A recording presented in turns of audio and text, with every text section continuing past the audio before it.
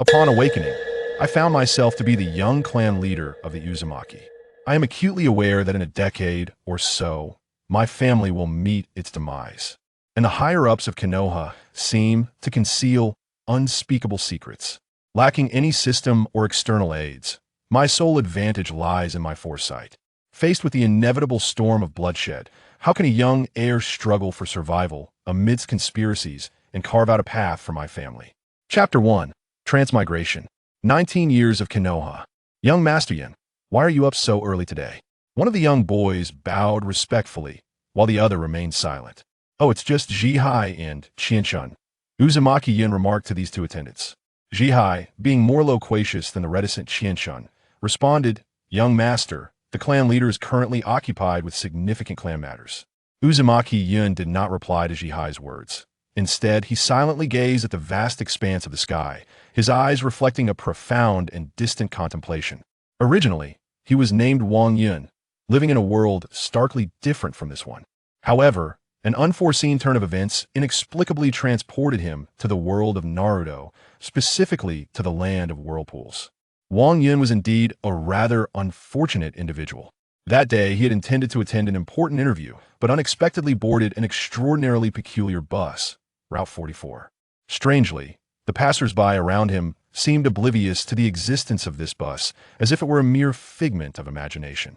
Initially, he was filled with trepidation and unease. Yet considering the urgency of the situation, he felt he could not afford to miss this opportunity. After a fierce internal struggle, he mustered the courage to step onto the mysterious bus. Inside, the bus was desolate, with only Wang Yun and the indifferent driver present. He chose a window seat and took out a comic book from his backpack, hoping to alleviate his anxiety. Gradually, as the bus jostled along, he unknowingly dozed off, the comic slipping from his grasp. At that moment, the driver suddenly turned his head, casting a knowing glance at the sleeping Wang Yun, and sighed, Ah, young man, perhaps this is your fate. Before he could finish his sentence, the driver abruptly swerved the wheel, steering directly towards a mountain peak. In an instant, amidst a cacophony of violent impact, the bus was shattered to pieces.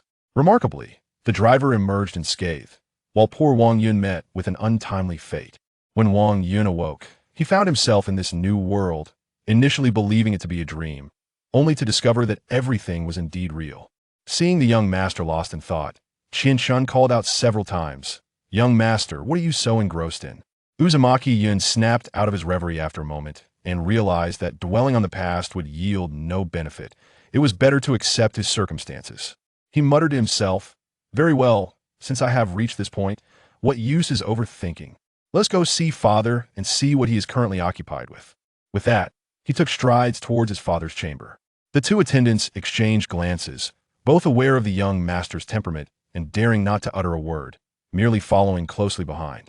For the past 4 years, Uzumaki Yun had been plagued by melancholy. Anyone familiar with the anime Naruto would know that during the time of Minato Namikaze, Naruto's mother, Kushina Uzumaki, there were hardly any remaining relatives of the Uzumaki clan in Konoha. Each time he thought of this, a wave of frustration washed over him. Thus, Uzumaki Yun resolved to train diligently, striving to attain strength akin to the legendary Uchiha Madara, possessing the power to challenge the entire ninja world. Merely contemplating this filled him with excitement and exhilaration, as if envisioning himself as a formidable figure, reigning supreme. Initially, he harbored a flicker of hope for a mysterious system to descend and aid him. However, reality cruelly shattered this illusion, as no such system appeared to assist him. Allow me to introduce the familial circumstances of Uzumaki Yun. His father, Uzumaki Seiji, serves as the lord of the land of whirlpools and the clan leader, while his mother, Uzumaki Maiko, is an elite jonin. Uzumaki Yun arrived at a wooden house, knocked on the door, and without waiting for a response, pushed open the door and stepped inside. Within knelt a robust man of imposing stature, his countenance regal and his gaze piercing like cold stars, exuding an aura of indomitable power. This was Uzumaki Yun's father, Uzumaki Seiji. Seizing the moment before the man could speak, Yun bowed deeply. Good morning, father. The man lifted his gaze towards Uzumaki Yun, his initial anger dissipating into a smile. Ah, it's you, Yun. What brings you here? Understanding that he must seek his father's guidance in his training, Yun knew time was of the essence. Father, I feel idle and wish to begin training in ninjutsu to fight for the land of whirlpools like you and uncle. Uzumaki Seiji rose and approached his son. Yun, you're still quite young. You must wait a few more years, of course. Uzumaki Yun could not express the impending doom of their clan. Such words would be met with disbelief. Father, I am the young clan leader of the Uzumaki. How can I lag behind? Uzumaki Seiji recognized the validity of his son's words, but refrained from hastily agreeing. Very well, I shall discuss this with your mother. If she consents, I will teach you ninjutsu. Uzumaki Yun was well aware that his mother possessed a temperament akin to that of Kushina Uzumaki, renowned for her fiery spirit. So, father, you two are under the thumb of your wife, he quipped. Without waiting for a response, Uzumaki Yun dashed away. Watching his son flee, Uzumaki Seiji chuckled. That little rascal. If I catch you, you shall certainly face the consequences. Outside, Uzumaki Yun seized Qianshun and Jihai, heading towards his bedroom, but unexpectedly collided with something soft, causing him to tumble and inadvertently bring Qianshun down with him. Who knocked me over? Uzumaki Yun exclaimed, rising while rubbing his back and helping Qianshun to his feet. At that moment, a young lady hurried over to assist him. Young Master Yun, I apologize. I did not see you there. Chapter 2. Uzumaki Maiko.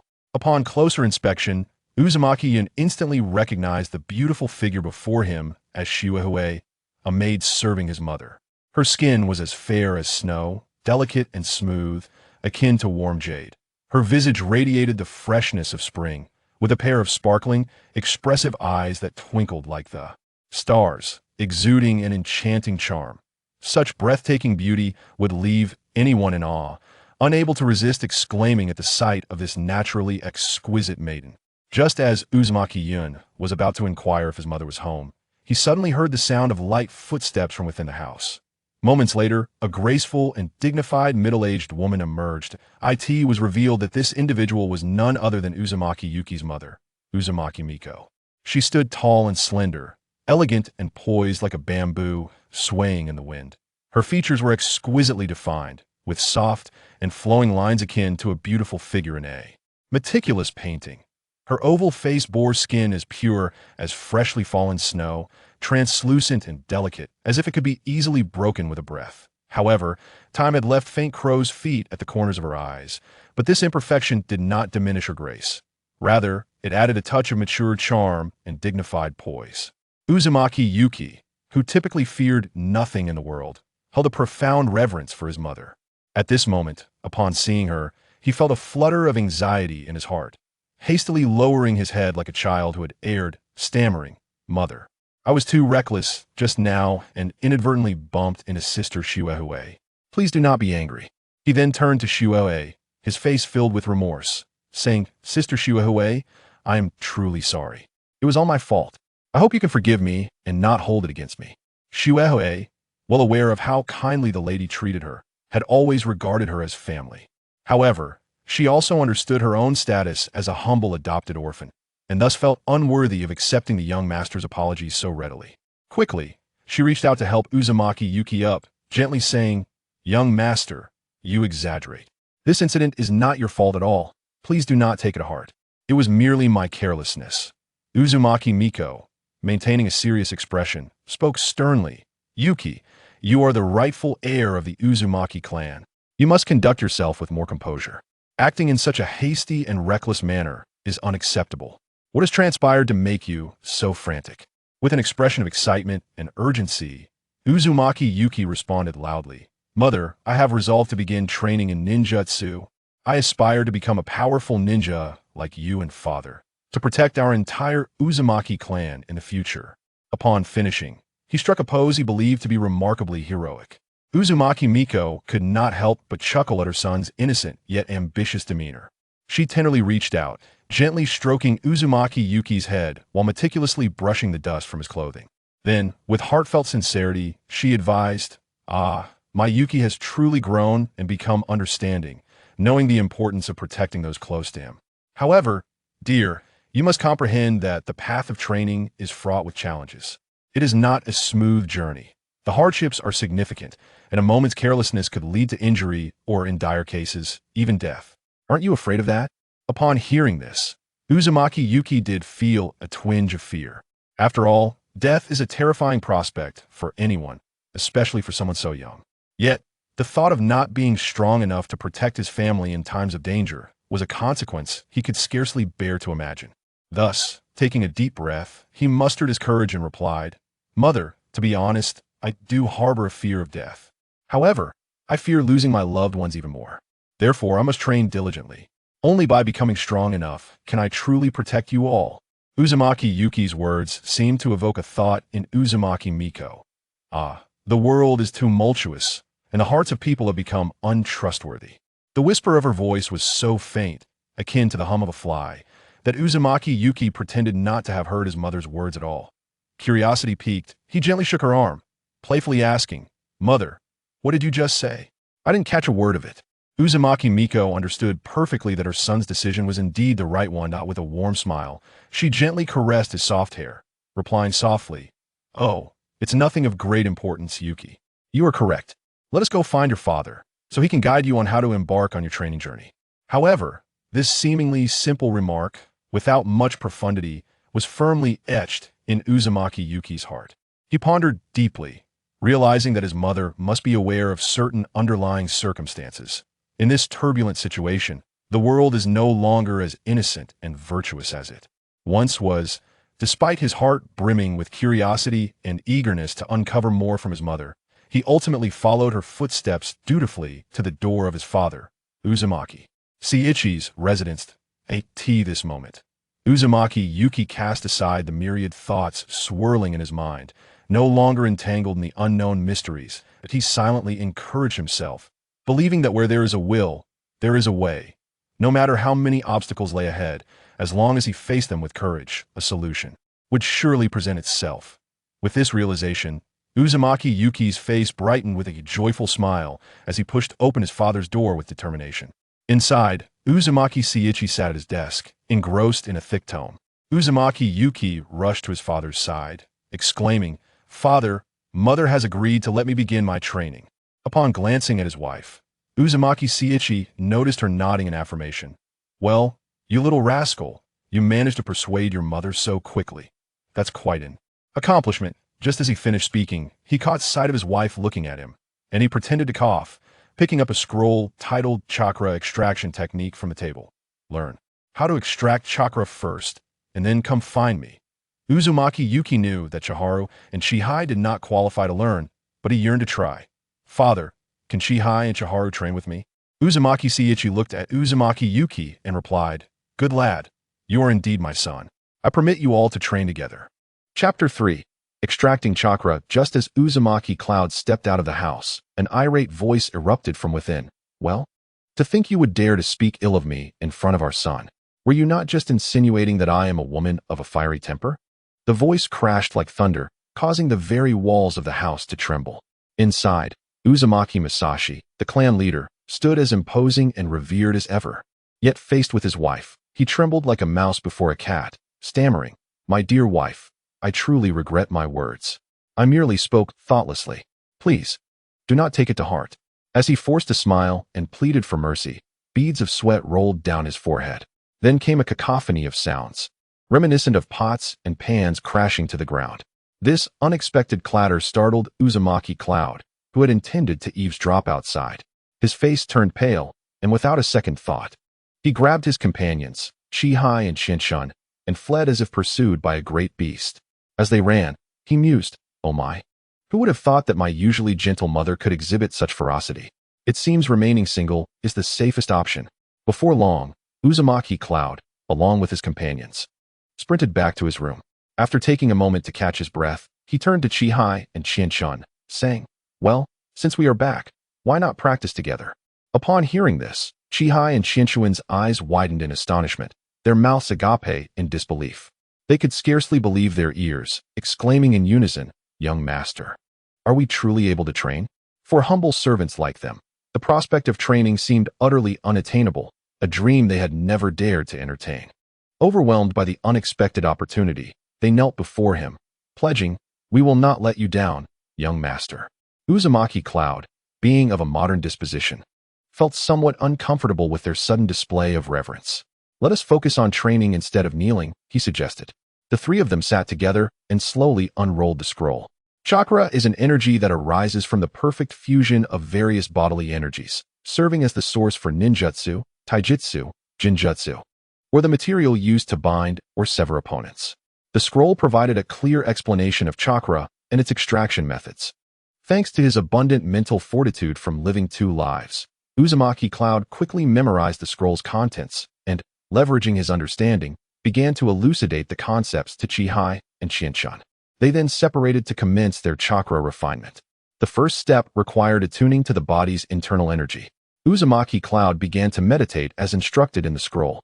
Perhaps due to his strong mental capacity, he sensed the flowing energy within his cells after about half an hour. Following the scroll's instructions, he extracted the energy from his body, feeling no elation, for he understood that his time was limited and he could not afford to be reckless. He quickly progressed to the next step, merging his energy and mental strength to form chakra, maintaining it within his dantian. However, the subsequent phase proved discouraging. He struggled to activate his mental energy, as if all his mental strength was devoted to sustaining the physical energy. The morning slipped away in failure, with only a single success occurring towards the end. Despite his mounting anxiety, Uzumaki Cloud organized for Chihai and Shinshan to return home. Though anxious, he recognized the necessity of nourishment and a little leisure to ease his mind. During lunch, his mother inquired about his progress in sensing his body's energy. Patience is essential. As long as you can extract chakra, you will become an exceptional ninja. It is typically only possible to extract chakra around the age of 5 or 6. And you are still quite young, she reassured him. After sharing his results, he was met with shock from his parents, leading him to feel inadequate. Father, I spent the entire morning. Am I truly so useless? Uzumaki Masashi, though surprised, smiled and replied, Indeed, you still have much to learn. After you finish your meal, continue your training. Uzumaki Cloud nodded, assuring them, Do not worry, I will train diligently.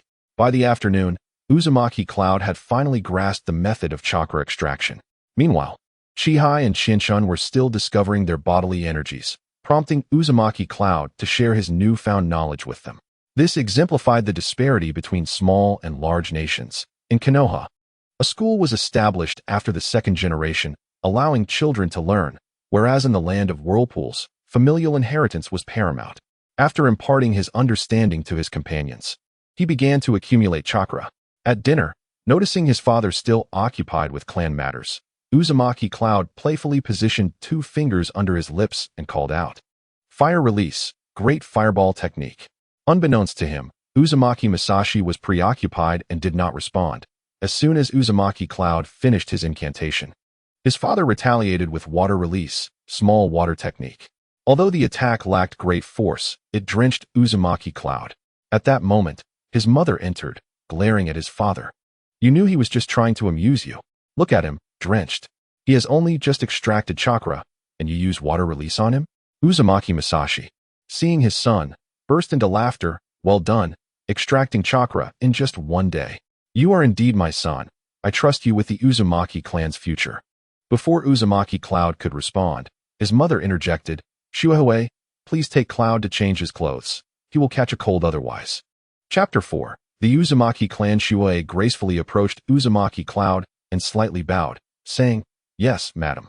Then, raising her head with gentle eyes, she softly urged, Young Master Cloud, let us quickly change out of these wet clothes to avoid illness. Uzumaki Cloud nodded in agreement, following Shuehue on their way back. He appeared somewhat bored and could not resist asking, Shuehue, has father really noticed my movements? I was so careful, walking on tiptoe and making not a sound. Upon hearing his innocent words, Shuehue chuckled softly. She shook her head and patiently explained, Young master, not only the clan leader but everyone has been aware of your actions.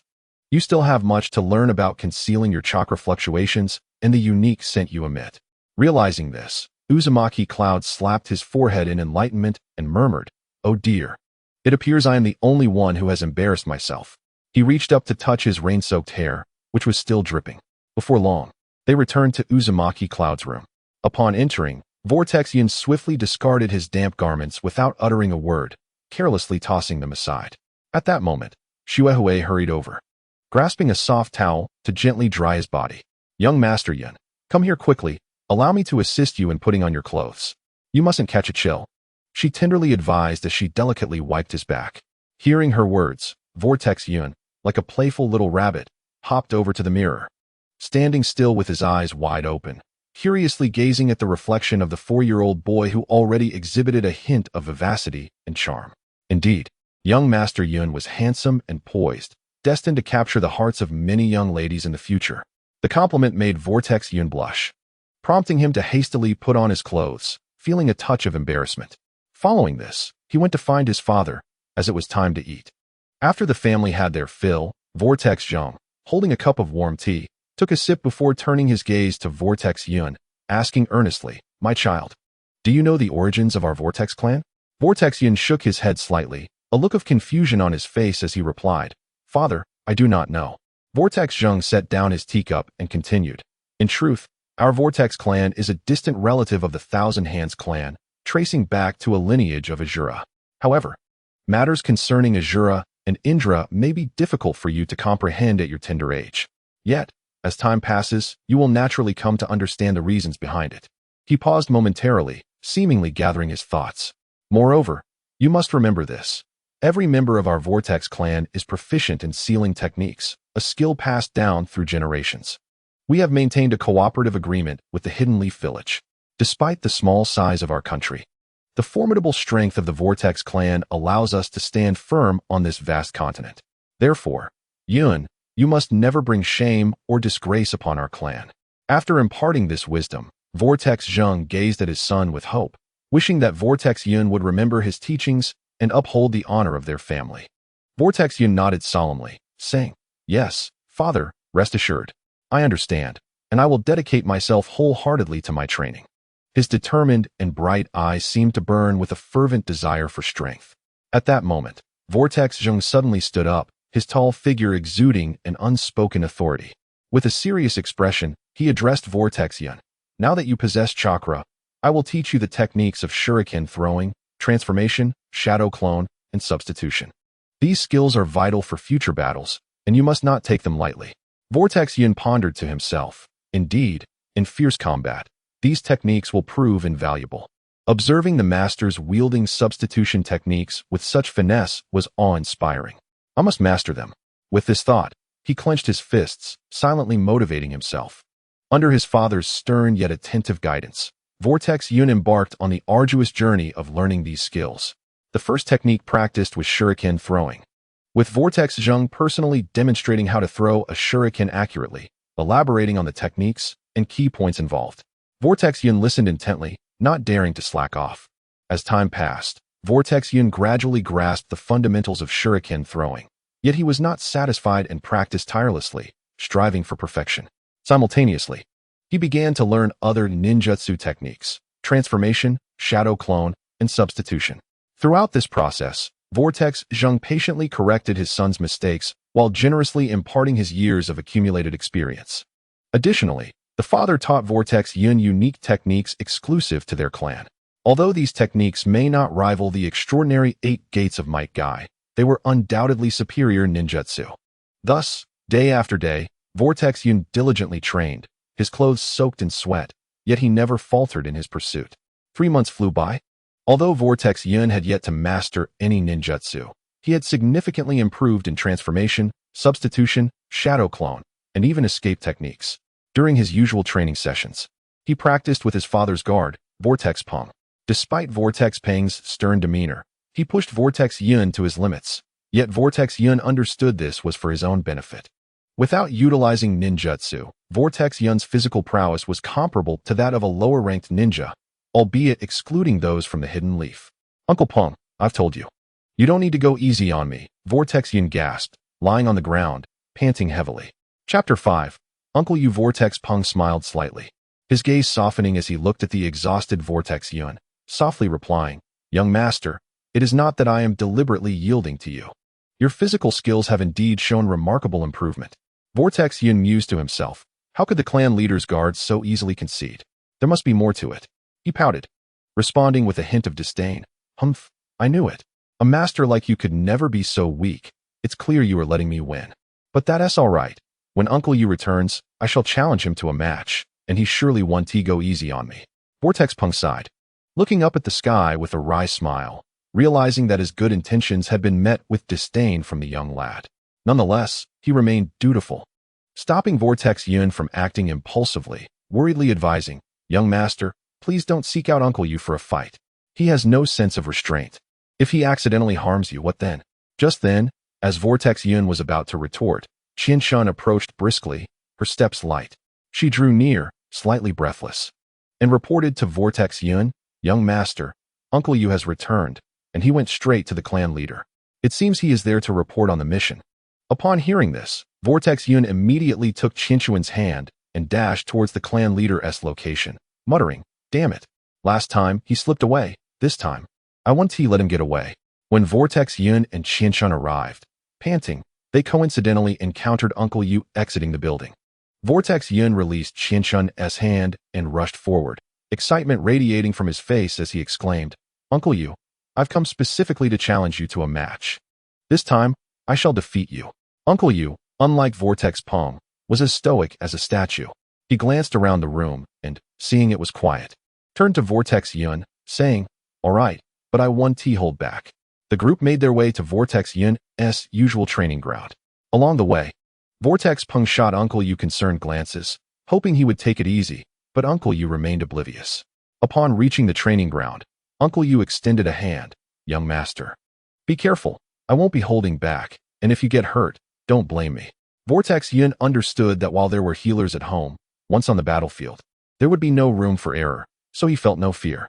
The Whirlpool Yu gazed at the young master before him and said, "Very well, young master Yun.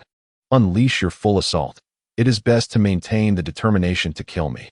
The Whirlpool Yun merely glanced at you, retrieving 2 shuriken from his ninja tool pouch and hurling them toward you, each adorned with an explosive tag.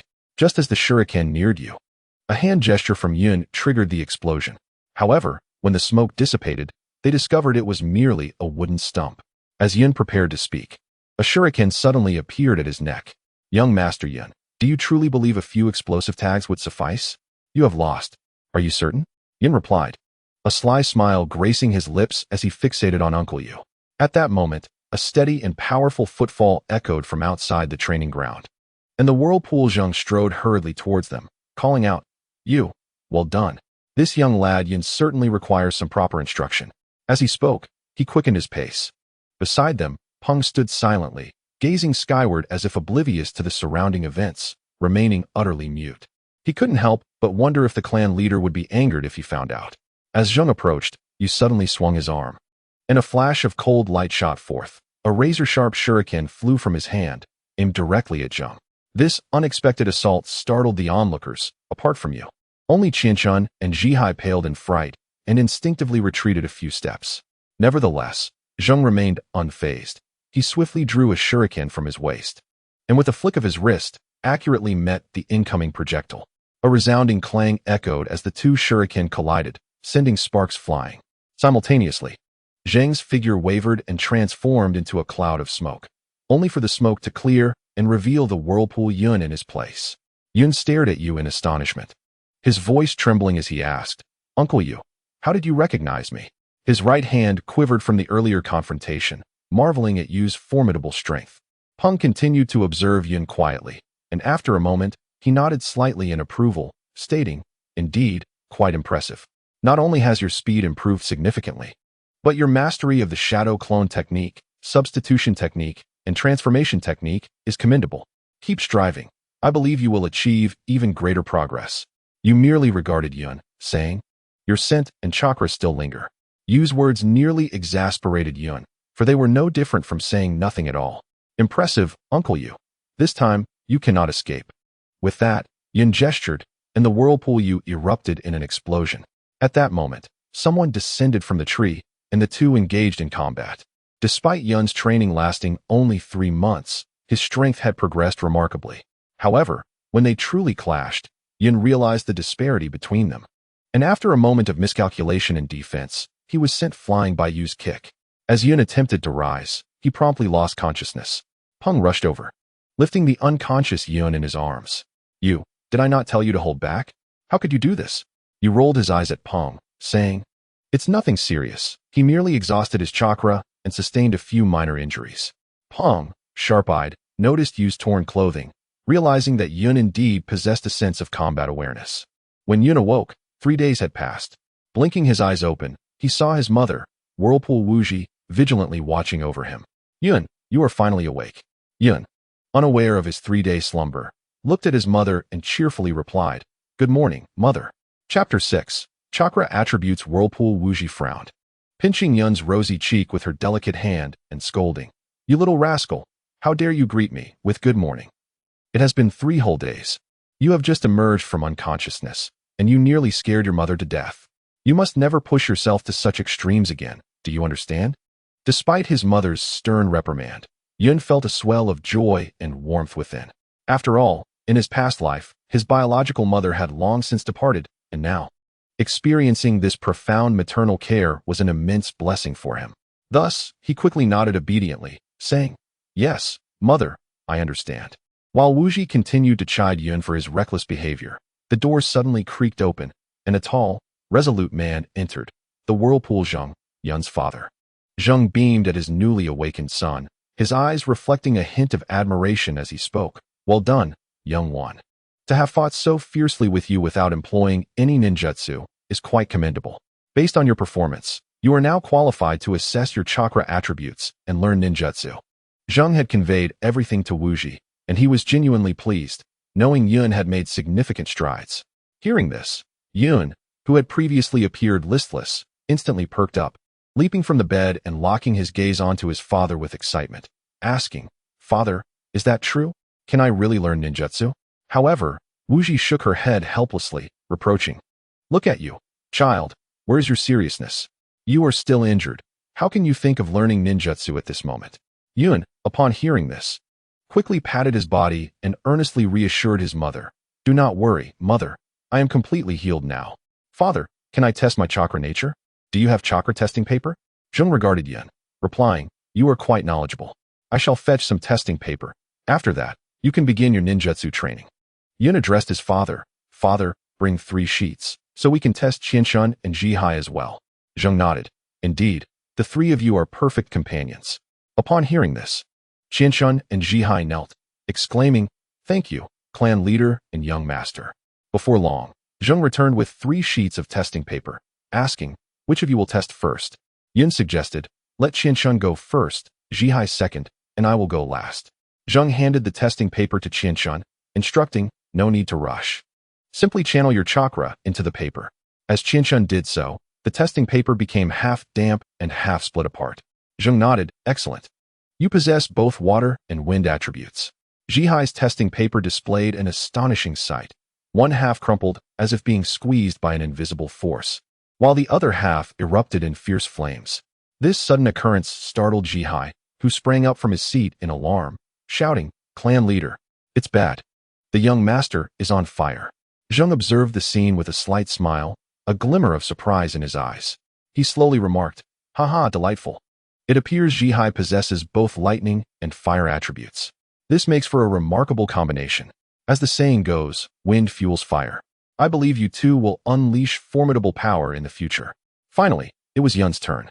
He calmly extended his hand, steadily receiving the mysterious testing paper, inhaling deeply before cautiously channeling his chakra into the paper. As time passed, the test results gradually evolved, culminating in a shocking revelation. Uzumaki Yun possessed a physique of all attributes. This meant that, irrespective of the type of ninjutsu, he faced no obstacles, capable of effortlessly learning and mastering any technique.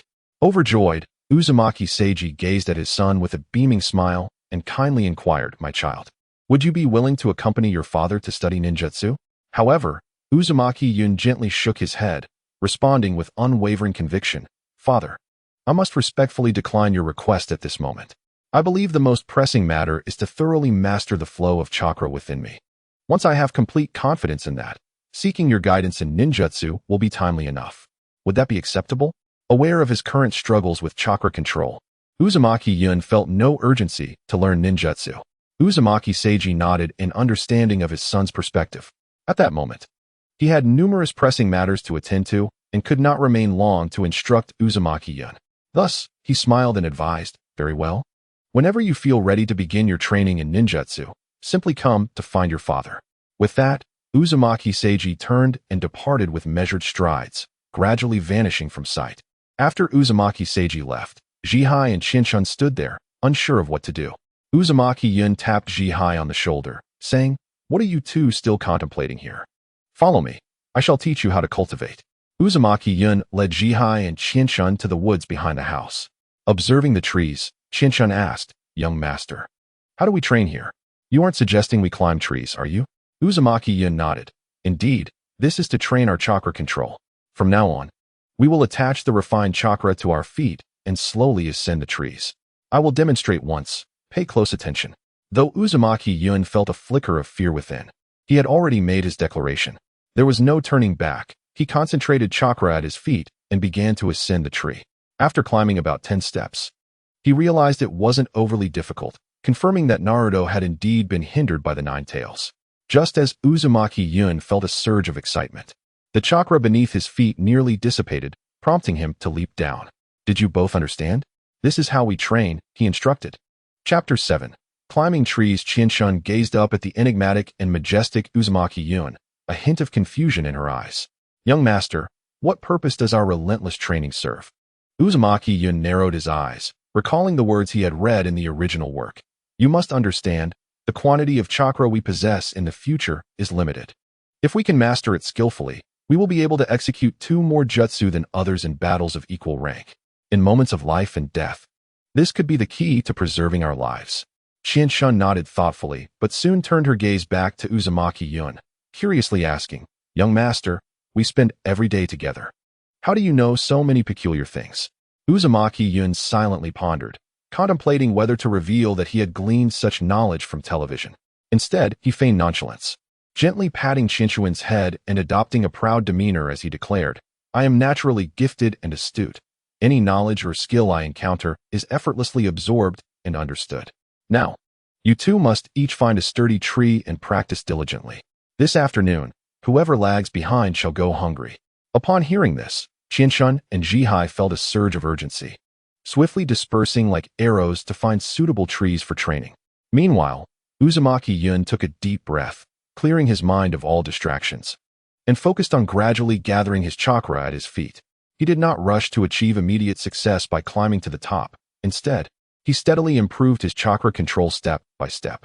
Little did he know, the Uzumaki clan's abundant chakra was what allowed them to endure such rigorous training.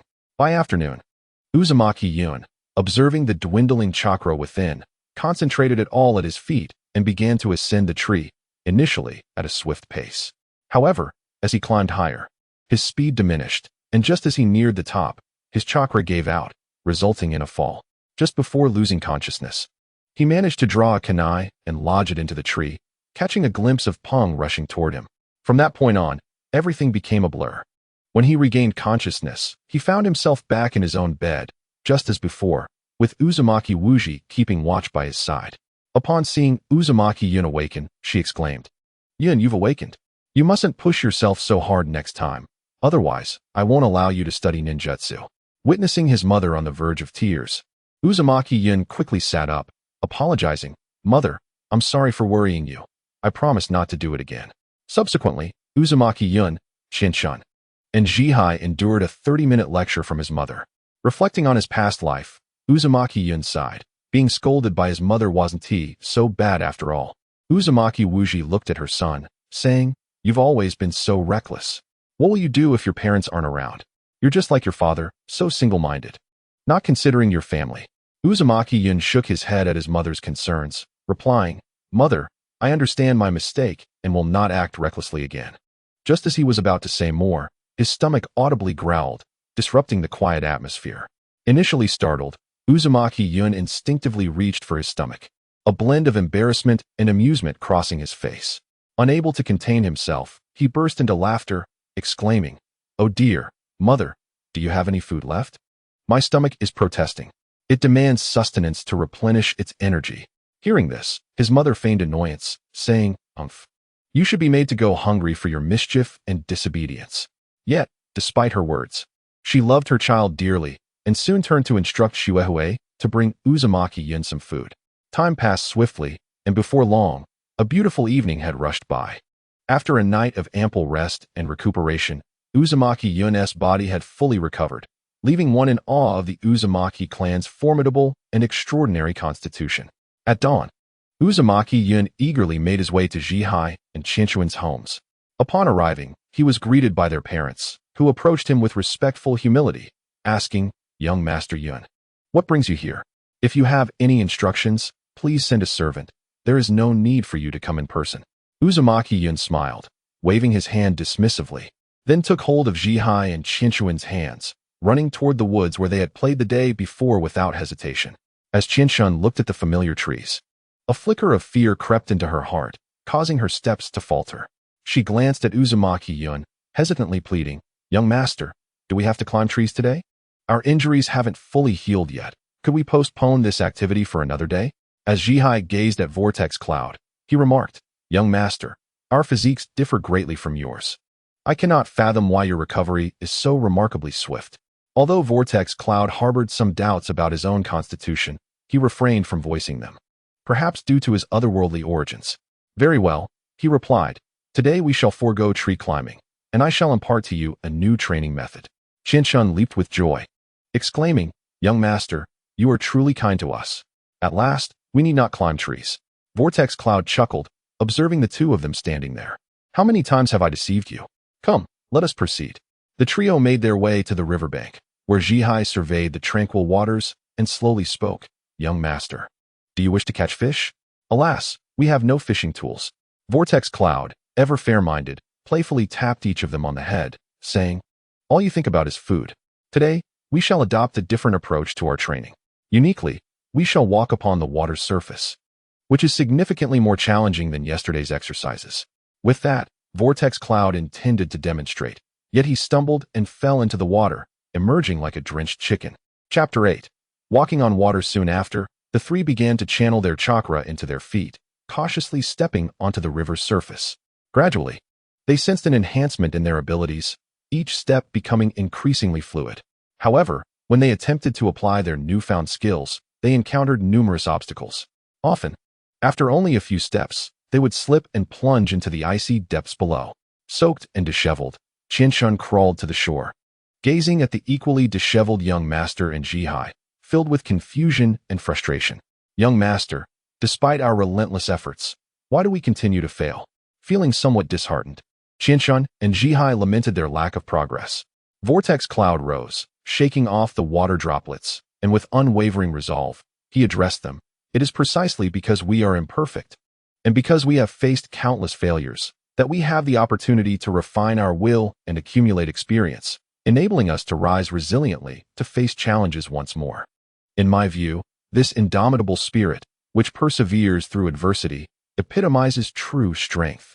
Furthermore, our talents are not among the most inferior. If we persist in our efforts, success shall eventually be ours."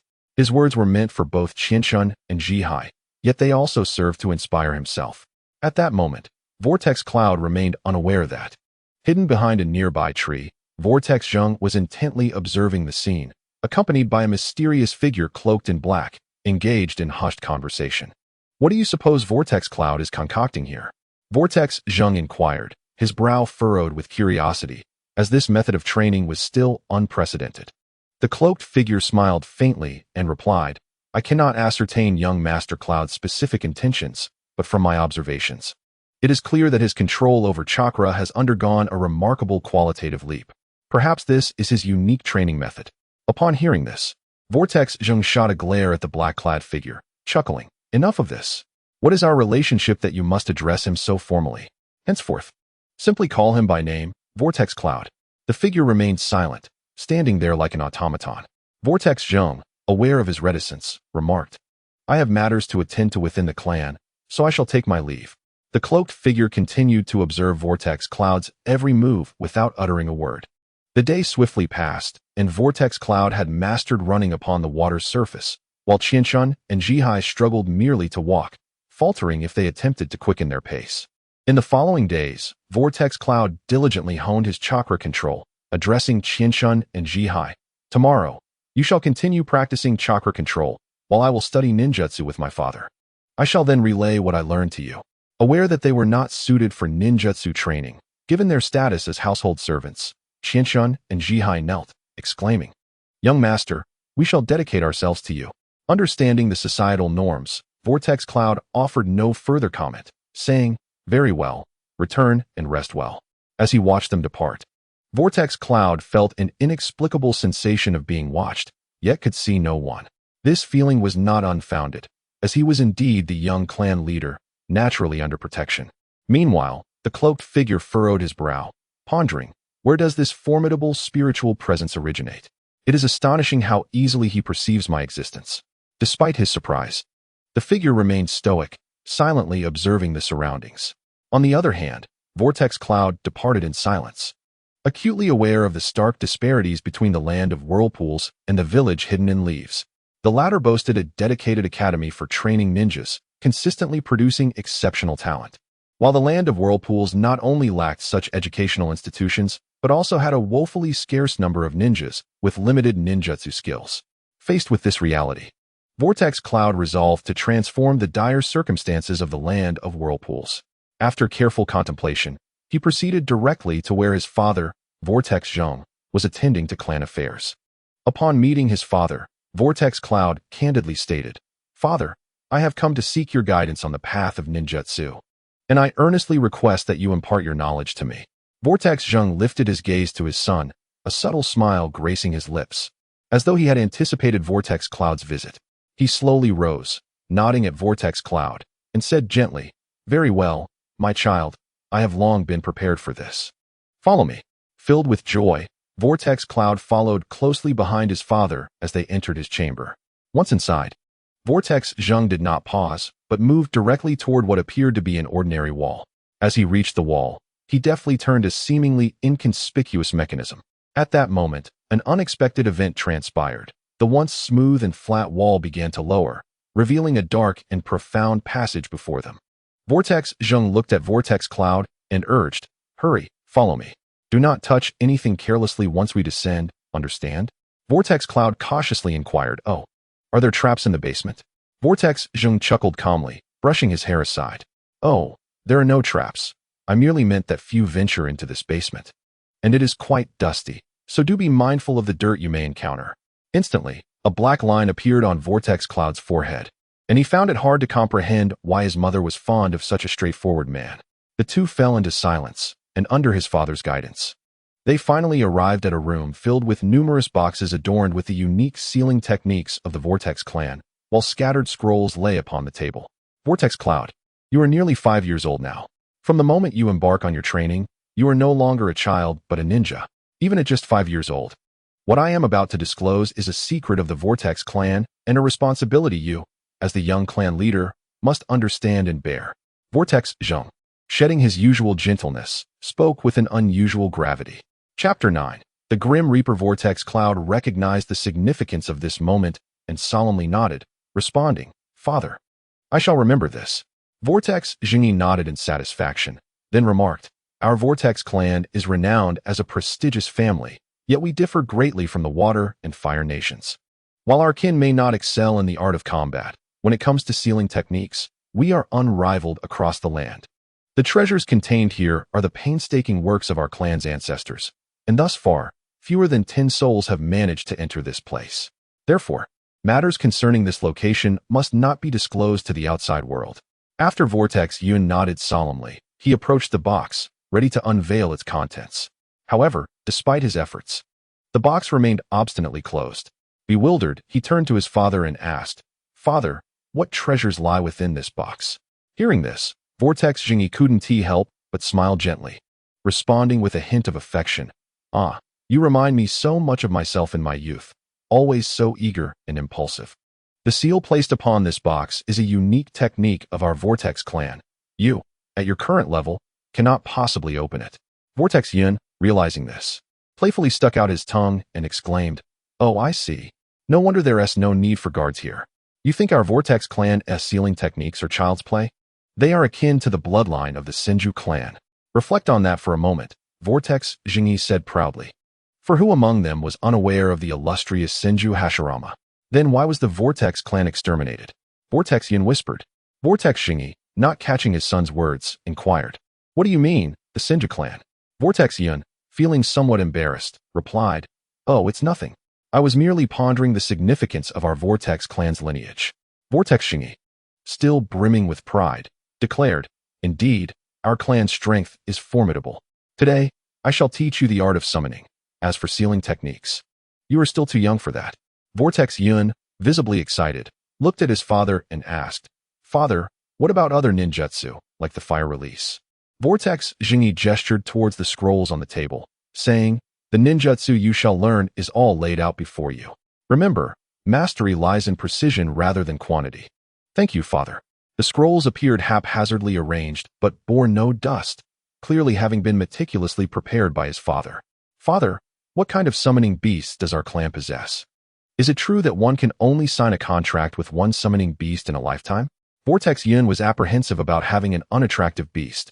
Vortex Shingi chuckled. "You ask too many questions. Generally, one can indeed only sign with one summoning beast. However, our Vortex clan is exceptional. Remember, we have a secret technique known as the summoning seal, allowing for limitless contracts with summoning beasts." Vortex Yun timidly inquired, "Father, how many summoning beasts do you possess?" With a gentle smile, Vortex Shingi replied, "Yun, I currently have 2 powerful summoning beasts. One is unique to our clan, reserved solely for the leaders, and is none other than the Shinigami seal. You must learn it well, as it is your duty as the clan's young leader. The other is from the Crocodile Turtle clan, and I will summon it for you to see. If you like it and wish, you may contract with it." Upon hearing this, Vortex Yun felt a wave of trepidation wash over him. He recalled from the tales he had seen that the Shinigami seal seemed perilous. Hesitantly, he asked, "Father, is the Shinigami seal truly that frightening? Do we need to sacrifice our lives to perform this sealing technique?" Vortex Shingi frowned slightly, responding with a hint of displeasure. "Do not believe in such baseless rumors. That is merely nonsense. Come, follow me." He walked to the wall, gently pulling aside a curtain to reveal 27 masks of various forms and unique styles. Turning to Vortex Yun with a smile, he asked, "Little Yun, can you guess what these masks represent?" In truth, Vortex Yun knew full well. In the anime Naruto, these masks symbolized the existence of death. Yet at that moment, he dared not reveal this secret, feigning ignorance as he shook his head and softly replied, "Father, I truly do not know what these masks signify." Vortex Shingi explained, "These are the Shinigami masks, 27 in total. This means our Vortex clan has sealed away 27 Shinigami. We summon them using these masks. While it does affect our lifespan, our clan is long-lived, so it is of little consequence." Hearing this, Vortex Yun felt his fears dissipate. "Father, then let us learn the sealing technique." Vortex Shingi, his demeanor shifting to one of seriousness, instructed Vortex Yun, "Yun, pay close attention to my hand signs. Your life may depend on it. Do you understand?" Vortex Yun, equally tense, nodded, "I understand, father." Vortex Shingi retrieved a mask from the wall and performed several hand signs. "Yun, do you comprehend? Show me your attempt to ensure no mistakes occur." Vortex Yun nodded and, under his father's watchful gaze, attempted the hand signs. Though somewhat clumsy, he made no errors. Vortex Shingi then produced a scroll, revealing his father's name and grandfather's name, before adding his own. He then pricked his finger, pressing it onto the scroll. "Now, you try," Vortex Shingi urged. "I will oversee you. Proceed without hesitation." Chapter 10. Lord Ming. Vortex Yun took the Shinigami mask from Vortex Shingi, glanced at his father, who nodded encouragingly. With determination, Vortex Yun pricked his finger and placed it upon the mask. Instantly, he felt a portion of his chakra being drawn away. He donned the mask and mimicked his father's hand signs, placing it on the ground. Suddenly, numerous symbols appeared, but nothing emerged. With a crestfallen expression, Vortex Yun looked at Vortex Shingi, bowing his head. "Father, I have failed." His voice was laden with disappointment and self-reproach. At that moment, an eerie howling echoed from the sky, followed by the sudden appearance of a shadowy figure, cloaked in black, wielding a massive scythe. The Shinigami. The Shinigami, with hollow and cold eyes, surveyed the two below, muttering, "I thought it was someone important, but it's just you, Shingi. What do you summon me for, little boy?" "No, wait, it wasn't he who summoned me, but that little one beside you. Yet, I sense his essence on you. Could it be?" No. The Shinigami hovered in the air, lost in a chaotic train of thought. Vortex Shingi stood in stunned silence. Utterly unprepared for the unexpected success of Vortex Yun's first attempt at the Shinigami sealing technique, which had summoned the Shinigami. After some time, he regained his composure and respectfully addressed the Shinigami. Lord Ming, I sincerely apologize for disturbing you. This is my son, Uzumaki Yun. Today he embarks on his initial learning of the corpse demon sealing technique, and to my surprise, he has summoned a being as esteemed as yourself. Yun, come forth and pay your respects to Lord Ming, the foremost among the 27 death gods. Upon hearing his father's words, Uzumaki Yun was momentarily taken aback. Hastening to his father's side and bowing deeply to the death god above, too anxious to utter a word. Regaining his composure, he exclaimed, Uzumaki Yun pays his respects to Lord Ming. The death god, understanding Yun's predicament, chuckled, Indeed, at such a tender age, you have summoned me, far superior to Jingyi, who was 12 at his first attempt and cried out in fright upon my arrival. Quite amusing. Jingyi felt a tinge of embarrassment at this remark, glancing at Lord Ming. My lord, that was a long-forgotten tale. In truth, the death god appeared less fearsome up close, exuding an unexpected aura of humor. The death god then addressed Uzumaki Yun. Remember this sensation, it shall aid you in your future growth. With that, he departed. Once Lord Ming had left, Uzumaki Yun turned to his father. Father, what would be the consequences of employing the corpse demon sealing technique without the death god's mask? Jingyi replaced the mask and replied, This is the marvel of our Uzumaki clan. Without the mask, if one employs the corpse demon sealing technique, while the enemy's soul is drawn by the death god, one's own soul would be consumed as well, leading to mutual destruction. Understanding dawned upon Uzumaki Yun. It seemed the third Hokage had not fully grasped the technique. A thought struck him. How had the third Hokage learned it? Was there perhaps someone from the Land of Fire among those who annihilated the land of Uzumaki? This only deepened his suspicions. Jingyi observed his son, who seemed unsteady on his feet, and gently advised, Enough for today, my child. You are quite fatigued. Go rest in your chamber. The ordinary scrolls will be delivered to you shortly.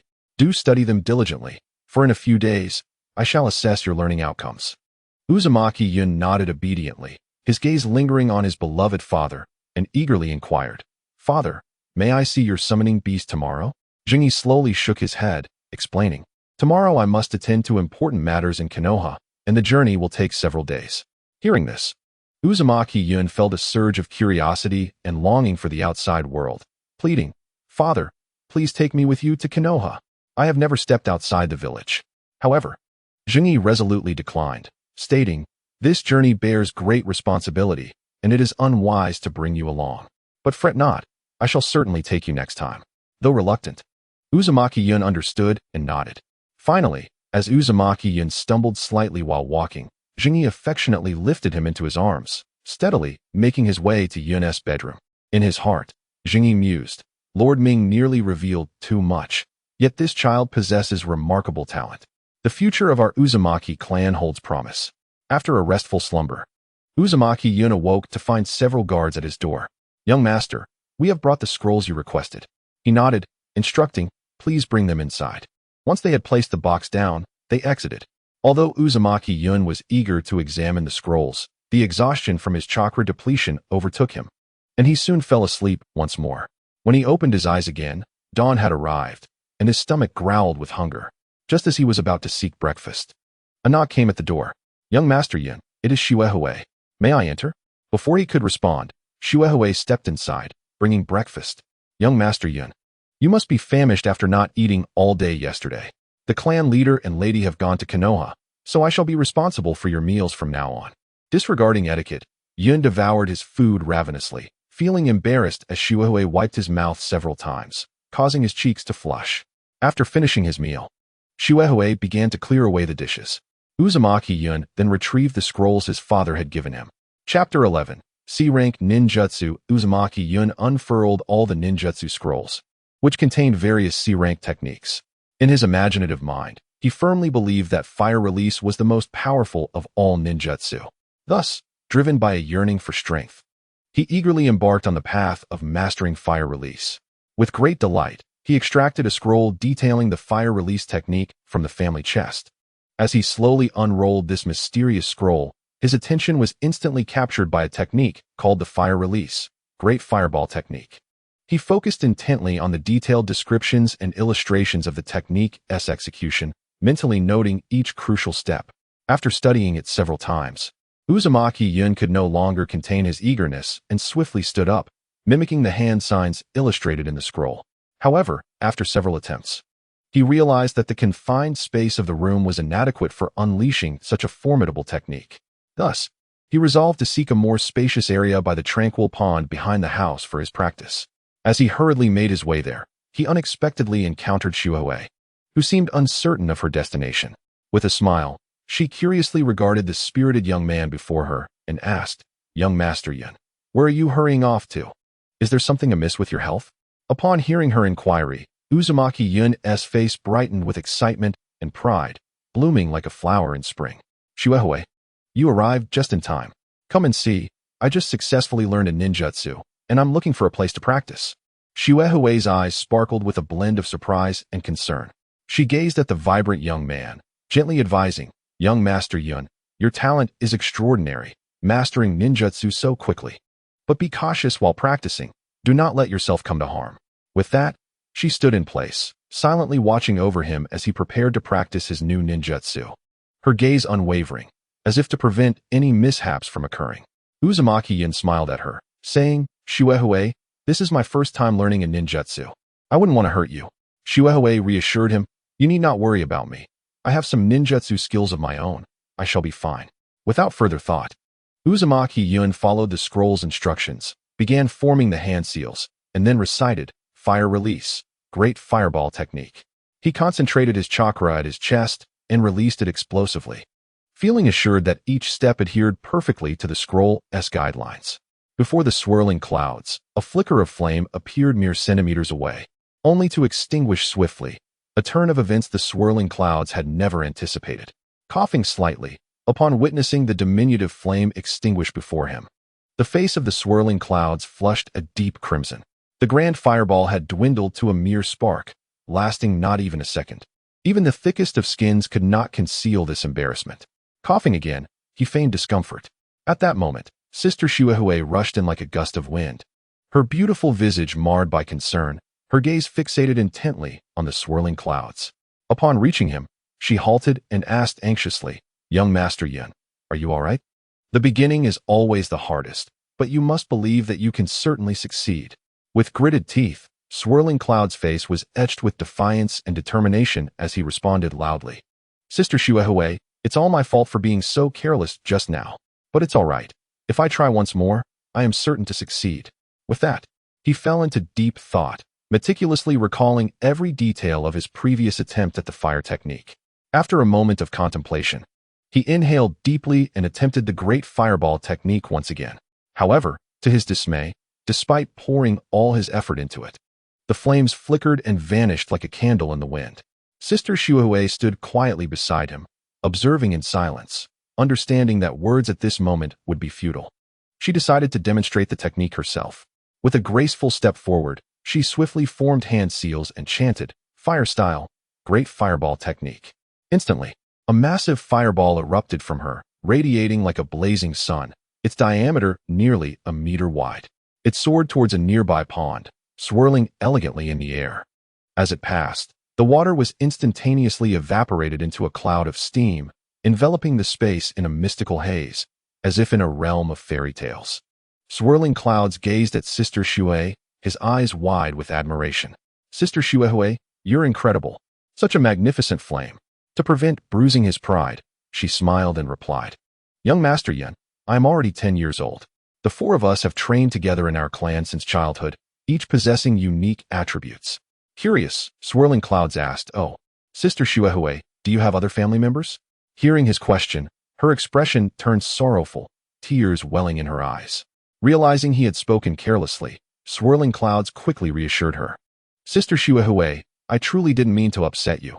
Just disregard my words." As he prepared to chastise himself, she gently stopped him. "Young master, you mustn't blame yourself for this. In truth, we are all orphans of the land of whirlpools. Had it not been for the chief's kindness, we might not even be alive today," she said, tears streaming down her cheeks. Swirling Clouds wiped her tears away. "From now on, just call me Yun, for we are family." Although Sister Shuehui was older, Her cheeks flushed a rosy hue at his kindness, resembling a ripe apple. Though swirling clouds appeared to be 4 or 5 years old, his soul was that of a 20-year-old, and teasing Sister Shui brought him great joy. In Chapter 12, Status. Swirling Clouds wore a mischievous grin as he animatedly recounted a humorous tale to Sister Shuhui. The joke held an enchanting quality, instantly striking her funny bone and causing her to erupt into a fit of laughter, her voice ringing like silver bells in the air. Just as she doubled over with laughter, Swirling Clouds deftly retrieved a soft handkerchief and gently wiped the tears from her eyes. With earnestness, he said, Sister Shuhui, you should often embrace joy and laughter. Constantly crying isn't good. It can make one age prematurely. Ceasing her laughter, Shuhui gazed at him, uncertainty and concern flickering in her eyes as she softly asked, Young master, will I truly grow old from crying? Sensing her distress, Swirling Clouds playfully contorted his face into a cute cat expression, chuckling. Hee, Sister Shuhui, I was merely teasing. Don't take it to heart. Relieved, Sister Shuhui smiled back. I see, young Master Yun. Continue practicing your ninjutsu here. I shall return to my duties. With that, she turned and left, her silhouette a beautiful sight as she departed. Once she was out of sight, Swirling Clouds redirected his focus to the training of his ninjutsu. He inhaled deeply, regulating the flow of chakra within him, and began to amplify his chakra output. Although the endeavor was fraught with challenges, Swirling Clouds exhibited no signs of retreat. He understood that failure was an indispensable step on the path to success. After all, failure is the mother of success. Noticing that his flames were gradually growing larger, he felt a surge of hope and elation. Meanwhile, not far away, Qianshun and Jihai were diligently studying ninjutsu under the gentle guidance of Sister Shuhui. She patiently elucidated the essentials and techniques of ninjutsu, personally demonstrating movements to aid their mastery. Logically, Qianshun and Jihai should not be able to learn ninjutsu, yet they realized that honing their skills would better protect young Master Yun in the future. Sister Shuhui softly remarked to them, Jihai, Qianshun, understand that your ability to learn ninjutsu is a privilege bestowed by young master. Without his consent, you would not be able to learn. Exchanging glances, Jihai and Qianshun affirmed, Sister Shuhui, we understand. Our lives belong to young Master Yun. Acknowledging their comprehension, Sister Shuhui nodded. Indeed, our lives are tied to the Uzumaki clan. Should you ever betray it, your fate will be death. Do you understand? They nodded resolutely. Sister Shuhui, rest assured, we will never betray the Uzumaki clan. However, Swirling Cloud's thoughts were consumed by worry for his parents, who had been away for 10 days. Their prolonged absence filled him with anxiety. Were they safe in the Hidden Leaf village? Fortunately, Uncle Yu had returned just in time to convey news that the clan leader was attending an important meeting in the Leaf and would require some time before returning. Looking at Uncle Yu, Swirling Clouds said, Uncle Yu, you've just returned. Please rest.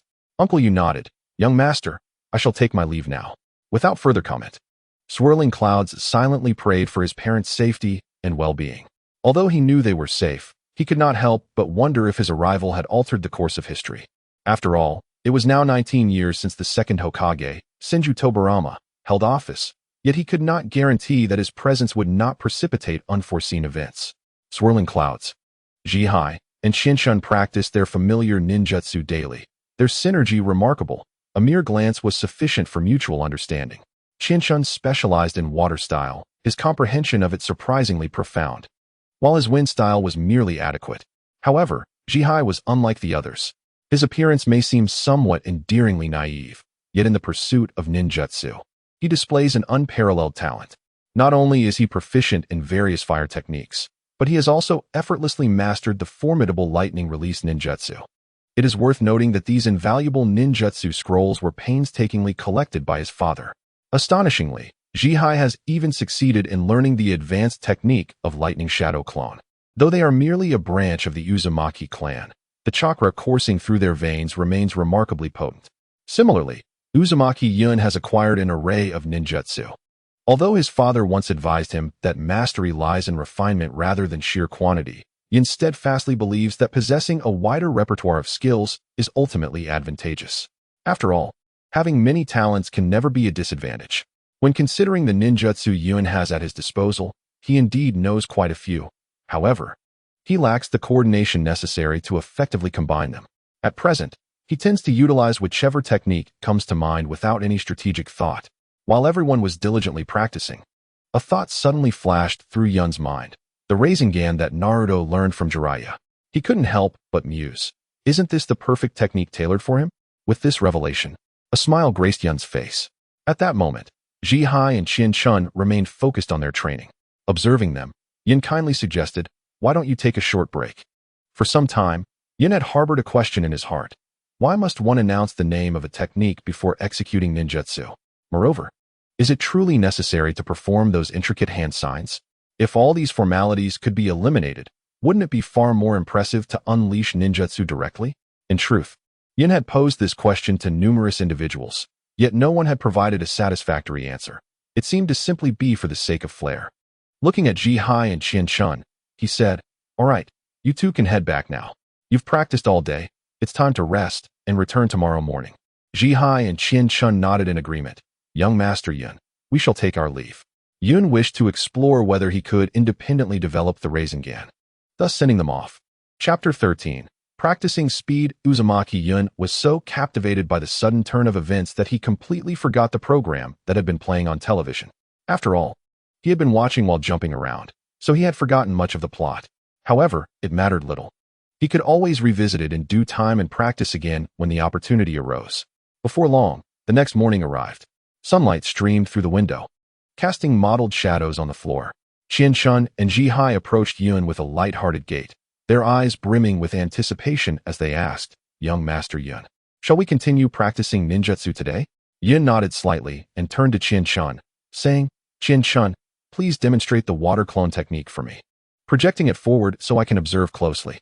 Without hesitation, she agreed, "Young Master Yun, certainly." As she spoke, her hands swiftly began to form the seals, her movements graceful and fluid.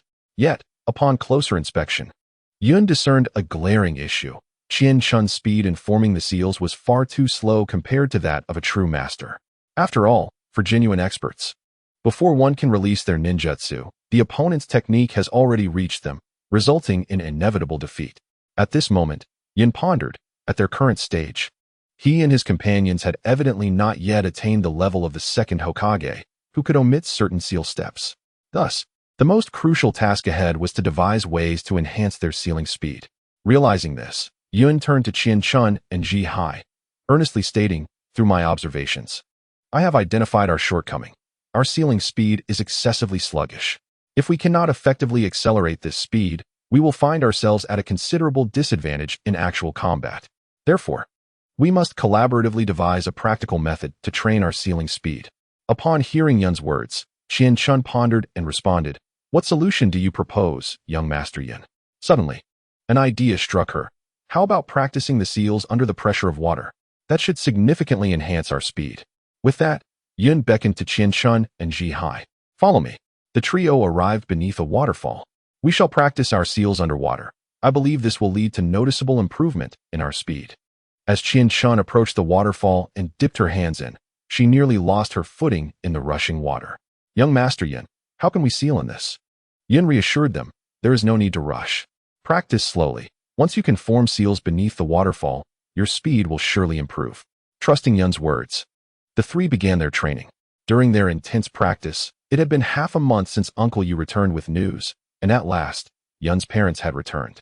In a hurry, Yun rushed to greet them, still clad in his training attire. Grasping his father's hand, he exclaimed, "Father, Mother, you said you would be gone only a few days. Why have you been away for so long?" Uzumaki Masashi, observing Yun's earnest demeanor, felt a deep sense of satisfaction, knowing he had been diligently training. After the second Hokage took office, much has been accomplished, and Konoha is developing rapidly. "We were assisting in sealing some matters, and also took a trip to the land of crafts." Turning to his parents with gentle eyes, Yun softly said, "Father, Mother, you must be weary from your journey. Please rest for a moment. I shall fetch my sister Shiwahue to prepare a sumptuous meal for you." With that, he strode towards the kitchen. Uzumaki Miko gazed at Yun's retreating figure, filled with concern and reflection, murmuring, "Masashi, our child has truly grown. He now shows care and consideration for us." Yet, in this complex world, she sighed softly, her expression revealing a hint of helplessness. Hearing his wife's words, Masashi slowly turned to her, his gaze resolute yet tinged with tenderness, comforting her. Miko, the future ultimately belongs to the children. By overly shielding Yun, we may inadvertently hinder his growth and development. Tobarama is not as simple-minded as Hashirama. His strategies and thoughts are quite intricate. Therefore, after careful consideration, I plan to have Yun, Qian-chan, and Jihai accompany you on an important mission in a couple of days. Only through real combat experience can they genuinely accelerate their growth. Upon hearing her husband's words, Miko's expression darkened, filled with discontent as she retorted. But Yun is only 5 years old. Is it not too harsh to thrust him into such perilous and brutal tasks at this tender age? Tears welled in her eyes as she spoke. Masashi felt a pang of sympathy, yet he was acutely aware of the harsh realities of life. He gazed up at the sky, sighed deeply, and replied, "Do you recall the sights we witnessed upon our arrival in Konoha? The children there have already begun their rigorous training in ninjutsu, and the entire village has entered a state of heightened alertness. All signs indicate that the current situation is far from optimistic. If we do not help Yun adapt to this environment and enhance his strength swiftly, he may struggle to survive in this turbulent world." The mother of Uzumaki Yujing understood the situation and looked at him, saying, "You must ensure that you protects well, Yun. If anything happens, I would be utterly lost. Are you not aware of your strength?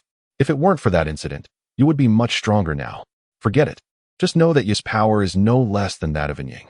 Uzumaki Yujing gazed at Muzi, seemingly recalling something. Although Uzumaki Muzi doubted him, she was aware of his considerable strength. Uzumaki Yunyun hurriedly sought out Shuehui, exclaiming, "Sister Shuehui, my father and mother have returned. I am here to prepare a meal for them. This time, I will cook myself." Shuehui could not allow the young master to cook, but seeing Yunyun so determined, she nodded in agreement, saying, "Young master, please refrain from exerting yourself too much. It would not do if you were to injure yourself." Chapter 14. The dual Uzumaki Yunyun entered, carrying dishes that emanated an enticing aroma, meticulously prepared by Sister Shuehui, and softly declared, "Father, mother, the meal is ready." Uzumaki Yujing smiled and nodded at Uzumaki Yunyun, his gaze filled with affection as he gently said, "Good child, tomorrow I shall teach you the art of summoning. Furthermore, in 2 days, the 3 of you shall accompany ya on an important mission. From this day forth, you shall officially be considered a genin." Upon hearing this delightful news, Uzumaki Yunyun was nearly overwhelmed with excitement, for it signified his opportunity to test his true abilities. With a beaming smile, he responded, "Father, mother, please rest assured. I will promptly share this momentous news with Qian-chan and Jihai." Uzumaki Muzi also smiled and nodded in approval, gently advising, "Go now, dear child. But do not practice too late. Remember to rest early." With his mother's permission, Uzumaki Yunyun joyfully took his leave and briskly made his way toward the lush forest where he practiced daily. His spirits were high and his steps light, as if the wind itself buoyed him along. Before long, he arrived at the familiar woods, where Qian-chan and Jihai had long been waiting. Eagerly, Uzumaki Yunyun called out, "Qian-chan, Jihai, I have fantastic news. Today is our last day here to train as non-genin. In just 2 days, we shall embark on the long-awaited mission together. Additionally, I will present you both with the new attire symbolizing our status as genin." Upon hearing this, Qian-chan was overjoyed, for she was the youngest in her family yet the first to achieve the rank of genin. This honor filled her with pride. Uzumaki Yunyun looked at the two of them and said, "Well then, let us draw lots. This will be our final duel, and it will be 2 against 1. Ya, please come out." Ya emerged from behind a tree, declaring, "Young Master Yunyun, I am here to protect you, not to engage in play." Uzumaki Yunyun took this in stride, accustomed to his personality, and gestured for Qian-chan and Jihai to draw lots. The outcome revealed that Qian-chan and Jihai would team up against Uzumaki Yunyun, who resolved to give his all, knowing that enemies on the battlefield would show no mercy. Yo observed from above, witnessing the children's spirited antics, wondering what purpose he served in this scenario. The two understood Uzumaki Yunyun's temperament and exchanged a knowing glance. Qian-chan swiftly formed a hand sign, invoking the water release, water dragon bullet technique. A massive water dragon surged toward Uzumaki Yunyun, who knew there was no water present. Ye had not anticipated the swift execution of the jutsu by Qian-chan, finding it intriguing. Uzumaki Yunyun felt a flicker of irritation, despite the Uzumaki clan's abundant chakra. He believed such resources should not be squandered. Just as he contemplated reprimanding Qianshun for her wastefulness, Zhihai made his move, unleashing a lightning release technique that coursed through Qianshun's water dragon. In a flash, Uzumaki Yunyun discerned their intention and realized the gravity of the situation. Without hesitation, he rapidly formed hand seals and shouted, "Earth release! Earth flow wall!" A sturdy earthen wall erupted before him. However, unlike Kakashi's earth flow wall, this wall bore no additional defenses or offensive capabilities. At that moment, Uzumaki Yunyun could not afford to dwell on such details, for he suddenly recognized a critical issue. Lightning release could swiftly conduct through water and travel unhindered along the ground. As he had feared, a powerful surge of lightning raced toward him like a bolt from the blue. Uzumaki Yunyun reacted swiftly, leaping just in time to evade the fatal strike. He cast a wary glance at his previous position, realizing that had he hesitated even a moment longer, he would have fallen victim to Qianshun and Zhihai's assault. "How did you two come up with that? It seems I must learn to coordinate like that in the future," Uzumaki Yunyun resolved, focusing intently on his adversaries. Just then, he heard Zhihai shout, "Young Master Yunyun, watch out. Fire release, great fireball technique." A massive fireball hurtled toward him with ferocity, unfazed by the onslaught. Uzumaki Yunyun formed hand seals once more and declared, "Water release, water dragon bullet technique." Instantly, a massive dragon of water burst forth, roaring as it confronted the blazing fireball. The two collided midair with a thunderous roar, generating a dense cloud of steam that enveloped the battlefield, obscuring visibility for all. In that moment of obscurity, Qianshun seized the opportunity to create a shadow clone, stealthily approaching Uzumaki Yunyun. However, unbeknownst to her, Uzumaki Yunyun had already been tracking her movements. "All right, Qianshun, come out. I can see you," he stated. As they engaged in a battle of taijutsu, Zhihai crept up behind Uzumaki Yunyun, preparing to unleash a lightning cutter. Ye watched from the trees, observing the destruction wrought below, realizing that this was no mere training for Jinin. It was a fierce contest for survival. He refrained from intervening, knowing that he could step in at their most perilous moment to ensure their safety. Suddenly, Zhihai charged forward, "Young Master Yunyun, surrender." Uzumaki Yunyun delivered a kick that sent Qianshun sprawling. He thought to himself that having a Rasengan would have been ideal in that moment, but he had yet to learn it. Instead, he retreated a couple of steps and unleashed his lightning cutter, their techniques clashing with tremendous force. For the first time, Uzumaki Yunyun experienced the sensation of being electrified, as if the very essence of his soul were being jolted. He had hoped to return home, but found himself still within the world of Naruto. Chapter 15. Uzumaki Yunyun emerges victorious after enduring the electric barrage. Zhihai felt as though his body no longer belonged to him. The intense current coursed through every inch of his skin, penetrating to the marrow, rendering him almost entirely numb. Ultimately, he could no longer withstand the shock and collapsed backward, landing heavily on the ground, limbs sprawled out, unable to move even a finger. Simultaneously, Uzumaki Yunyun also succumbed to the overwhelming electrical force, tumbling to the ground in a similarly disheveled state. However, unlike Zhihai, despite lying motionless on the ground, his eyes sparkled with a cunning glimmer. Qianshun, wielding a sharp kunai, swiftly approached Yuanshun, looking down upon him with a cold demeanor. "Young Master Yun, surely you must admit defeat now." Yet, Yuanshun remained tight-lipped, lying silently as if he had truly lost consciousness. Seeing this, Qianshun grew increasingly anxious. Meanwhile, Zhihai, having just regained his composure, stumbled toward them unsteadily. As they drew closer to Yuanshun, they remained oblivious to the impending danger. Suddenly, without warning, two immature hands shot up from the ground, swiftly seizing Qianshun and Zhihai by their ankles.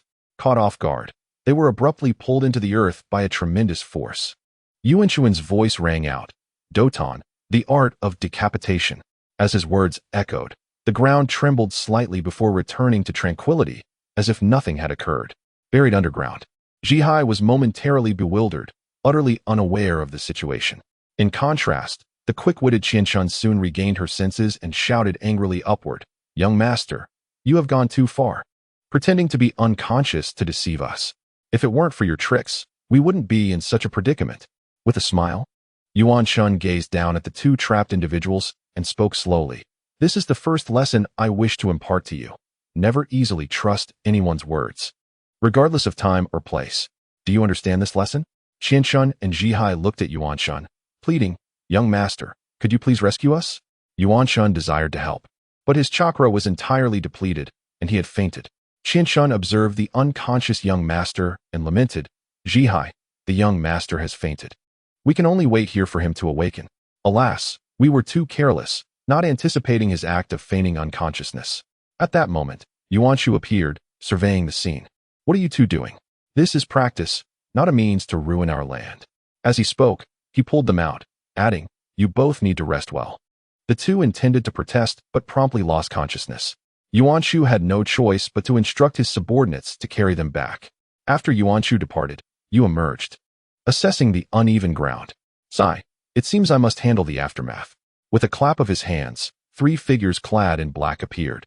Unexpectedly, these individuals were adept at using wood release, and with their assistance, the area was restored to its former state in no time. Yu instructed them to return, and they vanished as if they had never existed. The following morning, Yuanshuan's chakra from the previous day had completely restored. After being struck by lightning, he recalled the method to train the Rasengan. Phase 1. Gather chakra in the palm and rotate it in a broadly orderly manner, despite the internal chaos. Naruto spent nearly a week completing this stage. Phase 2. Building upon the first phase, further practice stabilized the continuous release of chakra, sufficient to burst a rubber ball. This phase proved more challenging, requiring Naruto even more time. Phase 3. Maintain the released chakra and materialize it until it can burst a balloon. This stage demanded a high level of control, which Naruto accomplished in combat. Suddenly, Yuanshun came to his senses and swiftly summoned 2 servants, solemnly instructing, "Listen closely. Immediately procure some balloons and balls for me. This matter is of utmost importance and must be executed flawlessly. Do you understand?" The 2 servants nodded respectfully but soon wore perplexed expressions, asking, "Young master, how many do you require?" Understanding that every subsequent step must be meticulously considered, Yuanshun fixed his sharp gaze on them and answered resolutely, "Naturally, the more, the better. An abundance is essential." However, the 2 servants exchanged glances and cautiously replied, "Young master, to be frank, we have no money between us and are uncertain how to procure these items." Just then, Sister Shuehui happened to pass by. Seeing her was akin to finding a lifeline. Yuanshun hurriedly approached her, full of hope, and inquired, "Sister Shuehui, do you have any spare money?" Sister Shuehui smiled gently, nodded, and replied, "Young master, I do have some funds." Without hesitation, she produced a stack of bills from her bosom and handed them to Yuanshun.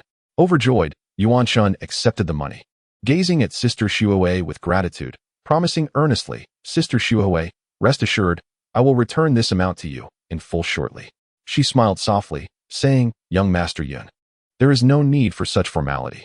Just as Yuanshun prepared to express his thanks again, he suddenly recalled the pressing matter of learning the summoning technique awaiting his attention. Thus, he quickly bid farewell to Sister Shuehui, thanked her once more, and swiftly departed. Yuanshun arrived at Yuanshu's chamber, recounting how he had used Sister Shuehui's money. Yuanshu assured him that he would send it over shortly. Leading Yuanshun outside, Yuanshu declared, "Today, I shall show you my summoning beast." He performed a series of hand seals, proclaiming, "Summoning technique." A creature resembling a black-capped alligator turtle appeared, its shell and tail entirely black, while its tongue was a soft white. It looked at Yuanshu and inquired, "What do you want, Yuanshu? Am I here for battle?" Yuanshu smiled slightly, revealing a set of pristine teeth, and replied, "There is no fierce battle. Merely a chance for my son to see these summoning beasts. Yuanshun, what are your thoughts?" His gaze turned to his son, filled with anticipation and affection. Yuanshu knew that while his summoning beast might not possess the strongest combat abilities, its defensive prowess was exceptional, and few could breach the defenses of the alligator turtle clan. Yuanshan, however, was indifferent to the creature's appearance. For him, the true value lay in its strength and ferocity, capable of being a reliable ally in battle. Thus, he merely nodded in acknowledgement without further comment. Seeing this, Yuanshu recognized his son's satisfaction and turned to the imposing alligator turtle, saying, "All right, my friend. Please retrieve the summoning scroll." The alligator turtle, not one to delay, lightly tapped the ground with its powerful forelimbs, shook its head, and replied, "Humph. Since you just praised me, I shall fetch it for you." It slowly produced an ancient, yellowed scroll from its mouth and presented it to Yuan-chan. Gazing down at the young boy before it, the alligator turtle spoke with a hint of arrogance. Quickly write your name on this scroll. The nature of the summoning beast you will call forth depends on your own abilities. Having had a similar experience before, Yuan-chan appeared calm.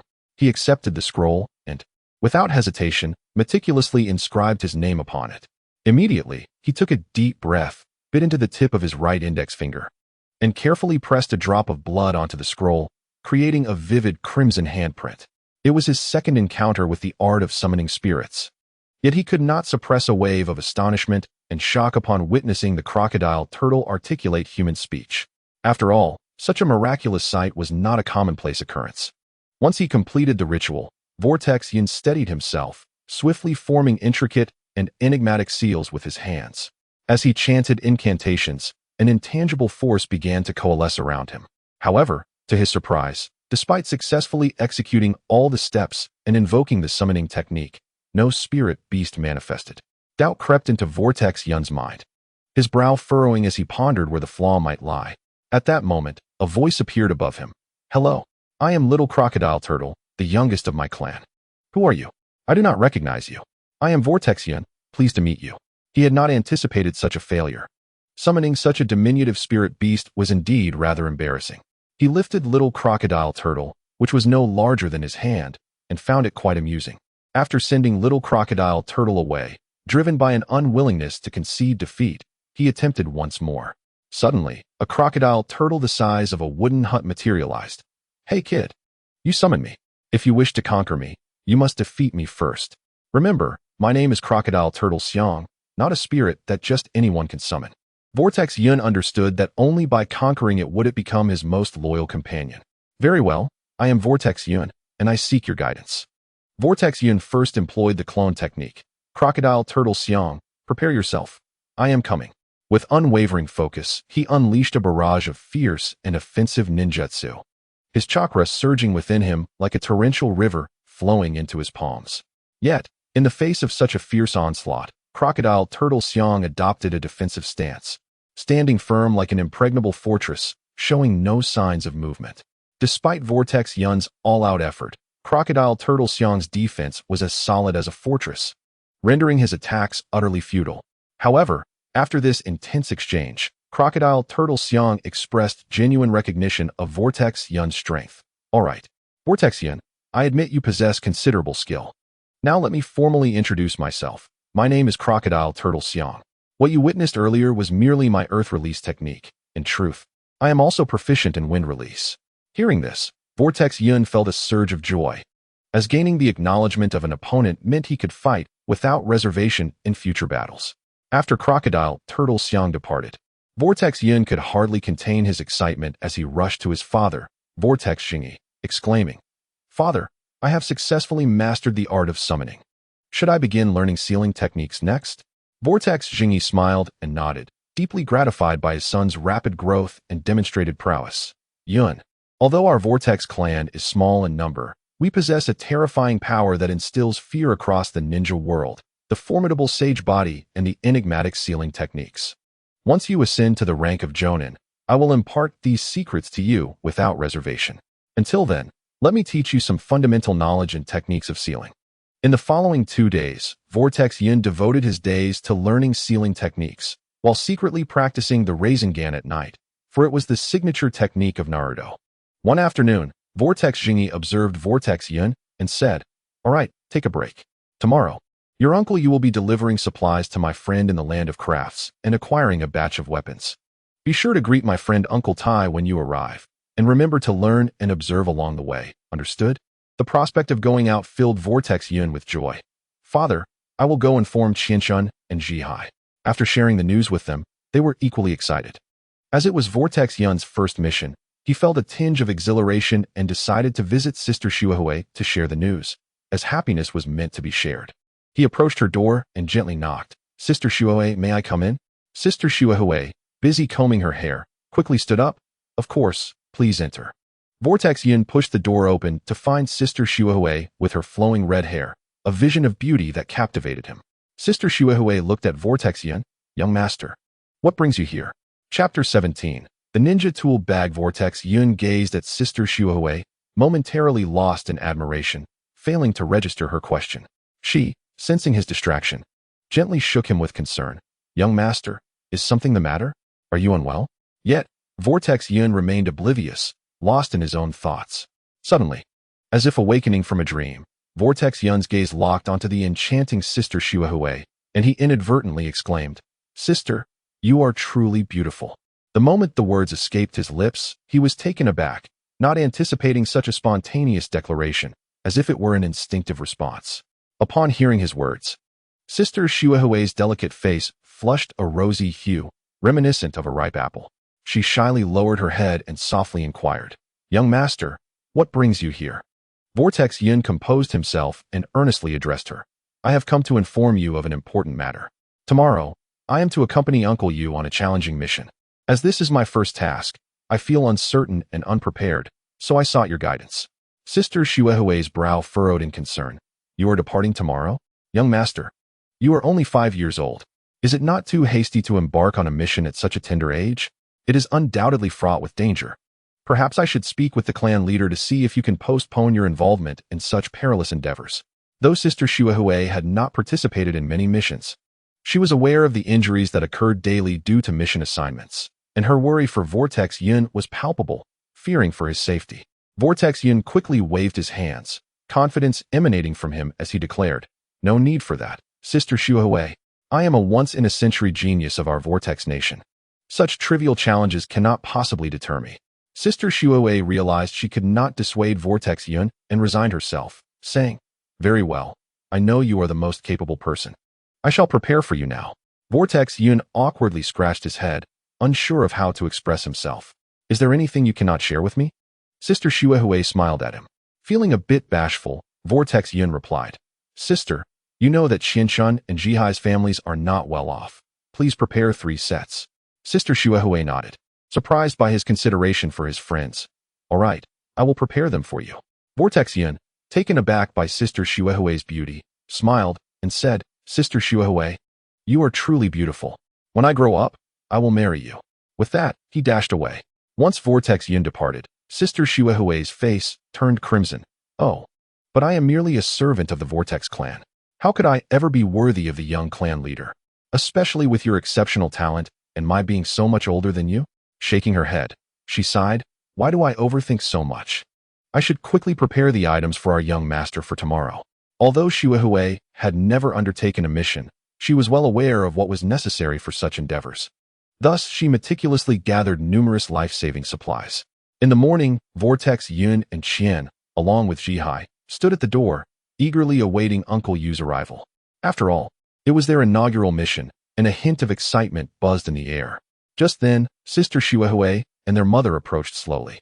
Their mother's gaze fell upon the peculiar swirling clouds, and she earnestly advised, Children, as you embark on this journey, you must support and assist one another. In truth, Vortex Yun's mother was quite worried. Every mission bore its dangers, and one could never predict what they might encounter. However, she refrained from voicing her concerns. Vortex Yun nodded solemnly, his eyes filled with determination and confidence. Mother, rest assured, I shall do everything in my power to protect both of them, ensuring no harm comes to us. Beside him, Vortex Maiko understood well that Vortex Yun trained diligently until the dead of night. Yet she remained oblivious to the specific mysterious ninjutsu he practiced. At that moment, Sister Shuehui stepped closer, handing each of us a beautifully crafted ninja tool pouch. When my gaze fell upon one of the pouches, I was astonished to discover it prominently embroidered with the character for Cloud. Sister Shuehui gently cautioned, Young Master Yun, this journey is long and fraught with unknown dangers. Exercise utmost caution and avoid acting impulsively. If you encounter difficulties, do not hesitate to seek guidance from Ninja Yu. Upon hearing this, Vortex Yun beamed, his eyes fixed on Sister Shuehui, playfully remarking, Sister Shuehui, your admonitions mirror those of my mother. Why not simply marry me instead? Initially, Sister Shuehui intended to offer more advice, but suddenly realizing that the clan leader's wife stood nearby, she blushed deeply and playfully retorted, Young Master Yun, do not speak such nonsense. Vortex Maiko coughed lightly, casting a look at Vortex Yun. You constantly jest, leaving Sister Shuehui exasperated. With Uncle Yu's call to depart, the 3 of us set off. Though the supplies were few, Perhaps owing to Vortex Yun's involvement in the mission, they had dispatched 1 elite Jonin, 3 Chunin, and 3 Jinin, culminating in our trio. For the land of whirlpools, such a lineup was indeed formidable.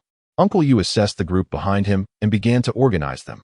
Eikoa, Chue, your keen senses should scout ahead. Raida, Shifu Yu, take the left flank. Ikura, Yuna, you two on the right. Yun, Qianshun, Jihai, as this is your first mission, stay at the rear and remain vigilant for ambushes. Vortex Yun nodded. Taking his position in the back, Qianshun looked at Vortex Yun and asked, Young Master Yun, why are the 3 of us at the back? Vortex Yun chuckled, realizing that this was his father's way of protecting him. After all, such a mission warranted the presence of an elite Jonin and 3 Chunin.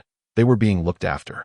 Though Vortex Yun did not desire protection, he recognized his status as the young clan leader, and despite his intention to train independently, there were still guardians assigned to him. Chapter 18. Bandits Eikoa, Ikura, and Raida were all skilled Chunin ninjas. It is essential to note that the Land of Whirlpools differs significantly from the Hidden Leaf Village, which has a dedicated system for training ninjas, while the Land of Whirlpools does not. These 3 were personally trained and mentored by you. Although they remained at the Chunin level, their power was already nearing that of Jonin. Meanwhile, the Hammer Trio, though merely Genin, were seasoned veterans whose true combat capabilities could not be underestimated. The journey was relatively calm, devoid of any unusual occurrences. Qianshun gazed up at the sky and muttered, Young Master Yun and Jihai, as we travel, we've yet to see even a shadow of an enemy. How are we to hone our combat skills? Qianshun, refrain from such reckless talk. The safety of this cargo is paramount. We must not let our guard down.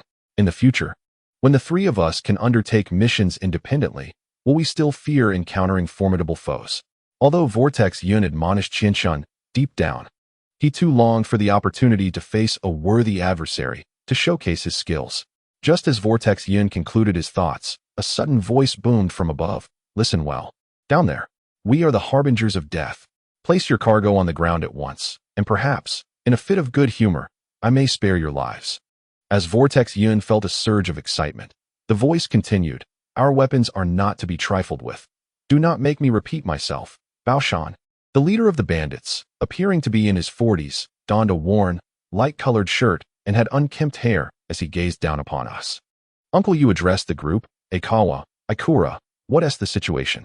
Are there any ninjas among those bandits? Eikawa surveyed the scene for a moment and replied with a smile. Lord Yu, after assessing with my brother, it appears they are merely a band of civilians, devoid of any ninjas. However, you pressed, but what? Speak quickly. Do not hesitate. Eikawa hesitated, but Ikura shot him a glare. There is nothing. There isn't a single ninja among them. All right, if there are no ninjas, Hammer, Shifu Yu, Yuna, you 3 handle the perimeter. Yun, you 3 will be responsible for this confrontation. Raida stepped forward. Lord Yu, are they truly ready for their first mission? You regarded Qianshun and the others. There is no other choice. As ninjas, must we not confront foes? Vortex Yun and his companions cautiously approached. Jihai, Qianshun, this is our first time. Let us not disgrace ourselves. They exchanged knowing glances, their long hours of training coalescing into a shared understanding, and together they charged forward, intent on a swift resolution. For such a battle, where the enemy outnumbered them, could not afford to be drawn out. The bandit leader, upon seeing 3 children rushing towards him, scoffed, Do they underestimate my Xiangshan's forces? Let the brothers loose their arrows, and remember to include our unique explosive tags. A torrent of arrows, dense as a swarm of locusts, rained down upon the peculiar swirling clouds. Vortex Yun, sharp-eyed and alert, quickly discerned that something was amiss with the incoming arrows. Upon closer inspection, he noted that many of the arrows bore intricate and mysterious runes. A wave of anxiety washed over Vortex Yun. He feared that these arrows might be equipped with powerful explosive tags. If they were to detonate upon contact, the consequences would be dire. Prompted by this realization, Vortex Yun decisively restrained his 2 companions, who were about to charge forward, and shouted, Wait. Do not rush in blindly. Be wary, for these foes may have a trick up their sleeves. Our safety is paramount. Before he could finish speaking, Vortex Yun's hands moved with the swiftness of lightning, forming complex hand seals. Chanting, he declared, Earth style, Earth flow wall. As his incantation echoed, a solid and sturdy earthen wall rose before them, a formidable bastion. Yet, ever cautious, Vortex Yin anticipated that the enemy might deploy a multitude of explosive tags. Without hesitation, he cast another technique, raising a second earthen wall that seamlessly connected with the first, creating a dual-layered defense.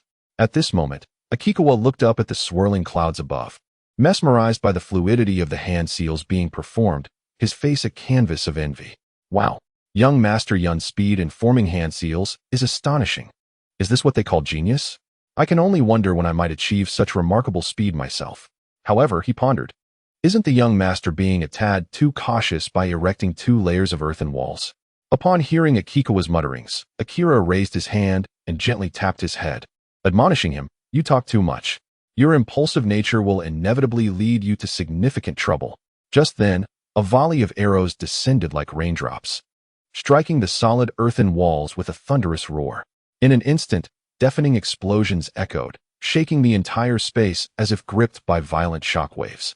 Thankfully, the double-layered earthen walls provided a sturdy defense, sparing Akikawa, Yun, and the others from harm. However, after the intense barrage, they were left covered in dust, resembling 3 bedraggled clay monkeys. Meanwhile, the bandits in the distance, witnessing the billowing clouds of dust and the relentless explosions, erupted in triumphant cheers, believing the 3 naive youngsters had met their demise. After all, surviving such a fierce onslaught seemed nearly impossible, though Konoha doubted their survival. He recalled how swiftly the earthen walls had appeared, considering, no, I should wait. This situation may not be as simple as it seems. What felt like an eternity was merely a fleeting moment, and Shirkai quickly grasped Yun's intent. Fire release. Great fireball technique. Yun was also preparing the same technique. Although Chikaru lacked the capacity for fire release, he could utilize wind release. Great breakthrough. Wind fuels fire. Together, they create a formidable synergy. Chapter 19. The first encounter in an instant. The fireball swelled to several times its original size, transforming into a roaring sea of flames that surged forward with unstoppable force. Accompanied by a heart-wrenching scream that pierced the heavens, the cry vanished as swiftly as it had come. Were these individuals so feeble that they were consumed by the raging inferno in such a brief span? I believe they must have turned to ash by now. Let us hurry and see. Chikaru exclaimed nonchalantly. Shirkai, upon hearing Chikaru's words, was also inclined to rush forward. After all, he was now a ninja. Surely he had no reason to fear mere commoners. Yet, Yin interjected, extending his hand to halt the impulsive Chikaru. Hold on. We know nothing of the current situation here. For safety's sake, let us observe a moment longer. After all, it was his first mission, and despite their adversaries being ordinary people, they could still harbor hidden ninjas.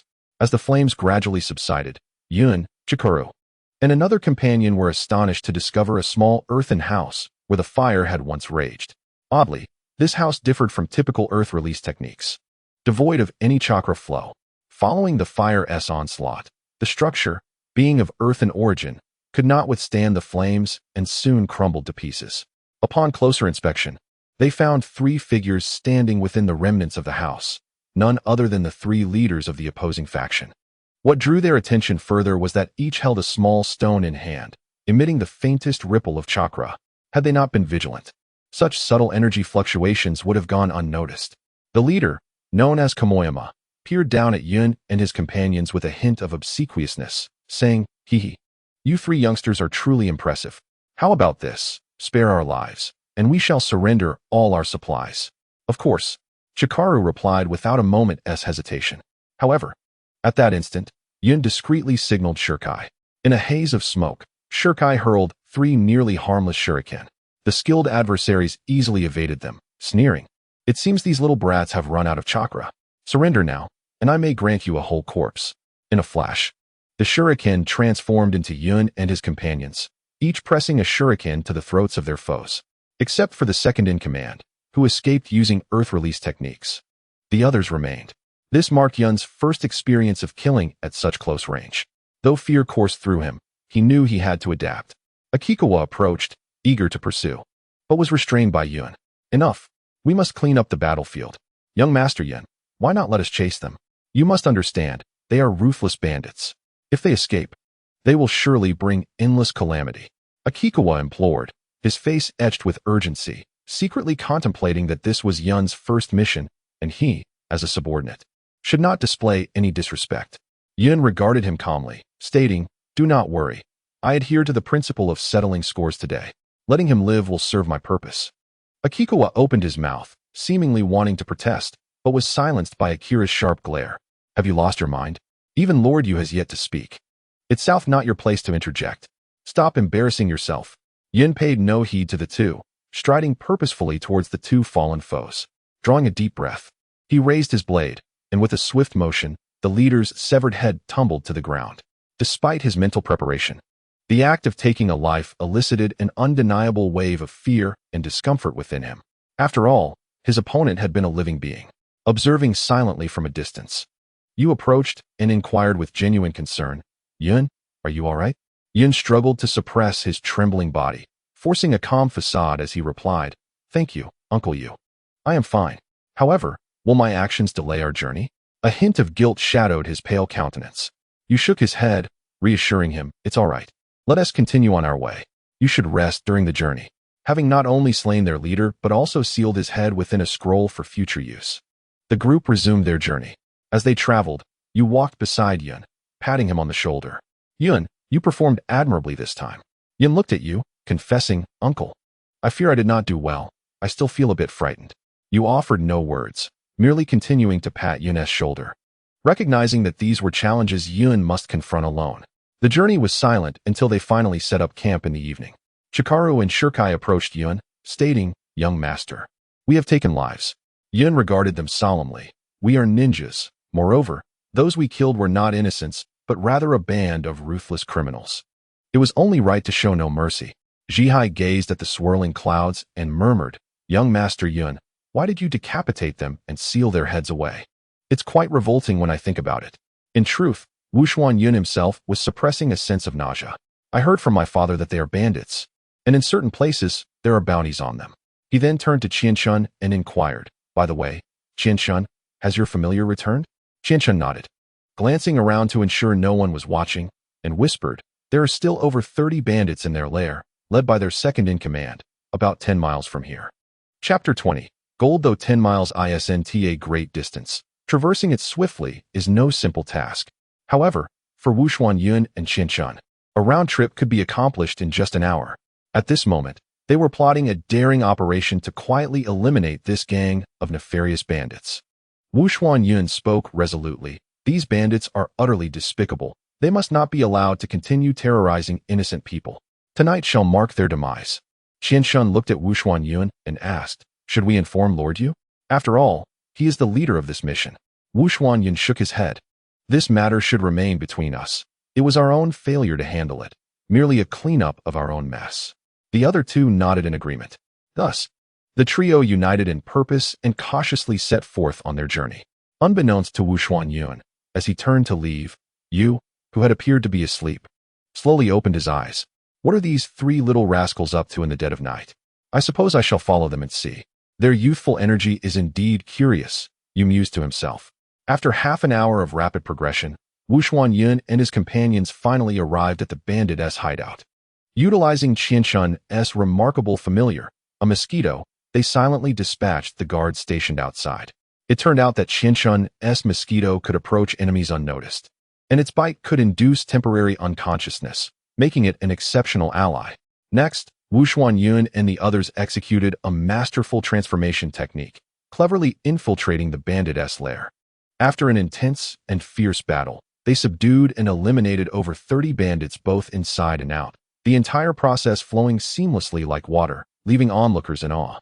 Yu, who had been discreetly observing from a distance, was astonished by their performance. He had not anticipated these 3 young individuals to be so formidable, swiftly locating the bandits' hideout and capturing them all. However, only the cunning second-in-command remained, trembling in a dark, damp basement. "Heir, where are you? Hurry and bring me medicine, or I swear I'll silence you." Since the death of the leader, the second-in-command had assumed the role of the actual leader, never contemplating revenge, living a rather carefree existence. Noticing the unusual silence, the second-in-command sensed something was amiss. Just as he reached for a small stone to prepare for escape, Wuxuan Yun would not allow it this time. He had let him slip away once before. Swiftly forming hand seals, Wuxuan Yun unleashed a lightning technique, instantly stunning the second-in-command. He exchanged a glance with Jihai, who understood his intent and promptly decapitated the second-in-command. Although Jihai felt a wave of nausea, he suppressed it. Wu Xuanyun retrieved the stone from the second-in-command and found over 20 similar stones in the hideout, all notably large.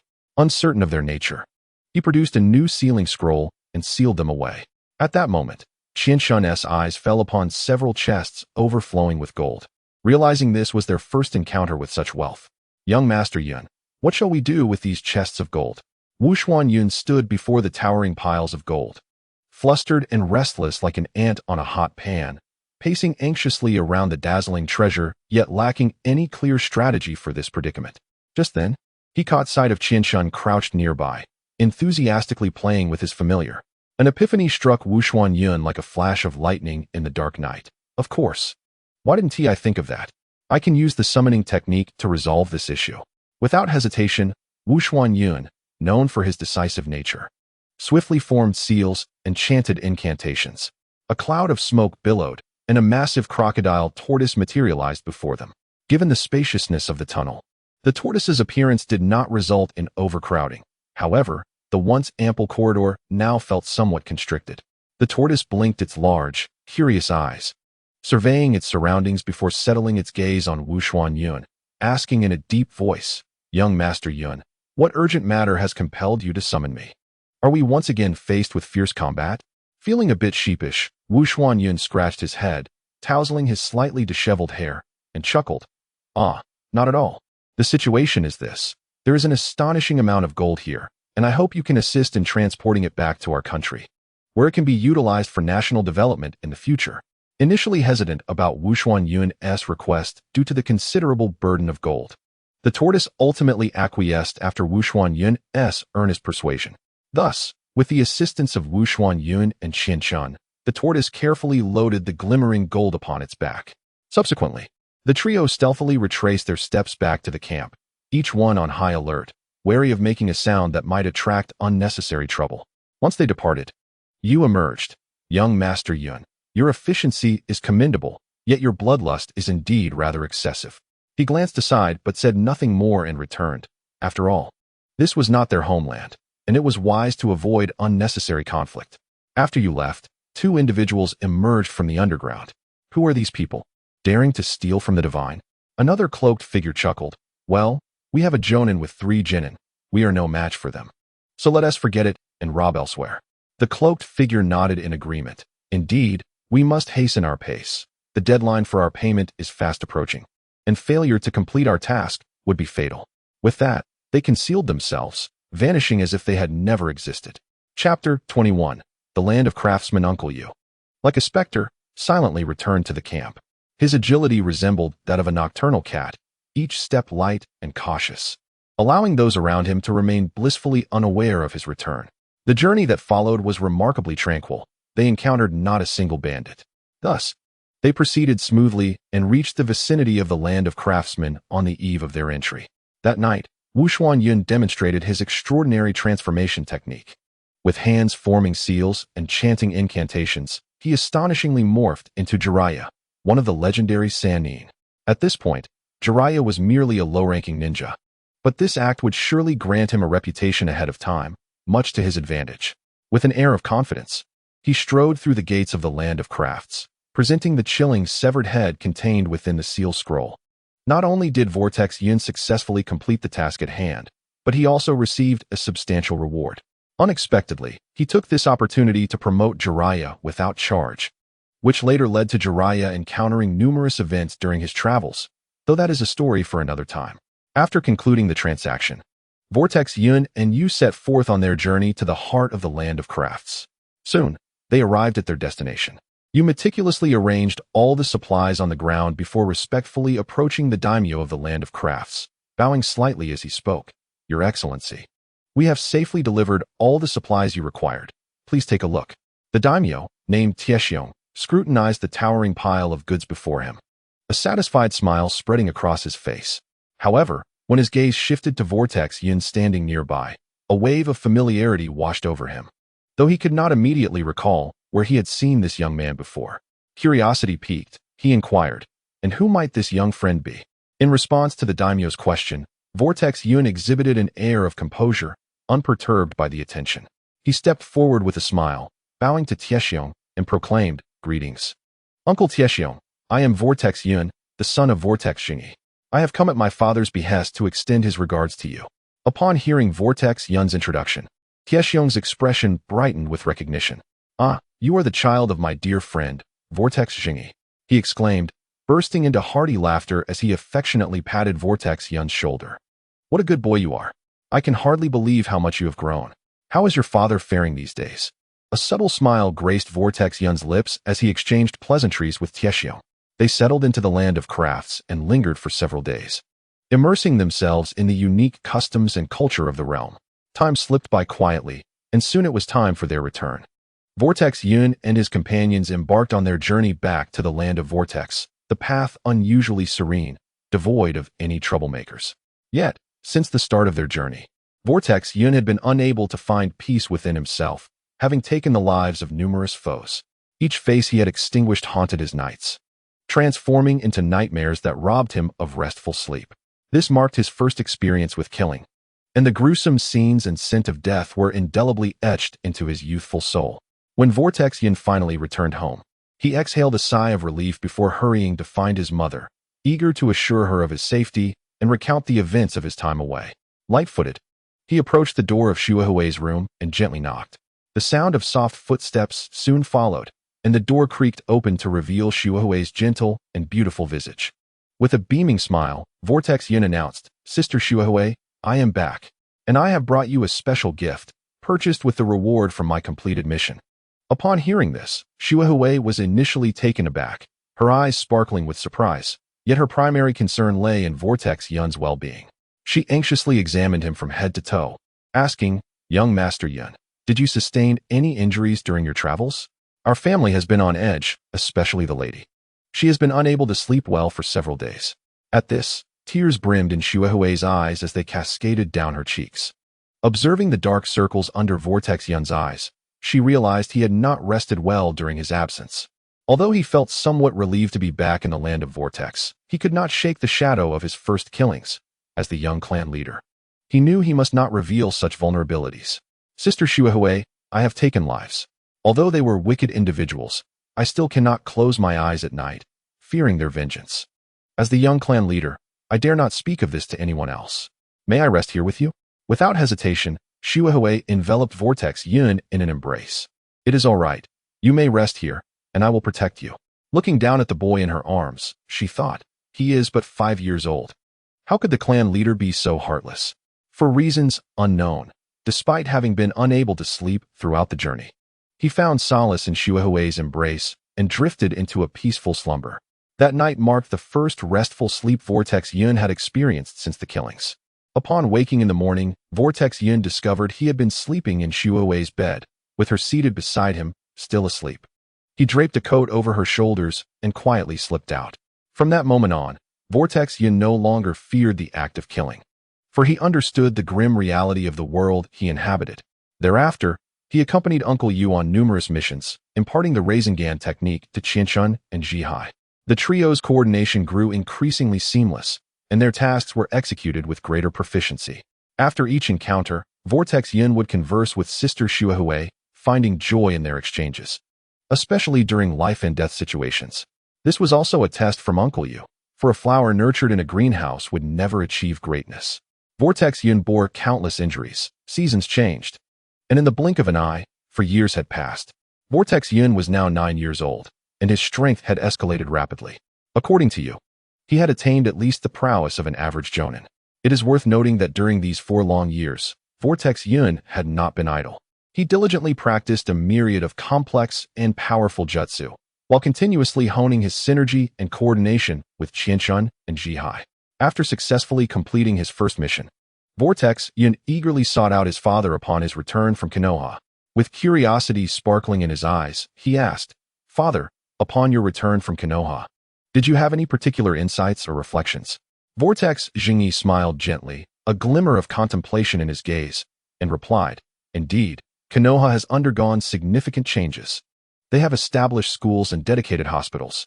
Furthermore, there are numerous clans in Konoha, each with clear responsibilities and roles, a stark contrast to our own nation. Upon hearing this, Vortex Yun chuckled and confidently shared his thoughts with his father. Father, I have some ideas regarding these changes. He then produced a meticulously crafted paper from his pocket and presented it to Vortex Xingyi. Examining the document, Vortex Xingyi discovered that it detailed Vortex Yun's vision for establishing a school in the land of Vortex. Unlike Konoha, this institution would categorize students by age. Initially, the focus would be on teaching children how to harness their own chakra and identify their elemental affinities. In the second year, students would be grouped according to their elemental characteristics and taught various jutsu suitable for their abilities. By the third year, emphasis would shift to cultivating their collaborative skills to ensure they could successfully complete challenging tasks in the future. In addition, Vortex Yun believed that leveraging the unique physical recovery abilities of the people of the land of Vortex could yield significant advantages in the realm of healthcare. As for the other Vortex Clouds, they expressed their thoughts, and Vortex Xingyi gazed at Vortex Cloud, saying, "Cloud, how do you know so much at such a young age?" Vortex Cloud had long wished to share his insights, but feared being questioned by his father about the source of his knowledge. Now that he had spoken, he felt emboldened. "Father, I cannot explain how I came to know this. All I remember is awakening from a dream with all this knowledge. What do you think it means?" Vortex Xingyi immediately covered Vortex Cloud's mouth, cautioning, "This must be divine assistance bestowed upon you. This matter is to remain confidential, not even to your mother or Shuehui. Do you understand?" Vortex Cloud recognized the gravity of the situation and nodded. "Father, rest assured, I merely offered a suggestion. I know nothing more." Vortex Xingyi smiled, pleasantly surprised by his son's cleverness, and nodded in agreement. "Very well, I shall commence work gradually starting tomorrow. As for the teacher, I will personally select them."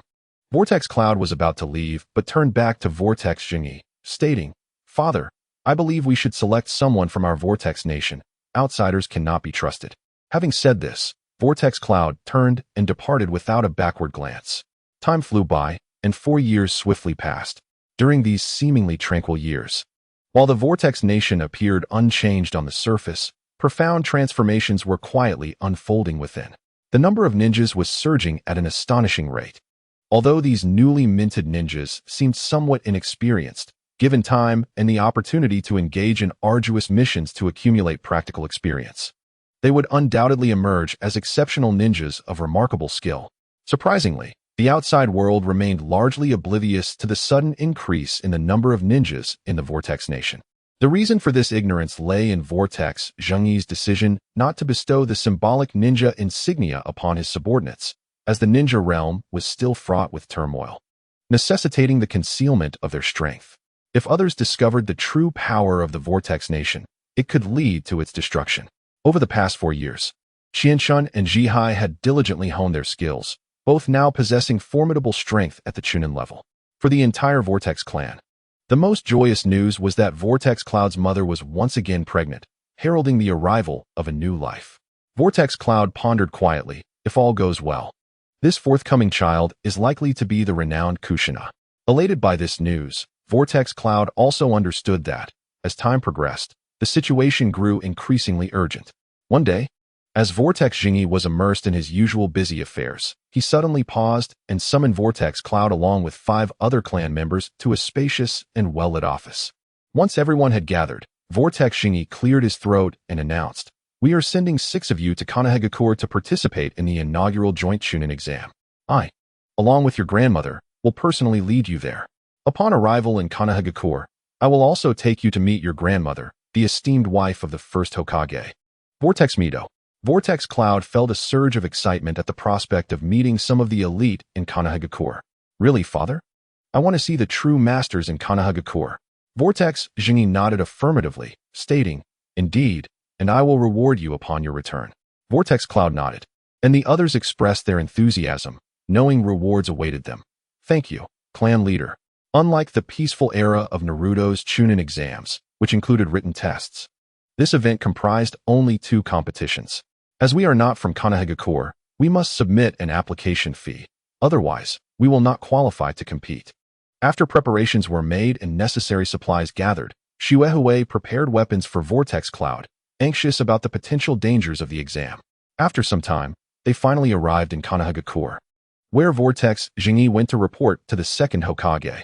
At this moment, Vortex Cloud's mother had set off to visit Vortex Mito, aiming to strengthen their bond. After all, they were both from the Vortex clan, and their shared bloodline connected them. It was rumored that Vortex Cloud's mother and Vortex Mito hailed from the same family. Vortex Cloud felt a twinge of dislike towards Vortex Mito, sensing her connection to the downfall of the Vortex Nation. After all, why was it that after the nation fell, only one from the Vortex clan, Kushina, had survived? There must be something to do with Vortex Mito. Yet Vortex Cloud, driven by curiosity, planned to explore Konoha thoroughly. Eager to discern its differences from his own Vortex Nation. Perhaps it was their striking red hair that attracted so much attention as they strolled down the street, drawing curious glances and whispers. However, they paid little heed to the stairs, confidently meandering along. Moreover, Vortex Cloud keenly sensed that they were being followed, likely by individuals from Konoha seeking to gather intelligence on other villages. In fact, on the way to Konoha, Vortex Cloud had already informed his father about the role of the Umbu, and while Vortex Shingi did not comment, Vortex Cloud knew he had listened attentively. Qianshun gazed at Vortex Cloud in awe, exclaiming, "Young master, this truly is a big village. It dwarfs our own, even in terms of population." Vortex Cloud smiled gently and reassured him, "Do not envy. If we work hard, our territory will surely expand in due time." Vortex Cloud felt a hint of envy towards Konoha, recognizing the strength that came from having so many ninjas.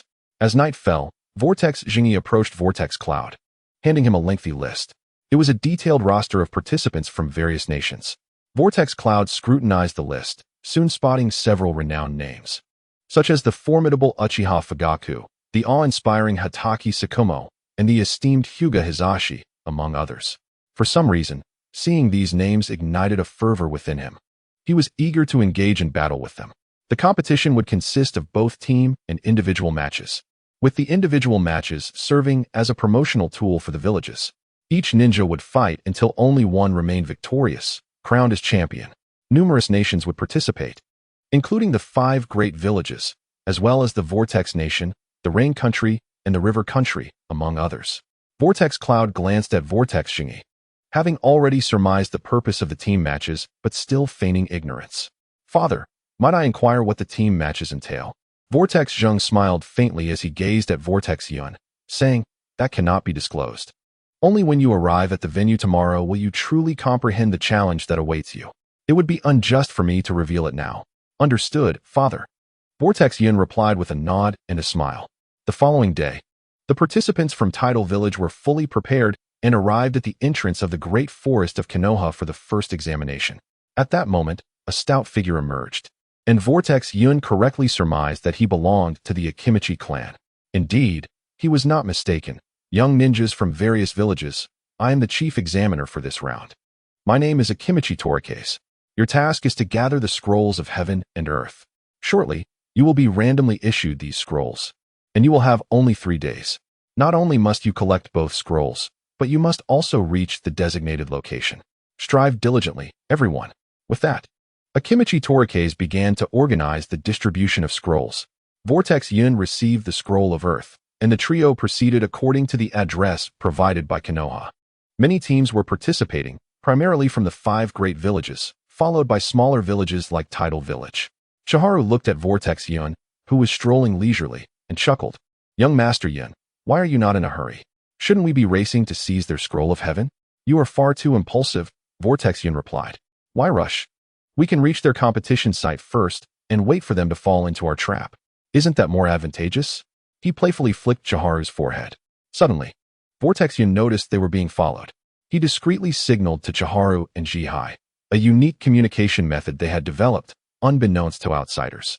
Upon reaching a large tree, the trio sat cross-legged. "Brother, these 3 kids are so relaxed out here in the wilderness. The moment their scroll was exposed, I saw it was the scroll of earth. If we eliminate them, that scroll will be ours," one of them said, preparing to approach. However, another stopped him, cautioning, "We must not underestimate them. They dared to participate in the Chunin exams, indicating they possess their own strengths. We cannot act rashly." After a brief discussion, they devised a plan. The 3 suddenly approached Vortex Yun and his companions, swiftly throwing several shurikens.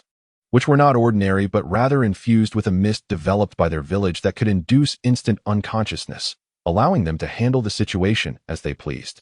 One of them, still apprehensive after seeing Vortex Yun and his companions collapse, threw 3 more shurikens, his aim impeccable, striking true.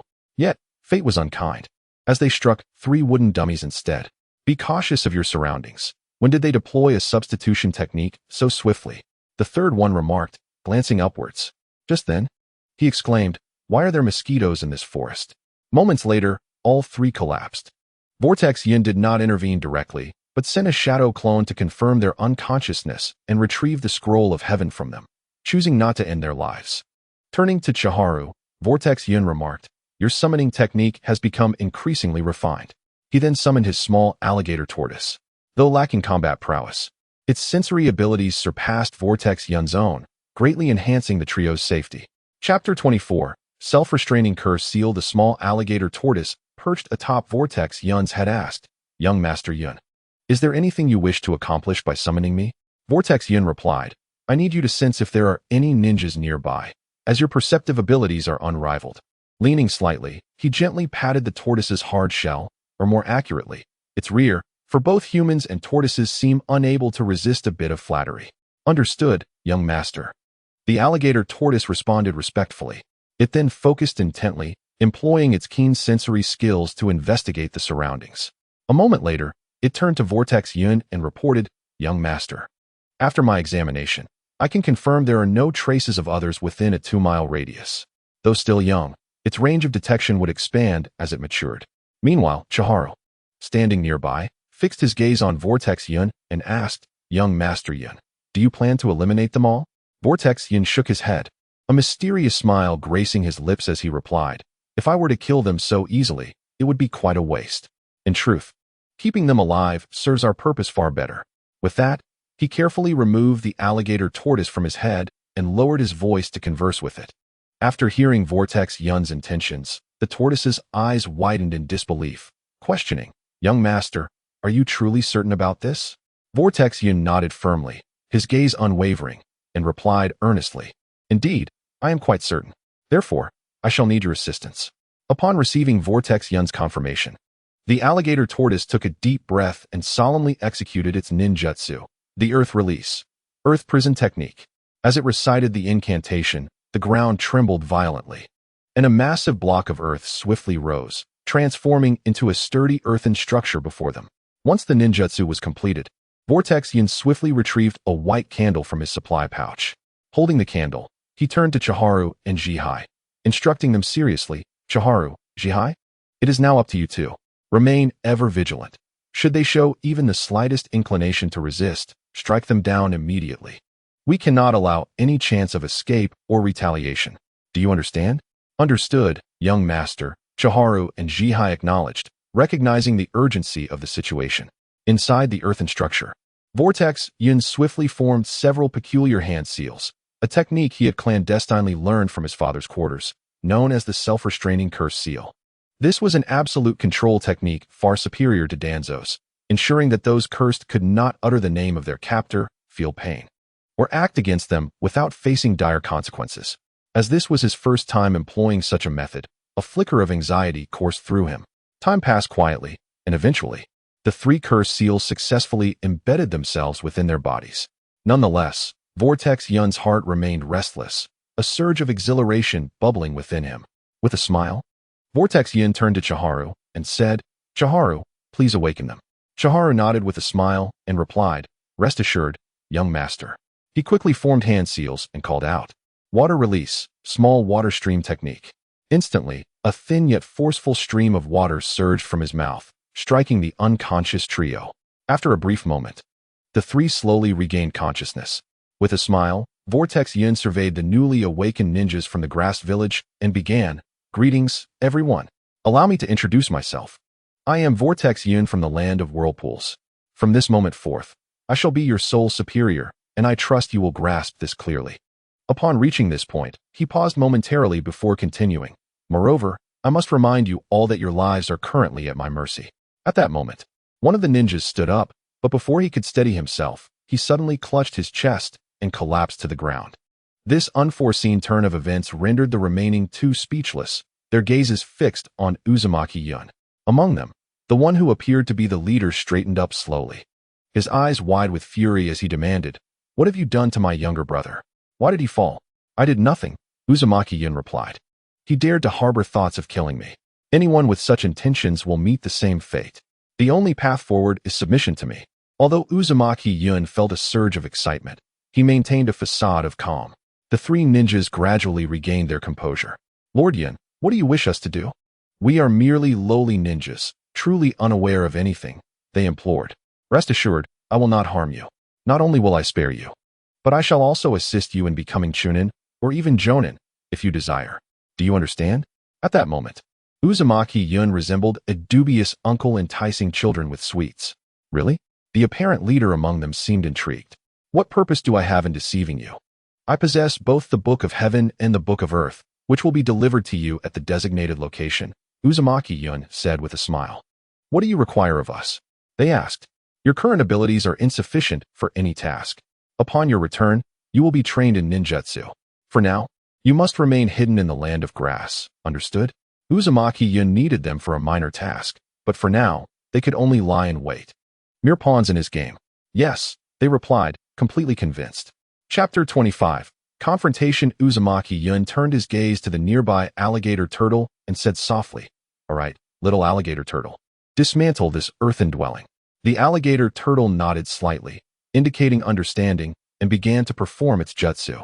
As it chanted incantations, the once standing earthen structure gradually disintegrated, ultimately transforming into a cloud of dust that danced in the air. Pleased with the alligator turtle's handiwork, Uzumaki Yun then addressed the others. "All right, you three may now depart." Hearing this, the trio dared not speak further, respectfully saluting Uzumaki Yun before turning to leave. Once they had distanced themselves, Qianshun approached Uzumaki Yun, a look of confusion on her face as she inquired, "Young Master Yun, what is the purpose of your actions? Are we preparing to launch an attack on the land of grass?" After all, those from the Uzumaki clan understood that their territory was exceedingly small, and to thrive, expansion was essential. Uzumaki Yun surveyed the surroundings and lowered his voice. "This is not the place to discuss such matters. Upon our return, I will provide you with a thorough explanation. Now that I have recuperated, it is time to continue the search for the Book of Heaven and the Book of Earth." With that, he stepped forward, and Qianshun exchanged glances with Jihai. Although many questions lingered in their minds, they recognized that now was not the time for inquiries and silently followed. The alligator turtle clung tightly to Uzumaki Yun's head. Looking down at Uzumaki Yun, the alligator turtle remarked, This way is quite effortless." Uzumaki Yun smiled. "Indeed, little alligator turtle, your contribution is paramount. Thus, walking is unnecessary." The alligator turtle closed its eyes, scanning for any hidden observers. Due to the mutual understanding cultivated over time, Qianshun and Jihai refrained from asking further questions, quietly accompanying Uzumaki Yun. Initially, they encountered no one else, as the vast expanse of the forest seemed boundless. The four continued toward their predetermined destination.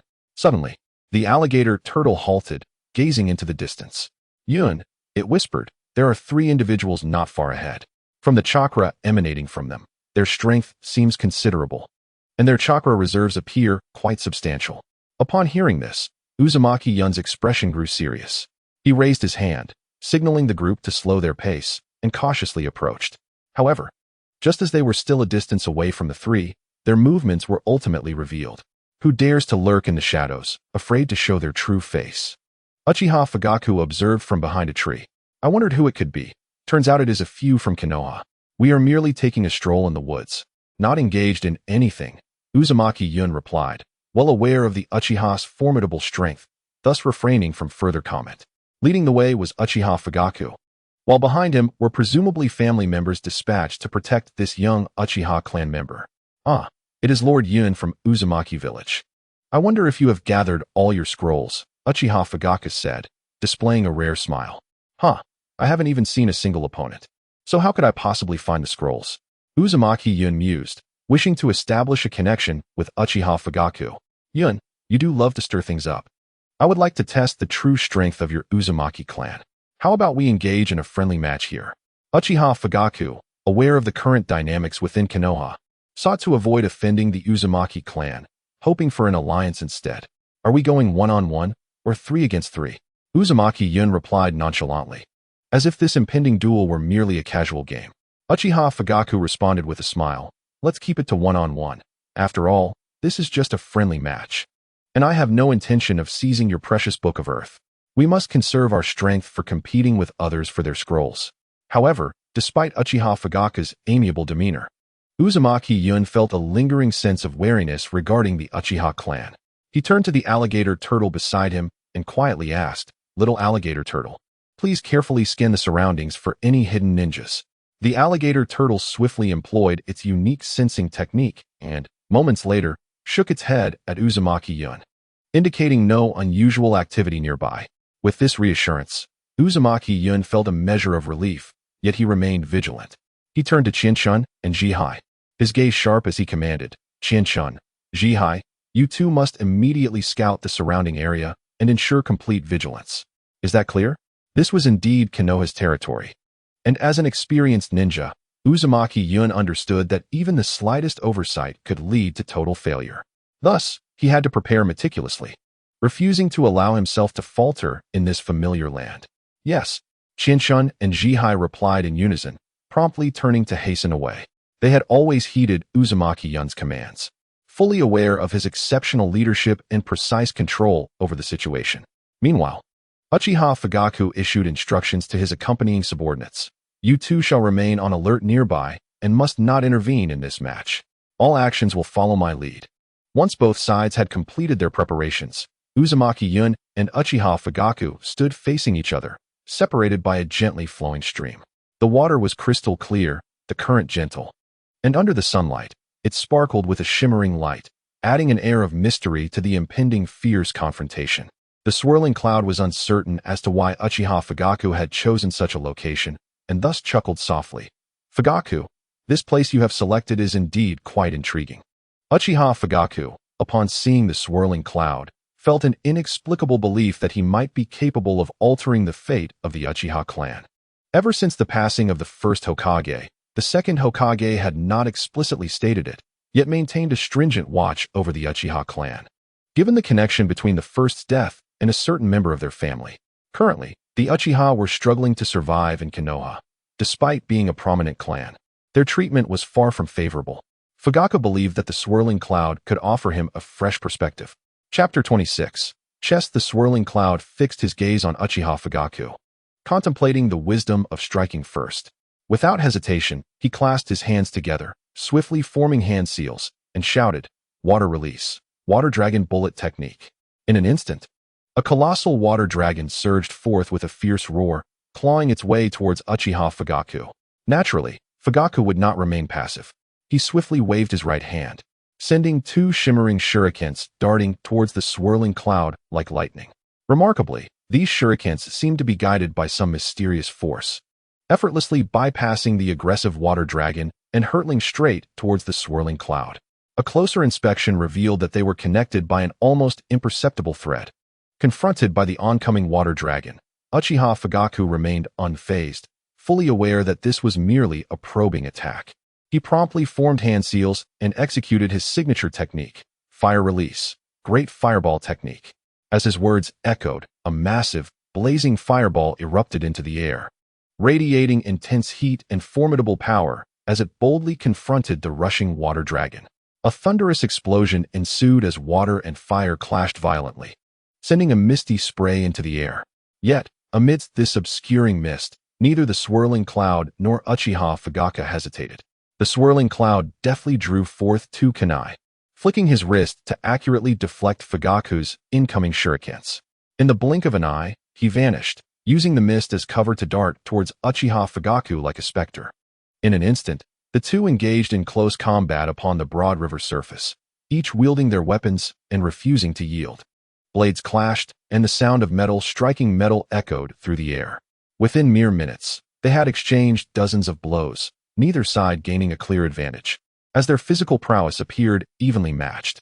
While fiercely battling the swirling cloud, Uchiha Fugaku marveled at the latter's astonishing speed in forming hand seals.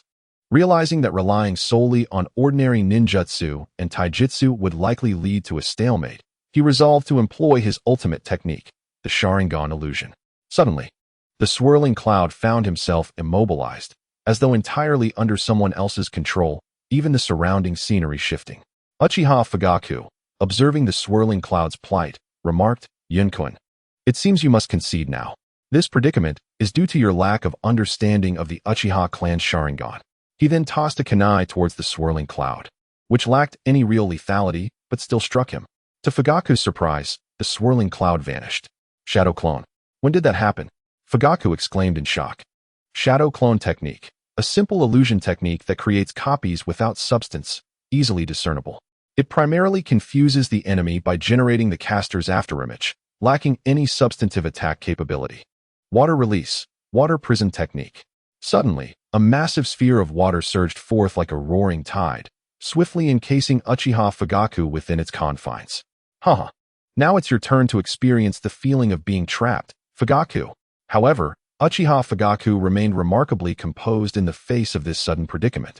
With a slight smile, he responded, "Indeed, your combat awareness is quite impressive, but do not forget, I, Uchiha Fugaku, am not so easily defeated." As he spoke, a glint of cunning flashed in his eyes, suggesting he had already devised a countermeasure. At that moment, a small voice from the tortoise interrupted, "Yunkun, trouble is brewing. I sense several ninjas are rapidly approaching us, and their speed is no trifling matter." Upon hearing this, the swirling cloud furrowed his brow, sensing the urgency. He quickly turned to glance in the direction indicated by the tortoise and promptly withdrew the water prison that had ensnared Uchiha Fugaku. With the disappearance of the water prison, Fugaku, who had been trapped within, vanished like a ghost. Simultaneously, the swirling cloud burst forth from beneath the water's surface, muttering, "I've said it before. How long can we continue this endless battle before a victor emerges? Enough is enough. I shall no longer play this game." As he spoke, the swirling cloud waved his right hand, launching an object resembling a chess piece towards Uchiha Fugaku's position, exclaiming, "Fugaku, catch this. It is a little surprise I have prepared for you." Meanwhile, Uchiha Fugaku, having deftly evaded the swirling cloud's attack, noticed the mysterious object approaching and swiftly sidestepped, seizing it in his grasp. Upon closer inspection, he discovered it to be a chest-like item. "Chiharu, Jihai, we must retreat at once." Without a backward glance, he turned and made his way towards the shore. "One must reciprocate. Consider this a gift, though I cannot ascertain its usefulness to you. It no longer serves me." Uchiha Fugaku remarked with a smile. The swirling cloud accepted the item, realizing it was a scroll of the Earth Book. "I shall express my gratitude here," he said. Chiharu approached, saying, "Yun, why did you not continue the fight? You should have given him a proper lesson. The ninjas are arriving, and I prefer not to reveal all my methods just yet. How then can I catch them off guard in the future?" The swirling cloud replied with a smile. At the same time, two of Uchiha Fugaku's subordinates approached, inquiring, "Young master, why did you not continue the fight and let him go? It appears reinforcements have arrived." "It was merely a skirmish, and he has many more techniques yet to unveil," Fugaku said, gazing at the departing figure of the swirling cloud. "Impossible," one of the Uchiha clan members behind Fugaku remarked. Afterward, the three concealed themselves behind a large tree, waiting 5 or 6 minutes, yet no ninjas appeared. "Young master, I suspect that the swirling cloud has retreated out of options. I find it hard to believe he possesses such keen perception," one of them suggested. Chapter 27. The mysterious individual. At this moment, a thick fog enveloped the surroundings, severely limiting visibility, as if the entire world were shrouded in a white curtain. Consequently, even with their eyes widened in effort to see, they struggled to discern their surroundings. "Silence. Someone approaches," Uchiha Fugaku hissed in a low, serious tone. His vigilant gaze swept through the fog, as if he could sense the lurking danger beyond it. Just as he finished speaking, 3 figures materialized from the mist like phantoms. Upon closer inspection, they turned out to be 3 ninjas from the Land of Lightning. The leader furrowed his brow as he surveyed the ravaged battlefield before him, solemnly remarking, "It is evident that a fierce battle has transpired here, yet the final outcome remains shrouded in uncertainty. It appears we have arrived too late." Another companion concurred, "Indeed. But since the situation is as it is, further discussion is futile. We have more pressing matters to attend to, the acquisition of the scroll. Time is of the essence. Let us depart swiftly." With that, the three individuals turned resolutely and departed, not even casting a glance back, soon vanishing into the dense, swirling mist. Observing their retreating figures, the member of the Uchiha clan who had earlier expressed skepticism regarding Uzumaki Yun's abilities murmured to himself. It is truly astonishing that the young scion of the Uzumaki clan can perceive the presence of others from such a great distance. At that moment, Uchiha Fugaku slowly retrieved the gift bestowed upon him by Uzumaki Yun. It was an enigmatic object, one side adorned with the prominent emblem of the Uzumaki clan, while the other bore the distinct character for Cloud. Although the gift appeared unremarkable at first glance, its unique design and exquisite craftsmanship rendered it exceptional.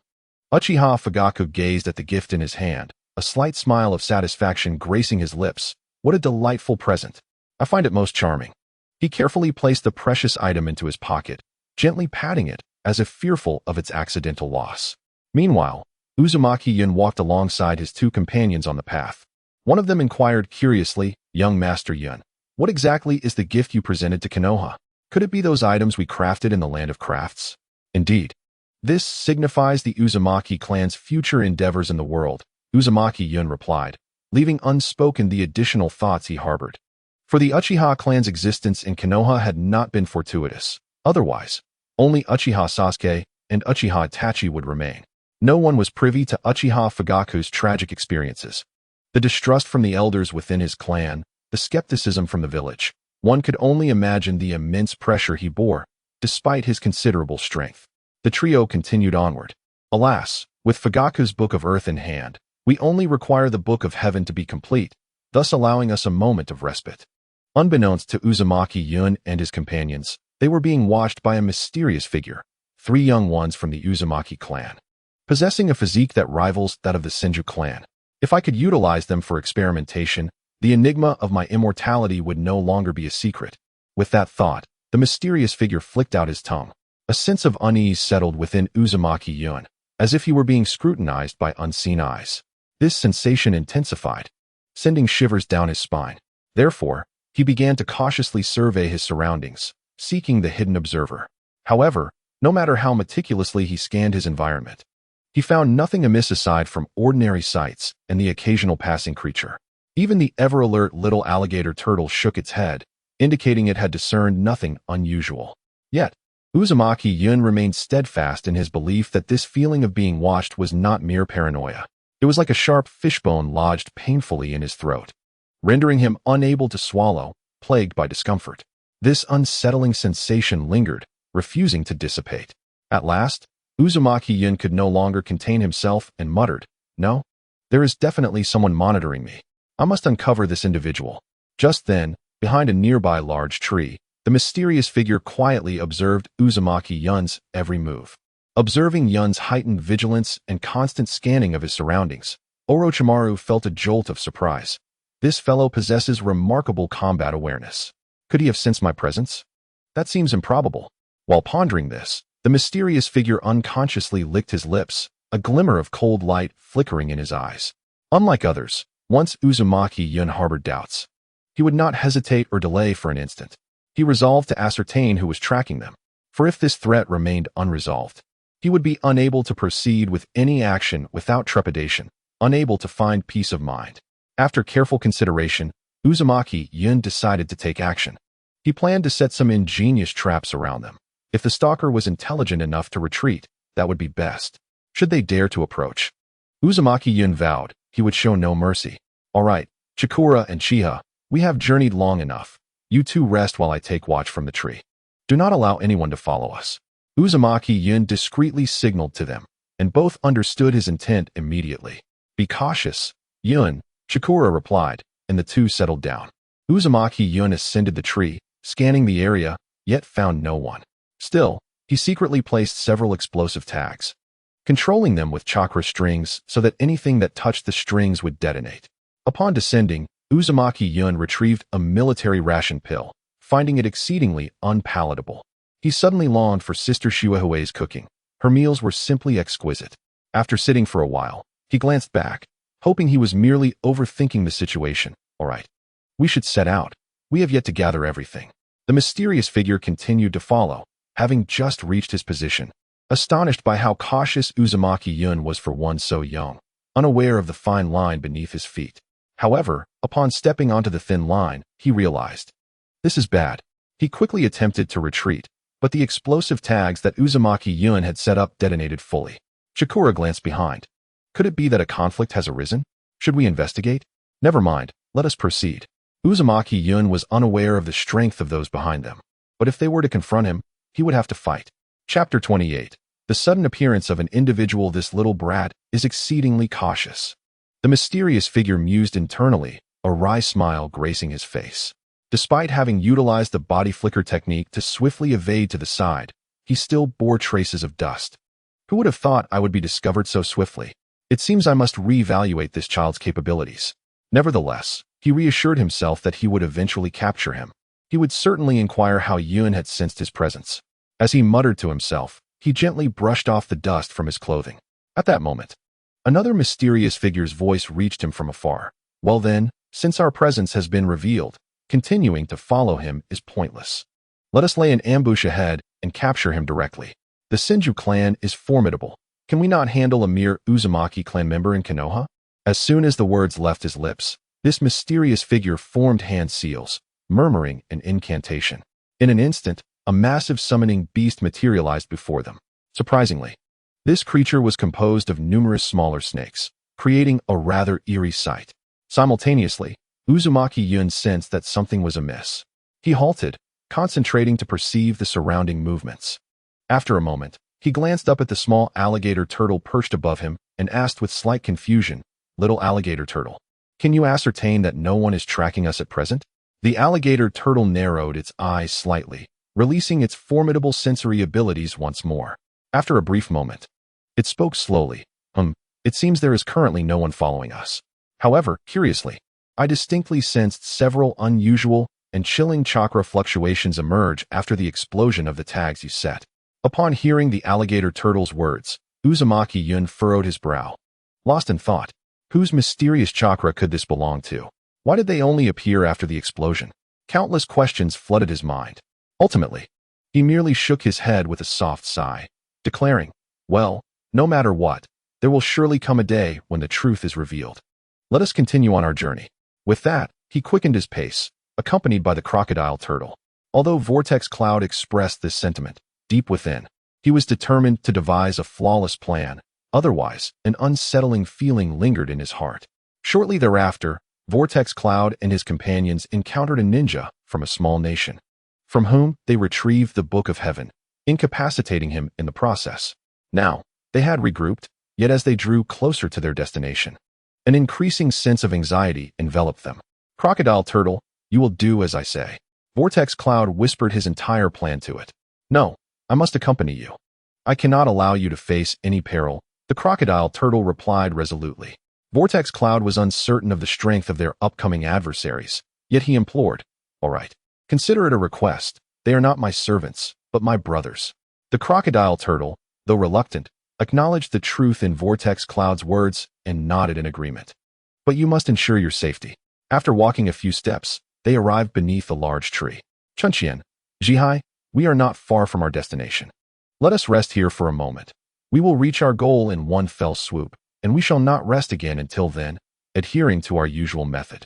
No sooner had Vortex Cloud spoken than he began to perform a ninjutsu, exclaiming, Earth Release, Double Earth Wall. However, he received no response or consent from the others. Chunqian, puzzled by Vortex Cloud's sudden request for a break, was prepared to take out his rations to replenish his energy. Turning his gaze to Chunqian and Jihai, Vortex Cloud spoke calmly. I will entrust the scroll to you. Please remember to pass it on at the appropriate time. Faced with Vortex Cloud's swift actions and directives, Chunqian and Jihai stood momentarily stunned, unable to react. After a while, they seemed to awaken from a dream, looking at Vortex Cloud in bewilderment, still unaware of what transpired. I apologize, Vortex Cloud said, followed by a brief silence. Then, there were two exclamations of surprise. The surroundings fell into a profound quiet, as if no one could ascertain what had just occurred. At that moment, Vortex Cloud broke the silence, stating, all right, it seems we have rested enough. With that, he formed hand seals, swiftly retracting the Earth Release technique. Subsequently, the The three resumed their journey as though nothing had transpired. As they walked, Vortex Cloud suddenly sensed an unusual presence approaching. Alert, he turned to glance back and was astonished to see several indistinct figures not far behind. Upon closer inspection, he discovered three mysterious ninjas had inconspicuously positioned themselves in the center of the path. Each wore masks that obscured much of their faces, yet strangely, their attire did not resemble that of the common Umbu members from the Leaf Village nor the ninjas from the Root organization. This revelation stirred a cloud of suspicion within Vortex Cloud, prompting him to wonder which village had dispatched these ninjas. "Three little brats, surrender yourselves. My master requests your presence," one of the apparent leaders declared. "Oh, I am curious to know which village you hail from and who your master is," Vortex Cloud replied. Though a hint of trepidation lurked beneath his facade, the leader regarded the three before him, sensing something amiss yet dismissing it, thinking, what can three mere genin do? "Sorry, but we have no information to offer." "Ah, I have a habit of being persistent. Since you refuse to speak, I shall compel you to do so." Recognizing that he must take action, Vortex Cloud looked to Chunxian and Zhihai. "Chunxian, Zhihai, I will handle these three. You need only observe." "Understood," they replied, retreating as if they did not regard their opponents as a threat. The three adversaries were genin with the strength of Chunin from the Leaf Village. Serving as subordinates to a mysterious figure, all orphans rescued by various means during this time of war. They had worked seamlessly together and were notably cold-blooded. Chapter 29. Interrogation. The trio exchanged glances, fully aware that they were but cannon fodder in this confrontation. Their master was preoccupied with other pressing matters. Yet they knew that help was on the way. If they could merely delay Vortex Cloud and his companions, they would have fulfilled their daunting task. They understood that failure meant death, as their master had many others like them. With this thought, they nodded to one another and unhesitatingly hurled their razor-sharp shuriken at Vortex Cloud. However, to their astonishment, Vortex Cloud effortlessly deflected every single projectile. A smirk graced his lips as he taunted, "Is this truly the extent of your prowess? If this is all you have, then it is time for our farewell." Before his words faded, he formed hand seals and proclaimed, "Fire release, great fireball technique." Instantly, a colossal and searing fireball, resembling a dragon, hurtled toward the three ninjas. Unfazed by the approaching inferno, one of them shouted, "Water release, water dragon bullet technique." The other two swiftly followed suit, unleashing the same ninjutsu. In an instant, three fierce water dragons soared into the air, poised to confront the blazing fireball. While individually their chakra reserves paled in comparison to Vortex Cloud's, the collective strength of their unified effort matched his. Thus, the two techniques collided mid-air, intertwining and erupting in a dazzling display of sparks and swirling mist. The entire area was soon enveloped in thick fog, obscuring all visibility. Seizing this opportunity, the three ninjas exchanged knowing glances and swiftly dispersed into the haze, aware that their task was merely to stall Vortex Cloud and his companions. Amidst the fog, Vortex Cloud vanished from sight, appearing silently behind the trio. It must be said that the ninja training system in the Leaf Village possesses unique characteristics. This educational model generally equips the ninjas with high overall quality. However, it also leads to a lack of coordination during solitary missions. In the mist, Vortex Cloud utilized his taijutsu to incapacitate all three ninjas, searching them thoroughly but finding no scrolls. It seemed they were on a mission, not mere genin training alongside Vortex Cloud. Vortex Cloud roused one of them, asking, "What is your name? Explain your presence here." The awakened individual replied firmly, "No, I will not betray my master. You need not worry. Ah, you truly possess spirit." As he spoke, Xuanhuayin placed a handkerchief over the man's mouth and delicately inserted a kunai into his leg with an elegant precision. The pain rendered the man nearly lifeless, and with the handkerchief muffling his cries, he was unable to utter a sound. Xuanhuayin's gaze was piercing as he coldly addressed the individual before him, "Be compliant. I grant you a single opportunity. Reveal your name and explain why you obstruct my path." The other man, wide-eyed with fury, gritted his teeth and shouted, "You depraved demon. I shall not let you escape." He cast a glance at his wounded companion, whose leg was drenched in blood, the injury grave. Yet, Xuanhuayin remained unervingly composed. Unperturbed by their plight, he surmised that Qingchuan and Zhihai must be nearing their destination, and in such a precarious moment, this mysterious individual would not dare to act recklessly. A subtle smile crept upon Xuanhua Yun's lips as he considered this. With the kunai in hand, he slowly advanced towards the neck of the other companion. The movement appeared languid, yet it was a gripping psychological duel. The man destined to be attacked turned pale, beads of cold sweat forming on his brow as his body trembled uncontrollably. Ultimately, under the suffocating tension, the man could no longer bear the immense pressure. Ignoring the frantic attempts of his companions to dissuade him, he cried out, "Enough! Stop tormenting me. I will tell you everything."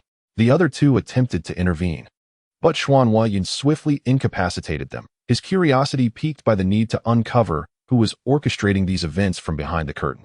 A smirk of triumph appeared on his face as he murmured, "Ah, if only you had cooperated sooner. Now, let us clarify matters." After an interrogation, Xuanhua Yun learned the names of the trio, Yang Tai, Song Jie, and Bong Yin. Strangely, despite their long servitude to the enigmatic figure, they had never laid eyes upon his true form. Xuanhua Yun found this somewhat credible. Given that the second generation was still alive, it was wise to conceal their actions. For the second generation's strength was not to be underestimated. How intriguing, he mused. "Do you comprehend why you were instructed to capture me?" "We do not know," they replied. "Our task was merely to delay you, but we never anticipated your prowess." The one observing Xuanhua Yun now simply hoped for mercy. "Alas, you are indeed unfortunate," Xuanhua Yun remarked, sheathing the kunai. Just as they seemed to breathe a sigh of relief, Xuanhua Yun executed them, reasoning that their return would only lead to their demise. Better to perish by his hand than to risk ambush during a future confrontation. Who could this mysterious figure be? It is peculiar that Orochimaru is still so young. Let us proceed one step at a time. Xuanhua Yun's heart grew somewhat tranquil, reassured by the knowledge that the enemy was specifically targeting him. Chapter 30. Confrontation with the mysterious figure. After a relentless journey, Xuanhua Yun finally arrived at the banks of a broad river. He halted, panting heavily, his keen eyes scanning the surroundings for useful materials. Before long, he spotted several suitably sized wooden sticks scattered along the shore. He swiftly approached, gathering the sticks, and skillfully bound them together with rope to form a rudimentary raft. Cautiously, he transferred the three lifeless bodies of his adversaries onto the raft, securing them tightly.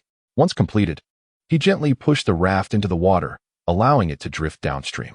He contemplated, "With this, even if the hidden agents pursue us, they will mistakenly believe we fled downstream, thus diverting them from the correct path." Having disposed of the bodies, Xuanhua Yun stood by the riverbank, gazing at the rippling water, a frown creasing his brow. He couldn't help but reminisce about his steadfast companion, the caiman turtle. In the past, with the caiman turtle by his side, its keen senses would alert him to impending dangers. Yet now, without it, his perception of the surrounding environment felt dulled. As Xuanhua Yun pondered, he suddenly sensed an unusual aura approaching from behind. He whipped around, only to find nothing but a serene forest and the flowing river. However, unbeknownst to him, a small green snake slithered stealthily nearby, closely trailing him. This snake served as the eyes of the mysterious figure. Meanwhile, from a distance, the mysterious figure observed Xuanhua Yun's every move through the snake's perspective. Witnessing Xuanhua Yun successfully lay down misleading clues sparked a furious reaction. These three fools couldn't even fulfill their task of delaying him for a moment. They are utterly useless. Their deaths are of no consequence. With that, he disdainfully discarded the three unconscious members of the Xuanhua clan, turning swiftly to pursue Xuanhua Yun's direction. As he hurried, the mysterious figure reflected, "I never expected the chakra of the Xuanhua clan to be so potent. Even these subordinates possess remarkable power. If I can capture Xuanhua Yun, he would make an exquisite subject for experimentation." A wicked grin crept across his face as he unconsciously licked his dry lips, his eyes glinting with excitement and anticipation.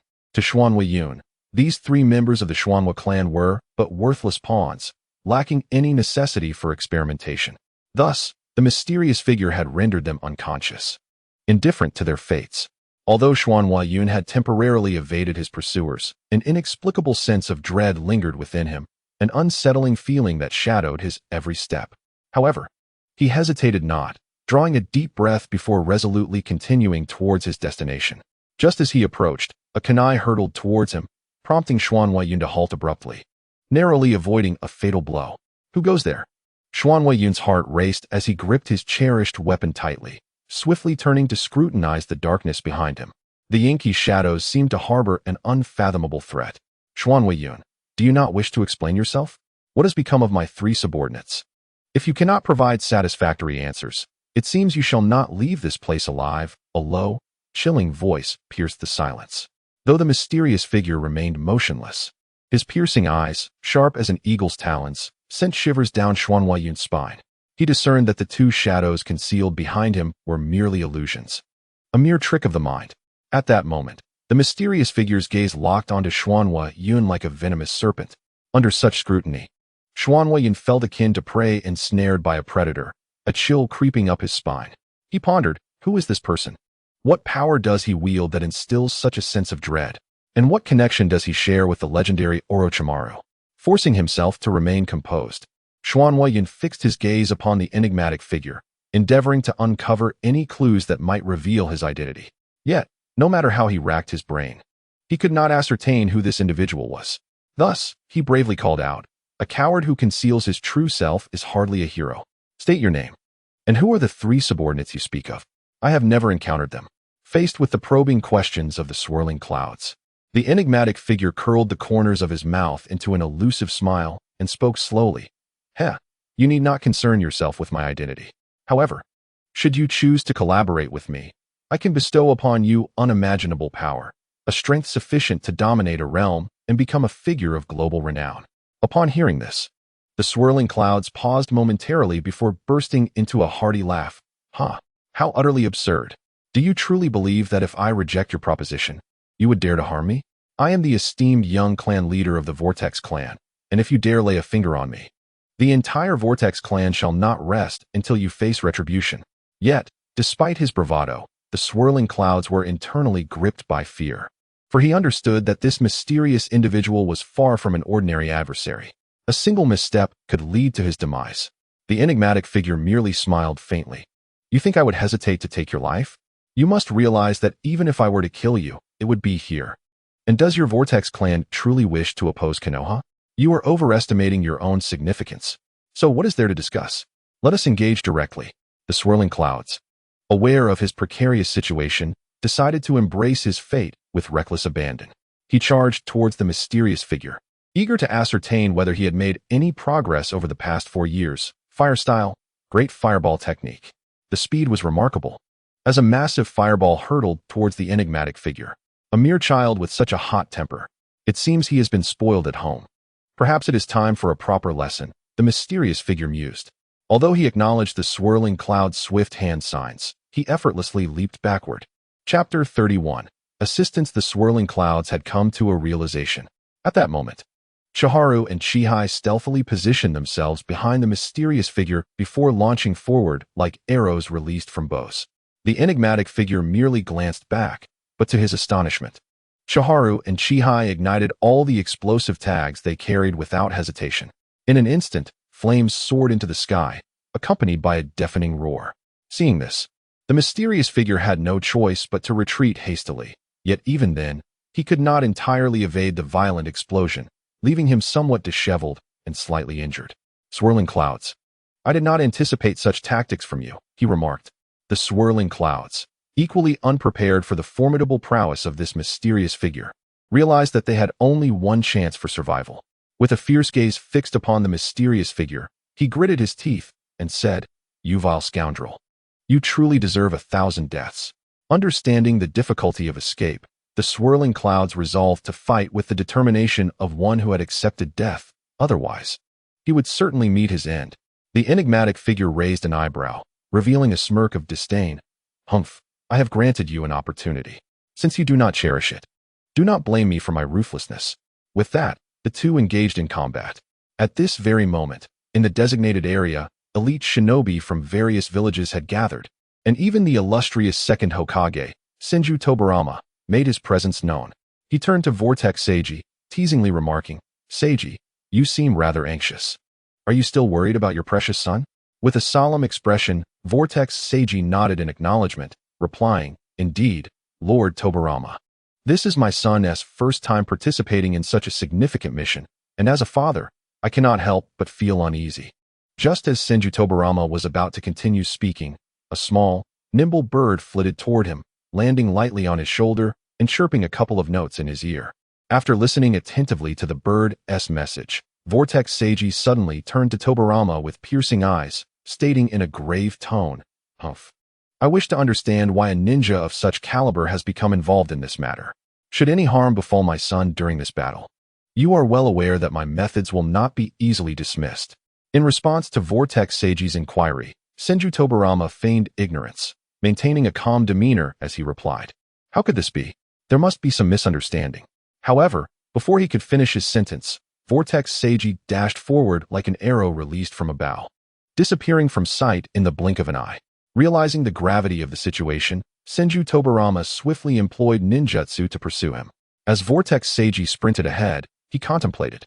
If Vortex Yun were to fall in fair combat, that would be one thing, but if he were to be harmed by treachery, then retribution will be inevitable. Meanwhile, on the battlefield, the situation had grown increasingly dire for Vortex Yun. The enigmatic figure displayed extraordinary agility, his techniques unpredictable, almost as if he were toying with Vortex Yun. Despite his utmost efforts to resist, Vortex Yun could barely maintain his safety. As time passed, his chakra reserves dwindled, and even his once vibrant red hair began to show signs of white from the strain of overexertion. Just as Vortex Yun felt his strength waning, he suddenly recalled the death god mask his father had entrusted to him before his departure. At that moment, he could no longer afford to conceal his true capabilities and secret weapon. He was determined to eliminate this troublesome foe. He reached into his robe to retrieve the mysterious or-emitting mask. The enigmatic figure, observing Vortex Yun's actions, remarked, "It appears you have run out of options. Now, you shall obediently accompany me." Just as Vortex Yun was about to unveil the mask, a figure sped in like a gust of wind. It was Vortex Seiji.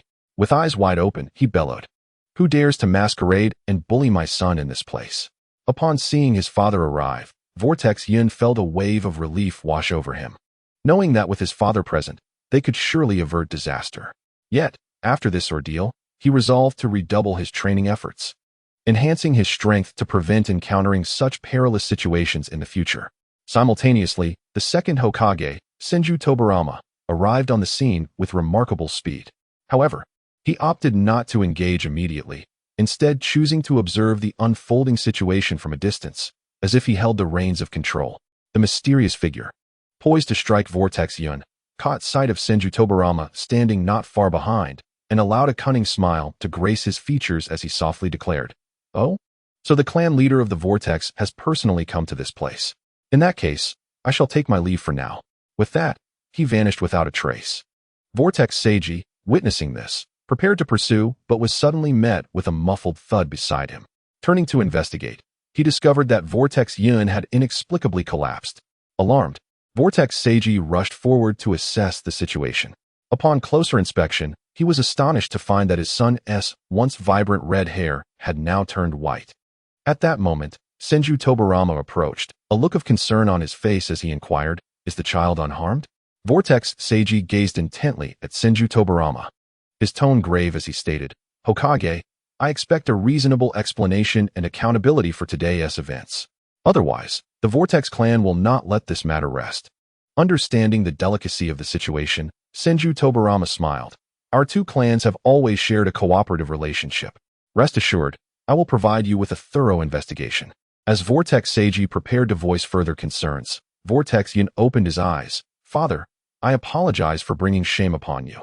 Vortex Seiji stroked his son's hair, feeling a pang of sorrow, yet he managed to smile. "What are you saying? You are my bravest son. I will carry you to the designated location." Vortex Yun shook his head, slowly rising to his feet. "Father, it is not far ahead. I can walk there myself.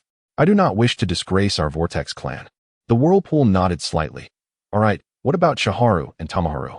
The Whirlpool cloud merely mentioned their location briefly before limping away. Senju Tobarama looked at Whirlpool Jingi and said, "I will investigate this matter first. Compensation for Cloud will be provided later." In Chapter 32, once again in a faint state, Whirlpool Jingi pressed his lips tightly together, remaining silent, yet his body trembled slightly from rage, betraying his true emotions. It was evident that this incident had infuriated him to the utmost. Were it not for the fact that Whirlpool Cloud was currently unconscious, he would certainly confront this mysterious individual with all his might. As for the identity of this enigmatic figure, Whirlpool Jingi harbored doubts, but with Senju Tobarama present, he felt uneasy. For who did not know of Tobarama's renowned speed within the ninja realm? Fearing the involvement of Senju Tobarama, Whirlpool Jingi remained vigilant to protect his son, Whirlpool Cloud's safety. At that moment, a mysterious figure quietly appeared atop a towering tree. He gazed at the slowly advancing Whirlpool Cloud and sighed softly. Ah, it was just a step away from success. But fear not, Whirlpool Cloud. From this moment forth, you are firmly within my sights.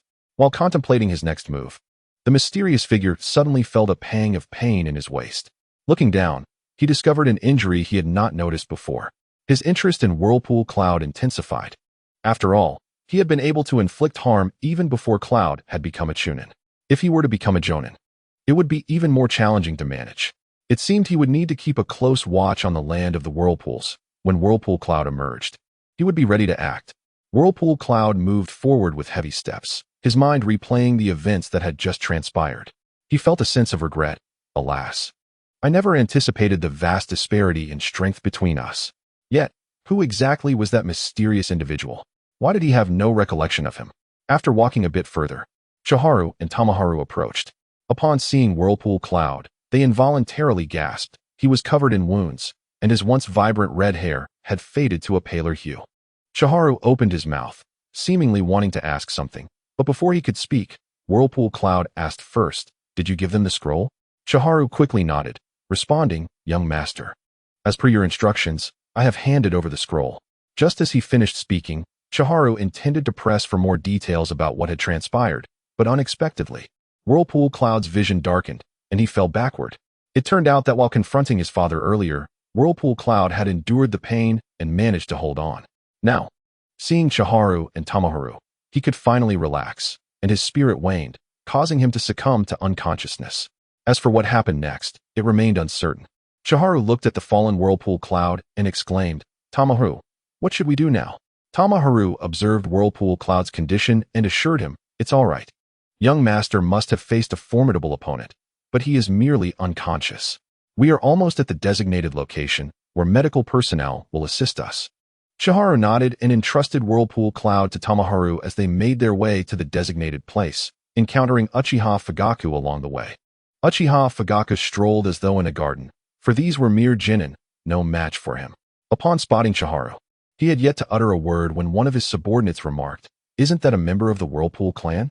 Uchiha Fugaku caught sight of Whirlpool Cloud's pitiful state from a distance. He recalled their first meeting, when Cloud's fiery red hair shone brilliantly in the sunlight. Now, it was interspersed with strands of white, as if he had endured a harrowing battle for survival. Uchiha Fugaku found himself inexplicably convinced that the fate of the Uchiha clan was somehow intertwined with this red-haired youth. Uchiha Fugaku initially intended to step forward to investigate, but reconsidered. Given that they belonged to different villages, approaching recklessly might lead to unnecessary trouble and misunderstandings. Thus, he halted his steps. Holding onto the gift Whirlpool Cloud had given him, he was reminded of something. To outsiders, he was merely the young clan leader of the Uchiha. Yet few understood the challenges his clan faced within Konoha. All of this was tangled in the betrayal of a certain individual, a fact that could not be altered. The second Hokage, Senju Tobarama, was quite adversarial towards the Uchiha clan.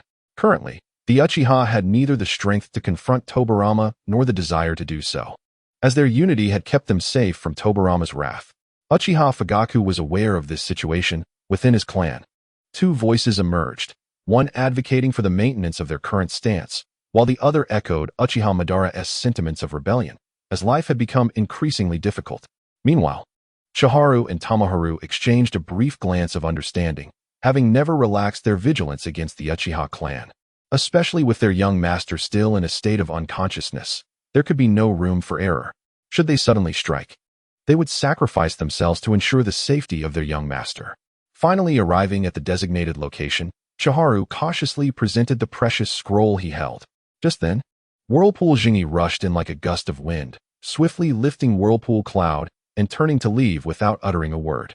After exchanging glances, Chiharu and Tamaharu promptly followed the clan leader, for the unfolding events would only reveal themselves in the days to come. Uchiha Fugaku gazed at Whirlpool Cloud's receding figure. his curiosity akin to a cat scratching at his insides, desperately wanting to understand what had transpired to leave Cloud in such a state. Yet, reason ultimately triumphed over impulse, and he suppressed his doubts, refraining from pursuing them for inquiries. Time flew, and in the blink of an eye, 2 days had passed. Whirlpool Cloud slowly opened his eyes amidst a haze of confusion. It was impossible to count how many times he had fainted and awakened since arriving in this world. Upon opening his eyes, he found Chiharu and Tamahara present. "Have I been unconscious for several days?" he inquired. Chiharu looked at Whirlpool Cloud. "Young master, are we still a team? Why did you face such formidable foes alone? Would you care to explain?" Whirlpool Cloud recognized that his actions had indeed been unwise. "I understand. I was just anxious. Please forgive me." Just as Whirlpool Cloud was about to say more, Whirlpool Musi entered. "Whirlpool Cloud, you've finally awakened. You've made me so worried." Following her was Whirlpool Jingi, who simply nodded without saying anything. In Chapter 33, the second match, Whirlpool Cloud gazed curiously at his father. Whirlpool Jingi, feeling as though countless ants were crawling in his heart, eager to uncover the true identity of that mysterious figure. A faint smile graced his lips as he said, "Father, Mother, look, I am now safe and sound." However, Whirlpool Musi seemed to have more to say, but was interrupted by Whirlpool Jingi, who wore a gentle smile and softly said, "All right, Musi, didn't you prepare delicious porridge for Whirlpool Cloud? Please bring it in. I would like to have a private conversation with him." Upon hearing this, Whirlpool Musi nodded and slowly exited the room. Meanwhile, Chiharu and Tamaharu, understanding the situation, followed her out, recognizing that this was a matter between father and son. Once everyone had departed, Uzumaki Yunji immediately turned her gaze back to Uzumaki Zenichi, eagerly inquiring, "Father, have you uncovered any clues regarding the identity of that mysterious individual?" Uzumaki Zenichi shook his head in resignation, indicating that no progress had been made thus far. However, he soon assured Uzumaki Yunji with unwavering conviction, "Yun, do not be overly anxious. I intend to personally seek out Senju Tobarama shortly. I assure you, I will pursue this matter to the end, determined to unveil the truth and provide a satisfactory resolution."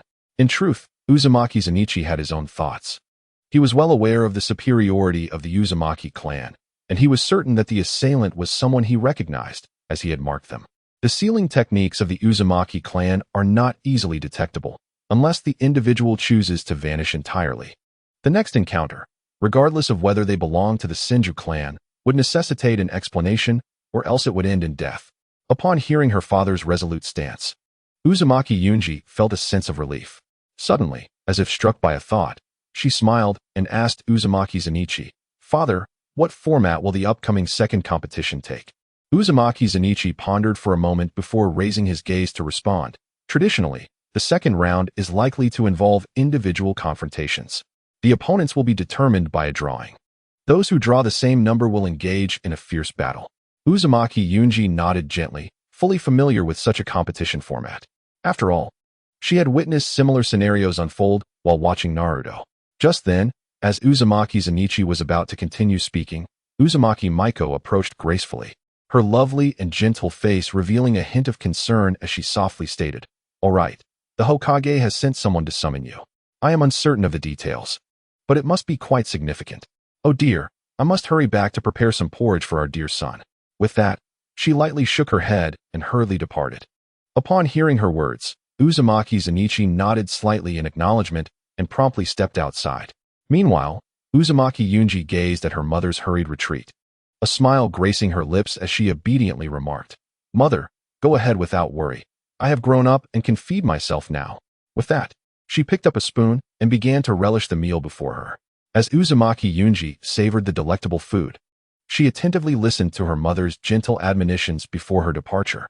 Those words were like a warm spring breeze, softly caressing her heart. Before long, Uzumaki Zenichi arrived at the entrance of the Hokage's office. Taking a deep breath to calm his slightly anxious demeanor, he gently pushed open the door and strode inside. The spacious and brightly lit room housed not only Hokage Senju Tobarama, but also several of his esteemed disciples standing quietly nearby. Upon seeing Uzumaki Zenichi enter, Senju Tobarama promptly rose to greet him, smiling as he said, "Uzumaki clan leader, you have finally arrived. Please have a seat."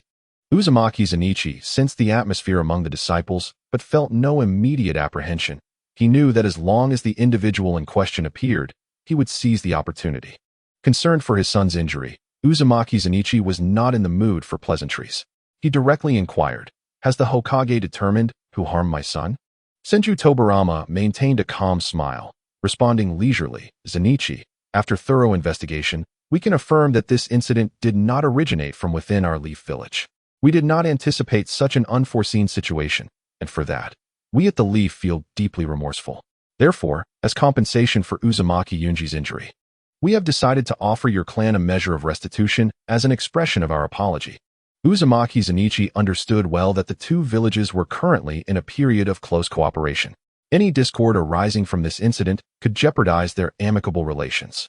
Thus, he suppressed his discontent and nodded in acknowledgement, saying, "In that case, thank you, Hokage. However, I will remember this matter." Senju Tobarama's gaze sharpened as he regarded Uzumaki Zenichi. Speaking steadily, originally, we had planned for individual competitions, but due to unforeseen circumstances, the format has changed. Now, each village must send forth a team to compete, with each team limited to 3 members. His words were calm and steady, yet carried an undeniable authority. Uzumaki Zenichi merely nodded in understanding, saying nothing further. He then turned to leave, his figure gradually fading from the view of those present. Once Uzumaki Zenichi departed, Senju Tobarama's gaze swept over the remaining individuals, eventually settling on Hiruzen Tsurutobi and Danzo Shimura as he solemnly stated, "Hiruzen, Danzo, you two remain for a moment. I have matters of importance to discuss with you." As he spoke, the others discreetly exited, leaving only the 3 of them. When the surroundings fell silent, Senju Tobarama resumed. "What are your opinions on the current strength of the Uzumaki clan?"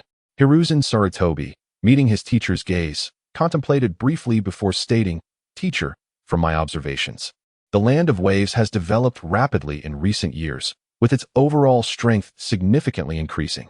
If left unchecked, it may pose a threat to us in the future. In my humble opinion, we should administer a suitable lesson to curb their expansion." Senju Tobarama listened intently, yet remained noncommittal.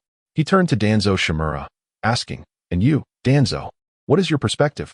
Danzo gently shook his head, a worried expression crossing his face as he replied, "Teacher, our greatest adversary at present is the Uchiha clan.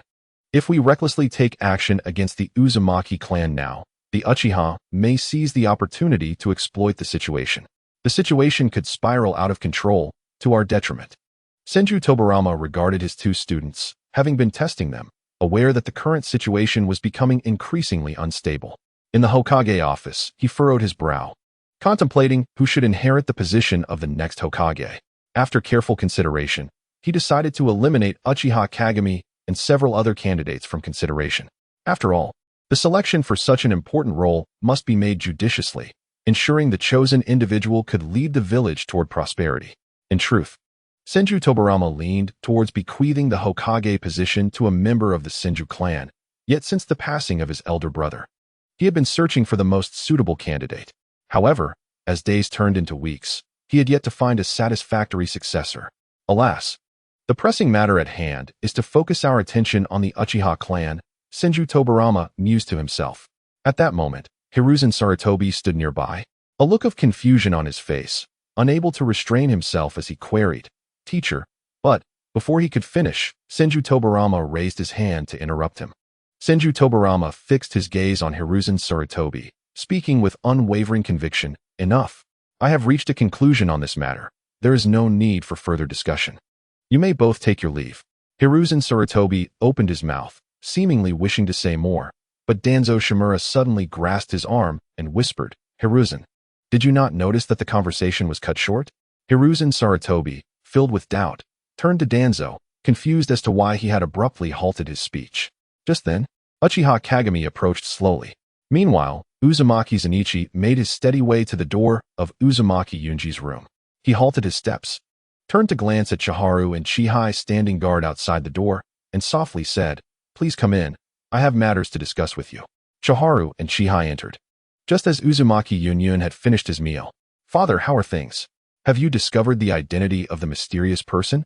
Uzumaki Seiji chose not to address that matter, but focused on them instead. Originally, the second round was to be an individual competition, but due to unforeseen circumstances, It has been changed to a team event. Each village will send 3 representatives, transforming it into a grand contest between villages. Yunyun was taken aback by this turn of events. Seiji looked at them and asked, "What do you think, Yun?" Uzumaki Maiko stood up and said, "In my opinion, we should refrain from participating. You are already Chunin. Take this opportunity to rest." Yunyun replied to his father, "I believe we ought to partake in this competition. I wish to witness the prowess of the younger generation." Maiko attempted to voice her thoughts, but was halted by Seiji. "Very well, we shall enter.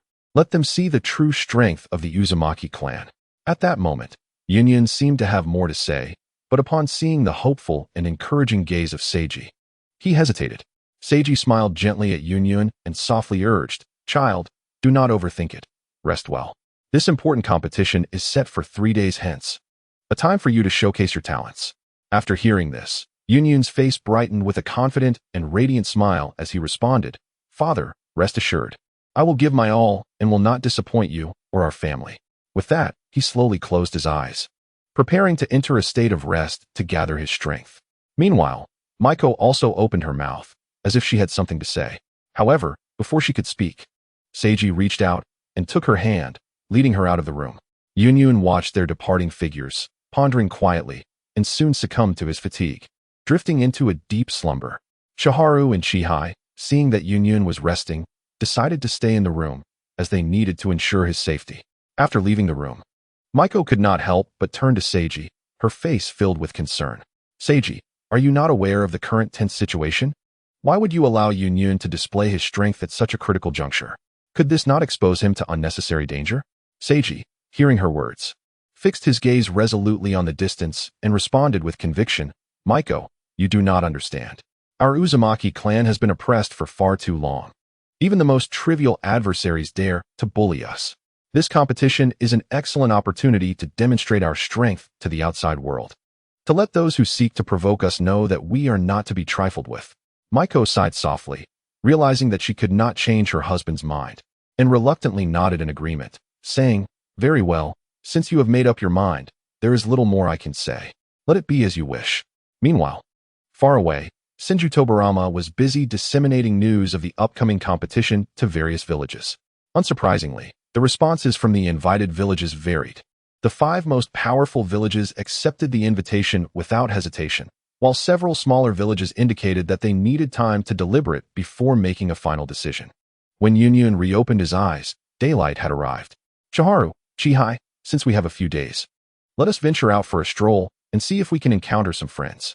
Chiharu, having previously witnessed the splendor of Konoha, was eager to go out, while Chihai, who was naturally more reticent, simply followed behind them. As Yunyun stepped outside, he sensed that someone was trailing him and recognized it as Konoha's Umbu. He said nothing. Yunyun indulged in food and drink, dismissing the presence of Konoha's shinobi without concern, knowing he could not harm them, especially in Konoha. Uchiha Fugaku, unexpectedly encountering Yunyun, intended to speak, but found Yunyun merely nodding in acknowledgement without uttering a word. Chapter 35. A discussion with Uchiha Fugaku. Uchiha Fugaku was taken aback, suddenly realizing that they were being covertly followed. He did not display excessive surprise, merely nodding slightly before departing. Understanding the circumstances of his Uchiha clan, he refrained from conversing with Yunyun. Meanwhile, Yunyun strolled leisurely through Konoha, appearing to wander aimlessly, yet his thoughts were anything but simple to decipher. At that moment, a member of the Uchiha clan rushed down the street and quickly spotted Fugaku. The individual approached Fugaku with rapid steps, a smile on his face, and respectfully inquired, "Young clan leader, how have you fared recently?" Fugaku recognized the person as one of his subordinates and nodded expressionlessly, then waved his hand, saying, "Enough. This matter does not concern you. I will rest here for a while and enjoy a cup of tea."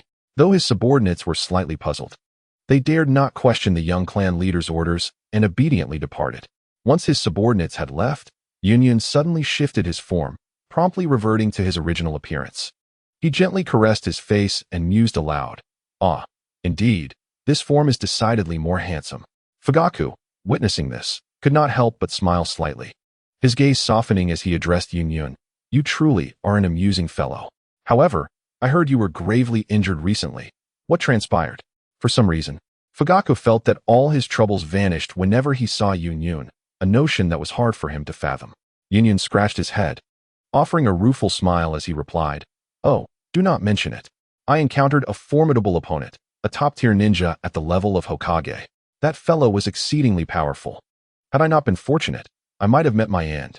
Fugaku contemplated for a moment and nodded, believing Yunyun's words. Given Yunyun's character and strength, he would not have sustained such injuries without facing a formidable adversary. "I see," he said.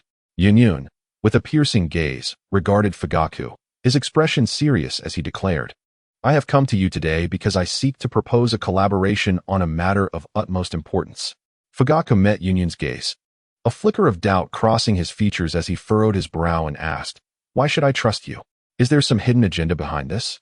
Fugaku was aware of his clan's situation. Although the second Hokage had taken Uchiha Kagami as a student, Fugaku understood that Kagami had betrayed the Uchiha clan. He held no trust in Yunyun's words and suspected that had the shinobi world been more stable, Senju Tobarama would have already taken action against the Uchiha clan. Thus, Fugaku realized he needed an ally, one that could prevent the annihilation of his clan, but he was cautious about provoking Tobarama, given that he was unaware of Tobarama's true strength. Yunyun understood that Fugaku was leaning towards cooperation but was still exercising caution. Therefore, he smiled gently and replied with calm assurance, "The reasoning is clear. Your Uchiha clan's position in Konoha is indeed precarious. I trust this matter requires no further elaboration. You are undoubtedly aware of it." Uchiha Fugaku is acutely cognizant of the current situation, yet he maintains a facade of composure. After a brief pause, he speaks slowly. "Allow me to contemplate this matter thoroughly. When you return to the land of whirlpools, I will provide you with a definitive answer." Uzumaki Yun nods slightly, indicating his understanding and agreement. He then swiftly performs a series of hand seals, executing a wondrous transformation technique that restores him to his previous appearance in the blink of an eye. In an instant, he vanishes, moving with the swiftness of a specter to a street corner, disappearing without a trace. Before long, Uzumaki Yun and his companions materialize before a bustling restaurant. Just as they step through the entrance, the real Uzumaki Yun stealthily returns, adeptly blending into the group. The entire process flowing seamlessly without alerting any of the Konoha surveillance personnel. As time passes swiftly, mere days slip away like fleeting shadows. On this particular day, Uzumaki Seiji strides confidently into the room, an ancient scroll in hand. His gaze settles on Uzumaki Yun as he softly remarks, "Yun, come and examine this." It contains the details of the villages participating in the upcoming competition. Upon hearing this, Uzumaki Yun rises and approaches his father, accepting the scroll and gradually unfurling it. He meticulously peruses the text, noting not only the illustrious 5 great villages, but also the lesser-known ones such as Uzumaki Village, Rain Village, and Takigakure. Among these, the Hidden Cloud Village is particularly formidable, renowned for being home to the semi-divine Hanzo of the Salamander. Takigakure, though currently not well known, is destined to produce a fearsome figure in the future, a man named Kakazu, whose ruthless reputation precedes him. Allegedly, he had even participated in the assassination attempt on the first Hokage, Senju Hashirama.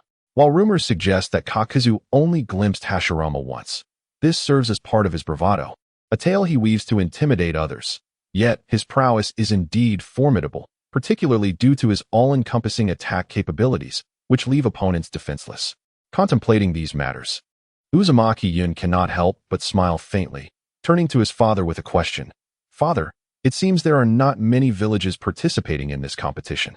I wonder, who from our Konoha will take the stage? Does Uchiha Fugaku have the qualification to represent Konoha?"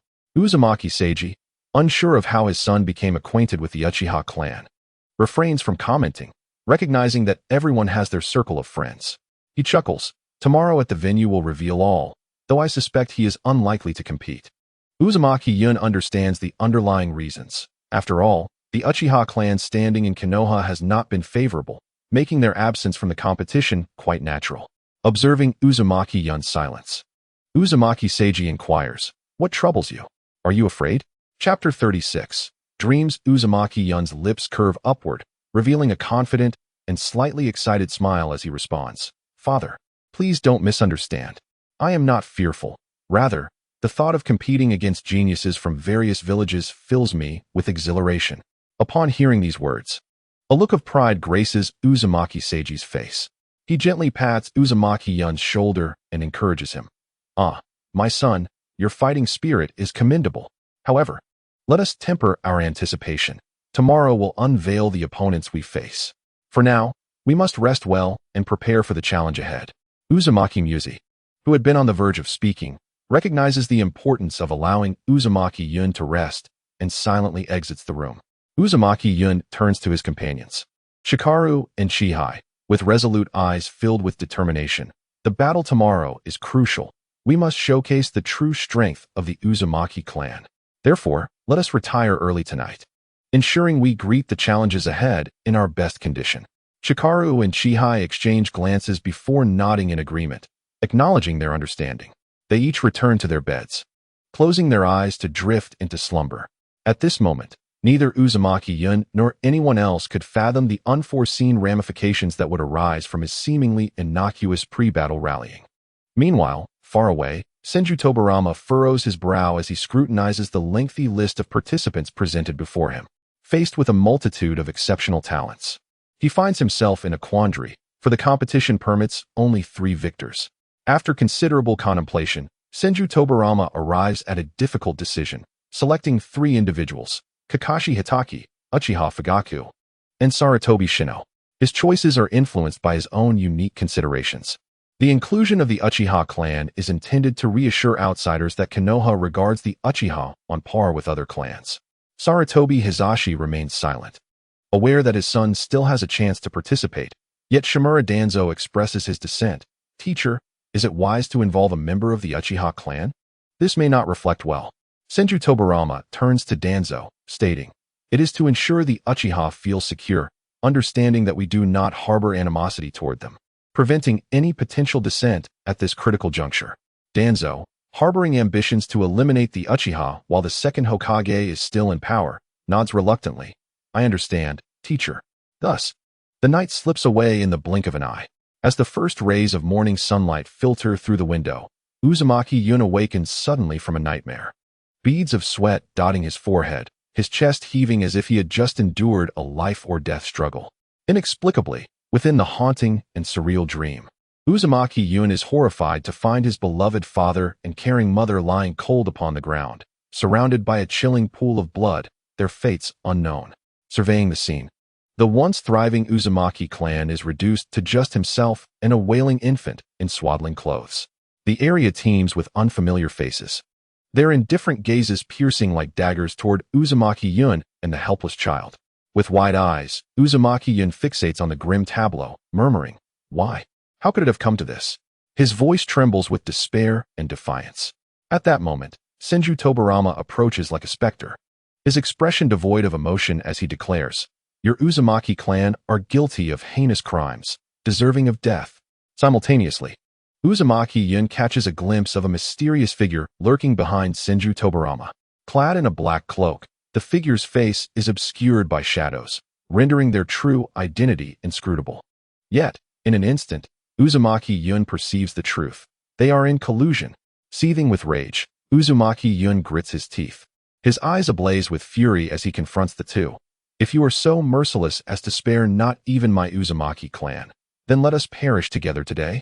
With that, he unhesitatingly produces all the long-preserved death masks from his possession. Just as Uzumaki-yun prepares to invoke the forbidden technique to summon the terrifying specter of death, the previously tranquil infant suddenly erupts into a piercing wail, a sound so sharp it seems to penetrate the very soul. The swirling cloud was startled by the sudden turn of events, his body jolting awake. Upon regaining his senses, he realized that a heavy pillow had found its way onto his chest.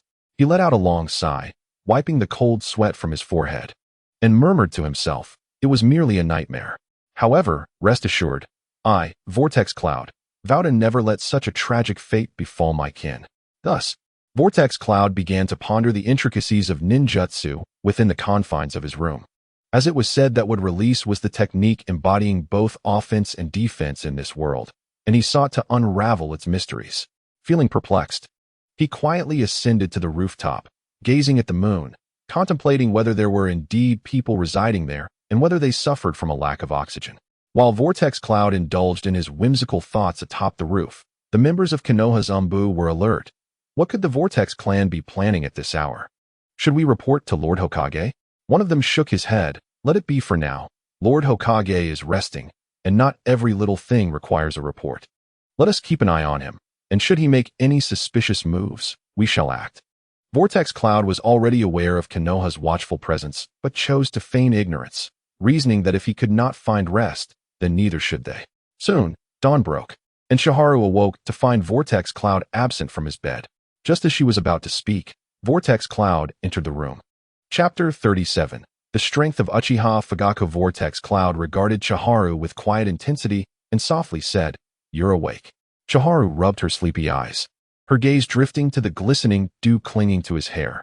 She expressed concern. "Young Master Cloud, you haven't been awake all night, have you?" Vortex Cloud's lips curled into a subtle smile as he replied, "Huh, where did you get that idea?" "I merely took a stroll early this morning." "The competition is about to begin. Are you feeling a bit anxious?" Shiharu shook her head vigorously, responding resolutely, "Young Master Cloud, I am not afraid at all. I will give my all in this competition to bring honor to our Vortex village." Vortex Cloud nodded in satisfaction, encouraging her, "Excellent. In that case, let us first enjoy breakfast. Fighting on an empty stomach is hardly advisable."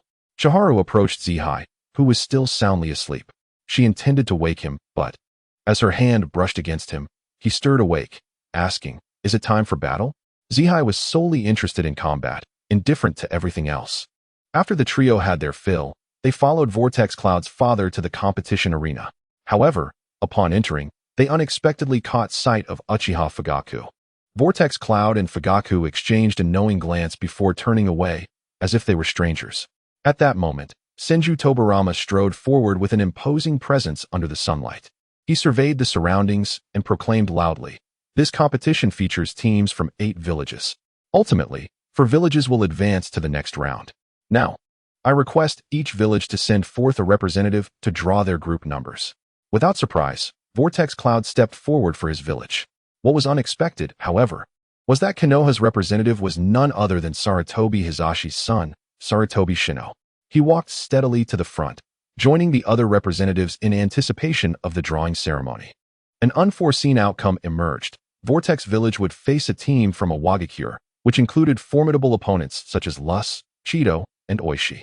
Vortex Cloud was somewhat familiar with these adversaries, and Vortex Village was slated to compete in the second match. Vortex Cloud discreetly observed the various factions, noting that Konoha's lineup was indeed impressive and formidable.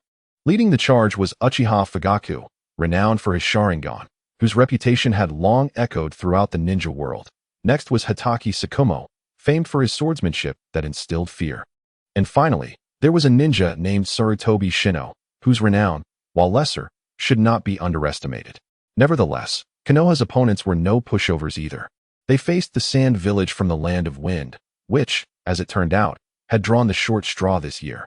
As Vortex Cloud had anticipated, the first match was Uchiha Fugaku against Yashimaru of the Sand Village. Notably, Yashimaru was not an ordinary figure. He was the formidable uncle of Gaara. Just as the two sides were about to engage in a fierce confrontation, everyone noticed Sarutobi Hizashi approaching, followed closely by 3 children. It was evident that these children would one day become legendary figures in the ninja world: Jiraiya, Tsunade, and Orochimaru. At that moment, Jiraiya wore a smile, teasing Orochimaru, "Orochimaru, who do you think will win this match?" Orochimaru merely glanced at Jiraiya as if he were a fool, but looked around nonetheless. This being the first exam of the year, the quality of ninjas is noticeably higher. Jiraiya, annoyed by Orochimaru's self-talk, exclaimed, "Hey, I'm talking to you. Did you not hear me? Are you deaf?" Just as he finished, Orochimaru retreated a couple of steps. Before Jiraiya could comprehend the situation, a fist flew toward him, sending him flying. "Enough of the noise. It's unbearable." The fist belonged to Tsunade, and Sarutobi Hizashi remained silent, his face reddening, clearly embarrassed by the incident. Shiharu approached Vortex Cloud, asking, "Young master, who do you think will win?" Vortex Cloud surveyed the arena and replied, "It's hard to say, but I believe Konoha will triumph. They are our formidable rivals. Let us observe their techniques, shall we?" Shiharu and Zihai nodded in agreement as Uchiha Fugaku stepped onto the field, and Vortex Cloud held high hopes for Fugaku, as he was destined to become the leader of the Uchiha clan. "Greetings, remember my name. I am Yashimaru." Before Fugaku could respond, 3 shurikens were hurled at him, each attached to a fine thread. Uchiha Fugaku was no pushover. Understanding Senju Tobarama's intentions, he unleashed the fire release, great fireball technique. A barrage of fireballs erupting like a sea of flames, obscuring Yashimaru's view and incinerating the chakra threads. Yashimaru took a few steps back, eyeing Uchiha Fugaku. Don't think it's going to be that easy. With that, the 3 shurikens flew again toward Fugaku. The battle is over. Yashimaru was pleased, believing the first match had concluded swiftly, thinking the Uchiha clan weak. However, Yashimaru was taken aback when the shuriken struck Fugaku, only to find no blood flowing. How is this possible? Why aren't you bleeding? Yashimaru was confident in his abilities, yet the result was difficult to fathom. Uchiha Fugaku stood calmly. It's over. Remember not to gaze into the eyes of the Uchiha next time. Fugaku's tone was unhurried, revealing no emotion as the illusion dissipated. And a kunai was poised at Yashimaru's throat. When did this happen? How did I not notice at all? Yashimaru was drenched in cold sweat, bewildered that he had fallen under an illusion without any awareness. Chapter 38. Chiharu takes the stage. Yashimaru gazed at the Uchiha Fugaku behind him, whose tomo glimmered with an enigmatic light, a profound sense of helplessness swelling within him. He slowly lowered his head and spoke in a low, reluctant voice. This time I have lost, but next time I will not be so easily defeated. After uttering these words, he bit his lip as if to crush the bitterness of his defeat and swallow it whole. However, Uchiha Fugaku seemed oblivious, offering no response, and turned away with an impassive expression, leaving only a cold silhouette behind. Yun, why did Yashimaru remain motionless from the very beginning? He just watched as that red-eyed shinobi from Konoha pressed a shuriken against his neck.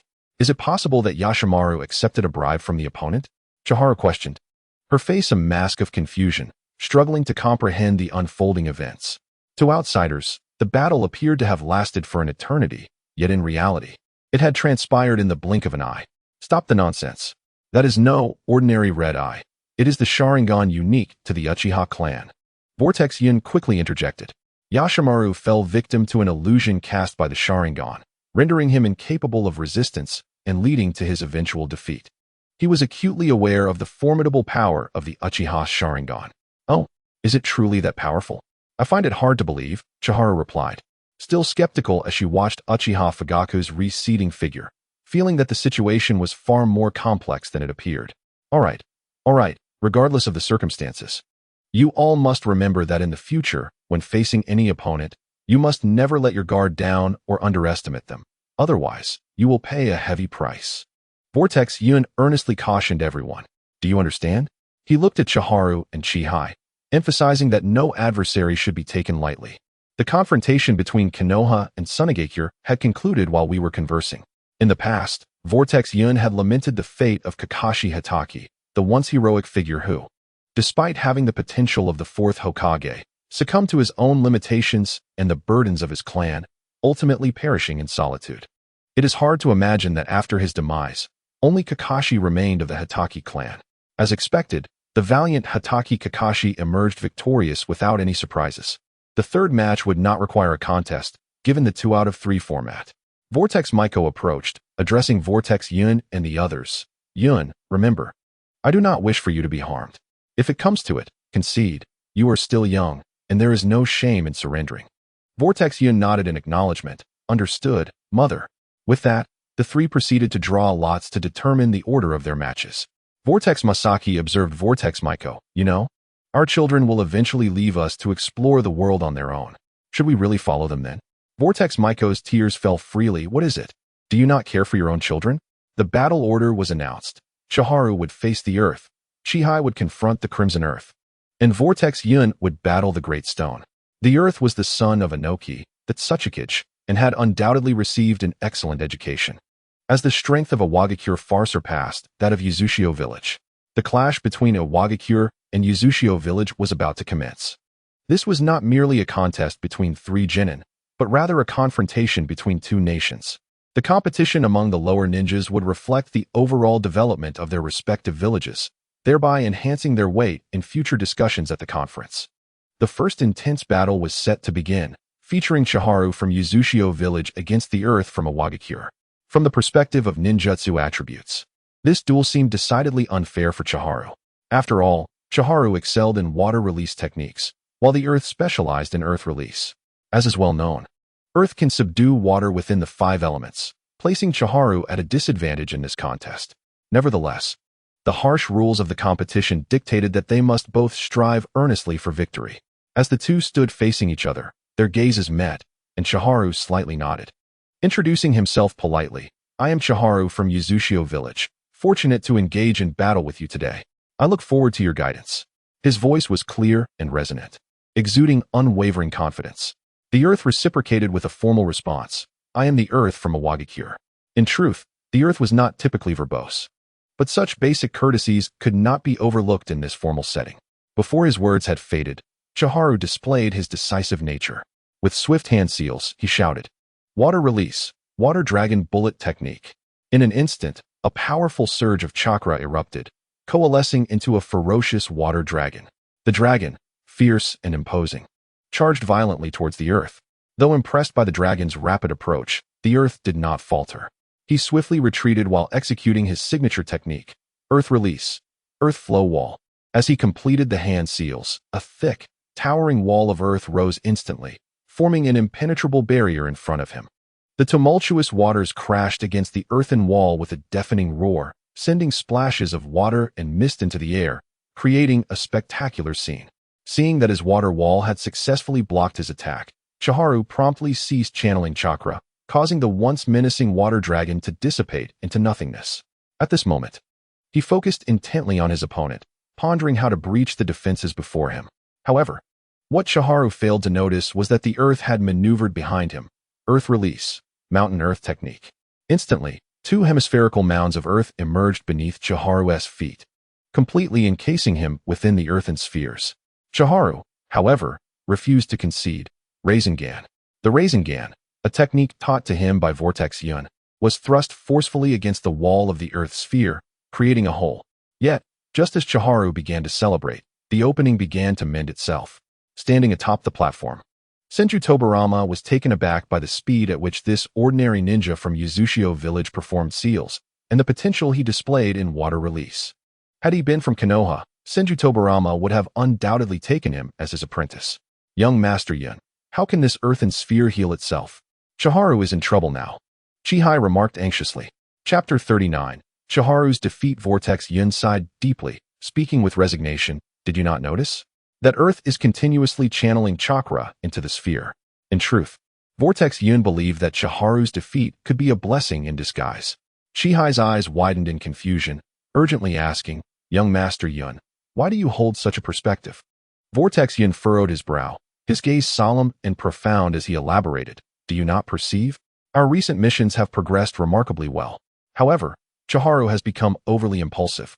If this continues, he will inevitably face dire consequences in the future. It may be better for him to experience this setback now, providing him with a valuable lesson, albeit without the threat to his life." Vortex Yun's words conveyed his concern and hope for Chiharu, as he earnestly wished for this experience to foster his growth. After all, this was merely a competition. The leaders of each village were observing, and it was exceedingly rare for lives to be lost. This was the opportune moment for Chiharu to learn a lesson. In the battlefield, there would be no second chances. Only death awaited those who faltered. "Oh, so that's how it is." Chihai nodded thoughtfully, then inquired, "Pray tell, where exactly lies the vulnerability of this earthen sphere?" After uttering this, he bowed his head, lost in contemplation, a habitual gesture he often displayed when pondering a dilemma. Vortex Yun gazed at the colossal mound of earth before them, a subtle smile gracing his lips as he softly remarked, "The answer is rather simple. The areas in close proximity are fortified due to ample chakra supply, while the distant regions undoubtedly suffer from a lack thereof. Therein lies its weakness. Given this knowledge, should we not inform Qian Shun?" Chihai appeared somewhat anxious, unable to bear the thought of Qian Shun facing defeat in the very first match. Moreover, he was keenly aware that revealing the true strength of their young master was out of the question. Just as Chihai prepared to call out, Vortex Yun swiftly covered his mouth, cautioning, "What do you intend to do, Chihai? Are you truly going to disclose this to him? If he finds himself on the battlefield or on a solo mission, who will convey this to him? Thus, it is imperative he learns to think independently." Vortex Yun too wished to inform Qian Shun, but ultimately restrained himself. After absorbing Vortex Yun's words, Jihai lowered his gaze. Understood, young Master Yun. Vortex Yun recognized that Qian Chun would not discern a method of counteraction, ultimately leading to Qian Chun's concession. The first bout concluded with a Wagakure's triumph. Approaching with head bowed, Qian Chun admitted, "Young Master Yun, I have lost." Vortex Yun refrained from reprimanding him. "It matters not. This was never your primary battlefield. The environment here seems somewhat unwelcoming to you. As a man, you shall prevail next time." Qian Chun nodded, yet a sense of disappointment lingered within him. He felt remiss for not contributing to the glory of the Vortex clan, thus failing both the young master and the clan leader. Jiraiya returned, face obscured by his hands. Noting Qian Chun's concession, truly, the scion of the Vortex clan. Not only is his chakra plentiful, but his hand signs are executed with remarkable speed. He nearly rivals that one, though his fate is rather unfortunate. Orochimaru shot a disdainful glance at Jiraiya, coldly retorting, "Enough. Will you not silence that incessant mouth of yours? Continue prattling on, and she may very well take action against you." However, Tsunade was wholly oblivious to their exchange, her complete focus fixated on Vortex Yun, her eyes brimming with curiosity and uncertainty. For reasons unknown, she perceived a shadow of someone familiar within Vortex Yun, yet the identity eluded her grasp. At that moment, a new contender, Jihai, stepped into the arena, facing none other than the future third Tsuchikige's bodyguard, Akatsuchi. It is worth noting that Akatsuchi was no ordinary adversary. He was a formidable strength-type ninja, his prowess not to be underestimated. As per tradition, the competitors introduced themselves before the match commenced. Vortex Yun observed Jihai with unwavering confidence. In contrast to the impulsive Qian Chun, Jihai exhibited remarkable composure. Among the trio, Jihai had always played the role of strategist, adept at analyzing situations and formulating countermeasures. Jihai fixed his gaze intently on the motionless Akatsuchi, contemplating briefly before decisively launching a probe. He swiftly formed hand seals and declared, "Fire release, fireball jutsu." Instantly, a barrage of blazing fireballs erupted forth, hurtling towards Akatsuchi like cannon fire.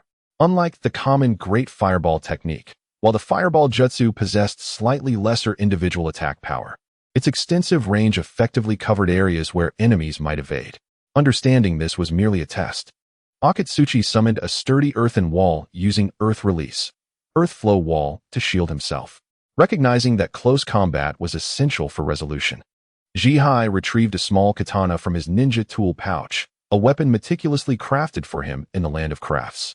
He infused a portion of lightning chakra into the blade and charged at Akatsuchi.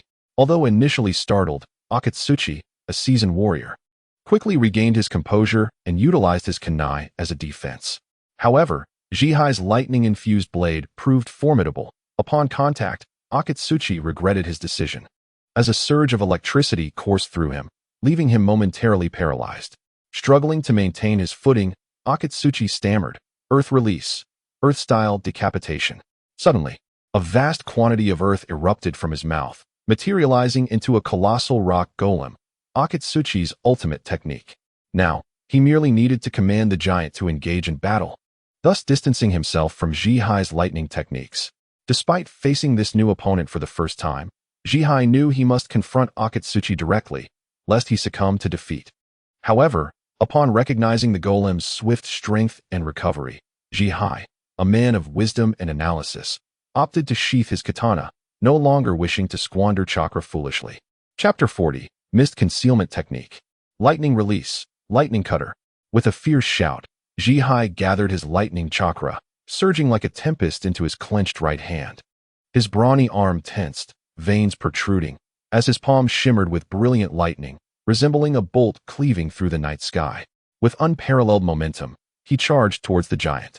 Caught off guard by this sudden and ferocious assault, the golem struggled to react, unable to evade effectively and left with no choice but to withstand the impact head-on. It is crucial to note that Akatsuchi, still in his youth, despite his exceptional talent, possessed a chakra reserve significantly inferior to that of adults. Consequently, after enduring a series of intense battles, his chakra began to wane, rendering him unable to maintain peak performance. As the two forces collided, a thunderous explosion reverberated, followed by a dazzling display of light and chaotic energy scattering in all directions. Under the overwhelming force of Jihai's lightning cutter, The seemingly indomitable giant crumbled like a sandcastle swept away by the tide, disintegrating into fragments scattered across the arena. With the giant's collapse, a dust storm erupted, obscuring the vision of all present, rendering it nearly impossible to ascertain the unfolding events. However, just as the haze began to lift, a pair of powerful hands emerged from the earth, seizing Jihai's feet. A deep, chilling voice resonated, "Earth release, inner decapitation technique." Before the words had fully escaped, those hands exerted tremendous force, dragging Jihai into the depths below. Then, a triumphant voice echoed, "Huh? Jihai, it appears you are destined for defeat. Your hands are now ensnared, and I shall relish watching you struggle to execute those formidable jutsu." Yet, an unexpected turn of events transpired. Emerging from the dissipating smoke was another figure, wielding a gleaming katana crackling with electricity, silently approaching Akatsuchi from behind, pressing the cold blade against his neck. "Oh, are you truly convinced that I am the one who has lost, rather than yourself in this contest?" The figure spoke with a confident and teasing tone, a smile gracing their face. It was only at this moment that Chitu awoke from his daze, realizing that what he had been dragged into was not the true intelligence of the sea, but merely a prepared piece of wood. The person standing behind him was the real embodiment of wisdom, and he had fallen into a carefully laid trap due to his momentary negligence. Chitu, a person of integrity, conceded defeat. After his admission of defeat, Jihai sheathed his katana, marking the end of the second match. Thus far, both Uzumaki Village and Iwagakure had one victory and one loss, making the final match the decisive one. In an effort to conceal his true abilities from his opponents, Uzumaki Yun had prepared a katana, a gift from his father upon returning from his first mission. He did not anticipate that the individual named Oishi was also a master of both physical and sword techniques, providing an opportunity to assess his progress from recent training with Uncle Yu. Upon meeting, Uzumaki Yun introduced himself with a smile, only for Oishi of Iwagakure to respond. "You are but a child of the Uzumaki clan. Prepare to witness my swordsmanship. Remember, swords are merciless, so surrender while you can." "Very well. Let me see what you can do," replied Uzumaki Yun. Though young, he remained composed and undaunted. His swordsmanship had been honed under Uncle Yu's special guidance. Oishi was taken aback to find their skills evenly matched. Realizing he could not afford to prolong the match, he knew that Iwagakure must secure a victory to avoid disgrace, especially since Uzumaki Village was not one of the 5 great villages. "Oh, Uzumaki brat, your abilities are commendable, but now I shall fight seriously." As soon as he finished speaking, he invoked a secret technique, the camouflage technique. With this, Oishi vanished, seemingly erasing his entire presence. Though a flicker of panic surged within Uzumaki Yun, he swiftly regained his composure. "Jihai, where has he gone? How can he just vanish?" Qianshun fretted, concerned for Yun's safety. Jihai scratched his head. "I do not know, but I trust that young Master Yun will prevail." Incredible, he disappeared just as he said he would. Uzumaki Yun deduced that Oishi must still be nearby and quickly retreated. He understood that continuing in this manner was not a viable strategy. Injury was inevitable. Yet surrender was not in his nature. "Your skills are impressive, but eventually, I will injure you. You should concede." Oishi's voice echoed from an indeterminate direction. Although Uzumaki Yun could not pinpoint his location, he smiled. "Are you certain I do not know your position? The outcome is not as certain as you think." He aimed to provoke Oishi, to instill a sense of urgency within him. Oishi, recognizing that Uzumaki Yun had him at a disadvantage, thought, "Arrogance is something I rather enjoy." Just as Oishi prepared to strike, Uzumaki Yun had an epiphany. If he could not see Oishi, then neither should Oishi see him. Water release, water flow technique. A small stream of water materialized through his chakra. Oishi assumed that Uzumaki Yun was attempting to observe his footprints, dismissing it as childishness. Without uttering a word, Uzumaki Yun grinned and declared, "Is that so? Let us see if I truly am so naive." Water release, mist concealment technique. Using his chakra, he summoned the water to create a thick fog, obscuring visibility for all outside. Young Master Yun is so clever. Now neither can see the other, ensuring fairness, Qianshun exclaimed, still feeling somewhat weak, but refusing to rest. Chapter 41. Match termination. Uchiha Fugaku stood silently at the edge of the arena, his gaze fixed intently on Uzumaki Yun. Despite having witnessed his prowess before, today's demonstration left him in silent awe. Uzumaki Yun's hands moved with astonishing speed, weaving hand signs as swiftly as lightning. almost too fast for the naked eye to follow. Meanwhile, Senju Tobarama watched closely, recalling the words of Sarutobi Hiruzen, who had remarked on the formidable and enigmatic nature of the Uzumaki clan, suggesting they ought not to persist in this world. In this moment, Tobarama found himself in reluctant agreement with that sentiment. However, he still believed that compared to the Uzumaki clan, the Uchiha clan posed the greater threat. For they were the lineage of Uchiha Madara, capable of matching the first Hokage in battle, thus rendering the Uchiha a perilous group. Observing the unfolding situation, the dense fog enveloped the arena. Oishi's secret technique relied on manipulating his chakra to blend with nature's flow, allowing him to become concealed. Yet, amidst the thick mist, Oishi's figure began to emerge, while Uzumaki Yun seemed to vanish like a specter, entirely hidden from view. Had Oishi possessed the wind release technique, he could have dispersed the fog with ease, but alas, he was ignorant of such arts and found himself powerless against the obscurity. Yield, this is merely a contest, came Uzumaki Yun's calm voice from the depths of the mist. Suddenly, two sharp sounds sliced through the air as two shuriken, glinting with cold light, shot forth from the fog and landed precisely at Oishi's feet. Uzumaki Yun intended to convey a clear message. He was fully aware of Oishi's position. This display not only showcased his formidable abilities, but also preserved Oishi's dignity, achieving a dual purpose. Oishi, visibly shaken, gazed into the distance and muttered, "I concede." With that, he lowered his head. Upon hearing Oishi's admission, Uzumaki Yun dispelled the mist concealment technique, finding himself merely 2 or 3 steps away from Oishi. The latter was drenched in cold sweat, taken aback. What? He was only 2 or 3 steps away. The voice I heard was but a shadow clone. This Uzumaki Yun is truly cunning. Had this been a real battle, I would have perished. The second duel concluded with the victory of the Land of Whirlpools. A surprising turn of events, as no one anticipated participants from outside the 5 great villages to advance past the first round. Subsequently, Kumogakure and Kirigakure entered the final 4.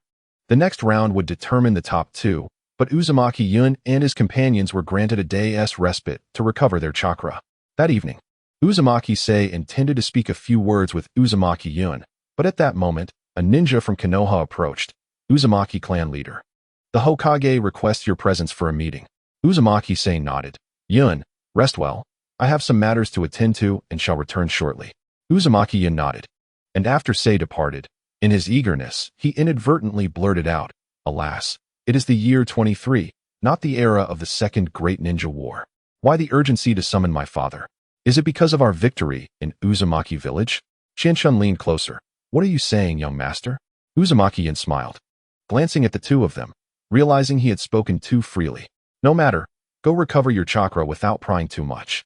Meanwhile, Uzumaki Sei arrived at the Hokage's office, where, besides the Hokage, several other village leaders were present. "Sei, you're a bit late," remarked the Hokage. Uzumaki Sei nodded. "I was delayed by some matters. May I inquire as to why we were summoned?" Sensing the unusual atmosphere, Uzumaki Sei chose to remain silent as he took his seat. At this moment, Senju Tobarama, as the host, rose to his feet. For reasons unknown, a malevolent force has emerged, wreaking havoc in both Iwagakure and Kirigakure. The purpose of this competition has been achieved, and I have decided that it shall come to an end. Uzumaki Seiji refrained from voicing any objections. After all, his village, Uzumaki, had secured a place in the top 4, which was sufficient. The inaugural grand tournament would thus conclude without resolution. Yet no one would dare to protest given the strength of Konoha. Upon his return, Uzumaki Seiji entered the room of his child, Uzumaki Yuki. "Yuki, are you asleep?" Uzumaki Yuki was in the midst of recovering chakra. "Father, I am not yet asleep." "What is it?" Uzumaki Seiji observed Yuki and Chikage as they restored their chakra. "The competition has been cancelled. We shall rest for 2 days, and then return to our village." Yuki had intended to inquire further, but hesitated. Instead, she looked at Uzumaki Seiji. "Father, when shall we return? I find myself longing for home." Uzumaki Seiji addressed Uzumaki Maiko. "Tomorrow, we shall pay a visit to Lord Hokage and share a meal. If you do not wish to linger here, we can set off in a couple of days." Uzumaki Maiko turned to Uzumaki Yuki. "That won't do. Have you forgotten that Lord Mito expressed a desire to meet you? I was thinking of visiting tomorrow." Uzumaki Seiji dared not oppose. Yet Uzumaki Yuki sensed something amiss. uncertain if her arrival had altered the course of history. However, the Second Great Ninja War had yet to commence. She understood the necessity of her diligence, for, according to the original narrative, the destruction of Uzumaki village was imminent in the coming years. The night swiftly passed, and Uzumaki Seiji led Uzumaki Yuki to meet the Hokage. This marked Yuki's second encounter with the Hokage, the first occurring just before she nearly lost consciousness. This time, she also encountered the future Hokage, Sarutobi Hiruzen, and the commander of Root, Shimura Danzo. The remaining individuals were unfamiliar to her. Senju Tobarama regarded Uzumaki Yuki. So, this is Yuki. I observed yesterday's battle. It was quite thrilling. Would you be interested in coming to study in Konoha?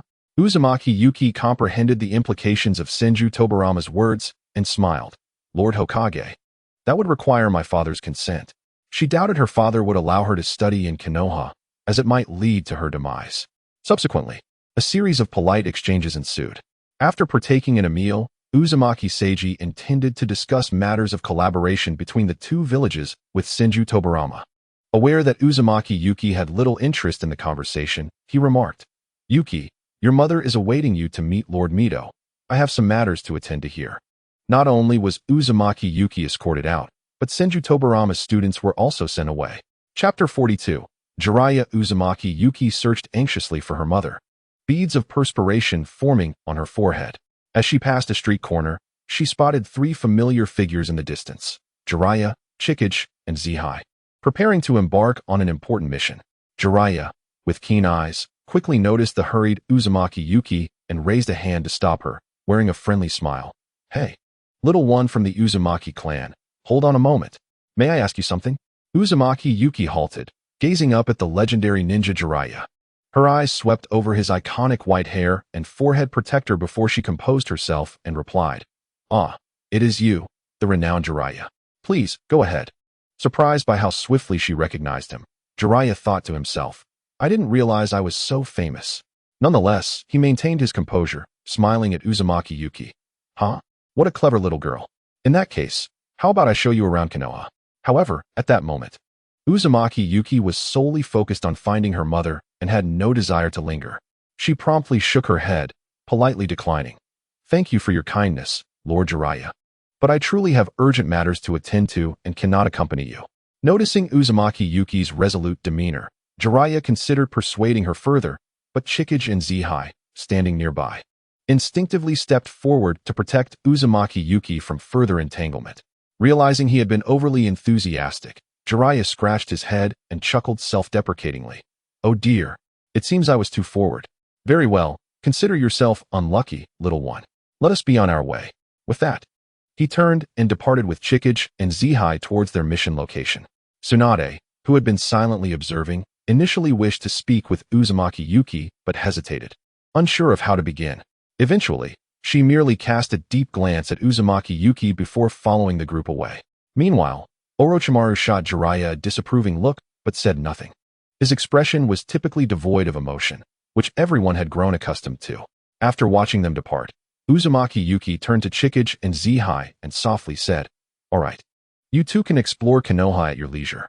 Understanding her unspoken intent, Chikage and Zihai nodded and began to wander through the village with keen interest. Uzumaki Yuki eventually found her mother. Mother, where are we going? Uzumaki Maiko smiled. Yuki, did I not mention?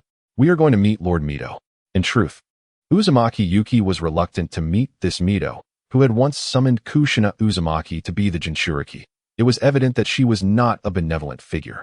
The destruction of Uzumaki village was also tied to her, considering that Kushina had been merely a child at the time. How could she have ventured out alone? Thus, Uzumaki Yuki harbored feelings of resentment and aversion towards Mito, yet she understood the futility of opposing her mother's wishes and complied, hoping to learn more about this Mito. After a considerable journey, they arrived at a bustling and vibrant residence. Once they arrived, Uzumaki Maiko politely addressed the guard at the door. Please announce our arrival. Uzumaki Maiko and her son, Uzumaki Yuki, wished to pay their respects to Lord Mito. The guard nodded slightly and swiftly entered the house. Shortly thereafter, he reappeared and announced, Lord Mito requests the two of you to enter. Thus, Uzumaki Yuki followed closely behind her mother as they stepped into the residence. Upon entering, Her gaze fell upon a woman seated at the center of the main hall. She appeared kind and approachable, undoubtedly Lord Mito. Despite the passage of time leaving some traces on her face, her overall demeanor remained vibrant, likely due to the Uzumaki clan's prolonged lifespan. "Yuki, quickly greet Lord Mito." Uzumaki Maiko urged gently. Heeding his mother's words, Uzumaki Yuki bowed respectfully. "Lord Mito." At that moment, with his keen sensory abilities, Uzumaki Yuki detected a powerful and malevolent force lurking within Mito, a presence he instinctively recognized as the legendary Nine Tails. Almost simultaneously, Mito seemed to sense this anomaly, intent on uncovering its source. Fortunately, Uzumaki Yuki reacted swiftly, suppressing his aura and feigning nonchalance, as if nothing had transpired.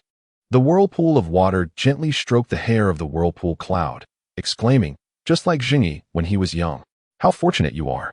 The whirlpool Muzi smiled and replied, "Lord Mizu, we may have to leave tomorrow." After exchanging a few more words, the whirlpool cloud sat there quietly, eager to discern what the whirlpool water had in mind. As the whirlpool Muzi prepared to depart, the whirlpool water looked at her and said, "Be sure to inform me the moment you give birth. I shall come to visit without fail." The whirlpool Muzi did not ponder much on this, but the whirlpool cloud sensed something amiss. Indeed, after the mother and child had left, the whirlpool water gazed outside and was met by several figures in black clothing. "Master," they greeted. These individuals were the foundation left to the whirlpool water by Senju Hashirama. They did not belong to the Umbu or root, and their families were unaware of their activities. The whirlpool water instructed them, "You must infiltrate the whirlpool village and keep a close watch on the Jingi family. However, under no circumstances should you reveal yourselves unless I contact you. Do you understand?" They accepted the orders without question and swiftly vanished, each returning home to gather their belongings for the journey to Whirlpool Village. The Whirlpool Cloud was unaware that after stepping outside, he said, "Mother, I am off to find Qianshun and Jihai. We are about to return." Chapter 43. The Gift. The Whirlpool Muzi nodded slightly, earnestly advising, "Remember not to have too much fun, all right?" The Whirlpool Cloud hurriedly nodded in response. "Understood, Mother." He merely wished to wander a bit, as the intensity of battle had been mentally exhausting. Most importantly, he sought to uncover the identity of the mysterious individual from earlier, for he posed a significant threat. Unbeknownst to him, it seemed that no one from the village was following him as usual. The Whirlpool Cloud had expected Umbu members to protect him, but now he found himself alone, feeling somewhat unsettled. He strolled aimlessly down the street, his gaze wandering, when suddenly, a familiar and striking figure caught his eye. It was Hatake Tsukumo. He still exuded charm and grace. Feeling a surge of excitement, the Whirlpool Cloud approached Hatake Tsukumo.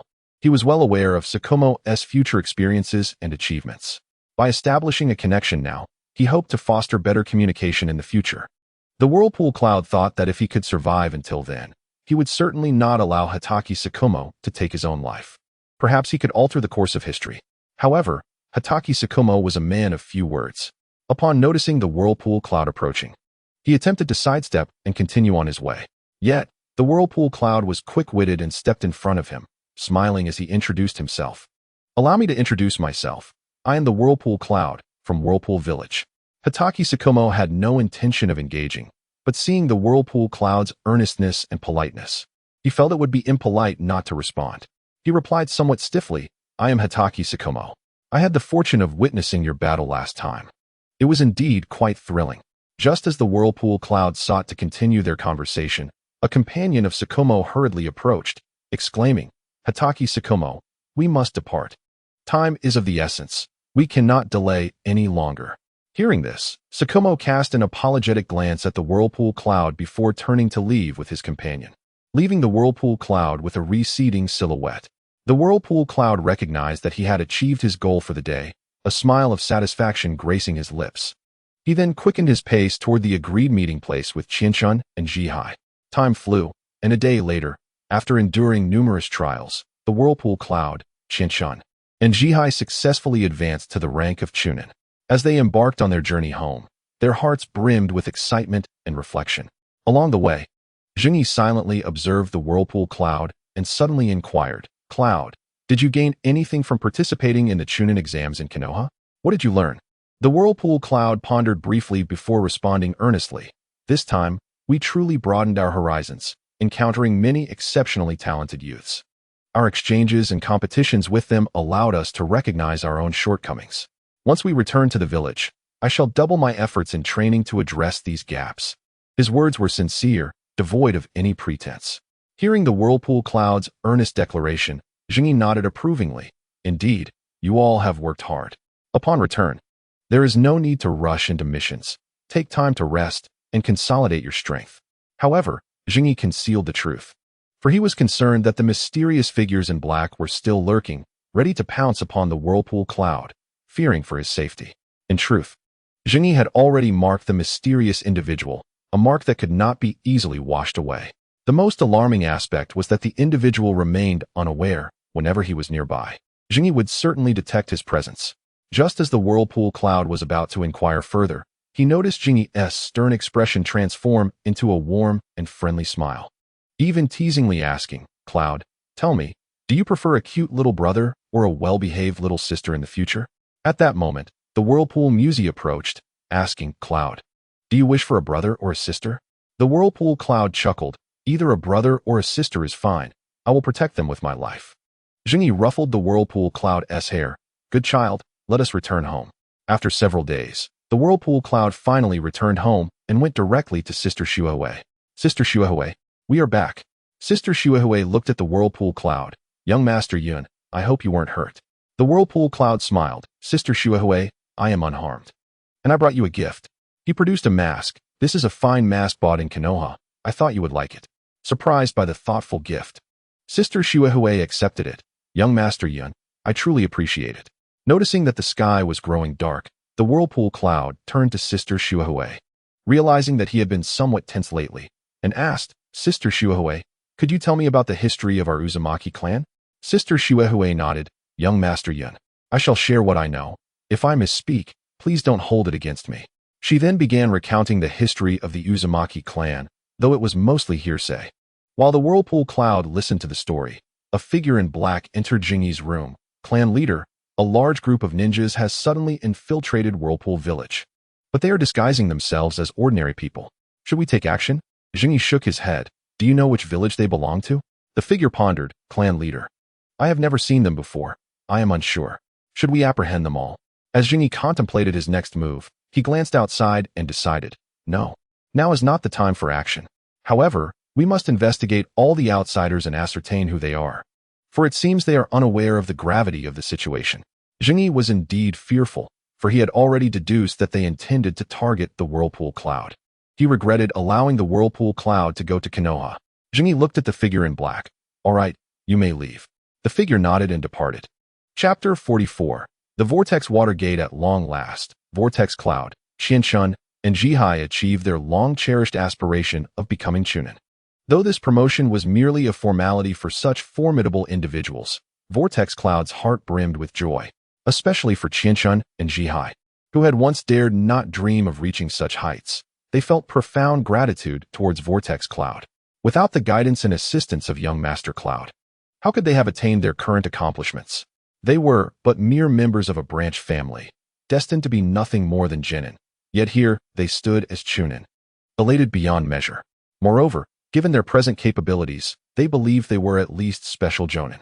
Qianshun and Jihai had made a pact to diligently train, vowing to protect young Master Cloud, even to the point of sacrificing their lives without a trace of resentment.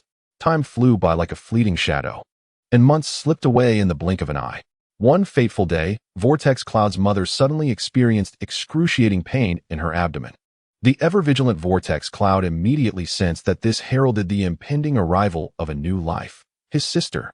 At that moment, Vortex Seiji stood anxiously outside the door when a mysterious figure clad in black approached him, whispering, "Chief, those strangers lurking outside have suddenly made their move."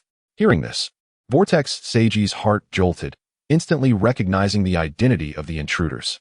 They were, in fact, from Konoha Gakure.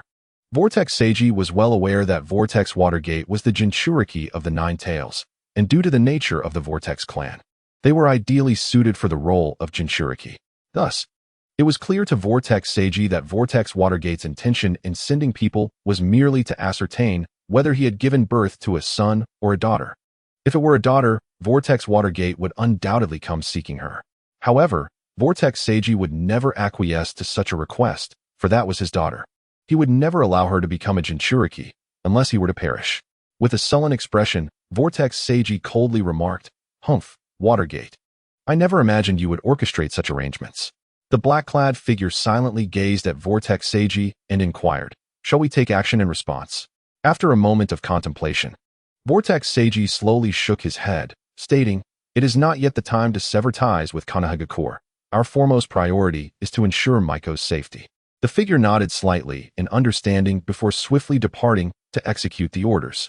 Now nearing 10 years of age, Vortex Cloud felt a mixture of joy and trepidation. He was elated to finally have a companion, yet fearful that with Kushina's birth, his time with her would be limited. In the original narrative, Kushina was taken to Konoha as a child, and her solitary presence indicated the annihilation of the Vortex village. Even Vortex Seiji had not anticipated the arrival of Vortex Watergate. Although he understood Watergate's intentions, he approached her nonetheless. "Watergate, you have arrived." Vortex Watergate was solely curious about the gender of Vortex Maiko's child, hoping for a girl, as a female Jinchuriki would be preferable. "Indeed. I heard that Vortex Maiko was about to give birth, so I hurried over to take a look." Vortex Cloud stood there, anxiety etched across his face. His gaze fixed intently on the door of the delivery room, consumed with concern for his mother's well-being. Just then, a clear and resonant cry pierced the tranquil atmosphere, instantly bringing relief to Vortex Seiji, who had been anxiously awaiting this moment. At that moment, an experienced midwife emerged from the delivery room, beaming with joy, and bowed to Vortex Seiji, proclaiming, "Congratulations, Chief. Your wife has given birth to a lovely baby girl." Upon hearing this news, Vortex Maiko, who had been tense, nearly burst into laughter, for she alone knew that the birth of a daughter meant her meticulously devised plan could finally unfold seamlessly. Vortex Seiji, filled with elation, gazed into the room and exclaimed, "Splendid. A girl is truly wonderful. Someone, quickly, reward them with silver." Due to the rules of the delivery room, men were not permitted to enter freely, so Vortex Cloud and Vortex Seiji had to remain outside, anxiously awaiting news. Shortly thereafter, Vortex Watergate also emerged from the room, smiling at Vortex Seiji, and gently asked, "Seiji, this is indeed a very adorable little girl. I wonder what name you intend to bestow upon her." Vortex Seiji responded with a smile, "Watergate, since it is a girl, I wish to name her Kushina. I hope she can lead a peaceful and smooth life, free from the toils and tribulations that we, as ninjas, endure daily. My greatest wish is for her to live a life of safety and happiness." Vortex Seiji's words were implicitly directed at Vortex Watergate, hinting at his desire to thwart her plans. Vortex Watergate, no fool, immediately grasped the underlying message in Vortex Seiji's words, but feigned ignorance. Vortex Seiji then turned to Vortex Cloud, saying, "Cloud, go in and meet your sister. I have a matter to discuss with Watergate." Vortex Cloud entered to see the child, eager to discover what Vortex Kushina looked like. Once Vortex Cloud had entered, Vortex Seiji turned to Vortex Watergate, stating, "Watergate, I have a couple of things I wish to discuss with you." Understanding the gravity of the situation, she commanded her subordinates to leave, saying, "Seiji, we are family. Please speak freely." Vortex Seiji, no longer wishing to conceal his thoughts, looked directly at Vortex Watergate. "Watergate, I hope you will take back those you sent here. Their presence makes me uneasy." Vortex Watergate was taken aback that Vortex Seiji was aware of her plans, yet she nodded in acknowledgement. "You know I am not young anymore. I require a Jinchuriki. And Vortex Kushina is the ideal candidate. You need not worry. She will receive the best treatment in Konoha." "What do you say?" Vortex Seiji shook his head. "Watergate, do not entertain such notions. I have stated before that only those from the Vortex village may willingly become Jinchuriki. Otherwise, I would not hesitate to go to war." Vortex Watergate gazed at Vortex Seiji. "I understand you have many collaborations with the second Hokage, but some matters even he cannot prevent." Chapter 45. Kushina. Vortex Seiji remained silent, effectively rejecting Vortex Watergate's proposal. As she departed, he watched her retreating figure, remarking, "Watergate, it would be best for you to take them with you to avoid any unfortunate incidents with my subordinates." Vortex Watergate turned back to him, her lips poised to speak, yet she remained silent. Vortex Seiji glanced at the trees, and the black-clad figure nodded before departing, leaving no one aware of his intentions. Upon entering, Vortex Cloud's first concern was for Vortex Maiko. Mother, you must rest well now. Vortex Maiko smiled. Go and meet your sister. Vortex Cloud approached Vortex Kushina, only to be taken aback by her appearance. He carefully cradled her in his arms. Perhaps sensing his presence, Vortex Kushina opened her eyes without a cry. Looking at his sister, Vortex Cloud reassured her, Kushina, do not worry. I will protect you and ensure no one harms you. Vortex Maiko, observing Vortex Cloud's earnest expression, chuckled lightly. You speak so much to your sister. Do you think she understands? Vortex Cloud gently placed Kushina back in her crib, offering an awkward smile. Mother, you take care of yourself. I must return to training. Chinchun and Jihai are still waiting for me. Vortex Mayuko nodded, gazing at Vortex Yuki. Go ahead and return early. Meanwhile, Vortex Mizuhito looked at the few individuals accompanying him. Enough, you're all a bunch of useless fools. You can't even handle such a trivial matter of concealment. It's truly pathetic. The group knelt down in submission. Master, we acknowledge our mistakes. What is our next task? Vortex Mizuhito smiled as he glanced toward the direction of the Land of Tides. Vortex Seiichi, you are now the clan leader. Impressive indeed. However, this child is ultimately a Jinchuriki, and in due time, you will hand them over willingly. Turning to the others, he commanded, you shall remain here. Remember to act strictly according to my orders. No actions without my command. The individuals, relieved to have preserved their lives, remained kneeling until Vortex Mizuhito departed, unaware that they had already been observed by the cloaked figures. The individuals dispatched by Vortex Mizuhito were elite jonin, thus imperceptive to the presence of the cloaked observers, who merely cast a glance before leaving. Vortex Seiichi, aware of the implications, understood that Vortex Mizuhito would not send merely these inept individuals. Other forces must be in play, though now was not the time for conflict. He recognized that many were eyeing the people of Vortex Village, for the Vortex clan could be considered natural Jinchuriki, making them a target of interest for many. 3 days later, Senju Tobarama scrutinized the map of Konoha, pondering how to diminish the influence of the Uchiha clan, whose territorial grasp was indeed expansive. At that moment, Shimura Danzo and Sarutobi Hiruzen entered.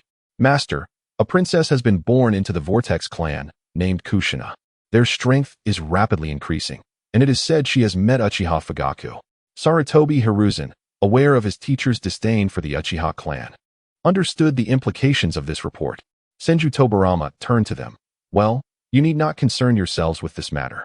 Just know that the Vortex clan is our ally. Our most pressing issue lies with these scheming Uchiha. Shimura Danzo produced a note, addressing Senju Tobarama. Master, Mizuhito has gone to Vortex Village, but we are unaware of his purpose. Senju Tobarama, having established numerous collaborations with Vortex Seiichi during Senju Hashirama's time, felt reassured regarding the Vortex clan's intentions. He did feel a tinge of displeasure toward Shimura Danzo and Sarutobi Hiruzen, but there was little recourse given the lack of talent within the Senju clan. Senju Tobarama addressed Sarutobi Hiruzen. Hiruzen, take your 3 disciples to Vortex Village. Consider it a gift from Konoha. Sarutobi Hiruzen nodded. Master, I shall prepare immediately. Although Shimura Danzo felt somewhat discontented, he refrained from voicing his objections, recognizing that this was his teacher's directive. Meanwhile, the Uchiha clan convened in a heated meeting. Clan leader. While Uchiha Madara's actions were misguided, he is deceased, and we are part of Konoha. Why are we treated this way? Indeed, what is this police force? They know our people are combative. Are they not inciting conflict with the entire village? The Uchiha, known for their combative nature, were not foolish. They understood Senju Tobarama's intentions, yet felt powerless against his might.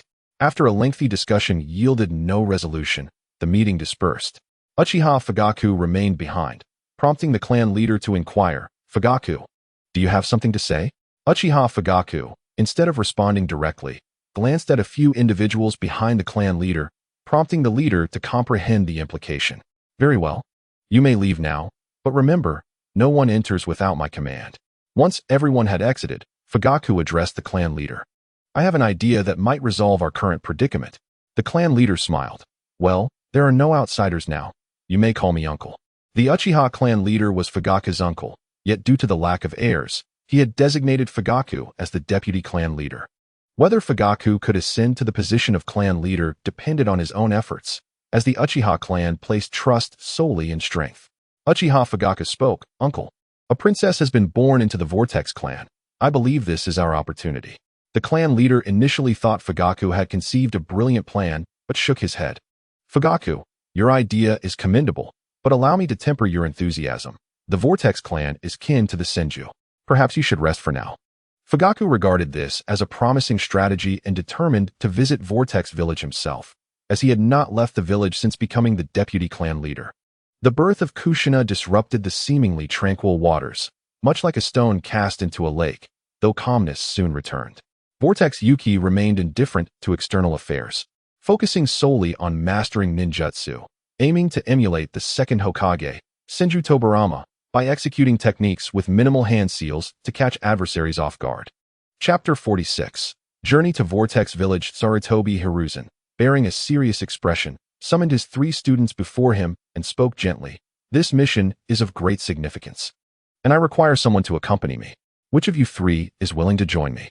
No sooner had he spoken than Jiraiya stepped forward without hesitation, proclaiming, Master, I believe it should be me who accompanies you. For some reason, I feel a peculiar connection with that Vortex Yuki. Jiraiya recalled their last encounter, vowing to teach Vortex Yuki a lesson for daring to challenge him, considering himself a prodigy of Konoha and the future 4th Hokage.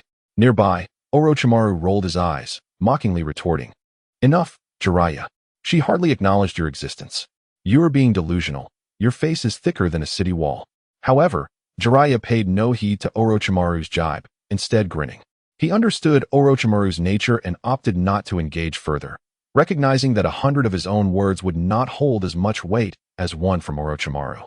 At that moment, Sarutobi Hiruzen shook his head in resignation, reflecting on how he had ended up with these 3 distinctly different disciples. Were it not for their exceptional abilities, he would never have chosen them as his direct apprentices. Yet, this was not the time for such musings. With a slight smile, Sarutobi Hiruzen said, Very well, then. You 3 shall accompany me. However, remember this. Exercise caution and restraint. Speak only when necessary. Just as the trio prepared to respond, Sarutobi Hiruzen turned his gaze towards Tsunade, his eyes revealing a hint of concern. He gently inquired, Tsunade, I recall your brother, Nawaki, has always been by your side. Should we consider bringing him along? It would grant him the opportunity to gain some experience and broaden his horizons. Upon hearing her teacher mention her brother, Tsunade momentarily paused, then nodded in agreement. Yes. You are right, master. Nawaki spends too much time honing his skills at home. He should indeed venture out and see the world. Sarutobi Hiruzen, satisfied with her response, thought to himself, his teacher's foresight is commendable. While the Vortex clan is powerful, they are not an adversarial force. Establishing a positive alliance through this encounter would undoubtedly benefit Konoha. Aware of his teacher's thoughts, Sarutobi Hiruzen addressed the group. All right, we shall depart tomorrow. Prepare yourselves. After the trio had just departed, Uzumaki Mito arrived, gazing at Sarutobi Hizashi. Hizashi, I am aware that you will be heading to Uzumaki village tomorrow. Sarutobi Hizashi nodded. Indeed, I shall represent the Hokage in delivering gifts to Uzumaki village. Is there something you require, Mito-sama? Uzumaki Mito regarded him with a smile. Hizashi, I know you are the Hokage's favored disciple, perhaps even the next Hokage. I need your assistance with a matter concerning the Uzumaki clan's Kushina, the newborn girl, to serve as the Jinchuriki. Sarutobi Hizashi's eyes gleamed with intensity as he scrutinized Mito, his tone tinged with uncertainty. Mito-sama, might I inquire if our teacher is aware of this matter? A hint of concern and caution flickered across his weathered visage. Mito gently shook her head, her flowing crimson hair billowing like a radiant flame. This is a secret known only to you. No one else is privy to the details. Sarutobi Hizashi furrowed his brow, slowly shaking his head once more. Mito-sama, I sincerely apologize, but I find it challenging to make a decision regarding this matter. I hope you can understand my predicament. He was acutely aware of the intricate situation he was entangled in, where any decision could yield unforeseen consequences, which compelled him to proceed with utmost caution, striving to avoid offending any party involved. At that moment, Mito, who had intended to turn and leave, suddenly halted as Shimura Danzo approached with measured steps. Clad in a black hat that obscured much of his face, only his piercing, profound eyes were visible. Upon reaching Mito, he bowed slightly and spoke. Mito-sama, should you require assistance, please do not hesitate to ask. The route has now been entrusted to my care. Mito nodded appreciatively, recognizing the significance of securing Danzo's support at this juncture. I may indeed have to rely on your aid. Danzo contemplated silently. Aware that Senju Tobarama held Sarutobi Hizashi in higher esteem, yet this did not hinder him from striving to demonstrate his value and earn greater trust. In a world rife with intrigue and conflict, every opportunity could potentially alter the course of fate. Time swiftly passed, and soon Sarutobi Hizashi, accompanied by his 3 students and Senju Rope Tree, arrived at the outskirts of Uzumaki village. Throughout their journey, Hizashi found himself nearly exasperated by Rope Tree's incessant chatter. Rope Tree, resembling a tireless little bird, incessantly prattled, leaving Hizashi no room to contemplate. He hardly knew how he had endured the journey. Tsunade approached Rope Tree. Enough. You've talked the entire way. Let me have a moment of peace. Just as she finished speaking, she struck Rope Tree, who promptly fainted. Jiraiya shook his head at the sight of Rope Tree. Alas, what a poor child. How can you be so loquacious? You've deprived me of the chance to get close to your sister. You deserve a reprimand. Orochimaru cast a sidelong glance at Jiraiya, who felt a chill creeping up his spine, rendering him speechless. Sarutobi Hizashi shook his head, observing the lively group. All right, we are nearing Uzumaki village. Do keep your conversations to a minimum. The trio complied, and Tsunade tossed Rope Tree into Jiraiya's arms. You carry him. If you say another word, I will deal with you. Jiraiya, who feared Tsunade above all, complied and hoisted Rope Tree. Understood. Chapter 47. Visitors from Konoha. Meanwhile, Uzumaki Kyumo entered the room of Uzumaki Seiichi. Father, I am about to embark on that tedious mission, but to be honest, it is exceedingly dull. In my opinion, sending Chiharu alone would suffice. Uzumaki Kyumo, with a resigned expression, gazed at Uzumaki Seiichi, feigning a languid demeanor to convey his reluctance towards the task. Kyumo yearned to train. As time was growing increasingly precious, he could not allow the fate of the Uzumaki clan to mirror that of the original tale, a prospect he vehemently opposed. Kyumo resolved to devote himself to training. The burden of the mission weighed heavily upon him, and he wished to learn the clan's forbidden techniques. However, he struggled to formulate a reason to present to his father, aware that the Uzumaki clan possessed several powerful forbidden jutsu. As he pondered how to acquire them, he recognized that he was not endowed with the same resilience as Uzumaki Naruto. However, Uzumaki Seiichi appeared somewhat distracted, his gaze drifting as if lost in thought. He casually replied, If you are so unwilling, then perhaps you should refrain from going. Upon hearing this, Kyumo felt a surge of joy, believing he had successfully persuaded his father. Yet, when he noticed the displeasure etched on his father's face, he sensed something was amiss. Father, do not take me seriously. I was merely jesting. Kyumo hastily explained, eager to avoid incurring his father's wrath. Yet, Uzumaki Seiichi remained unresponsive, his expression stoic as he continued to scrutinize him. After a moment of silence, Uzumaki Seiichi spoke slowly. I am not jesting. The Hokage's disciple, Sarutobi Hizashi, has arrived here with his students. While their purpose remains unclear, it would be wise for you to stay home for the time being and avoid unnecessary excursions. Uzumaki Seiichi sensed something was not right, yet could not pinpoint it. So he preferred to keep Kyumo at home, especially since the mysterious figure had yet to be found. Kyumo was about to speak again when Uzumaki Seiichi's lips curled into an enigmatic smile. For now, it would be prudent to remain at home. The situation is evolving. Do not let your guard down. With that, Uzumaki Seiichi turned away, leaving Kyumo in a state of astonishment. Kyumo had no choice but to comply, as he was far more concerned with his training than the troubling matters at hand. Suddenly, Uzumaki Seiichi had an epiphany. Tsunade was only a few years older than Kyumo. If the two were to unite in marriage, it would forge another alliance between the Senju and Uzumaki clans, a prospect that Senju Tobarama would surely endorse. As Kyumo prepared to leave, Uzumaki Seiichi called out to him. Kyumo, remember that the visitors are only a few years older than you, especially Rope Tree, who is even younger than you. Treat them well. Kyumo smiled at Uzumaki Seiichi, teasingly replied, Father, you want me to look after children? That is more challenging than executing a mission. He shook his head in resignation. Upon hearing this, Uzumaki Seiichi's temper flared, and he glared at Kyumo. Do not speak such nonsense. What do you mean by looking after children? Seeing his father genuinely upset, Kyumo quickly offered an explanation. Please do not be angry, father. I understand your intentions. It is to maintain the amicable relations between the Uzumaki and Senju clans, but I cannot simply acquiesce. Uzumaki Seiichi paused, taken aback by his seemingly mischievous son's depth of thought. which had reached far-reaching conclusions. He couldn't help but feel a newfound admiration for him. Well done, my boy. It seems you have considered this thoroughly. Now, what conditions do you propose? In the depths of his heart, Uzumaki Yun felt a surge of joy, convinced that the moment had nearly ripened. With great caution, he spoke. Father, my request is quite simple. I wish to learn the unique sealing techniques of our Uzumaki clan. Upon finishing, he anxiously observed the changes in his father's expression. Uzumaki understood that patience was paramount. Had he initially proposed the desire to study the clan's forbidden arts, he would likely have faced severe scolding or even expulsion. Thus, he tactfully began with the more commonplace sealing arts, gradually probing his father's attitude. Uzumaki nodded slightly, a faint smile gracing his lips. Very well, once this matter is successfully concluded, I shall impart all knowledge and skills regarding the Uzumaki sealing techniques without reservation. However, remember this. These skills must never be disclosed to Qianshun and Zhihai. Do you understand? Uzumaki Yun nodded, acknowledging his father's words. Yet he knew that his future actions were beyond his father's awareness, especially with the impending doom of their clan.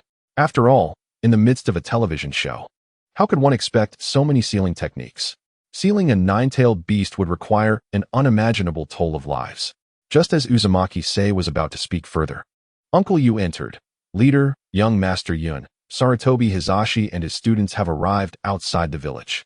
Uzumaki, aware that you had more to convey, smiled. Yun, go change into some proper attire. As the young leader of the Uzumaki clan, you cannot greet guests in battle garb. Understanding the underlying meaning, Uzumaki Yun smiled and departed. After Yun left, Uzumaki turned to you. Is there something else? You gazed outside. Leader, besides them, another group is stealthily approaching Uzumaki village, and I cannot reveal myself. Uzumaki observed the surroundings. Ah, they are pressing our hand. You will oversee the internal protection of Uzumaki village. Ensure our ninjas are concealed. Should they dare to act, eliminate them without hesitation. Understood? You nodded. Rest assured. Leader, I will not allow them to succeed. Uzumaki gazed into the distance. What was meant to come would inevitably arrive. How would Senju Tobarama choose? Chapter 48. Senju Rope Tree. Though it was Sarutobi Hizashi who came, it was clear that he was a disciple of the Hokage, likely a scheme orchestrated by Senju Tobarama. Uzumaki, accompanied by several high-ranking officials from Uzumaki village, approached the village entrance, the scene quite magnificent. Uzumaki Yun stood at the forefront, as befitting the young leader of the Uzumaki clan. At this moment, Sarutobi Hizashi was not yet an old man, though he bore a striking resemblance to his future self. Uzumaki approached him. I did not expect you to come. Sarutobi Hizashi. Hizashi smiled, addressing Uzumaki. Haha, Uzumaki village and Konoha have always been allies. Upon learning you have a daughter, it was only fitting that the Hokage himself should come. However, due to the multitude of affairs currently besieging Konoha, he regrettably could not make the journey. Uzumaki understood this was merely a polite excuse, yet he recognized that it was wise to maintain this facade during such a pivotal moment. Just as he was about to respond, Hizashi anticipated his words and smiled. Although the Hokage could not come, he sent Tsunade and Rope Tree to accompany me. Tsunade and Rope Tree approached. Uncle we have brought you some gifts. Uzumaki understood this was Senju Tobarama's intention and nodded. Konoha truly has an abundance of talent. Tsunade is only a few years older than Yun, yet she has already attained the rank of Jonin. Uzumaki Yun, eager to uphold the dignity of Uzumaki village, smiled. Let us not linger in pleasantries here. I have prepared a feast. Let us retire to my abode. Sarutobi Hizashi, being a man, felt it inappropriate to visit a newborn, so he chuckled. Tsunade, please go see the newborn in the name of Konoha. I will discuss matters of importance with your uncle Jiraiya and Orochimaru followed obediently behind, but Rope Tree was reluctant to partake in such discussions. Smiling, I truly do not wish to attend this meeting. May I wander about Uzumaki village instead?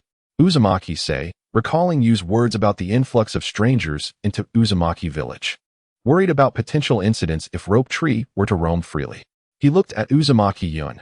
Yun, Rope Tree is a dear friend from Konoha. Please take good care of him. Uzumaki Yun, observing Rope Tree's fidgeting demeanor, found himself at a loss for words. Yun was unaware of how Rope Tree met his fate. In his past life, he had encountered numerous theories online, some claiming it was Orochimaru's doing, while others suggested that the third Hokage feared the Senju bloodline, implicating Sarutobi Hizashi in the tragedy. Yet, what concern was that to Uzumaki Yun? At this moment, he was solely focused on safeguarding Uzumaki village from annihilation. All else was of little interest to him. Tsunade, guided by Sister Shuehue, went to see the child, while Uzumaki Yun aimlessly accompanied Rope Tree around Konoha, devoid of any specific purpose. Senju Rope Tree looked at Uzumaki Yun. "I am Senju Rope Tree. May I know your name?" Uzumaki Yun smiled at the lively Senju Rope Tree. "I am Uzumaki Yun. You should know that Uzumaki village is not as vast as Konoha. We will soon finish our tour." Rope Tree did not feel disheartened. After all, it was Konoha that truly felt confining. Being young, he was burdened with cultural studies. Yet no one taught him any ninjutsu. Rope Tree longed to be as formidable as his sister and grandfather, but what use was learning cultural subjects? As long as he could play, he was content. "Brother Yun, are you truly a Chunin now?" Rope Tree asked, gazing at Uzumaki Yun, who was only a few years older yet had already attained Chunin status. Uzumaki Yun chuckled. "Indeed, I took my Chunin exam in Konoha. Do you not believe me?" Rope Tree secretly envied Uzumaki Yun, wishing to be a ninja who could roam freely. However, unbeknownst to him, he had already attracted attention. As long as Senju Tobarama was alive, no harm had yet befallen him. While Uzumaki Yun and Senju Rope Tree wandered aimlessly, Rope Tree looked at Yun. "Brother Yun, could you be my teacher? I wish to learn ninjutsu from you." Uzumaki Yun was taken aback by Rope Tree's request, gazing at him. "Rope Tree, your sister is Tsunade, and you belong to the Senju clan of Konoha. Do you truly lack access to ninjutsu?" Rope Tree smiled, looking at Uzumaki Yun. "Brother Yun, you do not understand. My sister says I am not ready to learn ninjutsu. I do not know why she teaches me none, and the Hokage does not instruct me either. I can only learn ninjutsu from you now. I wonder if you would be willing to teach me." "Very well. I will treat you to some local delicacies from Uzumaki village, which are not available in Konoha. As the old saying goes, with a full heart, all fears dissipate. If there is a problem, let us first enjoy delicious food before pondering over those troublesome matters. You may find that some issues resolve themselves swiftly." Uzumaki Yun did not agree to teach Rope Tree ninjutsu, as he was from Uzumaki village, while Rope Tree was from Konoha. Such matters could not be decided lightly. Thus, Uzumaki Yun redirected the conversation. Being but a child, Rope Tree, upon hearing of the delightful food, felt a surge of joy, completely forgetting the earlier discussion. "Thank you. Brother Yun, I wonder what delicious food you will treat me to." In the charming culinary establishment of Vortex Village, Vortex Cloud and Thousand Hand Rope Tree indulged in the renowned local delicacies. At first glance, it was difficult to discern that Thousand Hand Rope Tree belonged to the esteemed Thousand Hand clan, as he devoured the food with the voracity of a child who had not eaten in ages. With the innocence of youth, he soon forgot all his troubles. Vortex Cloud poured him a glass of water, gently admonishing, "Eat slowly. Everything here is yours. Do take care not to choke. Is there no one in Konoha to oversee your meals?" As he munched on his food, Thousand Hand Rope Tree looked up at Vortex Cloud. "Brother Yin," he began, "my sister has mentioned something similar. Why not become my brother-in-law? Then I could enjoy delicious food whenever I like. What do you think?" The unexpected proposal left Vortex Cloud utterly astounded, causing him to spit out his food in shock. Trembling, he glanced out the window, then slapped his chest in disbelief, muttering, "Oh my goodness, please refrain from speaking so recklessly." The mere thought of inciting Tsunade's ire sent a chill down his spine. She was no ordinary ninja but a formidable powerhouse. If angered, a single punch could spell his end. Not to mention, it could jeopardize the relations between the Uzumaki and Thousand Hand clans. Meanwhile, Thousand Hand Rope Tree gazed at Vortex Cloud with curious eyes, a glimmer of envy illuminating his expression. "Brother, how do you possess so much wealth?" Vortex Cloud, feeling as if he were facing a formidable foe, swiftly covered Rope Tree's mouth with his hand and whispered urgently, "For heaven's sake, do not call me brother-in-law again. Just stick with brother. If anyone hears you, we're both in trouble." However, Rope Tree shook his head defiantly, prompting Vortex Cloud to reluctantly release his grip. The moment he did, Rope Tree eagerly chimed in, "I understand, brother-in-law. But really, how did you acquire such riches? And can I stay here to learn ninjutsu?" "Don't worry, my appetite is quite small." Vortex Cloud, exasperated, stomped his foot in frustration, silently cursing the boy for his naivete. He felt an overwhelming urge to silence Rope Tree's incessant chatter. Yet, faced with his innocent smile, he found it hard to stay angry. Fine, fine. Just remember not to call me brother-in-law again, or I'll be in serious trouble, got it? Despite his irritation, Vortex Cloud found himself inexplicably less angry at Rope Tree's antics. The boy nodded obediently, grinning. Though Vortex Cloud felt a mix of exasperation and resignation, he sighed and internally mused, I truly have no way to deal with this kid. Oh well, let it be. As for my wealth, it stems from the substantial rewards I've earned through numerous perilous missions. And you, little one, do indeed have a modest appetite. Go ahead and eat your fill. I promise you will be well fed. Thousand-Hand Rope Tree looked at Vortex Cloud with a bright smile, feeling an inexplicable warmth towards him, which made him long to stay in Vortex Village. He was reluctant to return to Konoha, where he felt like a mere puppet, bound to the whims of others. After some time, Vortex Cloud began to doubt whether Thousand-Hand Rope Tree was truly a member of the Thousand-Hand clan. Given his ability to consume food that would cost Vortex Cloud several mission rewards, he wondered if Konoha neglected to monitor Rope Tree's meals, as the boy seemed perpetually hungry. Rope Tree, are you full? Vortex Cloud asked, smiling. Yes, brother. What shall we do next? Are there any fun places in the Land of Waves? I could invite my sister along, Rope Tree replied, stepping towards the exit. Suddenly, a brilliant idea struck Vortex Cloud. He turned to Rope Tree with a mysterious and excited smile. Lowering his voice, he said, Rope Tree, do you want to join me in an endeavor that will astonish the entire ninja world? Just don't tell me you lack the courage. Otherwise, you won't be worthy of being my good brother. At that moment, Vortex Cloud resembled a mischievous uncle enticing a child with promises of adventure. Rope Tree chuckled, raising an eyebrow. What is there to fear? But tell me, what exactly do you have in mind? You're not planning to sneak a peek at my sister, are you? Are you eager to become my brother-in-law? He teased, winking at Vortex Cloud. Instantly flustered, Vortex Cloud sprang up, playfully flicking Rope Tree's forehead. Hey, you silly boy. Stop with the nonsense. This is serious business, understand? Rope Tree, taken aback by the sudden gesture, quickly nodded. All right. I get it, brother. Vortex Cloud rolled his eyes and whispered conspiratorially. Actually, we're going to eavesdrop on Sarutobi Hiruzen and my father discussing some confidential matters. Are you brave enough to join me? Without hesitation, Rope Tree nodded enthusiastically, thumping his chest. Of course. Let us go. With that, the two of them stealthily made their way toward their target. Upon reaching the entrance, they spotted Uncle Pung patrolling, which thwarted their eavesdropping plans. Rope Tree turned to Vortex Cloud with a grin. It seems we can't listen in now. Should we head back? Vortex Cloud glanced at Rope Tree, but said nothing. Instead, employing the shadow clone technique and transforming into a masked ninja. After a quick glance at Pung, he proceeded to walk away. Mistaking Vortex Cloud for a potential eavesdropper, Pung gave chase. Vortex Cloud was surprised at how easily he had managed to divert Pung's attention, and without further thought, he prepared to listen in on the conversation. Thousand-Hand Rope Tree looked at Vortex Cloud with admiration. Brother, you're amazing. You must teach me how to do that sometime. Vortex Cloud quickly covered his mouth, aware that they were dealing with formidable ninjas. Quiet. We mustn't make a sound, or we'll be in trouble. Unbeknownst to Vortex Cloud, as Pung pursued him, he cast a glance back at Vortex Cloud and chuckled before continuing his chase. Vortex Cloud whispered earnestly, Rope Tree, let us move quietly. No noise, understood?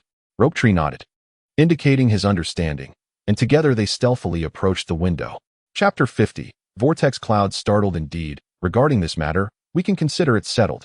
Sarutobi Hiruzen declared with a smile, exuding warmth and pride akin to that of a parent discussing their child. Look at Vortex Cloud. He is about to turn 10. Yet he has already achieved the rank of Chunin at such a young age. However, in my estimation, he possesses strength comparable to that of a Jonin. Though Sarutobi Hiruzen admired Vortex Cloud's abilities, he harbored a deep-seated fear of the Uzumaki clan's power. Yet, he understood his teacher's perspective. Compared to the Uchiha clan, the Uzumaki were allies. Upon hearing these words, Uzumaki Seiji could not help but beam with joy, promptly responding, Ah, you are far too humble. Just look at the 3 students you have nurtured. Each one is exceptionally talented and has now ascended to the rank of Jonin. Their strength is indeed formidable. Sarutobi Hiruzen, upon hearing this, felt a surge of pride and could not suppress a grin. Ha! Oh, not at all. My few unremarkable students have merely just achieved Jonin status. However, I must say, Tsunade is quite remarkable. She is only 12 years old this year. Seiji, what is your opinion of this child, Tsunade? Uzumaki Seiji smiled slightly at the mention of Tsunade and replied, "From my perspective, I believe Tsunade is indeed exceptional. I am, however, curious as to why you have suddenly brought this up, Hiruzen." At that moment, a sense of confusion enveloped Uzumaki Seiji, as he could not comprehend why Sarutobi Hiruzen had posed such a question. Hiruzen, with a piercing gaze fixed on Seiji, was internally reluctant to voice his intentions so candidly. However, this matter had been broached by his own teacher when he had summoned him to his office, leaving even Hiruzen at a loss for words. Hiruzen chuckled lightly and said, "Seiji, you are overthinking this. I merely wish to facilitate a union between Tsunade and Uzumaki Yuna, thereby strengthening the alliance between our Leaf Village and the Uzumaki clan, a bond that would indeed bring us closer." Uzumaki Seiji was momentarily speechless, gazing at Hiruzen. "Hiruzen, but Yuna is not yet 10 years old. Is it not a bit premature to discuss marriage? I must also consult with his mother." Hiruzen, unperturbed, understood that both were still children. He smiled and said, "There is no rush. We can arrange a betrothal for now. Once that is settled, it will indeed strengthen our ties. Now, let us go see the little princess, Kushina." Just as Uzumaki Seiji was about to respond, Senju Rope Tree could not contain himself. "Haha, I agree to this. Brother-in-law, you truly are my brother-in-law now." Uzumaki Yuna attempted to cover his mouth, but it was too late. Uzumaki Seiji glanced outside. Who was eavesdropping out there? Uzumaki Yuna's shadow clone returned with news that no one was following them. And just as he intended to leave, someone appeared and blocked their path. Senju Rope Tree, not having seen the figure, bumped into him. "Uncle Peng, I realize my mistake this time, but why did you not pursue us?"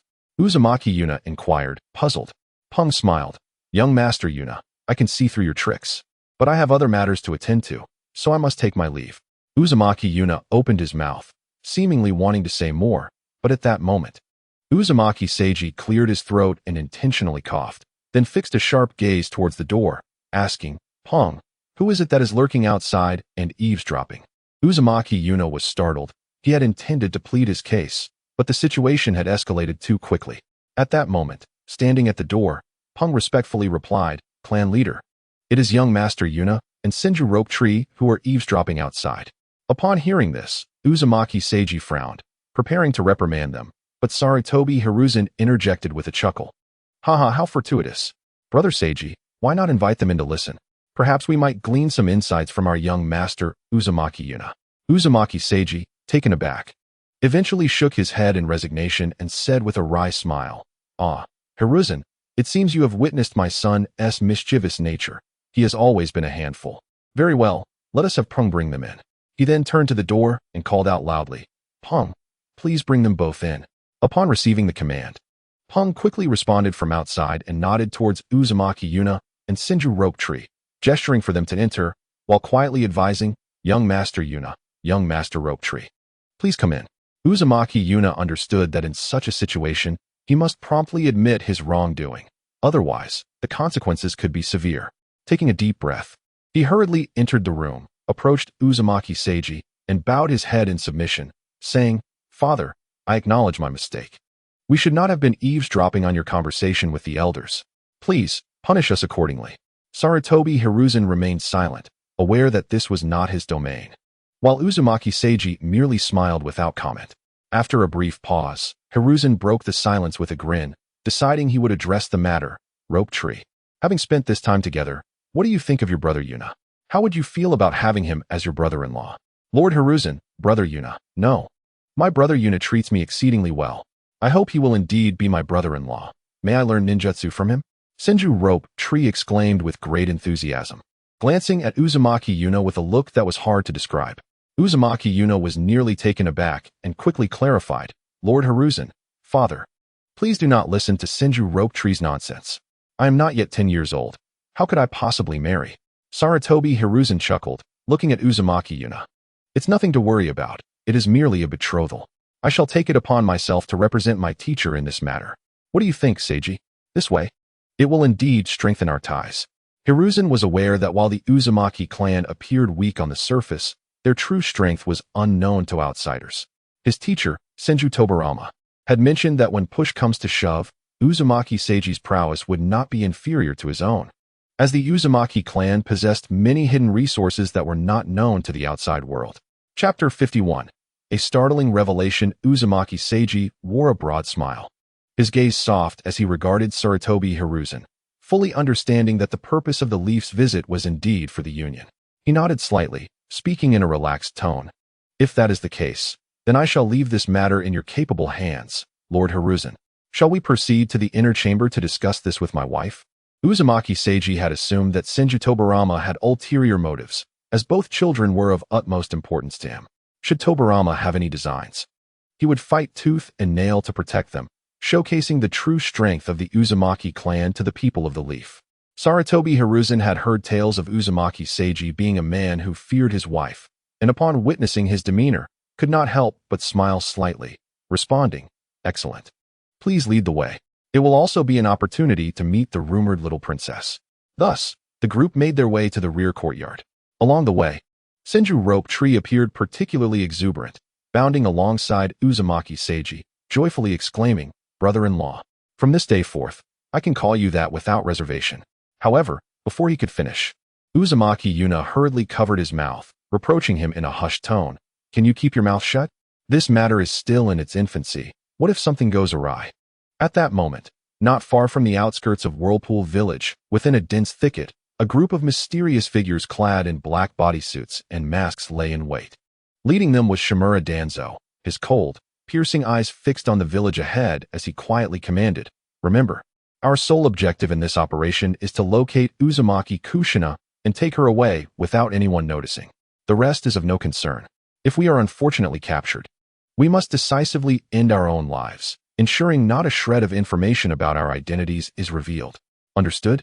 The group of black-clad figures responded in unison, "Understood." They then swiftly made their way toward Whirlpool Village like phantoms. Shimura Danzo gazed towards the direction of the Whirlpool Village, contemplating. "Sarutobi Hizashi, this time you shall be my scapegoat. Soon, the position of the third Hokage will belong solely to me. Let us see how you maintain your arrogance then." A few individuals made their way to the backyard. Although Uzumaki Miko appeared somewhat frail, she still ventured outside, where Tsunade was amusing a child. In this light, Tsunade didn't seem as violent as portrayed on television. Rather, she possessed a hint of the charming neighborly sister vibe. Uzumaki Yin shook his head, pondering the absurdity of his thoughts. Hizashi glanced at Kushina's petite figure, finding her quite lovely. "Tsunade, you share a remarkable bond with this child. Look at her. She isn't crying at all when you gaze upon her. Teacher, you have no idea. I just held her, and she didn't cry. She's far more composed than Rope Tree was at her age." Tsunade genuinely enjoyed observing children. Uzumaki Miko overheard the conversation between Uzumaki Seiji and herself. "With Tsunade accompanying me to watch the children, I feel significantly lighter. If only she were my daughter-in-law, it would be even better." Tsunade, after glancing at Uzumaki Yun, recalled their previous meeting, yet refrained from commenting. "Madam, what are you saying?" Sarutobi Hizashi was taken aback by the unexpected ease of this mission, his heart swelling with joy. He then turned his attention to Uzumaki Miko, a triumphant smile gracing his face as he declared, Seiji, I previously mentioned that my primary purpose here is to address the matter concerning Tsunade. Now that the lady has given her consent, I trust you have no objections." Before Uzumaki Miko could respond, Tsunade quickly interjected, her expression troubled. "Teacher, how can this be permissible? Consider this. I am 3 years older than Uzumaki Yun. Such an age difference is quite unsuitable." Despite knowing who was behind this proposition, Tsunade felt compelled to resist. After all, she had only met Uzumaki Yun 3 times. Her future was her own to dictate, and she would not acquiesce to anyone's plans, even if that person was her teacher. Sarutobi Hizashi, however, remained unfazed, smiling at Tsunade as he patiently explained, "Oh, Tsunade, are you not aware? Your teacher's wife is also a few years older than I am. Besides, we are merely arranging an engagement for now, not dictating an immediate marriage." At that moment, Senju Rope Tree approached with exuberance, standing before Tsunade with a grin. Yes. Sister, my brother-in-law has been wonderful to me. He took me to buy delicious snacks and showed me many interesting places." Upon hearing this, Tsunade shot a fierce glare at Senju Rope Tree, threatening, "You little rascal. Should you dare speak nonsense here again, I will twist your ears off, do you hear me?" Senju Rope Tree, clearly intimidated by Tsunade's demeanor, shrank back but still retorted, "Sister, as a girl, you ought to be more graceful, Stop being so fierce. Before he could finish, he darted behind Uzumaki-yun, peeking out to make a face at Tsunade. Just as Tsunade was about to respond, Sarutobi Hizashi approached and whispered, "Remember, this isn't my suggestion, but rather the Hokage's will. He said you would understand." Though Tsunade was reluctant, she realized she had little choice, considering it was the Hokage's directive. Thus, she turned to Uzumaki-yun. "If you can defeat me, no. If you can withstand my attacks for the duration of a single incense stick, I shall consider it." Tsunade initially intended to challenge Uzumaki-yun to defeat her, but upon remembering that he was merely a chunin, she adjusted her challenge to enduring for the time of an incense stick. Uzumaki-yun had initially opposed the contest, wishing to conceal his strength, but Tsunade's provocation left him no choice but to acquiesce. Sarutobi Hizashi felt frustration at Tsunade's actions, but recognized that it was an opportunity for her to unwind. And it was indeed beneficial to allow her some respite through Uzumaki-yun. He chuckled. "All right, just keep it within limits, understood?" Tsunade, grasping the implication in Sarutobi Hizashi's words, nodded. "Understood, teacher, I shall show restraint." With that, Tsunade focused her attention on Uzumaki-yun. Chapter 52. Tsunade Senju Uzumaki-yun had prepared to depart for his destination. But just as he was about to step outside, a gentle and familiar voice called from behind. "Yun, come here for a moment. I wish to speak with you." It was his mother, Uzumaki Miko. Without hesitation, Uzumaki-yun turned and approached her, softly inquiring, "Mother, what do you need?" With a slight smile, Uzumaki Miko's eyes revealed a hint of concern as she slowly articulated, "Remember, Tsunade is still a girl. Should you engage in a confrontation, be cautious not to hurt her." Uzumaki-yun looked up at his mother, a hint of helplessness crossing his face as he replied, "Mother, you are mistaken. Tsunade is not just any ordinary girl. She is a full-fledged jonin. In comparison, I am merely a chunin. If anyone should be worried about injury, it should be me." However, Uzumaki Miko did not respond directly, merely nodding in acknowledgement of his words. She then solemnly cautioned, "Regardless, if you dare to let my daughter-in-law suffer even the slightest harm, do not blame me for my severity." With that, she raised her weapon slightly as a warning. Uzumaki-yun, seeing this, quickly nodded in agreement and hurriedly departed. Just as he dashed out like the wind, Uzumaki Miko caught sight of Shuei, standing nearby. Noticing Shuei's pale complexion and unfocused gaze, she curiously asked, "Shuei, what is wrong? Are you feeling unwell?" Shuei looked up, meeting Uzumaki Miko's gaze, and hurriedly replied, "Madam, thank you for your concern. I am fine. Merely planning to assist the young lady with her laundry." Uzumaki Miko, understanding the unspoken hierarchy, chose not to press further. She knew that Shuei's status could not compare to Uzumaki-yun's, who needed to strengthen the ties between the Senju and Uzumaki clans as part of his mission. As Uzumaki-yun exited, Senju Rope Tree approached. "Brother-in-law, you may not know, but my sister is an adept at ninjutsu. However, her physical skills are exceptional. Be sure not to compete with her in taijutsu, understood?" Before Uzumaki-yun could respond, a figure appeared from behind. "Senju Rope Tree, what mischief are you speaking about? Have you been itching for trouble lately?" With that, the figure reached to twist Rope Tree's ear, prompting him to flee. "Help." Uzumaki-yun merely observed, saying nothing. Sarutobi Hizashi chuckled at their antics. "Haha, what a lively pair of siblings, truly the essence of youth." Uzumaki Seiji also smiled at them. "Youth is indeed vibrant. May our collaboration flourish." Sarutobi Hizashi nodded. "Indeed, let it be known that Konoha and Whirlpool Village will always be the best of friends, aiding one another in times of need." The group arrived at the training ground where Uzumaki-yun typically practiced, standing opposite Tsunade. With a serious demeanor, Tsunade subtly signaled her subordinates, who understood and ignited an incense stick. The curling smoke seemed to herald the onset of an intense battle. "Uzumaki-yun, do you see that incense stick burning?" Tsunade pointed at the burning incense with a gaze as sharp as a blade, fixating intently on her opponent before her. "As long as you can maintain an undefeated stance until this incense burns out, you may consider yourself victorious. But mark my words, I shall show you no mercy." Vortex Yun was taken aback, utterly unprepared for such disdain from Tsunade. He glared at her, his eyes wide with fury, and gritted his teeth. "Humph. Don't underestimate the Uzumaki clan. We are not to be trifled with." As soon as he finished speaking, Tsunade darted forward like a bolt of lightning towards Vortex Yun. Aware that this battle was a matter of honor, he charged forward without hesitation. However, just as they were about to clash, Vortex Yin failed to notice a subtle smile playing at the corner of Tsunade's mouth. In an instant, a resounding crash echoed as their fists collided with tremendous force. In that moment, Vortex Yin felt a powerful surge of electricity coursing through his body, leaving him momentarily paralyzed as he stumbled back several steps before managing to steady himself. His hands trembled uncontrollably, as if devoid of sensation, and he nearly collapsed to the ground. Tsunade stood her ground, looking down at the disheveled Vortex Yin with a cold smile. "What is the matter? Surely now you understand the true power of my taijutsu?" Despite his trembling hands and fading consciousness, Vortex Yin gritted his teeth against the pain, retorting defiantly, "Haha, I was merely warming up, practicing my skills. The real contest lies ahead." Tsunade chuckled at his apparent ignorance. "If that is the case, then brace yourself for a few more punches." Sarutobi Hiruzen observed Tsunade's actions and shook his head, realizing Vortex Yun's carelessness. Did he not recognize Tsunade's formidable ninjutsu? As Tsunade charged, Vortex Yun quickly formed hand seals, but his movements were sluggish due to the lingering paralysis. Earth release, earth flow wall. Though the earthen wall rose just in time, it was utterly ineffective against Tsunade's onslaught. In that fleeting moment, Vortex Yun retreated swiftly, understanding that Tsunade must have employed some technique during their earlier engagement that rendered him incapacitated. Watching Tsunade shatter his wall with ease, he smirked. "Are you serious? I don't strike women, you're forcing my hand." Tsunade, straining with effort, realized that Vortex Yun was reluctant to reveal his true capabilities.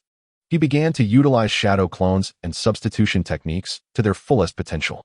After all, with Sarutobi Hiruzen present, certain ninjutsu were off-limits, and revealing them could be detrimental. As the incense neared its end, Tsunade grew anxious, having yet to uncover Vortex Yun's true location. "Vortex Yun, if you have the courage, stop hiding. Let us settle this once and for all." Chapter 53. The clash between Vortex Yun and Tsunade. With a grave expression, Vortex Yun rose to his feet, his gaze unwavering as he locked eyes with Tsunade. "Very well. Since it has come to this, let us engage in a thrilling duel to determine our fates." No sooner had he spoken than he darted towards Tsunade like an arrow released from a bow. In response, Tsunade took a deep breath, channeling chakra through her hands, her formidable power seeming capable of tearing through the very air itself. Clearly, she was determined to overpower Vortex Yun in one decisive blow. In a flash, the two charged at one another, the impending clash palpable in the air. Yet, at the last moment, Vortex Yun altered his trajectory, redirecting his Rasengan towards a nearby tree instead of targeting Tsunade. Caught off guard by the sudden shift, Tsunade, unable to halt her momentum due to inertia, unleashed her powerful fist towards Vortex Yun's abdomen. However, upon contact, she realized in horror that Vortex Yun was merely an illusion. Frantically scanning her surroundings, Tsunade sought any sign of the real Vortex Yun. Just then, from the corner of her eye, she noticed the damage inflicted on the tree, which, while significant, indicated that it was not her opponent's true strength. Before she could proceed further, a figure sprang from the underbrush behind her. It was Vortex Yun. Tsunade quickly turned to confront him, glaring fiercely. "Why did you not strike back earlier?" Vortex Yun merely smiled, choosing not to respond, instead pointing towards a nearby incense stick. Tsunade followed his gesture and saw that the incense had nearly burned out. "Huh, Lady Tsunade, according to our earlier agreement, the extinguishing of the incense marks the conclusion of our contest. It appears that I have emerged victorious," he boasted, a triumphant grin on his face. "You despicable scoundrel." Vortex Yun. Tsunade's eyes widened in disbelief, her anger palpable. She had never anticipated such shamelessness from him. Though she recognized her inability to alter the Hokage's decision, she was determined to teach Vortex Yun a lesson about underestimating her, wishing he would retreat upon realizing the gravity of his actions. Yet, his brazen tactics had left her dignity in tatters, infuriating beyond measure. Vortex Yun smirked, his lips curling into a faint smile as he casually remarked, "Despicable? Not at all. I merely showed compassion, reluctant to harm you." He winked playfully, seemingly pleased with his own cleverness. Sarutobi Hiruzen shook his head in resignation, glancing at Vortex Yun. "Very well. Since you have lost the wager, you must accept the consequences. When Vortex Yun turns 15, Tsunade will be 18, and it shall be time for their union." Though reluctant, Tsunade understood that there was no other recourse and shot Vortex Yun an exasperated glare, muttering, "I hope you truly live to see your 15th birthday." Unfazed, Vortex Yun met her fiery gaze with unwavering confidence. "Rest assured, for you, I shall navigate any perilous path to ensure my survival." At that moment, Senju Rope Tree came running over, his face alight with admiration for Vortex Yun. "Brother-in-law, you are truly incredible. Now I can learn ninjutsu from you openly." Despite his bravado, Vortex Yun felt a flicker of anxiety. Tsunade was right. Surviving until 15 would be arduous. Yet, he believed he could alter the course of fate. Just as they entered the courtyard, Vortex Wuji rushed in, her expression fierce as she approached Vortex Yun. Without a word, she seized his ear, reprimanding him sternly. "You little rascal, explain yourself. How dare you strike my future daughter-in-law? Apologize immediately." Vortex Yun, wincing in pain, extended his swollen hand towards her, pleading, "Mother, look at my hand. It's all swollen.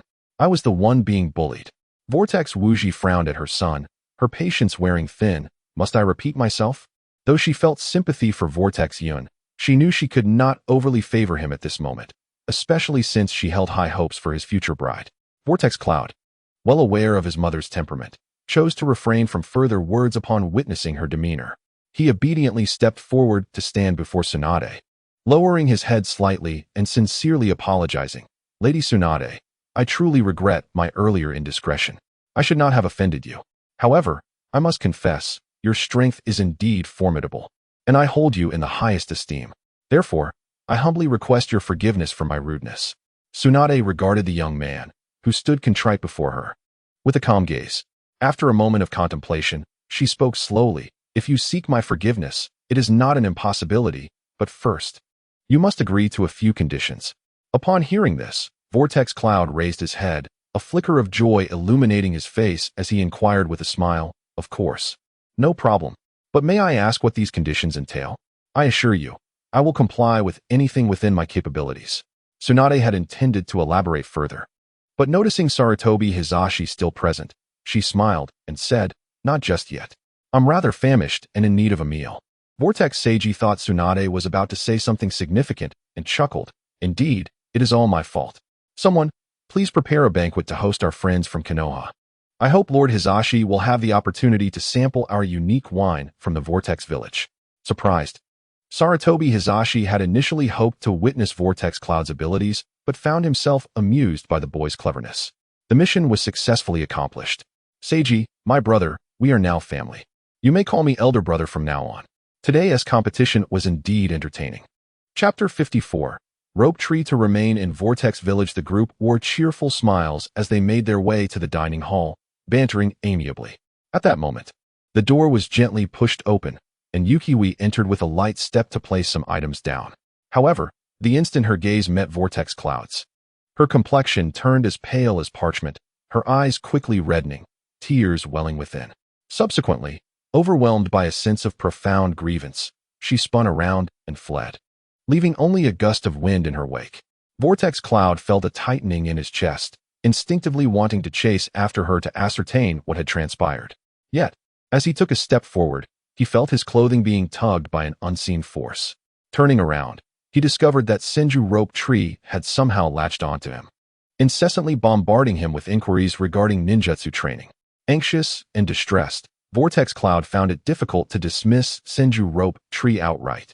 Instead, he managed to respond to his questions while casting frequent glances toward the door, hoping to catch a glimpse of Yukihui's return.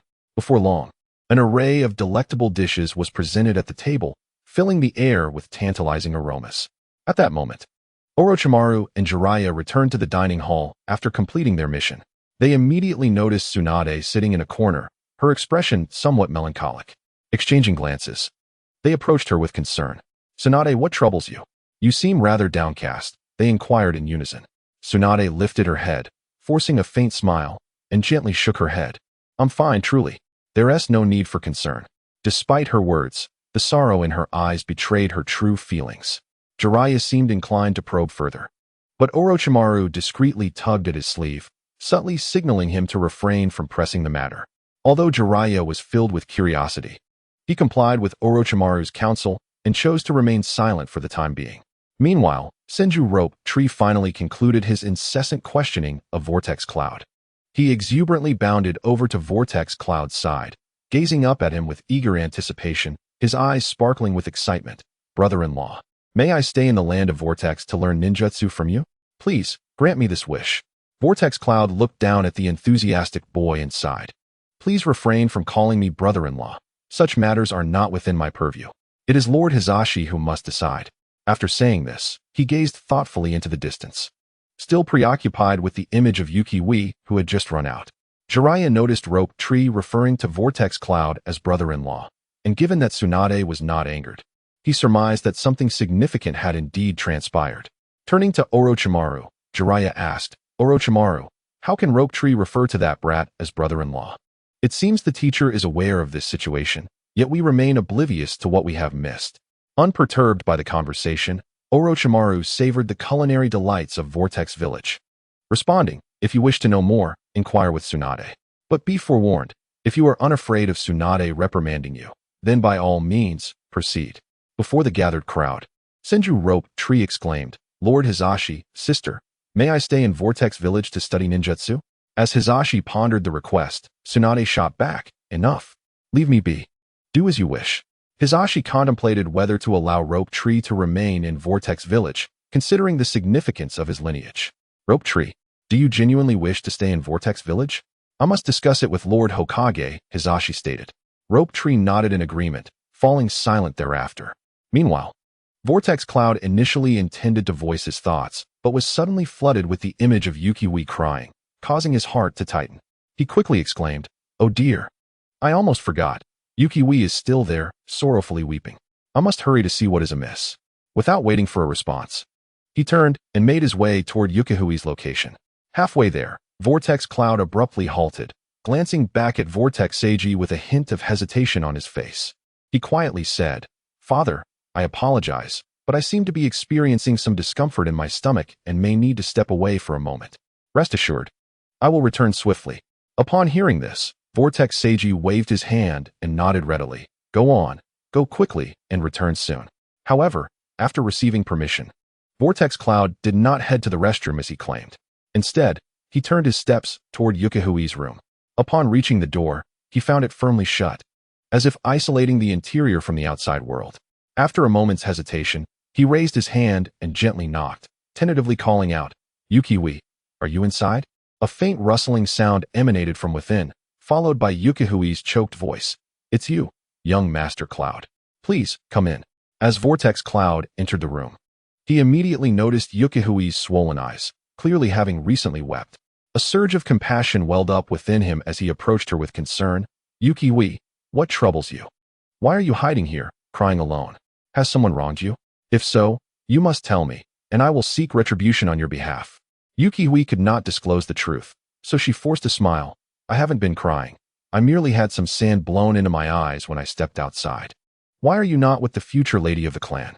Realizing that Yuki-Wee's distress stemmed from this matter, Vortex Cloud replied, Yuki-Wee, what lady?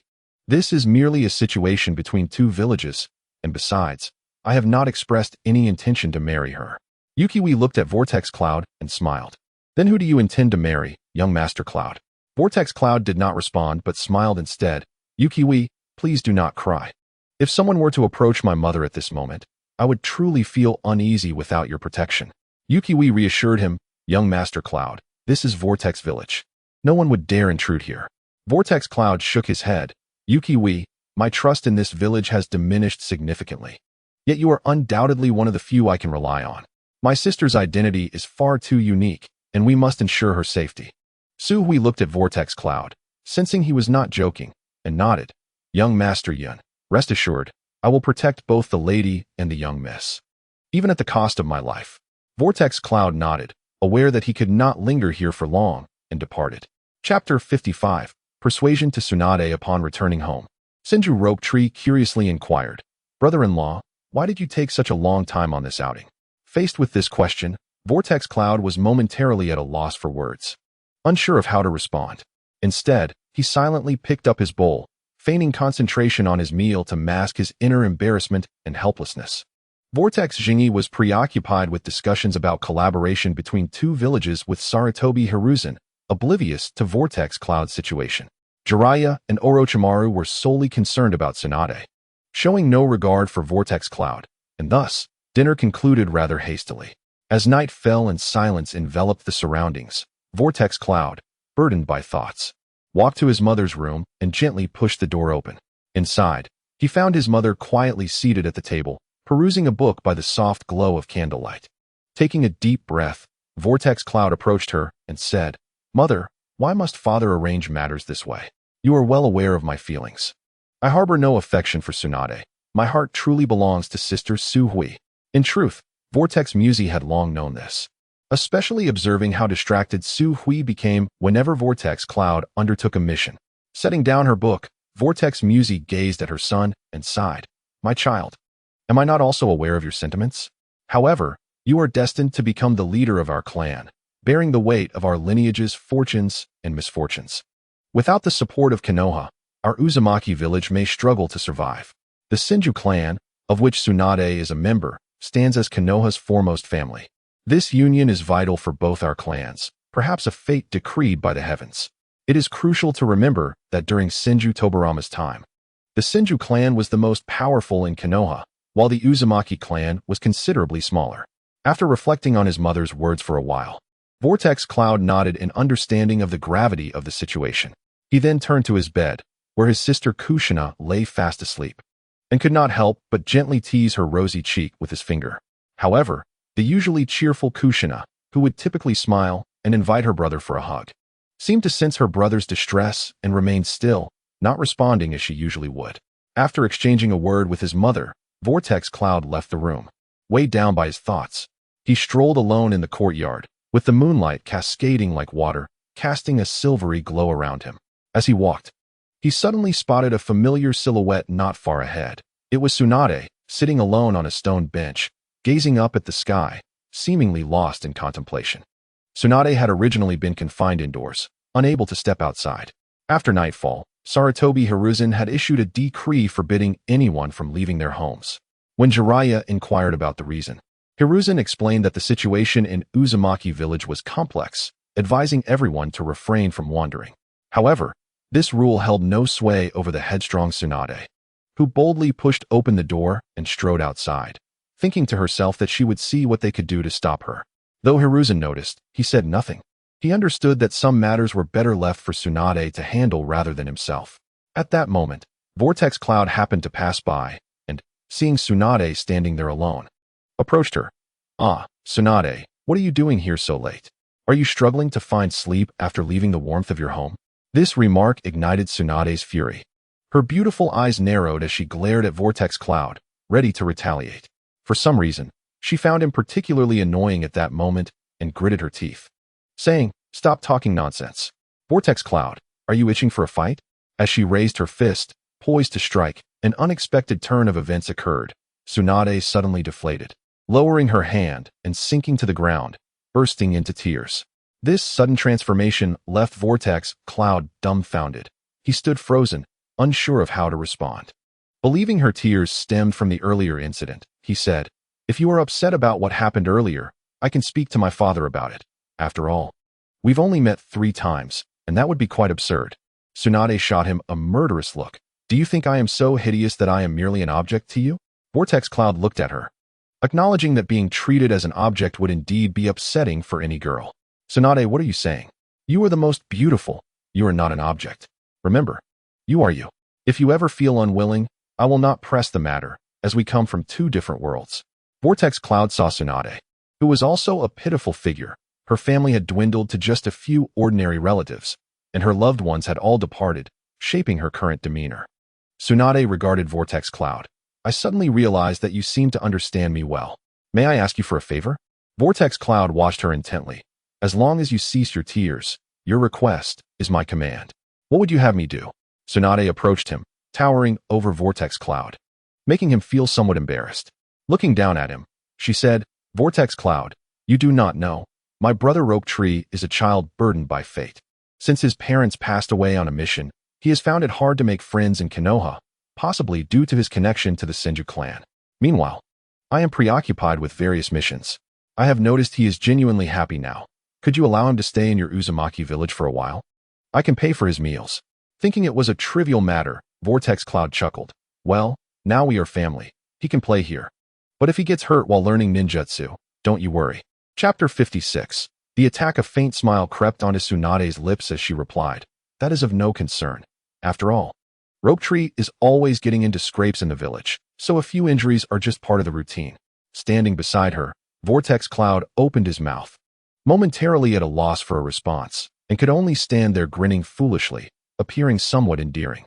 Tsunade's gaze shifted to Vortex Cloud, her eyes reflecting curiosity and intrigue as she asked, "I truly do not understand how you can be so cheerful all the time." Vortex Cloud scratched his head, grinning broadly as he replied, "Hee, I am a man of honor. How could I ever complain or lament my fate?" Tsunade regarded the youthful boy before her, a peculiar feeling swelling within her. Though Vortex Cloud was younger, it seemed he had experienced far more than she could imagine.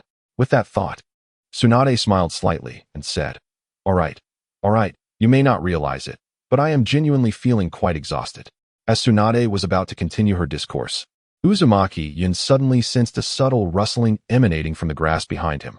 He instantly became alert, swiftly turning to Tsunade and conveying a silent warning with his gaze. In a flash, Uzumaki Yun performed a series of hand seals, and with a soft thud, a shadow clone identical to him materialized by his side. The two, in perfect synchrony, advanced toward the source of the sound in the underbrush. As they approached, Uzumaki Yun abruptly seized the ear of the person hiding within. Startled by the sudden ambush, the individual yelped, "Ouch! Let go of my ear. My brother-in-law is the young clan leader of the Uzumaki." It turned out to be Senju Rope Tree concealed in the foliage. However, upon turning back, it was Uzumaki Yun who confronted him. "Brother-in-law, weren't you supposed to be with my sister? What are you doing here?" Just then, a sinister voice emerged from behind Senju Rope Tree. "Senju Rope Tree, what are you doing here? Are you eavesdropping on me?" Senju Rope Tree looked at Tsunade and said, "Sister, I just stepped out for a stroll. I couldn't sleep upon arriving in Uzumaki village and happened to see you speaking here." Tsunade glared at him. "Are you seeking death, you little rascal?" Just as Senju Rope Tree was about to respond, Uzumaki Yun suddenly heard explosions outside, directing a concerned gaze at Tsunade. She, not being naive, understood the implications immediately. After all, Sarutobi Hiruzen's intent was clear, to instruct everyone to remain indoors. Tsunade addressed Uzumaki Yun, "Allow me to assist you." Uzumaki Yun shook his head, meeting her eyes. "No need, I can handle this alone. You should return." Tsunade scrutinized him, seemingly skeptical. "Uzumaki Yun, you must remember I am a jonin, while you are merely a chunin. How can I not lend a hand?" Uzumaki Yun glanced back at Senju Rope Tree. "Tsunade, you must also protect Rope Tree. Besides, I can manage this minor issue." Tsunade understood the subtext of his words. As a member of Konoha, she could not meddle too much in extraneous matters. After her departure, Uzumaki Yun initially intended to rush toward the commotion, but an alarming thought struck him. This mission could not merely be about theft. In an instant, clarity washed over him. Their true target was likely Kushina Uzumaki. At this moment, the entire Uzumaki village was on high alert regarding individuals from Konoha. With this realization, Uzumaki Yun wasted no time, darting swiftly toward his mother's quarters. Just then, Uzumaki Mai was about to step out to investigate the commotion outside. "Uzumaki Yun, what on earth is happening?" she inquired, her face etched with confusion. Uzumaki Yun's gaze fixed intently upon his mother, his expression grave. "Mother, please do not step outside. I believe their actions are intended to divert our forces. I suspect their true intention is to target Kushina. You must return to your room at once. I will protect you and ensure your safety." Uzumaki Mai opened her mouth as if to protest, but upon seeing her son's serious demeanor, she ultimately acquiesced and retreated into the room. At that moment, Shuehui and 3 others hastily arrived. Spotting Uzumaki Yun at the doorway, Shuehui exclaimed, "Young Master Yun, what is happening here?" Uzumaki Yun regarded the 4, knowing they were his mother's best protectors. "Sister Shuehui, there is no time for explanations. Your sole task now is to activate the sealing array. No one is to enter, not even the villagers of Uzumaki. Do you understand?" Shuehui, observing the urgency, asked, "Young Master Yun, aren't you coming inside?" Uzumaki Yun smiled faintly. As the young clan leader of the Uzumaki, I cannot hide when danger arises. I must face this challenge. Shuehui wished to say more, but ultimately refrained, activating the protective array. Uzumaki Yun had intended to seek assistance, but suddenly, a group of over a dozen individuals emerged, declaring, "There's only this little brat. We must end this swiftly. The Uzumaki villagers will arrive soon." Realizing time was of the essence, Uzumaki Yun confronted them. "Enough. Who are you? Don't you know this is Uzumaki village? Get out." Before they could respond, he unleashed a powerful fire release, great fireball technique. The assailants, being ninjas, quickly evaded the attack. As the fireball was launched, several shurikens flew towards him. Uzumaki Yun did not wish to inflict serious harm. Rather, he aimed to alert his father that their true target was Kushina. Indeed, from afar, you looked on and realized, "Clan leader, it's bad. Their target is Kushina." The clan leader glanced at the black-clad figures. "You, go check on the situation. Their aim is indeed Kushina." Chapter 57. Uncle Yu comes to help Yu's gaze was resolute as he nodded solemnly. "Clan leader, rest assured." Possessing considerable strength, Yu swiftly made his way toward Uzumaki Yun. Knowing that at present, Yun was only a chunin, slightly stronger than an average one. Yu understood the urgency. If they could not capture Kushina, their next target would likely be Uzumaki Yun. For what Kushina could do, Yun could do as well. The clan leader nodded, acknowledging the tension of the situation, realizing he must remain to oversee and direct the overall strategy. At this moment, Uzumaki Yun found himself with very few explosive tags left, and his chakra for fire release was nearly depleted. Despite possessing Jonin-level strength, he was still just a young boy. The Jonin surrounding him had not anticipated that this youth would prove so formidable. Frustrated by their inability to subdue him, one of them turned to his companions and urged, "We must rush inside and seize the child. Time is of the essence. We cannot afford to linger here." With that, the group charged toward the door. However, upon reaching the entrance, they were taken aback to find a mysterious array blocking their path, resembling an impenetrable barrier. They exchanged alarmed glances, exclaiming, "Oh no, we can't get in." Shuehui, observing the situation, saw Uzumaki Yun injured and wished to assist him. Yet, she realized that any movement on her part would cause the array to dissipate. Thus, she could only watch helplessly as Uzumaki Yun endured his injuries, unable to intervene. The leader of the group, seeing this, turned his gaze to Uzumaki Yun, a glint of cunning and malice in his eyes. He shouted, "In that case, let us capture him first. Remember, he is the young clan leader of the Uzumaki. If we can take him down, our efforts will not have been in vain. Everyone, let us subdue him." Upon hearing this, the other two Jonin immediately complied, and the three advanced toward Uzumaki Yun in a coordinated assault. Uzumaki Yun stood alone against three formidable foes, yet he showed no fear. With a swift motion, he evaded their fierce attacks and countered with his own. In an instant, a fierce battle erupted, marked by the clash of blades and the flurry of strikes. This was the first time Uzumaki Yun faced such a multitude of Jonin. And at that moment, his life-saving death god mask was nowhere to be found. In the midst of a dire situation, he covertly channeled his chakra. Just as the swirling cloud focused intently on summoning his spirit beast, his attention was wholly captivated by the formidable assistance that was about to arrive. However, at that very moment, a shadow approached silently, akin to a specter. Seizing the opportunity when the swirling cloud was utterly unguarded, it launched a sudden kick. Propelled by a fierce gust of wind, directly aimed at the swirling cloud. A dull thud echoed as the swirling cloud was sent flying like a kite severed from its string. He crashed heavily to the ground, unable to suppress a mouthful of fresh blood that splattered across the earth.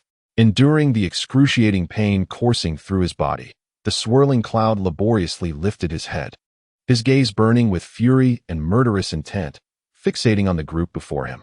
Gritting his teeth, he spat out, "You all deserve to die? You have forced my hand."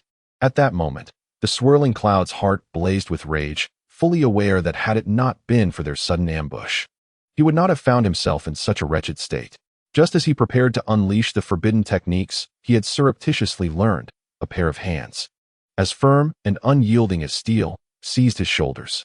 "Now, leave the rest to me. Boy, open your eyes and witness what true combat entails." A deep, authoritative voice resonated in the swirling cloud's ears. Turning towards the source, he beheld that it was Yu. His previously anxious heart settled instantly, and a glimmer of joy flickered across his face. "Uncle Yu, You have finally arrived. You nodded slightly, his cold gaze sweeping over the opposing group.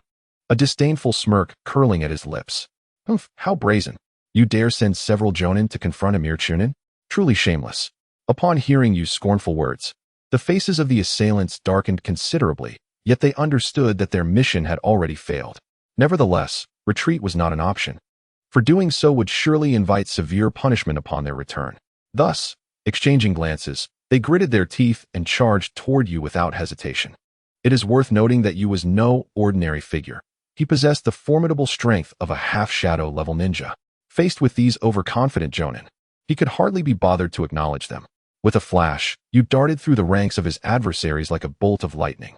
The kunai in his hand glimmered ominously, each swing inciting a tempest of bloodshed.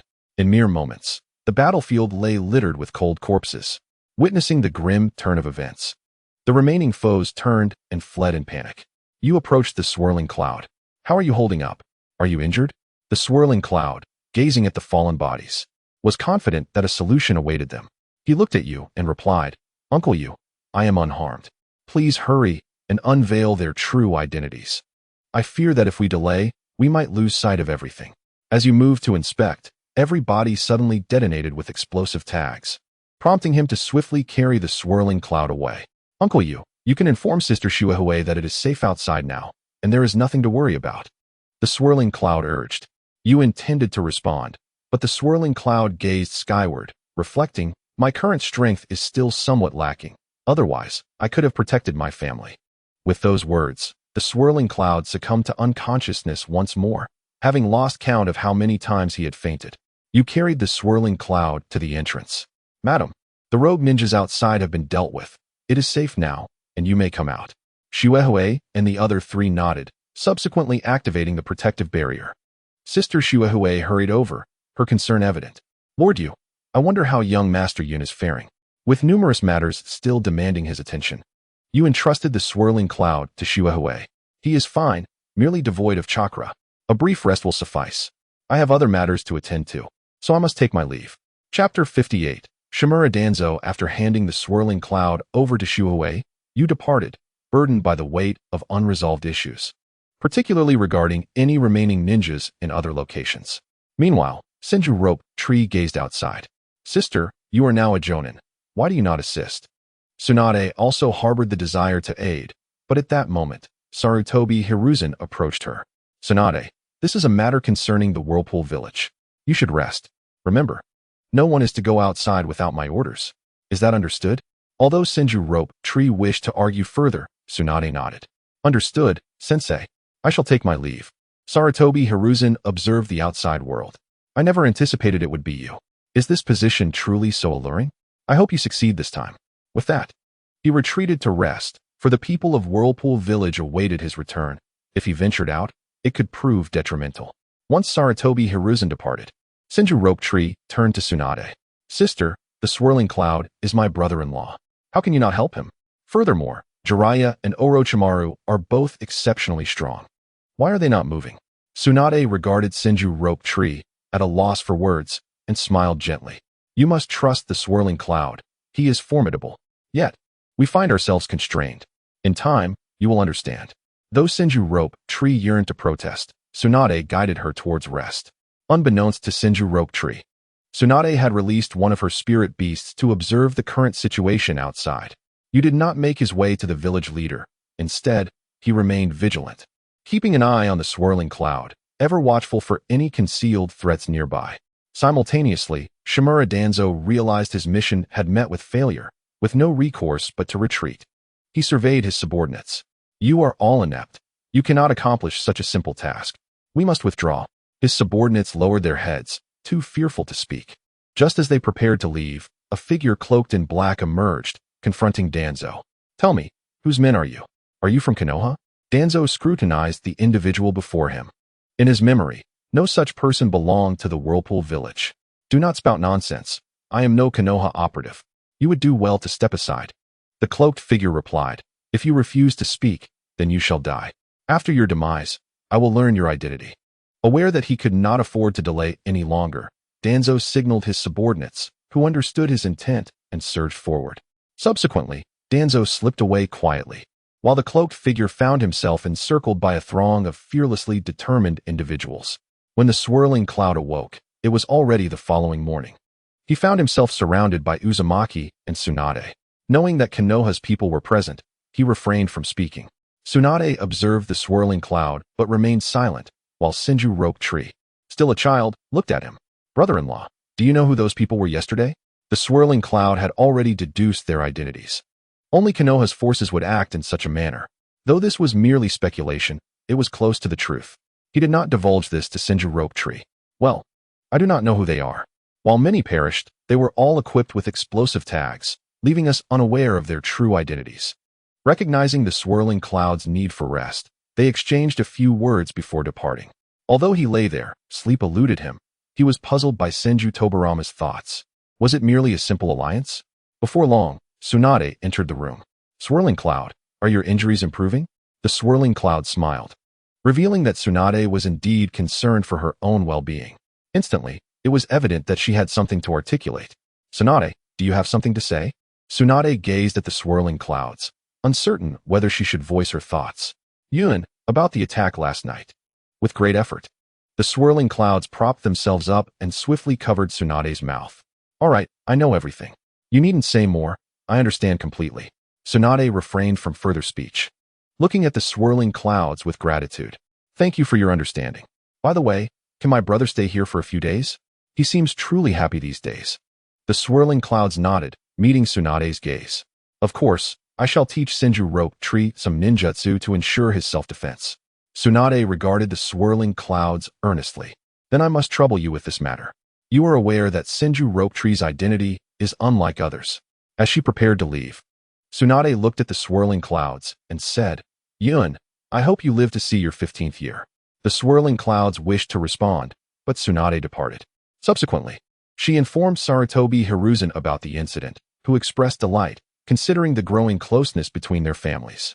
After that, the people of Konoha departed, and Senju Rope Tree turned to the swirling clouds. Brother-in-law, I can finally stay here. You can't drive me away anymore. I'll be keeping an eye on you and will report back to my sister. The swirling clouds chuckled, all right. Shortly I shall take you to a wonderful place to unwind. I too have felt a bit weary these past few days.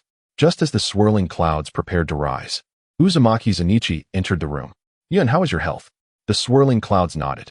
Father, I am well now. Last night, I simply exhausted my chakra. Rope Tree, you may step outside.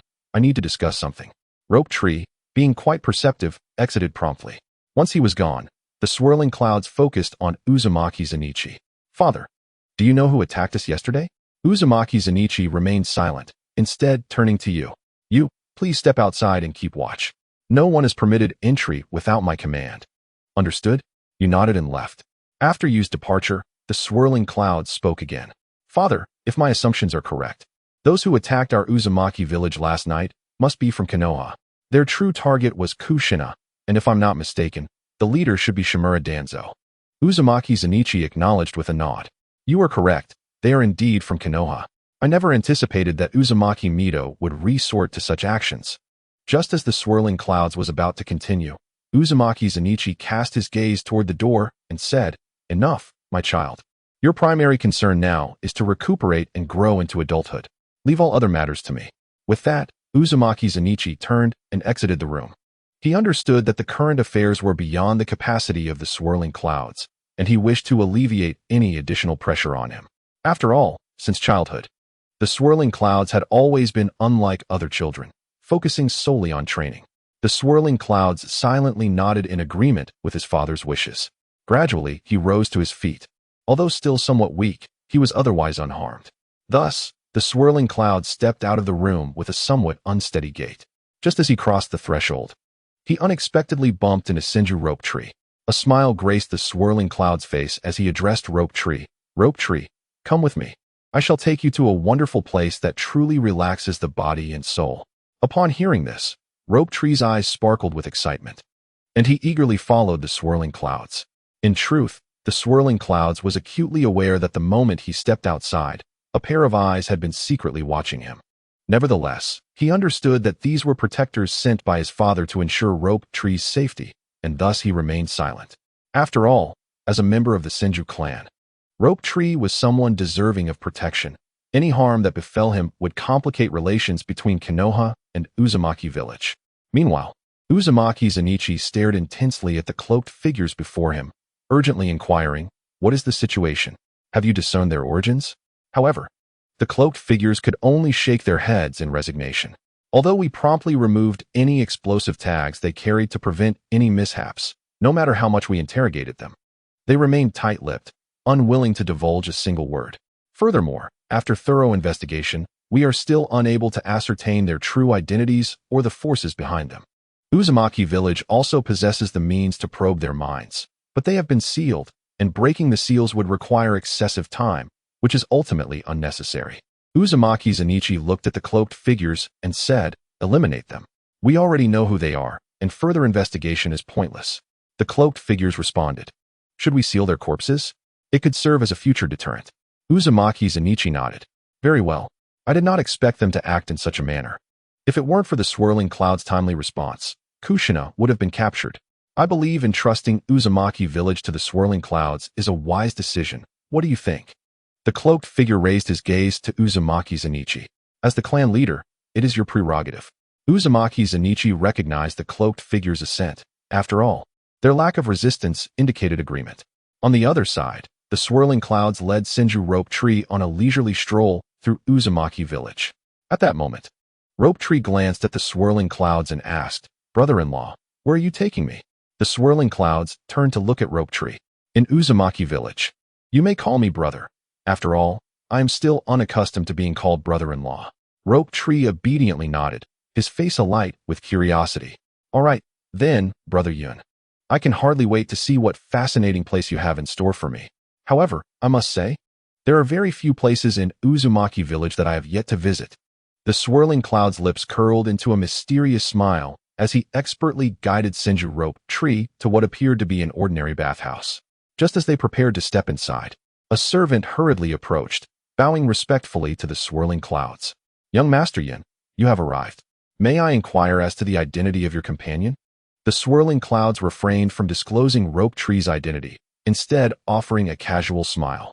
"Oh, this is a friend I have recently made. Please arrange for us a private bath." The servant nodded eagerly and promptly departed to fulfill the request. Meanwhile, Rope Tree gazed at the swirling clouds with a mix of surprise and confusion. "Sister, no, I mean brother. I didn't expect everyone here to recognize you."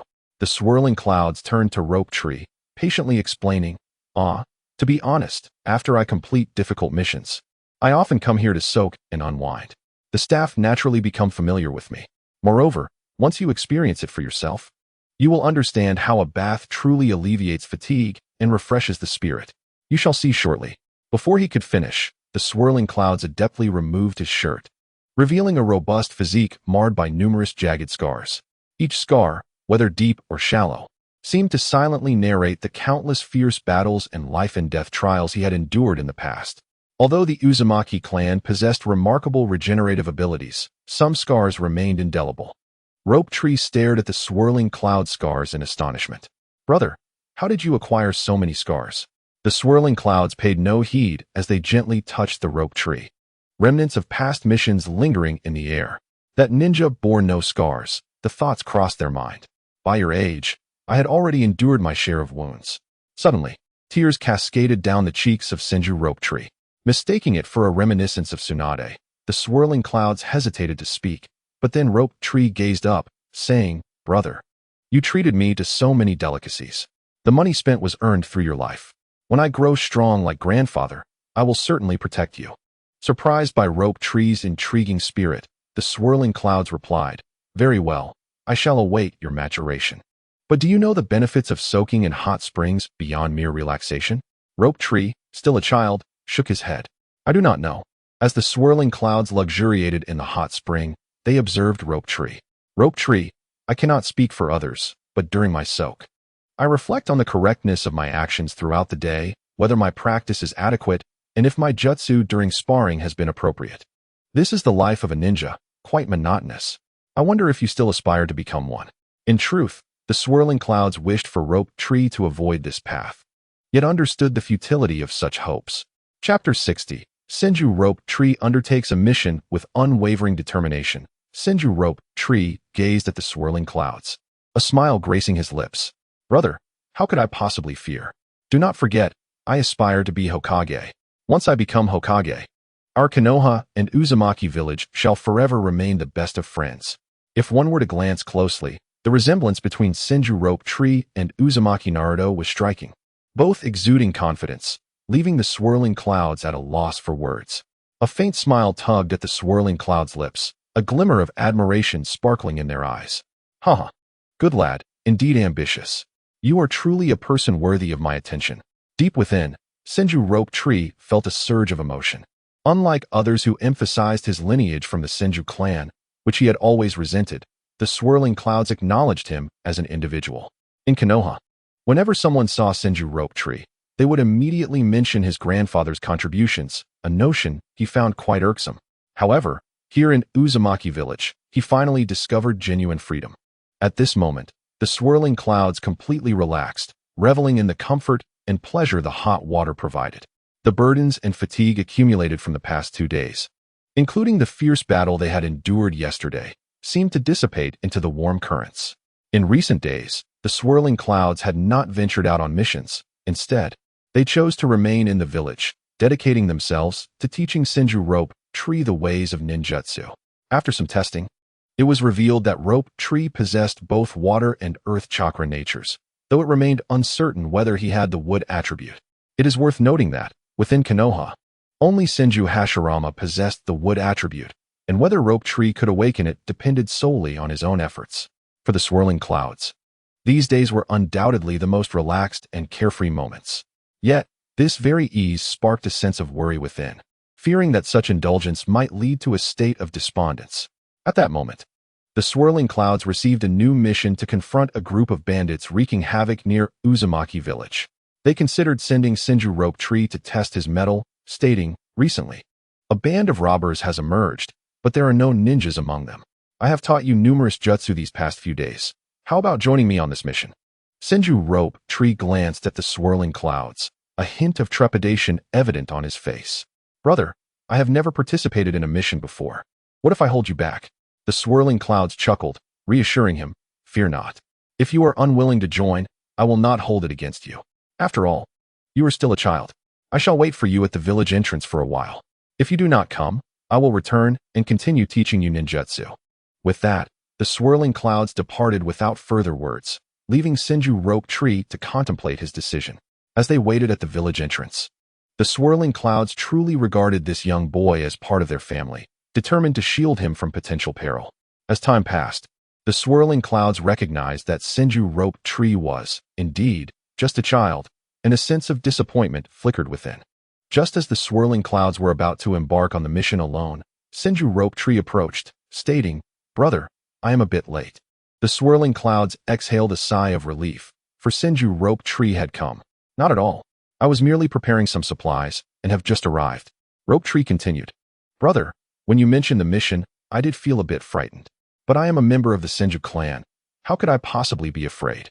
I donned the outfit my sister prepared for me, which is a bit heavy, hence my tardiness. The swirling clouds, intrigued, responded, Oh, come here and let me see. As Senju Rope Tree approached and removed his outer garment, revealing an outfit that appeared somewhat unappealing. The swirling clouds noticed that it provided protection over vital areas such as the heart. It seemed that even explosive tags would not easily bring harm. Who would have thought Tsunade was so meticulous? The swirling clouds mused, but then recalled a troubling thought. If Tsunade had taken such precautions, how had Rope Tree met his demise? Shaking his head, the swirling clouds dismissed such futile concerns. All right, let us set forth. This time, the swirling clouds did not summon others, as they felt secure with Rope Tree by their side, and any unforeseen incidents would be managed with utmost care. As they approached the bandits' hideout, the swirling clouds turned to Senju Rope Tree. In recent days, I have yet to inquire about your clan. How many members remain, and how many ninjas do you have? If such matters are confidential, there is no need to share. Rope Tree shook his head, looking at the swirling clouds. Brother, what is there to keep secret? Our Senju clan is one of Konoha's 2 great clans. Aside from us, there is the Uchiha clan. We have many members, numerous jonin, but none surpass grandfather. The swirling clouds shot Rope Tree a knowing glance. Indeed, It was common knowledge that Hashirama treated tailed beasts as mere pets, while Tobarama was also formidable. After another half-hour of travel, the swirling cloud suggested, "Let us rest here. The bandit location lies ahead, and you'll need your strength." Due to the need to circle around the village, some time was required. To ensure Senju Rope Tree's safety, the swirling clouds summoned their summoning beast, the small alligator turtle, which settled comfortably atop their head. "Brother, your summoning beast is quite amusing, a turtle. I know Jiraiya's is a toad, and Orochimaru's is a snake, which is rather frightening," Rope Tree remarked. The small alligator turtle observed Rope Tree, amused. "Cloud, who is this little boy comparing me to toads and snakes? How entertaining," Rope Tree whispered. "But you are still a turtle." Watching the playful banter between the small alligator turtle and Senju Rope Tree, the swirling clouds found it quite delightful. "Small alligator turtle, cease your banter. He is merely a child. This time, I summoned you to check for any lurking ninjas in the vicinity." The small alligator turtle relented, grinning. "Very well." Without delay, it began to sense the surroundings, informing the swirling clouds. 150 meters ahead, there are 20 individuals present, but none are ninjas. After delivering the message, the small alligator turtle fell silent, seemingly drifting off to sleep atop the swirling cloud's head, its eyes gently closing. Chapter 61. The growth of Senju Rope Tree. The swirling clouds gazed with concern at Senju Rope Tree beside them, softly inquiring, "How are you? Is your body recovering well? Have you managed to rest adequately?" The swirling cloud understood that Senju Shoju was undertaking his first mission, burdened by heavy clothing, and would naturally feel fatigued. Thus, the swirling cloud granted him a period of rest. With a slight smile curling at the corners of his mouth, Senju Shoju confidently replied, "Brother, rest assured. I am perfectly fine and will not hold you back." Yet, he was acutely aware that this declaration was not only meant for the swirling cloud, but also served as a self-encouragement to quell his inner turmoil. After all, this was his inaugural mission, and it was only natural to feel a tinge of nervousness and apprehension. Although he yearned to prove himself to everyone, the fear of this being his first undertaking weighed heavily on him. Nonetheless, with the swirling cloud by his side, he felt a sense of reassurance. Silently, the swirling cloud and Senju Shoju approached a vantage point with a sweeping view of the surroundings, overlooking the scene below. They witnessed a band of ruthless bandits wielding sharp blades, mercilessly slaughtering innocent civilians. These marauders not only cruelly took the lives of the populace, but also greedily rifled through their belongings, plundering every last penny. Upon witnessing this, Senju Shoju was instantly consumed by righteous fury, compelled to charge forth and put a stop to the bandits' heinous actions. Just as he was about to act, the swirling clouds swiftly restrained him, lowering his voice to caution, "Do not act impulsively. A rash move now would merely alert them. Look, they are numerous, and there may be other accomplices lurking unseen. Let us quietly follow them and ascertain the location of their camp before we devise a plan." Fortunately, the swirling cloud's quick thinking prevented a confrontation that could have drawn the bandits' attention. After considering the swirling cloud's reasoning, Senju Shoju found it quite persuasive and managed to suppress his seething anger, nodding vigorously as he said, "Brother, I understand. I will follow your lead." Soon after, the bandits began to pack up their belongings in preparation to leave the scene. The swirling cloud and Senju Shoju cautiously followed at a distance, striving to remain silent to avoid arousing suspicion. Along the way, although Senju Shoju endeavored to maintain his composure, his slightly stiff gait and tightly clenched fists betrayed the fear that lurked within him. Yet, driven by his steadfast commitment to justice and his trust in his brother, he gritted his teeth and resolutely kept pace behind the swirling cloud. Before long, thanks to his keen observational skills and exceptional tracking abilities, the swirling cloud successfully located the bandits' camp. A rough estimate suggested that there were around 30 bandits, all ordinary humans without any ninjas among them. Faced with such circumstances, the powerful swirling cloud felt entirely confident. Dispatching these rabble would be a trivial task for him. Aware that it was not yet time for Senju Shoju to intervene, he swiftly employed his physical techniques to eliminate all the thugs outside. Only one bandit, still asleep, remained. As the swirling cloud and Senju Shoju approached the entrance, the bandit continued to slumber. The swirling cloud turned to Senju Shoju, saying, "Inside is your adversary. Take care of him."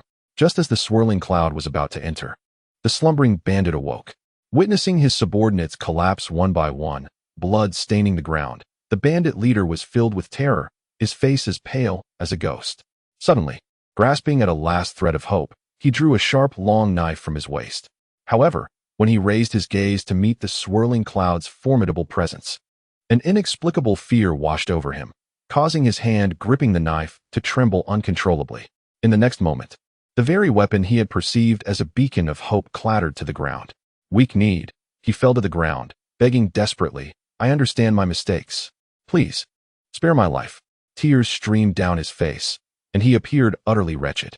The swirling cloud regarded him coldly, devoid of any pity, merely gesturing towards Senju and stating indifferently, "If you wish to live, then kill him. If you can accomplish that, I shall let you go." Senju had initially thought this crisis no longer concerned him, only to find that he was indeed required to step forward. At this moment, though fear surged within him, he feigned calmness and fixed a determined gaze upon the swirling cloud.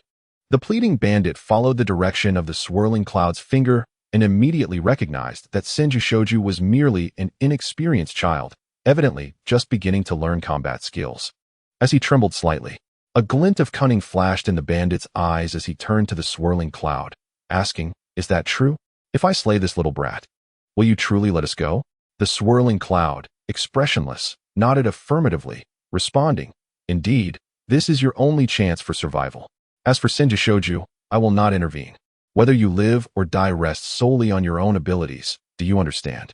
Despite the terror gnawing at him, Senju fixed his gaze on the swirling cloud, gritting his teeth as he said, "Brother, trust me, I can do this." He took a deep breath, adopting a stance ready for battle. The swirling cloud knew this was a harsh test for Senju, yet it was an unavoidable part of growth.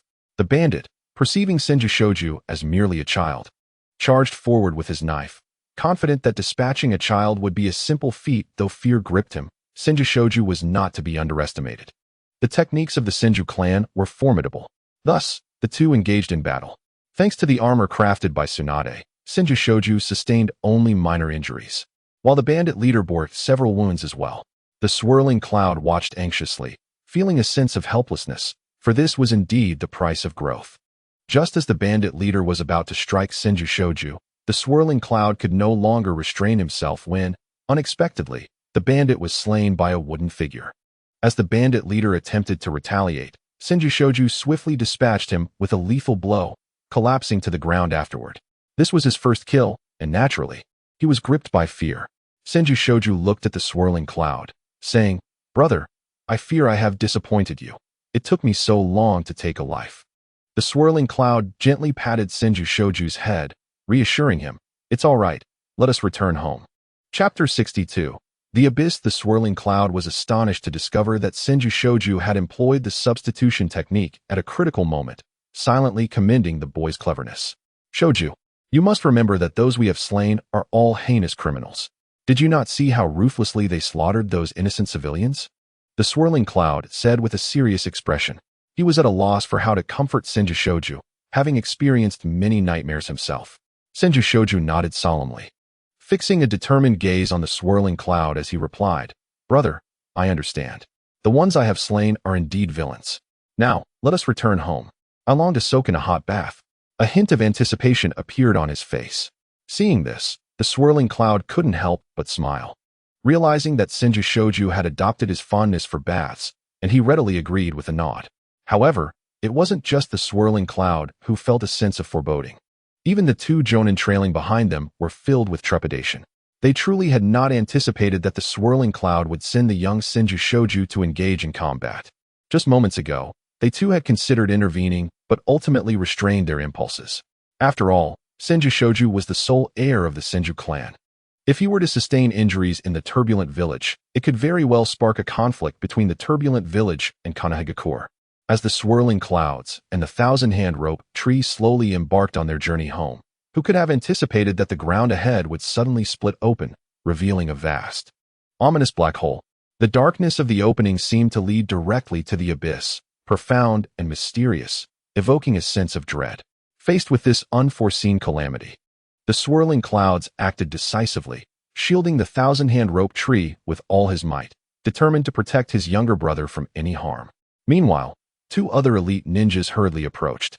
Yet to their astonishment, they found themselves bewildered, scanning the ground, yet failing to perceive anything amiss. They stood there, eyes wide in disbelief, as the young clan leader and the child of the Senju clan seemed to have vanished into thin air, an impossibility that defied belief. One ninja turned to the other, bewildered, and asked, "What on earth is happening? How could they just disappear?" The questioned ninja, equally perplexed, could only stammer, "How would I know? What are we to do?" It was the first ninja who regained his composure. "I'll stay here on guard. You go find the clan leader and inform him of this situation. We shall see what he decides." The other ninja dashed off, eager to keep the knowledge of this incident as limited as possible. Unbeknownst to them, the swirling clouds and the thousand-hand rope tree plummeted into the depths for an indeterminate period. Fortunately, they landed in a river, sparing them from injury. The thousand-hand rope tree gazed up at the swirling clouds. "Brother, where are we? I'm so frightened." The swirling clouds surveyed their surroundings, noting the unexpected brightness of the area, and proceeded to walk atop the water, carrying his younger brother, who was still unable to control his fear. "Rope tree, I promise to keep you safe," he reassured, though the thousand-hand rope tree, perhaps exhausted, drifted into slumber. The swirling clouds marveled at his brother's unexpected boldness as he continued onward. Suddenly, he sensed something amiss. Ahead lay solid ground, unlike any village he had ever seen. Lowering his voice, he gently called out to the thousand-hand rope tree, "Rope tree, wake up. It seems there is land ahead." His voice was as soft as a breeze rustling through leaves, wary of disturbing any lurking dangers. After all, they were in an unfamiliar place, with unknown perils awaiting them. Upon reaching the land, the swirling clouds carefully set the thousand-hand rope tree down on the ground. Stretching his limbs, which had grown stiff from carrying his brother, he remained vigilant, pondering the nature of any potential adversaries they might encounter. With practiced ease, he retrieved some provisions from his pack, essential supplies he always carried on his adventures. For one could never predict the challenges that lay ahead in the unknown. Both he and the thousand-hand rope tree took a piece of food and began to chew. After a brief respite to regain their strength, they pressed onward, well aware of the necessity to maintain their energy. The swirling clouds, despite their current ordinary circumstances, had prepared thoroughly, even bringing along a Grim Reaper mask and a supply of compressed rations to alleviate concerns about sustenance for the time being. At that moment, a shadow unexpectedly loomed before them. Upon closer inspection, it revealed itself to be a bizarre creature resembling a monkey, yet distinctly different. With agile movements and eyes that glowed with a peculiar light, it fixed its gaze upon the swirling clouds and his brother. Before the swirling clouds could react, the creature lunged forward with the speed of an arrow. Unfazed, the swirling clouds met the beast head-on, engaging in a fierce struggle. To his astonishment, the seemingly unassuming creature possessed immense strength, each collision delivering a powerful impact. After several exchanges, the swirling clouds realized that a reckless assault would be futile. He needed to ascertain his opponent's capabilities first. Seizing an opportune moment, he thrust his blade towards the creature's abdomen. However, to his shock, instead of crimson blood, a noxious, dark green liquid oozed from the wound. Moreover, the swirling clouds noticed with alarm that the blade in his hand began to corrode under the influence of the foul liquid. Recognizing the precariousness of the situation, he swiftly discarded the knife and leaped back, evading both the creature and the corrosive substance. From a safe distance, the swirling clouds unleashed a fire release, great fireball technique upon the creature. Although the beast perished, it managed to flee with an unknown entity. "Come, rope tree. Let us follow them. Perhaps we can discover a way out of this sinister place," he urged, for the atmosphere was indeed unsettling. The thousand-hand rope tree trailed closely behind, hindered somewhat by his attire. The swirling clouds turned to their companion, the small crocodile turtle. "Crocodile turtle, do you know where we are? Is there any way to summon help here?" After a moment of concentration, the crocodile turtle replied, "Swirling clouds, there is no means of summoning here." Chapter 63. Respite. Understanding the unusual nature of their surroundings, the swirling clouds chose to remain silent, continuing onward with the thousand-hand rope tree. As they walked in silence, an unsettling feeling surged within the swirling clouds. He halted cautiously, whispering to the thousand-hand rope tree, "Be careful, rope tree. Something feels off. I fear we may be surrounded." It was well known that the swirling clouds possessed acute perception, further enhanced by the presence of the crocodile turtle, whose senses were even sharper. He quickly deduced that they were not being followed but rather led into a trap, intended to eliminate him. The thousand-hand rope tree, hearing this, scanned their surroundings. Yet aside from the tranquil woods and the occasional rustle of the wind, he discerned nothing unusual. He chuckled lightly, dismissing his brother's concerns. "Brother, don't frighten me. There's not a soul in sight." Just as the thousand-hand rope tree finished speaking, an astonishing turn of events unfolded. The once desolate surroundings suddenly teemed with a myriad of animals. Diverse in species, from agile monkeys to majestic lions, they coexisted in surprising harmony. With eyes keen as an eagle's, the swirling clouds spotted a cave entrance not far off. Without hesitation, he shouted to the thousand-hand rope tree, "Rope tree, quickly hide in that cave." Knowing he could manage outside, he felt compelled to protect his brother, urging him to take refuge. Should the need arise, he could lure the beasts away. The thousand-hand rope tree, no fool, understood his brother's intent. However, as a courageous warrior, he was unwilling to retreat easily. Resolutely shaking his head in defiance, "Brother, I am capable of handling this situation. Trust in my strength." In a moment of desperation, the swirling clouds, unable to engage in further debate, propelled the thousand-hand rope tree into the cave with a swift kick. He then formed hand seals, employing earth release techniques to seal the cave entrance, leaving only a narrow opening for ventilation. After securing the cave, he called out, "Rope tree, stay inside and do not move. Ensure your safety, do you understand?" Inside the cave, the thousand-hand rope tree felt a swell of indignation and resentment, exclaiming, "Brother, I can fight too. Why don't you trust my abilities?" At that critical juncture, a surge of animals rushed forward like a tidal wave. They were fierce and menacing, a sight that instilled terror in the heart. In the depths of his heart, Uzumaki Yun understood that engaging in close combat with such numerous and ferocious beasts was an unwise endeavor. Thus, he swiftly resolved to employ various ninjutsu to confront the imminent crisis. With deft hands, he formed seals and chanted incantations, subsequently unleashing the earth release technique. In an instant, the ground trembled violently, and massive stone pillars erupted from the earth, charging towards the horde of animals. However, these creatures nimbly evaded the onslaught of the pillars. Undeterred by this initial failure, Uzumaki Yun devised a new strategy and immediately executed the fire release technique. A fierce blaze ignited, creating a sea of flames that warped the surrounding air. Yet, the animals displayed an unsettling indifference to the fire, continuing their relentless advance towards him. Confronted with such tenacious adversaries, Uzumaki Yun gritted his teeth and unleashed the lightning release technique. Brilliant flashes of lightning cleaved the sky, striking down upon the beasts. Amidst the resounding thunder and the acrid scent of charred flesh, numerous animals were struck by the lightning, yet countless others pressed on undeterred. Despite his valiant efforts utilizing an array of formidable ninjutsu, the overwhelming numbers of the beasts inflicted numerous wounds upon him. Blood seeped from his injuries, staining his garments crimson. At that moment, Uzumaki Yun felt his chakra reserves dwindling perilously low. Inside the cave, Senju Shoshu, witnessing his brother's valiant struggle, was consumed with anxiety. He yearned to rush out and assist Uzumaki Yun against the terrifying creatures, but the entrance was blocked, rendering him powerless to intervene. After an intense battle, Uzumaki Yun momentarily stemmed the tide of the beastly assault. Just as his chakra was nearly exhausted, a miraculous event occurred. The once fearsome animals suddenly appeared stricken with terror, halting their advance. Subsequently, those that remained alive began to seize the corpses of their fallen comrades and hurriedly retreated from the scene. Observing this turn of events, Uzumaki Yun finally exhaled a sigh of relief. Summoning the last remnants of his strength, he slowly moved the stones blocking the cave entrance aside and, with great fatigue, entered the cave. Once inside, he steeled himself and utilized the scant chakra he had left to seal the entrance once more, safeguarding against any further threats.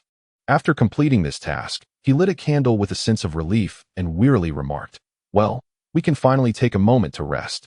Senju Shoshu rushed to his side, and upon seeing his brother's battered form, felt a surge of concern. He grasped Uzumaki Yun's hand tightly, resolutely declaring, "Brother, let me handle such situations next time. I can do it too." Uzumaki Yun smiled faintly and gently patted Shoshu's shoulder, conveying his approval. Unbeknownst to them, they had drawn the attention of the lurking monsters outside, who had only retreated due to Uzumaki Yun's presence. The creatures observed the scene, biding their time without haste, knowing that when the brothers emerged, they would feast upon them to avenge their fallen kin. Inside the cave, Uzumaki Yun was still recuperating his chakra, acutely aware of the toll the battle had taken. Senju Shoshu remained vigilant, refraining from speaking, understanding that his brother required rest. Uzumaki Yun turned to Senju Shoshu and inquired, "Shoshu, what are you looking at? Are there still creatures outside?" Shoshu shook his head. "Brother, they have all departed. It's truly strange, they vanished all at once." Chapter 64. Uzumaki seals the news. Uzumaki Yun was filled with bewilderment, unable to fathom why the enemies had fled so abruptly. However, his immediate concern was for the well-being of Senju Shoshu. Thus, he focused his gaze on Shoshu, asking with genuine concern, "Shoshu, are you all right? Are you injured?" Shoshu looked intently at Uzumaki Yun, a hint of dissatisfaction and yearning in his eyes as he exclaimed, "Brother, I am a legitimate ninja. Why do you always exclude me from the battles?" Shoshu had found it difficult to watch his brother fight alone, feeling helpless as he was unable to assist due to the boulders blocking the entrance. Uzumaki Yun smiled gently, ruffling Shoshu's hair as he explained tenderly, "Silly brother. You are still young and require more growth and experience. Rest now, and soon we shall depart. Do not worry, I will ensure your safe return." To Senju Shoshu, Uzumaki Yun had become an irreplaceable idol. Throughout his life, apart from his beloved sister, no one had cared for him as deeply as Uzumaki Yun. Reflecting on this, Shoshu clenched his fist and earnestly promised, "Brother, if we encounter danger next time, I will protect you." Yet, Uzumaki Yun merely gazed silently at Shoshu, not uttering another word, and then closed his eyes, entering a state of rest. At that moment, Uzumaki Yun suddenly sensed a peculiar phenomenon. The distinction between night and day seemed non-existent in this place, as the surroundings appeared unchanged at all times. Filled with astonishment, he reopened his eyes to look at Senju Shoshu and softly advised, "Shoshu, you need not remain vigilant here. Take the opportunity to rest. We shall set off shortly." With that, he closed his eyes once more, regulating his breath to restore his body to its optimal condition. Shoshu nodded and began to rest, recognizing that relaxation was essential after such heightened tension. While Uzumaki Yun appeared to be asleep, he was actually contemplating how to escape. The summoning technique of the small crocodile turtle had proven ineffective, leaving him to hope for the presence of others in this strange place. If no one existed here, he would need to devise alternative plans. Meanwhile, outside, the situation had become frantic. The disappearance of the two individuals, one a young clan leader from Uzumaki village and the other a young noble from the Senju clan, was indeed a grave matter. Uzumaki Seiji arrived at the scene, addressing the two jonin.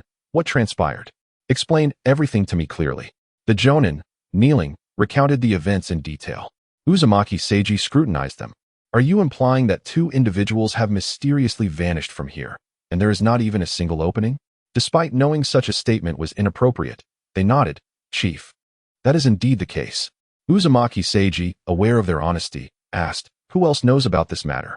They exchanged glances and slowly shook their heads, their expressions revealing a hint of fear and unease. At that moment, Uzumaki Seiji fixed them with a piercing gaze, his tone grave and icy as he stated, "In the coming days, you will stay put and not venture anywhere. Furthermore, if anyone else learns of this incident, you will face dire consequences." It was clear that both individuals were powerful jonin, and deep down, Uzumaki Seiji did not wish to resort to execution. However, the gravity of the situation necessitated such a stern warning. Upon hearing this, the two, initially filled with dread and fearing for their lives, felt a wave of relief wash over them and hurriedly nodded. "Chief, rest assured, we will remain tight-lipped, not even revealing a single word to anyone." Vortex Jingyi paused for a moment, carefully surveying his surroundings before gesturing for the others to depart. Once the two had distanced themselves, he turned to the silent figure beside him, cloaked in black, and furrowed his brow, inquiring, "Do you have any idea what is transpiring? Why has this situation arisen?"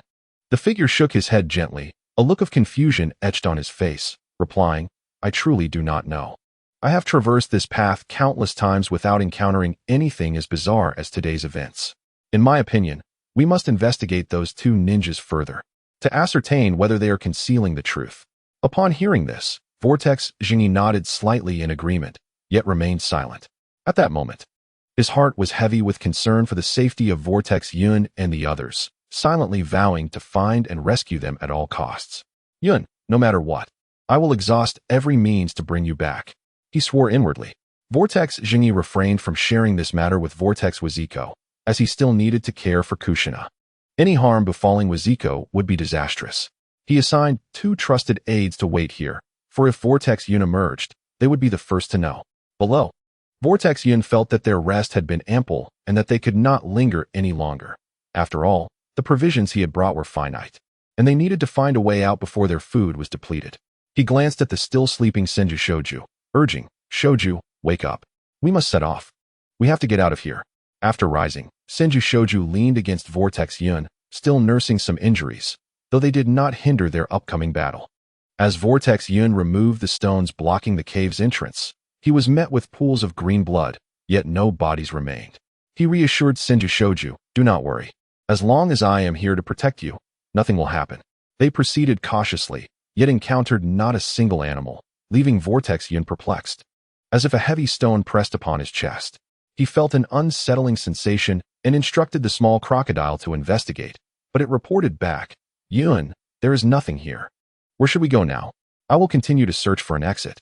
Chapter 65. The Malevolent Wolf. Vortex Yun nodded slightly, concurring with Senju Shoju's thoughts, but chose not to elaborate, as their immediate priority was to discover a route out of this place. At this moment, Senju Shoju gazed intently at Vortex Yun, worry etched upon his features, saying, "Brother, I cannot shake the feeling that something is amiss. It seems as though someone has been following us covertly." Since exiting the cave, Senju Shoju had sensed a presence behind them, but hesitated to voice his concerns until now. Vortex Yun felt a jolt within. He had not anticipated that the mere genin, Senju Shoju, would possess such acute perceptive abilities. Could this be an innate trait of the Senju clan? Contemplating this, Vortex Yun turned to Senju Shoju and spoke softly. "Very well, regardless of the circumstances, let us proceed forward. In my estimation, the way out lies not far ahead." With that, Vortex Yun cast a glance at Senju Shoju, signaling him to remain discreet at this juncture to avoid alarming any potential threats, as they were unaware of the formidable adversaries they might soon face. Senju Shoju nodded in understanding and replied, "Brother, I trust you completely." And so, the two continued their cautious advance. As they approached a bend in the path, Vortex Yun maintained a steady pace. In truth, he was using a shadow clone to ascertain the identity of the follower behind them. Only by eliminating this threat could they safely navigate their way out. However, at that moment, without warning, Vortex Yun and Senju Shoju surged forward like arrows loosed from a bow. Once they steadied themselves, they beheld not a human, but a fearsome giant wolf, its size rivaling that of a small cabin. The beast's piercing eyes, glinting with malice, fixated on Vortex Yun and Senju Shoju, as if poised to pounce and rend them to shreds. Vortex Yun would be lying if he claimed not to feel fear. This was the most formidable opponent he had encountered, even more so than the mysterious figures he faced in Konoha. Senju Shoju trembled, nearly losing his footing. Yet compelled by his brother's presence, he forced himself to stand firm against the threatening wolf. Vortex Yun fixed his gaze on the massive creature, its sharp fangs radiating a terrifying aura, then turned to the resolute Senju Shoju and said in a low voice, "Brother, with our current strength, we are no match for this wolf. You must leave at once." Senju Shoju met Vortex Yun's gaze without flinching, resolutely stating, "Brother, I will not abandon you to flee alone. I shall stay and fight alongside you." Vortex Yun understood that even if Senju Shoju wished to escape, there was no path of retreat available. With a resigned smile, a glimmer of determination crossing his eyes, he declared, "Very well, then. Let us 2 brothers fight to the death against this beast today." Senju Shoju, though unwilling to flee, moved aside, knowing he could not become a burden to his brother. With a deep breath, Vortex Yun swiftly formed hand seals, chanting incantations. Brilliant, multicolored beams of light erupted from his hands, various ninjutsu raining down upon the giant wolf like a tempest. Yet, to his dismay, these normally powerful techniques seemed to have no effect, vanishing as if swallowed by the abyss. After several attempts, Vortex Yun was delighted to discover that only the lightning-based techniques inflicted any damage upon the beast, though such damage was negligible against the wolf's formidable hide. More troubling, the wolf suddenly opened its gaping maw, unleashing a barrage of icy spikes toward Vortex Yun. In response, he hastily employed earth techniques, raising a sturdy earthen wall to shield himself from the onslaught of ice. However, as the wolf continued its relentless assault, Vortex Yun began to feel overwhelmed, struggling to hold his ground as he shouted to Senju Shoju, "Shoju, this creature is too powerful. I cannot contend with it any longer. You must retreat." At this moment, Vortex Yun was acutely aware that he had exhausted all his options, unless he devised another plan. Both of them might meet their demise here. In despair, he gritted his teeth and retrieved a mysterious death mask from his robes. This mask, a treasured heirloom of the Vortex clan, was said to summon a mighty specter of death to aid in battle. Although uncertain of its efficacy, it was the last hope Vortex Yun had. Just as Vortex Yun prepared to don the death mask, the cunning wolf seemed to sense the impending danger, lunging forward with alarming speed, aiming straight for Vortex Yun. Without hesitation, Senju Shoju leaped into action, placing himself between his brother and the wolf, only to be violently flung aside. Unlike Vortex Yun, who had attained the rank of Chunin with capabilities akin to a Jonin, Senju Shoju was merely a Genin, ill-equipped to confront such a beast. As the wolf struck him, he was sent sprawling, blood spilling from his lips as he succumbed to unconsciousness. Witnessing his brother's plight, Vortex Yun's heart ached, tears welling in his eyes. The bond formed over recent days had led Vortex Yun to regard Senju Shoju as his own brother. As he beheld Senju Shoju lying motionless on the ground, Vortex Yun finally summoned the specter of death, fully aware that if he failed to do so, he would truly have no means of salvation. However, now that the Grim Reaper has been summoned, Uzumaki Cloud felt a flicker of relief. "Lord of Death, please assist me in vanquishing the enemy before me." The Grim Reaper regarded Uzumaki Cloud. "Ah, it is but a whelp of the Uzumaki clan. Very well. I shall eliminate this little wolf." To Uzumaki Cloud's surprise, the formidable wolf, which he had been unable to handle, did not dare to move in the presence of the Grim Reaper. In a flurry, Uzumaki Cloud rushed to the side of the thousand-hand rope tree, trembling as he checked for its breath. To his delight, the thousand-hand rope tree was still alive, and if he was not mistaken, the wood chakra within him had been stimulated. Uzumaki Cloud mused that this might be a small opportunity for the thousand-hand rope tree. Yet now was not the time to focus on it, so he turned his attention back to the Grim Reaper and the wolf. The Grim Reaper did not rush to attack. The wolf seemed to be observing as well. Uzumaki Cloud approached the Grim Reaper and inquired, "Lord of Death, do you recognize what this creature is?" Chapter 66. Taming the Wolf. The Grim Reaper looked at Uzumaki Cloud, seemingly deep in thought. "This little whelp possesses wood chakra. How intriguing." Uzumaki Cloud assumed the Grim Reaper was referring to the wolf, but to his astonishment, it was the thousand-hand rope tree he meant. "Lord of Death, we are discussing the wolf." The Grim Reaper glanced at the wolf and chuckled. "I wonder whether you are fortunate or unfortunate." Upon hearing this, Uzumaki Cloud felt utterly bewildered, looking at the Grim Reaper. Without a word, the Grim Reaper waved his hand, and the wolf obediently knelt. The Grim Reaper patted the wolf's head. "Here lies the purest chakra. Thus, they are creatures transformed by chakra itself and cannot be killed unless they form a contract with a human. Otherwise, they cannot escape." Uzumaki Cloud looked at the Grim Reaper in confusion, but many animals were killed earlier. The Grim Reaper cast a glance at the wolf, and it understood immediately. Howling to the heavens, all the animals gathered, including those Uzumaki Cloud had slain earlier. Uzumaki Cloud regarded the Grim Reaper, uncertain if it was a good day for him. Once they enter the dense chakra, they will be revived. The Grim Reaper nodded. "You are correct, indeed. This is the case.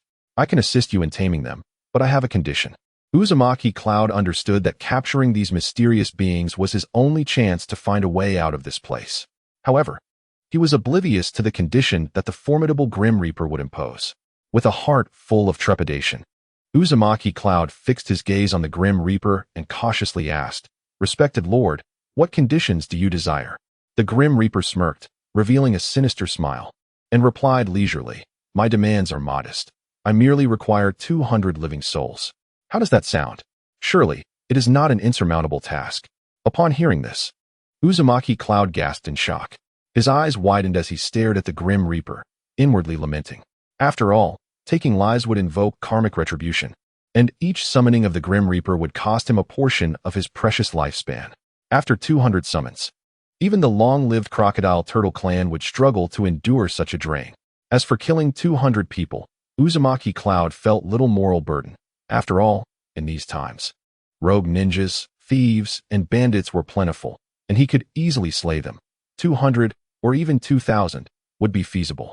Thinking this, Uzumaki Cloud hastily shook his head. My lord, I simply cannot summon you for each kill. Such frequent expenditure of lifespan would surely take a toll on my body, even if I wished to complete the task.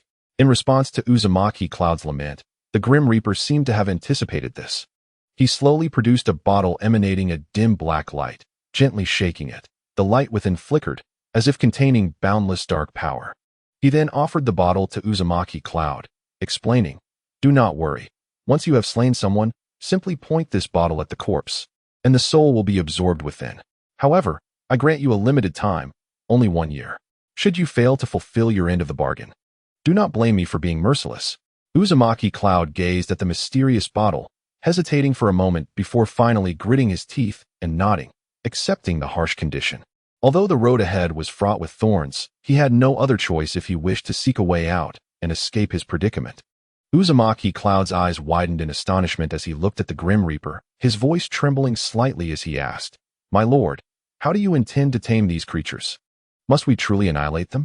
He pondered, if a massacre were to occur, what a bloody and terrifying scene it would be.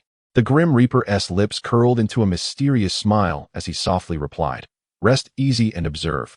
I possess my own methods for taming them. With that, he placed his hands behind his back, radiating an overwhelming aura that seemed ready to subdue the fierce wolves before him. However, as everyone held their breath in anticipation, an astonishing scene unfolded. The leading wolf, once fierce and menacing, suddenly transformed into a robust adult man. This unexpected turn of events left everyone in shock. Uzumaki Cloud had not anticipated its ability to shapeshift. After all, few summoning beasts possessed such a skill. The adult man fixed his piercing gaze on the Grim Reaper and Uzumaki Cloud, then slowly spoke. I am willing to sincerely submit. Before he finished speaking, he produced an ancient scroll from his bosom, presenting it with both hands to Uzumaki Cloud. Young man, to be honest, this entire setup was merely a test for you. Now that you have arrived, it signifies that we may finally regain our freedom and see the light of day once more. His tone was earnest yet tinged with urgency. Uzumaki Cloud, sensing the gravity of the situation, refrained from rashly responding and turned to the Grim Reaper, his eyes reflecting a mixture of reverence and reliance. After all, the Grim Reaper was the true authority here. He dared not act independently. The Grim Reaper nodded slightly in approval, prompting Uzumaki Cloud to turn back and reassess the man who claimed to be willing to submit. Curiously, he inquired, Does this mean you wish to become my summoning beast? The adult man nodded without hesitation, affirming, Indeed, we have been trapped here for an eternity and yearn to leave this place and explore the outside world. Upon finishing, a glimmer of expectation flickered in his eyes. Uzumaki Cloud's attention shifted to the scroll, and he was surprised to find it appeared ancient, yet bore no name, resembling a blank piece of parchment. Ultimately, he inscribed his name upon it, and then asked the man, Can my brother also inscribe his name? The man nodded. It can be done. It turned out that they were originally beings of this world, yet how they arrived here remained a mystery, even to themselves. Chapter 67 would release the wolf's true name was Evil Wolf, and it fixed its intense gaze on Uzumaki Cloud, stating, You might as well come to my territory for a proper rest. The chakra there is exceptionally dense. After the Grim Reaper had walked away, Uzumaki Cloud turned his attention back to Evil Wolf and inquired, How long have you been here? The malevolent wolf gazed intently at the swirling clouds and slowly replied, To speak candidly, we have long since lost track of how much time we have spent here, only knowing that no one has come to guide us away. It is only with your arrival that we have been afforded the opportunity to regain our freedom. With that, the swirling clouds, without further ado, hoisted the injured Senju Shoju onto his back and stepped forward to follow the guiding malevolent wolf. Indeed, as they continued their journey, the surrounding chakra energy grew increasingly potent. Now, the malevolent wolf had become a summoning beast to the swirling clouds, thus alleviating any need for wariness on his part, allowing him to follow with ease. The chakra in the vicinity became ever more robust, and the wounds on the swirling clouds began to mend gradually. As for the injuries within Senju Shoju, they too were healing slowly under the influence of the wood attribute chakra, although this was unbeknownst to the swirling clouds. Perhaps due to the jolting motion of their swift travel, the previously unconscious Senju Shoju stirred and awakened. Upon opening his eyes, he was greeted by the sight of a stranger, an adult male, and mistakenly assumed he had successfully escaped peril. He exclaimed excitedly to the swirling clouds, "Brother, you are truly remarkable. You have indeed led us to safety." However, the swirling clouds could only shake his head in resignation and softly replied, "Do not entertain such delusions. We have not yet truly escaped. At this moment, we are merely seeking a suitable place for you to recuperate." Upon hearing this, Senju Shoju was momentarily taken aback, then obediently nodded.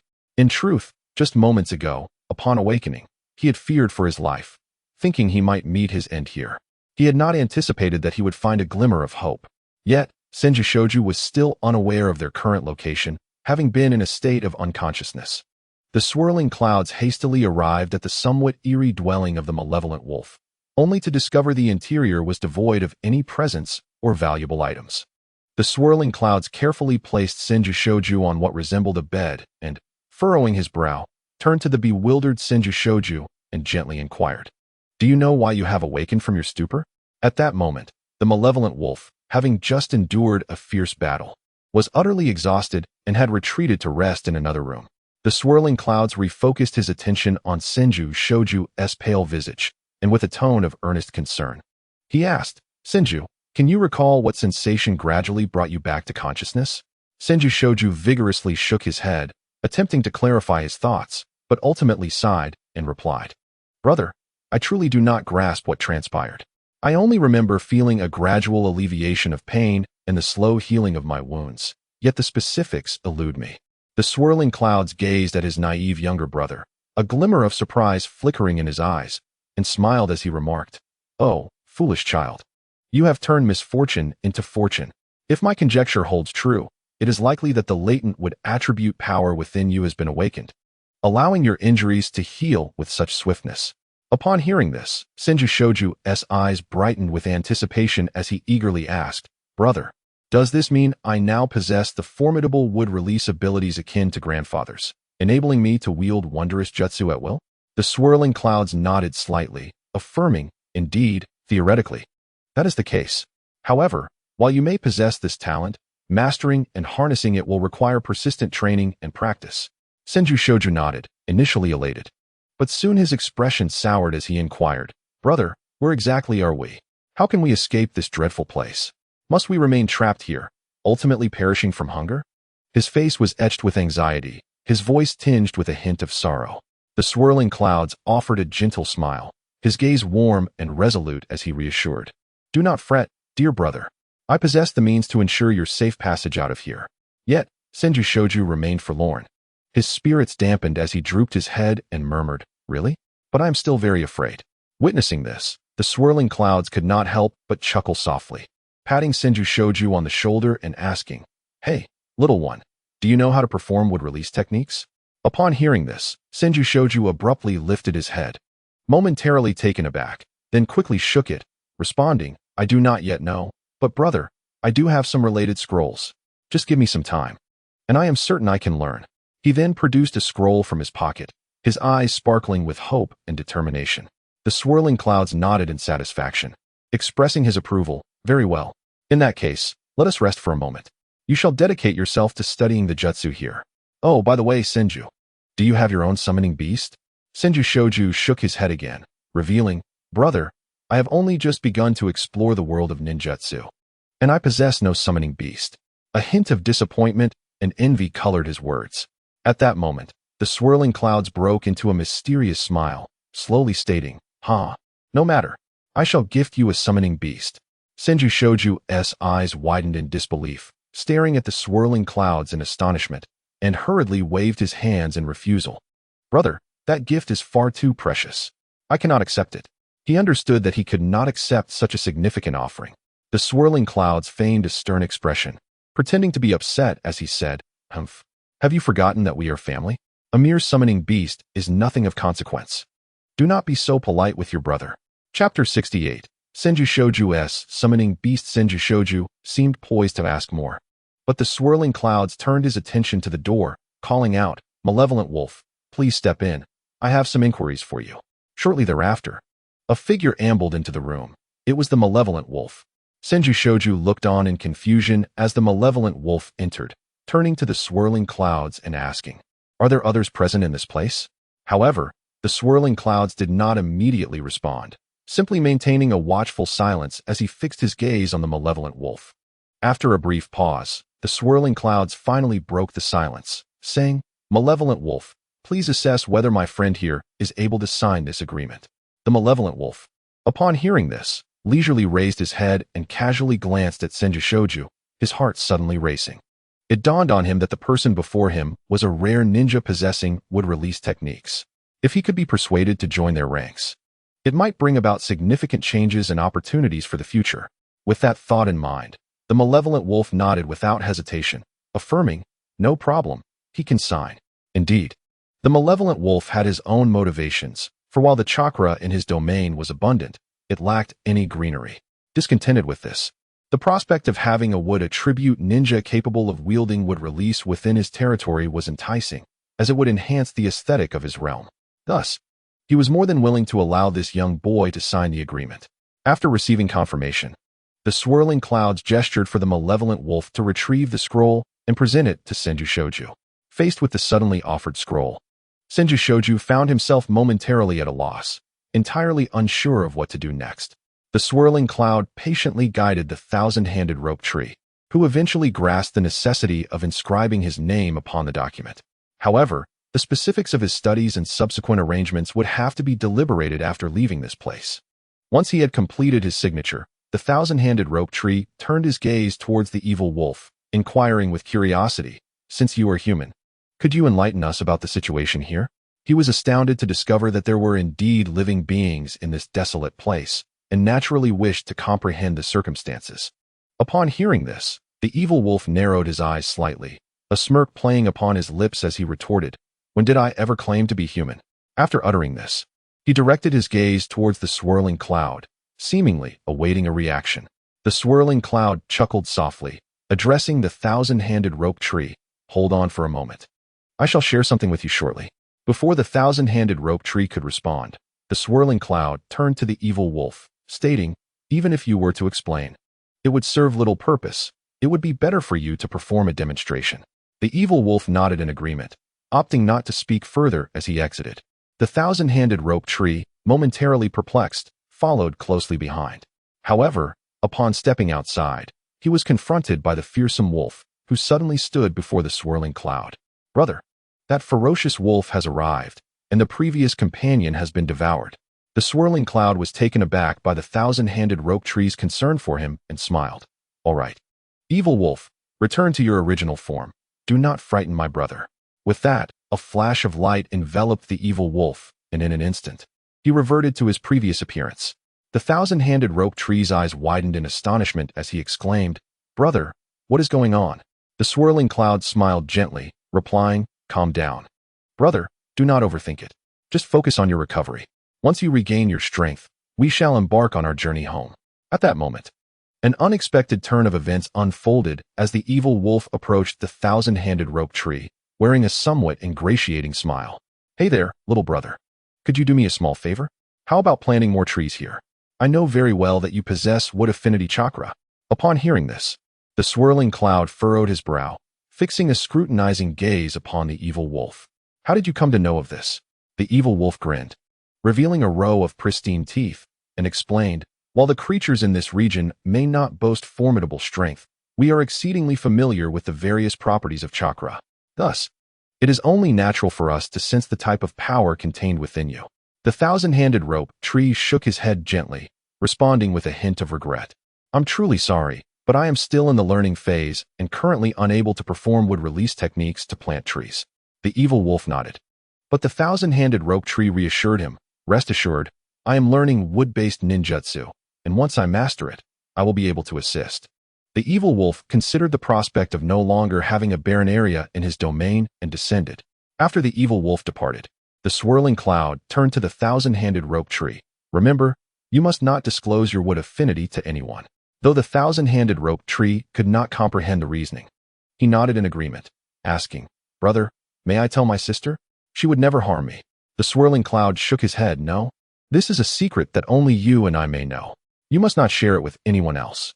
The thousand-handed rope tree, bewildered, looked at the swirling cloud. "But she is my sister. How could she ever wish me harm?" The swirling cloud recognized that the thousand-handed rope tree had yet to grasp his perspective and smiled. Your sister would not wish you harm, but you must understand that Konoha is filled with eyes and ears, some matters you cannot yet comprehend. As you grow older, you will come to understand. The thousand-handed rope tree nodded. Brother, you need not worry. This will remain our secret. The swirling cloud nodded approvingly. Very well. Take time to rest. By the way, I have some provisions here. After you have eaten, you should recuperate properly, and then we shall depart. The thousand-handed rope tree was eager to leave and longed to venture outside. In the tranquil and enigmatic location, the swirling cloud and the thousand-handed rope tree spent a period of time in peaceful recovery. During this time, the swirling cloud occasionally gazed at the creature known as the evil wolf, his eyes betraying a complex emotion.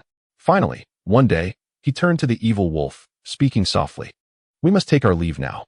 When the thousand-handed rope tree has fully mastered the wood release technique, we shall return.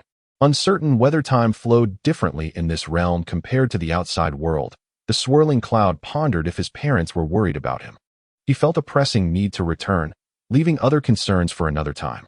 The evil wolf nodded slightly, his eyes reflecting a blend of gratitude and anticipation. However, the one who felt the greatest joy was undoubtedly the thousand-handed rope tree, as he could finally escape this relatively isolated place and once again savor the delectable foods of the outside world. With this thought, the thousand-handed rope tree licked his lips, excitement evident upon his face. The creatures here consumed nothing. They existed solely to absorb chakra, living for the sake of chakra itself. Observing his enthusiasm, the swirling cloud gently patted the thousand-handed rope tree's shoulder, earnestly advising, remember, once we are outside, if anyone inquires, simply claim that you saw nothing here and merely lost your way. In truth, during their time of recovery, the swirling cloud had been secretly contemplating a plan to relocate his clan to this area when the opportunity arose. Having experienced the environment firsthand, he recognized its pleasantness and abundance, deeming it an extraordinary place. The thousand-handed rope tree nodded repeatedly, assuring, brother, you can trust me. I will keep this in mind. Upon exiting, the swirling cloud breathed in the fresh air, reflecting on the perils he had faced, feeling as though he had reclaimed his life. As they stepped out together, they encountered the swirling cloud's father, Uzumaki Masashi, who approached with concern in his eyes. He quickly embraced the swirling cloud, his voice tinged with reproach. Child, do you realize how long you have been inside? A full 7 days. Had I not restrained myself, I would have revealed the truth to Konoha and inquired about your whereabouts. The swirling cloud was astonished to learn that he had been inside for 7 days, indicating that time flowed synchronously in both realms. A faint smile graced his lips as he calmly recounted the strategy he and the thousand-handed rope tree had devised. After listening, Uzumaki Masashi harbored lingering doubts, but ultimately chose silence, simply gazing at the swirling cloud and softly saying, very well, you two should return home at once. For now, no one else is aware of this matter. The swirling cloud nodded in compliance, indicating his understanding. As he emerged from the dimly lit realm and raised his gaze to behold the blazing sun suspended in the sky, he was abruptly struck by the realization of how long he had lingered in that place. Had he not witnessed the sunlight with his own eyes, the whirlpool cloud would scarcely have believed that he had spent a full 7 days in its depths. As he embarked on his journey home, the whirlpool cloud thoughtfully addressed the slightly weary thousand-handed rope tree beside him, saying, you should take a moment to rest. With that, he proceeded directly toward his own abode. Before long, the whirlpool cloud arrived at the familiar threshold of his home. Gently pushing open the door, he immediately spotted his mother, Whirlpool Dance Child, busy within. He hurried forward, a broad smile gracing his face, exclaiming, Mother, I have returned. Upon hearing his voice, Whirlpool Dance Child turned her gaze towards her son, scrutinizing him with concern before asking, Child, you must honestly tell me where you have been all this time. Why have you stayed away from home for so long? Scratching his head, the Whirlpool Cloud maintained his characteristic grin as he replied, Mother, do not worry. I ventured out with the thousand-handed rope tree to undertake an important mission. Due to the long journey and some unforeseen obstacles, we were delayed. Whirlpool Dance Child nodded slightly, her expression turning serious as she cautioned, I understand. However, remember that the thousand-handed rope tree is a valued guest of our family, and you must treat him with utmost respect. Do not neglect him. The Whirlpool Cloud nodded in acknowledgement and departed. After he left, Whirlpool Dance Child was approached by Snow Wisdom. Snow Wisdom, please look after Kushina. I need to step out for a moment. With that, Whirlpool Dance Child exited, only to encounter Whirlpool Jingy. Jingy, come here. I have something to discuss with you. Seeing her, Whirlpool Jingy smiled knowingly. Have you seen the Whirlpool Cloud and sensed something amiss? Recognizing that he was already aware, Whirlpool Dance Child inquired. Do you think Whirlpool Cloud is concealing something from us? Is he facing some trouble? Her worry was palpable, for he was her beloved son, and it was only natural to be concerned. Observing her demeanor, Whirlpool Jingy sought to ease her agitation. My dear, perhaps this is an opportunity for Whirlpool Cloud. If he chooses not to share, it signifies that he believes he can handle it without burdening us. Therefore, I suggest we feign ignorance. Although Whirlpool Dance Child remained anxious, she acknowledged the validity of Whirlpool Jingy's words. If my precious son is injured, do not blame me for resorting to family discipline. Just as she was about to say more, she recalled her daughter might be hungry, prompting her to hurry back. Whirlpool Jingy shook his head and departed, knowing he could do little more than expedite the completion of his own tasks. Upon returning, the Whirlpool Cloud found the thousand-handed rope tree still asleep. So he settled down to sip tea, contemplating the events of the past days. At that moment, the thousand-handed rope tree awoke and looked at the Whirlpool Cloud. Brother, I feel rested. May I learn the summoning technique? Now that I possess a summoning beast, I wish to demonstrate it. The Whirlpool Cloud nodded and began instructing the thousand-handed rope tree in the gestures of the summoning technique. Chapter 70. Rope Tree returns to the village unexpectedly. The thousand-handed rope tree displayed remarkable intelligence and agility, mastering the new skill with astonishing speed. Elated by this progress, the Whirlpool Cloud led him to his personal training ground. However, unbeknownst to them, having been trapped in an alternate space for too long, the evil wolf could no longer contain its restlessness and yearning for freedom. On merely its second attempt, the thousand-handed rope tree successfully summoned it from that mysterious realm. The thousand-handed rope tree joyfully exclaimed, Brother, I have learned to summon a beast. This is incredible. If it weren't for your instructions to keep quiet, I would have shown off to my sister. The Whirlpool Cloud cautioned, Remember, this is a secret. Upon materializing, the evil wolf curiously surveyed its unfamiliar surroundings, murmuring, Although the chakra in this air is far more diluted than in my previous domain, the beauty of this environment is unparalleled. The evil wolf was so enraptured by its new surroundings that it paid little heed to the Whirlpool Cloud and the thousand-handed rope tree. Standing nearby, the Whirlpool Cloud nodded in agreement with the wolf's assessment of the environment, but remained silent, quietly observing the massive creature lost in awe. Suddenly, the evil wolf turned its gaze toward the Whirlpool Cloud, its eyes glimmering with hope as it softly asked, Might I linger here for a few days to fully savor the splendor of this world? In response to the wolf's request, the Whirlpool Cloud's lips curled into a faint smile, yet he remained silent, seemingly contemplating other matters. At this delicate moment, a ninja from the Whirlpool village rushed in. The Whirlpool Cloud quickly signaled to the evil wolf to conceal itself. The wolf, responding to the cue, swiftly vanished from sight.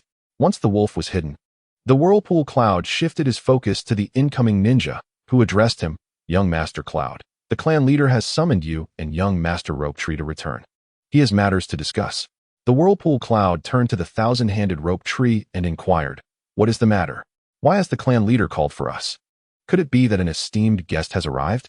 The ninja shook his head, replying, Young Master Cloud, I do not have the specifics. However, I suspect it might be someone from the Leaf Village visiting. Upon returning, the Whirlpool Cloud approached his father. Father, I wonder what has transpired that necessitated your urgent summons. The Whirlpool Jingy coughed lightly and pointed to a young man nearby. Although the Whirlpool Cloud recognized him, he refrained from acknowledging it, understanding that such knowledge must remain undisclosed. The young man stood and greeted the Whirlpool Cloud. Hello, I am from the Uchiha clan. My name is Uchiha Hakadai, and I have come from the Leaf Village to escort young Master Rope Tree home. Though the Whirlpool Cloud did not voice his thoughts, he was acutely aware of the implications of the Leaf Village's intentions, given the long-standing enmity between the Uchiha and the Thousand-Handed clans. He understood that under the current circumstances, he was powerless to prevent the unfolding events. With a resigned nod, he spoke gravely, Very well. Then I must ask you to take care of us on the journey back. Meanwhile, the thousand-handed rope tree felt a deep reluctance to leave this place and return home. He gazed at the Whirlpool Cloud with longing, filled with desire and sadness, murmuring, "Brother, I truly do not want to go. I wish to remain here and continue my training, for this place feels like home to me, offering warmth and solace." The whirlpool cloud silently regarded his innocent yet stubborn brother, an overwhelming sense of affection swelling within him. Yet, he knew he could not yield to sentimentality. He must consider the future of his brother with utmost seriousness. Thus, he sighed softly and earnestly advised the thousand-handed rope tree, "Thousand-handed rope tree, I have told you many times before, you are still young and have much room for growth and knowledge to acquire. Only after you successfully graduate from school and become stronger and more mature will your brother surely come back to visit you. At that time, we can gather and converse together, shall we?" Although Thousand Hands Rope Tree was still somewhat reluctant upon hearing these words, he understood the heartfelt intention of his brother and recognized the wisdom in his words. Ultimately, he obediently nodded in agreement to follow his brother's arrangements and turned to silently exit the room to prepare his belongings. Meanwhile, Vortex Yun, occupied with other important matters, hurriedly bid farewell to everyone and departed. Just then, Uchiha Hakadai, who had been silently standing by without speaking, suddenly directed his gaze toward Vortex Yun, appearing as if he had something to say but hesitated. Vortex Yun, being an astute individual, quickly discerned that Uchiha Hakadai seemed to harbor thoughts he wished to express. Thus, he smiled and called out to Thousand Hands Rope Tree, who was leaving, saying, "Rope Tree, do not rush to pack your belongings. First, return to your room and sort through your thoughts." He then turned to Uchiha Hakadai, nodding slightly to indicate, "Now, we can converse privately." Uchiha Hakadai produced a letter and handed it to Vortex Yun, saying, "Young master, you should know that I am young master Fugaku's attendant, and this is a letter from him to you." Vortex Yun did not hastily open it, but instead looked at Hakadai and said, "Hakadai, I ask but one favor of him. Please take care of Thousand Hands Rope Tree. There is no need for constant supervision. Just ensure that he remains safe." Uchiha Hakadai nodded and assured Vortex Yun, "Rest assured, young master, your message will be conveyed." Just as Vortex Yun was about to say more, Thousand Hands Rope Tree approached. And seeing Uchiha Hakadai and Thousand Hands Rope Tree leaving, Vortex Yun pondered the intentions of Konoha. Thousand Hands Rope Tree looked at Vortex Yun and said, "Brother, do not forget to come find me." Chapter 71. Encountering the Hidden Cloud Village. Vortex Yun nodded in agreement but did not speak. Once those individuals departed, he finally had the opportunity to retrieve the letter and cautiously unfolded it.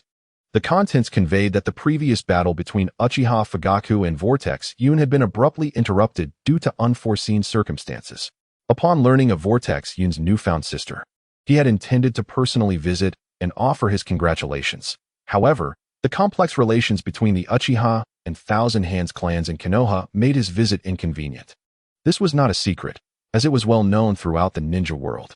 After reading the letter from Uchiha, Vortex Yun could not help but chuckle softly to himself, remarking, "How amusing." At that moment, a sudden realization struck him, knowing well the historical discord between the Thousand Hands and Uchiha clans. How could one permit an Uchiha to greet Thousand Hands Rope Tree? This matter seemed oddly suspicious, and Vortex Yun speculated that Thousand Hands Tobarama was likely unaware of this. After all, Thousand Hands Rope Tree was the last pure-blooded male descendant of the Thousand Hands clan. How could Thousand Hands Tobarama allow him to come to harm? Just then, Vortex Yun's gaze shifted to the leisurely wandering Evil Wolf, and he called out, "Evil Wolf, I need your assistance." Initially, upon hearing Vortex Yun's call, Evil Wolf thought he was being urged to return home and quickly shook his head in refusal, exclaiming, "Oh no, can I not play a little longer? I do not wish to hurry back home." Seeing that Evil Wolf misunderstood his intention, Vortex Yun smiled and clarified, "Evil Wolf, do not misconstrue my words. I am not asking you to return home. Rather, I hope you can go protect Thousand Hands Rope Tree. Just think, he is merely a fledgling genin. What if he encounters danger?" Upon hearing this, Evil Wolf's expression brightened, and with renewed confidence, he replied, "Ah, I understand now. This little task is a piece of cake for me. Leave it to me. I shall set off to guard Thousand Hands Rope Tree at once." With that, Evil Wolf turned and swiftly disappeared into the distance. Watching him leave, Vortex Yun mused, though Evil Wolf possesses formidable strength, he still retains a childlike innocence. This quality makes him endearingly pure. Meanwhile, Thousand Hands Rope Tree walked along the path, pouting and appearing quite displeased. despite knowing he would soon return to the warmth of home. He could not fathom why Brother Vortex Yun did not allow him to disclose his summoning beast and would release abilities. Just as Thousand Hands Rope Tree was engulfed in confusion, several elite ninja from the hidden cloud village suddenly appeared beside him.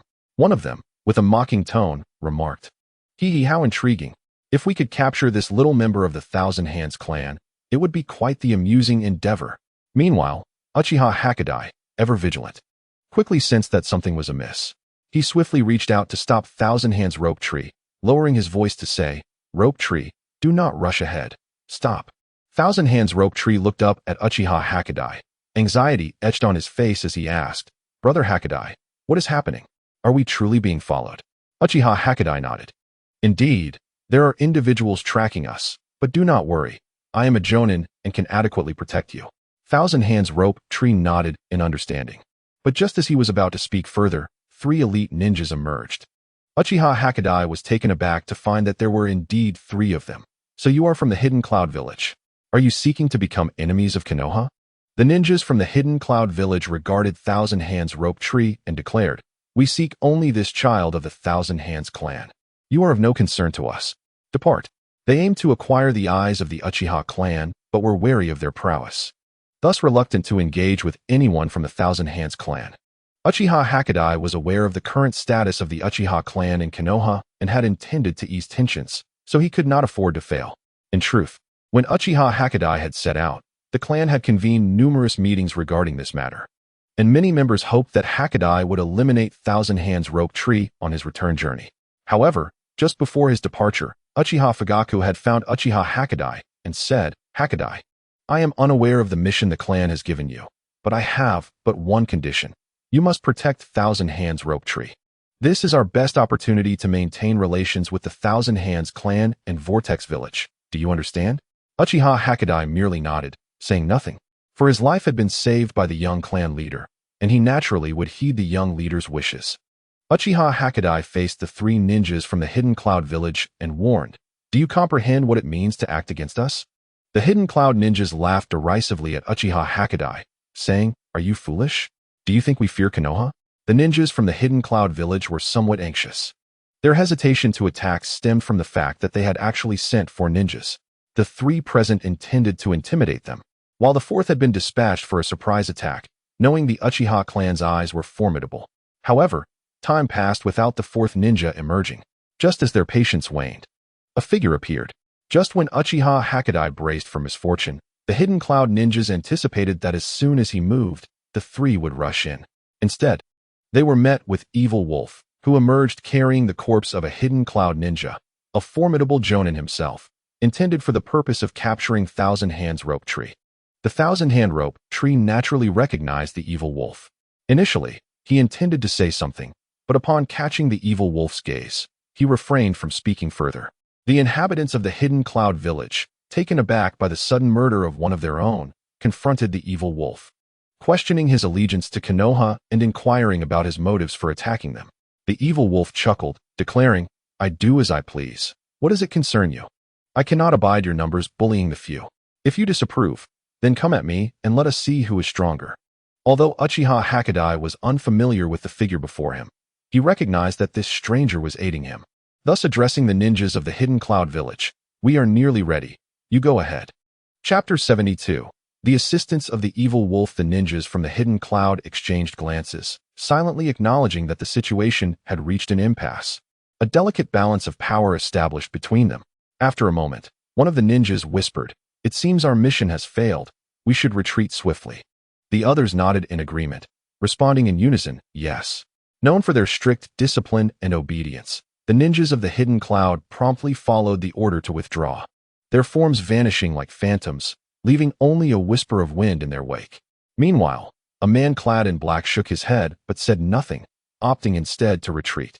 He had not anticipated that the Uchiha clan would send reinforcements. Such matters were best left for the higher-ups to decide, having no bearing on his own interests.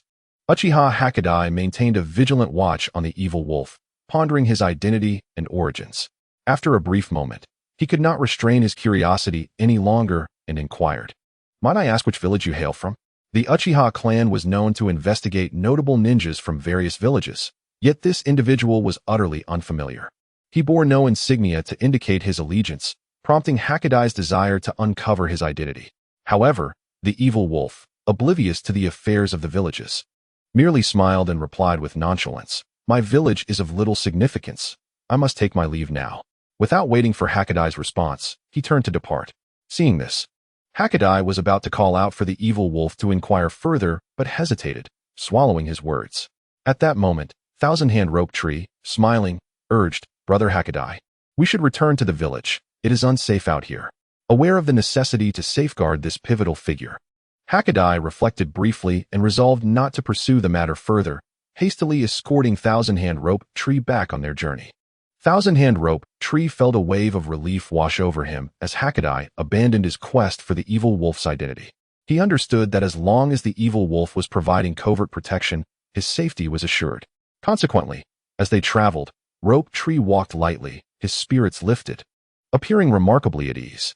Meanwhile, back in Konoha, Thousand Hand Tobarama had just returned and remarked to Sarutobi Hiruzen, "It is time for Thousand Hand Rope Tree to come back from Whirlpool Village." Sarutobi Hiruzen, also freshly returned, responded, "I will arrange for his return personally." Though Tobarama said nothing, he harbored feelings for the child, recognizing him as one of the few with such pure lineage from the Thousand Hand clan. As Sarutobi Hiruzen left, he unexpectedly encountered Shimura Danzo. "Danzo, what brings you here?" asked Hiruzen. Danzo smiled and replied, "I assume you are preparing to retrieve Thousand Hand Rope Tree. I have already dispatched someone for that purpose." Hiruzen was taken aback by Danzo's initiative, but chose not to comment. As Hiruzen returned, he spotted Uchiha Hakadai escorting Thousand Hand Rope Tree back. Realizing Danzo had indeed taken a bold step to relay orders to the Uchiha clan for their retrieval. Meanwhile, Hiruzen approached Danzo's residence with a steady gait, entering just as he received the latest updates regarding Danzo's operational plan. It became clear that Danzo did not intend to eliminate Thousand Hand Rope Tree. Rather, he aimed to exploit the Hidden Cloud Village's attempt to abduct him, sending his trusted subordinates to rescue and return him safely. Such a scheme would render the Uchiha clan's protests difficult to justify. This intricate plotting should have been foolproof, yet unexpectedly, it was thwarted by an unknown saboteur. However, Danzo was at a loss regarding the identity of this mysterious disruptor. Despite his mounting fury, he refrained from launching an overt investigation. For should this saboteur be linked to the second Hokage, the implications would be exceedingly complicated and dire.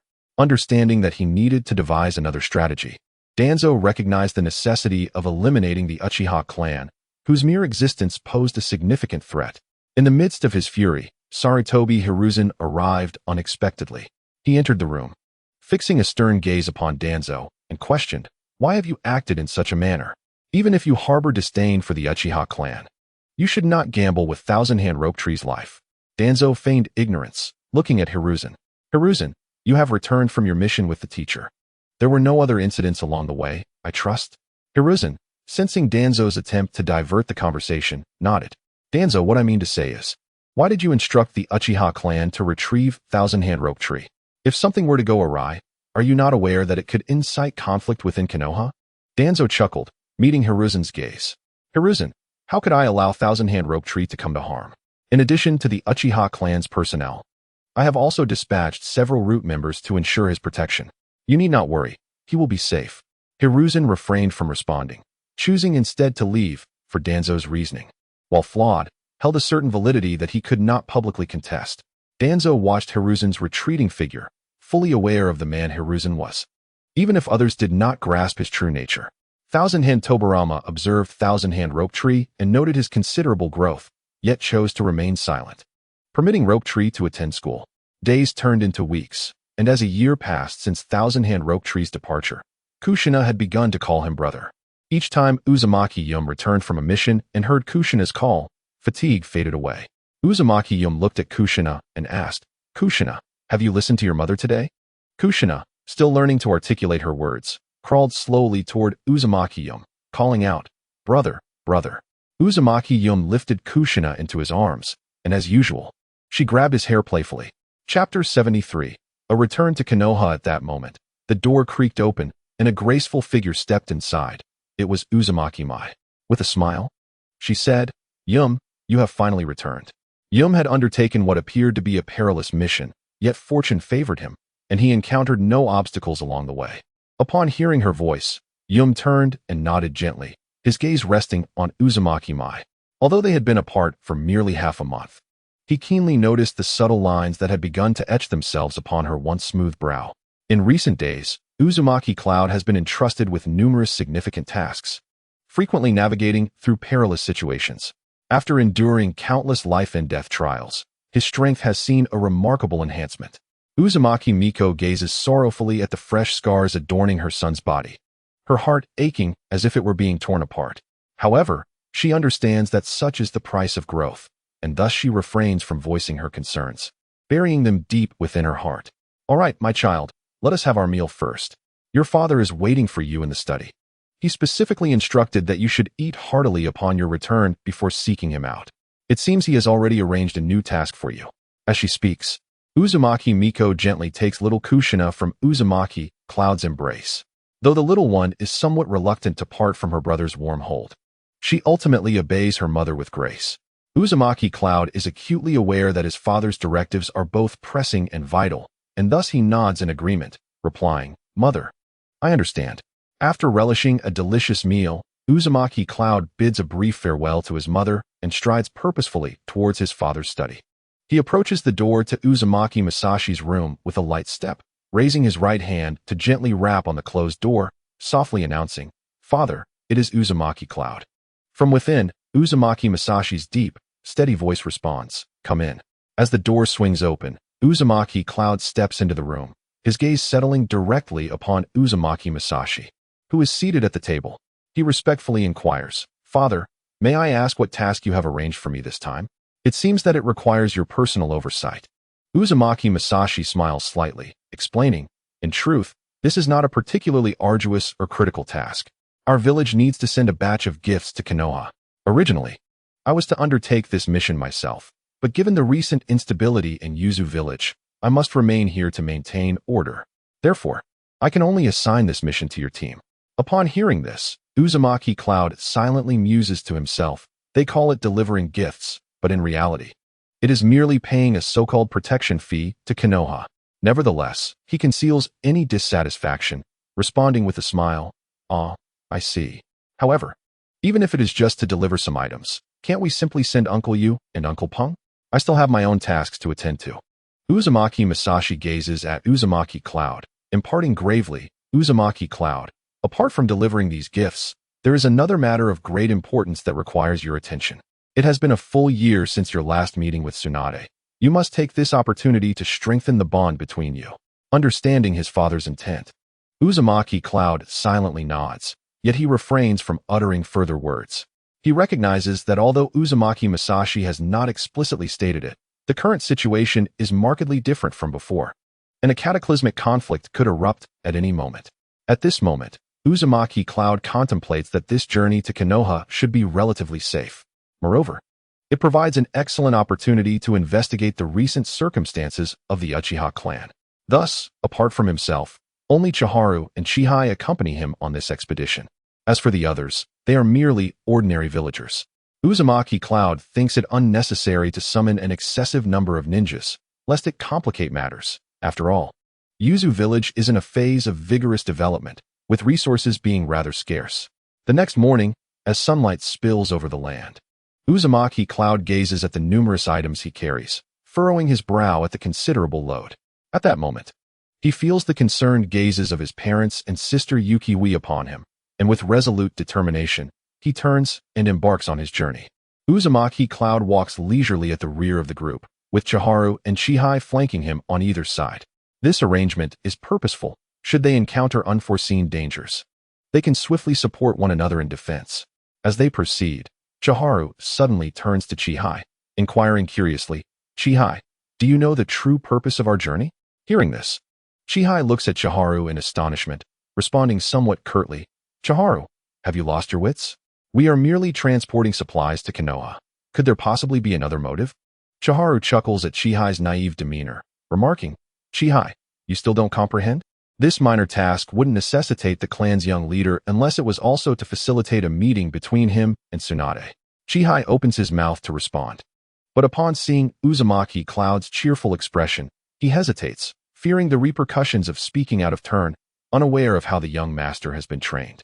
Uzumaki Cloud observes Chiharu and chooses not to say anything further. Concerned about potential dangers on the road, he summons the small alligator turtle for its superior sensory abilities. The small alligator turtle senses someone following them but remains silent, assuming Uzumaki Cloud is aware of their presence. In truth, Uzumaki Cloud is unaware that two individuals, Yu and Peng, are tailing them. After all, this journey to Konoha is solely for Uzumaki Cloud, and should the Konoha inhabitants engage in any underhanded actions, it would spell trouble. Thus, Uzumaki Masashi, harboring some unease, has dispatched Yu and Peng to safeguard Uzumaki Cloud, trusting in their abilities. Peng glances back at Yu, asking, "Do you think it's inappropriate for us to keep such a distance?" Chapter 74. The Roots Yu's lips curl into a faint smile as he gazes gently at Peng, replying, "You are overly cautious, my friend. Do you still not trust young Master Cloud? His strength is no longer to be underestimated. He is more than a match for you. Moreover, how could I be unprepared? When the time is ripe, everything will become clear." Peng is well aware of Uzumaki Cloud's current prowess. Yet the fact that he represents Yuzu village gives him pause, leading him to respond with concern. "Even so, my worries are not unfounded. After all, he is the hope of our Yuzu village. What if other clans in Konoha covertly act against him?" Yu, clearly unwilling to dwell on such complexities, replies firmly, "Those are not my primary concerns. My sole mission is to ensure the young master's safety." At that very moment, within the Roots office of Konoha village, the atmosphere is palpably tense. Shimura Danzo stands in the center of the room with a grim expression, having just successfully gained control over all Root members. Beside him, Senju Tobarama appears relatively unconcerned, which is precisely why Danzo has seized this opportune moment. Danzo is privately calculating, having learned that Uzumaki Cloud of Yuzu village is soon to arrive in Konoha. This cunning strategist is contemplating whether he can ingeniously exploit this opportunity, possibly dispatching members of the Uchiha clan to engage with Uzumaki's clan, leading to mutual destruction, a strategy he deems most advantageous. Shimura Tozo gazed down at the throng gathered below. Shimura Yohei and Shimura Tadaichi, both elite jonin, were leading Shimura Kyoko, Yoshi, and Miri, along with several other jonin I had arranged. Remember, eliminate every last member of the Uzumaki clan and ensure that the Uchiha clan's artifacts are placed where I instructed. This time, Tozo was indeed investing heavily, employing only members of the Shimura family. Any unforeseen complications with outsiders would be undesirable. Shimura Yohei, Tozo's trusted confidant, nodded and descended with his elite team, aware that this was an opportunity to shine. Uzumaki Yuna, carrying gifts, ambled along the path for an entire day, feeling increasingly uneasy. She looked up at her companion, the little crocodile turtle, and said, "Crocodile turtle, I suddenly feel a sense of foreboding. Can you see if there are any individuals ahead?" The little crocodile turtle peered ahead and confirmed, "Yuna, you are indeed correct. A group has arrived, and they are all jonin, though the ones at the front appear to be more formidable." Yuna sensed that this road would not remain tranquil. After all, many feared the alliance between the Uzumaki and Senju clans. She turned to Chiharu and Chihai, saying, "People are coming. Prepare for battle." Peng, who had been following, noticed the commotion and, as he attempted to approach, was intercepted by the sinister wolf, who remarked, "Yuna, is there about to be a fight?" Yuna nodded, her gaze fixed on the approaching adversaries. "I already know who you are. Friends from Konoha, step forward. I wish to see what you intend to do." Shimura Yohei was taken aback that his identity had been discerned before he had even revealed himself, thus rendering further concealment unnecessary. With a grim expression, his enigmatic mask obscured his true visage. He fixed his gaze on Yuna and coldly intoned, "Uzumaki Yuna, be sensible. Hand over the gifts promptly, or we shall not be courteous." Unfazed, Yuna confronted the masked figure with a flash of disdain in her eyes. "Humph, spare me your theatrics. Do you think a mere mask can intimidate me? You lot are nothing but the notorious ninjas of Konoha. Have the courage to remove your mask and reveal the audacity behind this trouble you seek to cause me." However, Yohei was acutely aware that he must not reveal his identity at this juncture, as this mission was of utmost importance. If discovered, the consequences would be dire. He remained silent, his weapon firmly gripped, silently gathering strength for an imminent strike.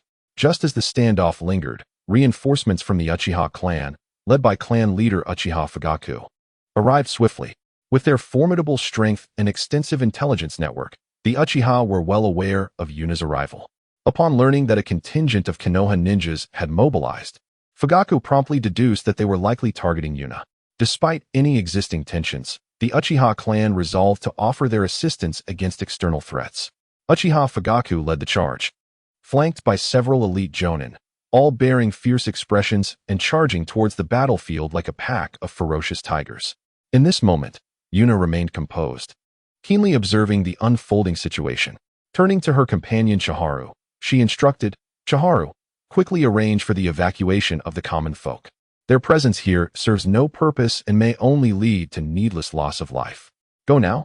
With that, she redirected her attention to the approaching adversaries, her fists instinctively clenching as the prospect of an intense battle loomed. Pong, initially eager to reveal himself, was halted by Yu. "Are you out of your mind? They have numerous jonin. Although the master possesses jonin-level strength, he cannot face 10 foes alone. We must assist," Pong urged. Yu chuckled, reassuringly replying, "Calm down. Don't you know that my summoning beast just reported back? Another wave of ninjas is on the way, and if I am not mistaken, they are from the Uchiha clan. There's no need for us to expose ourselves now."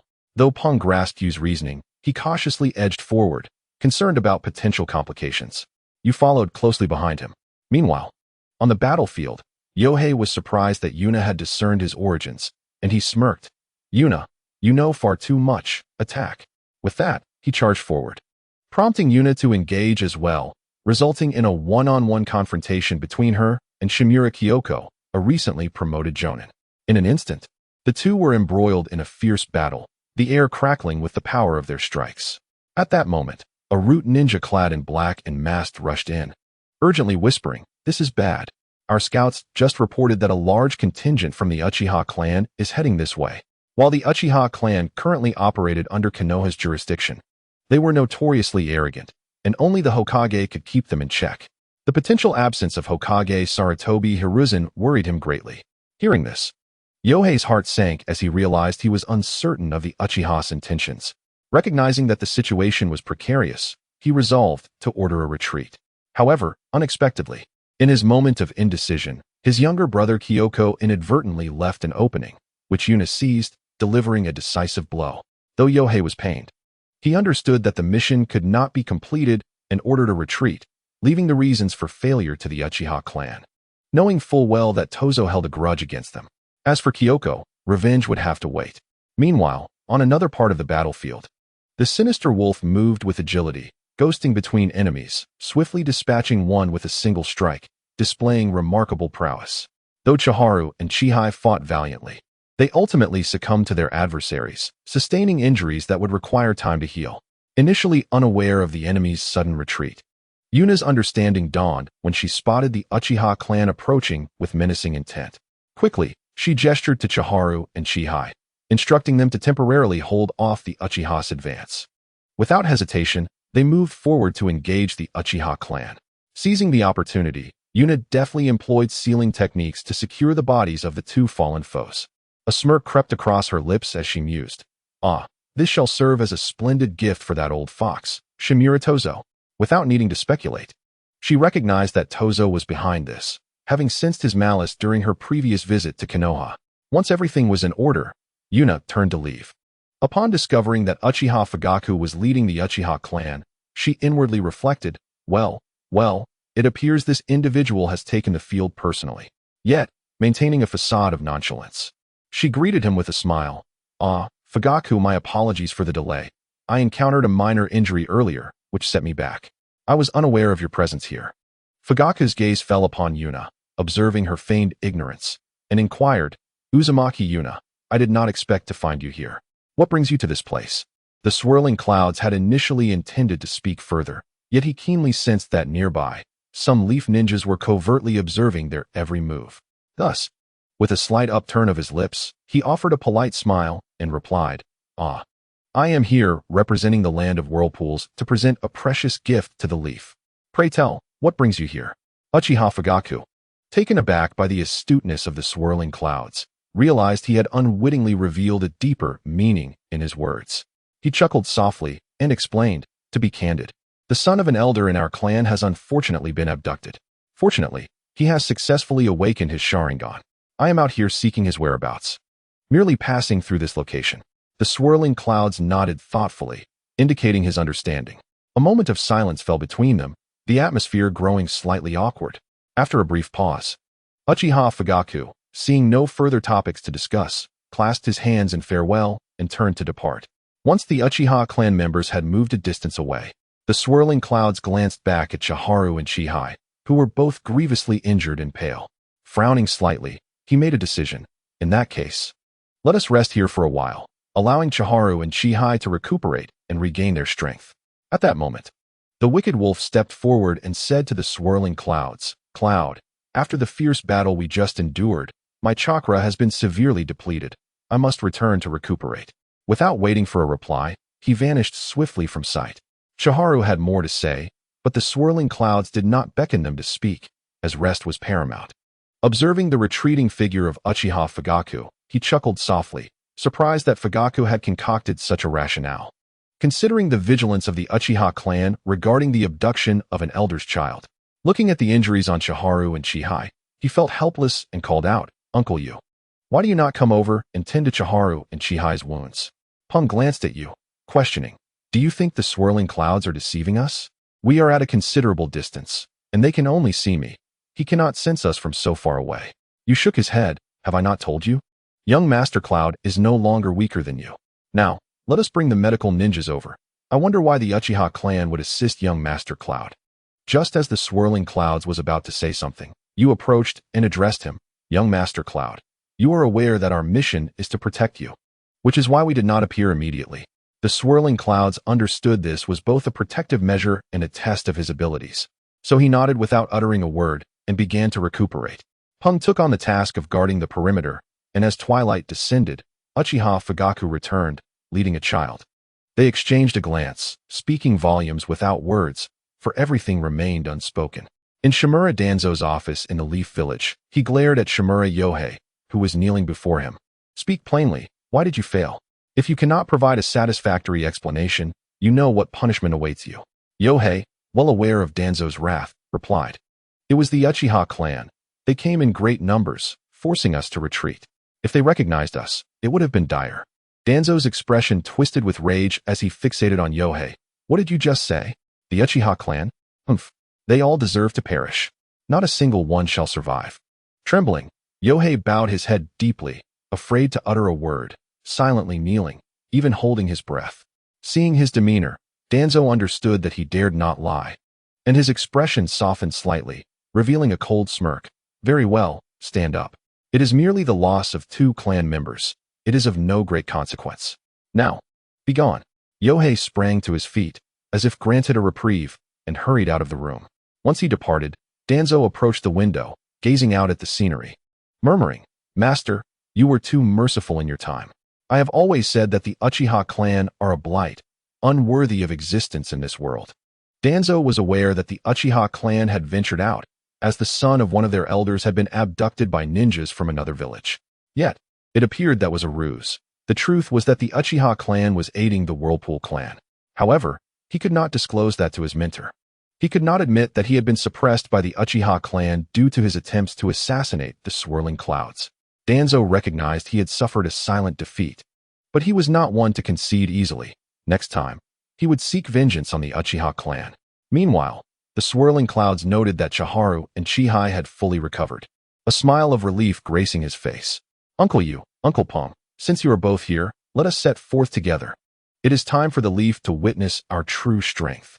Just as Peng was about to speak, Yu quickly nodded in agreement. "Indeed, young Master Cloud. We shall follow your lead from this moment on." With the support of his elders, the swirling clouds, brimming with confidence, gestured for everyone to embark on their journey.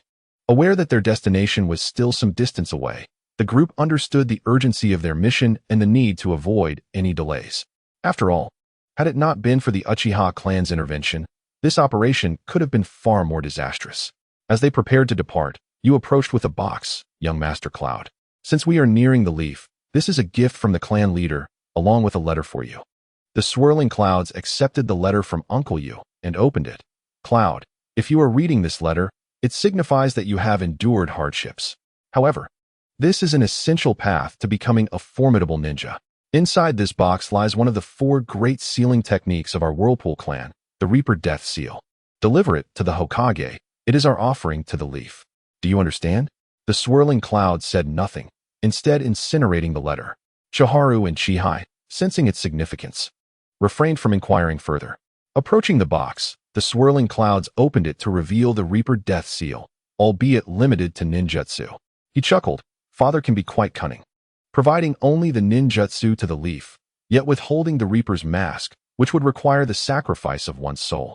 After a brief moment of organization, the swirling clouds and his companions set forth on their journey to the leaf.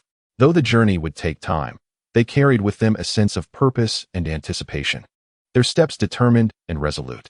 After a long trek, the group finally arrived at the grand gates of the Leaf Village, which loomed majestically, embodying the authority of a formidable ninja stronghold. However, just as they prepared to enter, they were halted by the Leaf Guards at the entrance. Despite the multitude of visitors, the guards maintained their decorum and courtesy. One guard called out, "Halt! From which village do you hail? Please step forward to register your information." As the vice-clan leader of the Whirlpool clan, such trivial matters were beneath the swirling clouds. At that moment, you stepped forward respectfully, addressing the guard. "We are envoys from the Whirlpool village, here to deliver an engagement gift, which has already been communicated to the Hokage." Upon hearing this, the guard did not dare to delay and quickly turned to report to the Hokage. The swirling cloud stood quietly in place, awaiting developments. After all, this was the territory of Konoha, not their familiar Uzumaki village, and thus every action must be taken with utmost caution. Before long, a figure hurriedly approached, none other than the 3rd Hokage, Sarutobi Hiruzen. Upon spotting the swirling cloud from a distance, his face lit up with joy as he quickly walked over. Expressing concern, "Uzumaki-yun, I truly did not expect you to arrive so swiftly. I had anticipated it would be several more days before I would see you. Was your journey smooth? Did you encounter any troubles?" Uzumaki-yun offered a slight smile in response. "Thank you for your concern, Hokage-sama. The journey was calm, and there were no unforeseen incidents." The group then followed Sarutobi Hiruzen to the Hokage building, for the Hokage had been waiting for Uzumaki-yun's arrival. Upon reaching the Hokage building, as Uzumaki-yun was about to enter, he noticed Shimura Danzo waiting there for reasons unknown. He approached Danzo and said, "Hiruzen-sama, this must be Lord Danzo." Danzo regarded Uzumaki-yun with a smile. "You can simply call me Danzo. After all, you are the future leader of the Uzumaki clan." Uzumaki-yun then produced a scroll containing the sealing technique for the Shimura clan's corpses and presented it to Danzo. "Lord Danzo, this is a gift prepared by our Uzumaki clan for you. I hope you will accept it."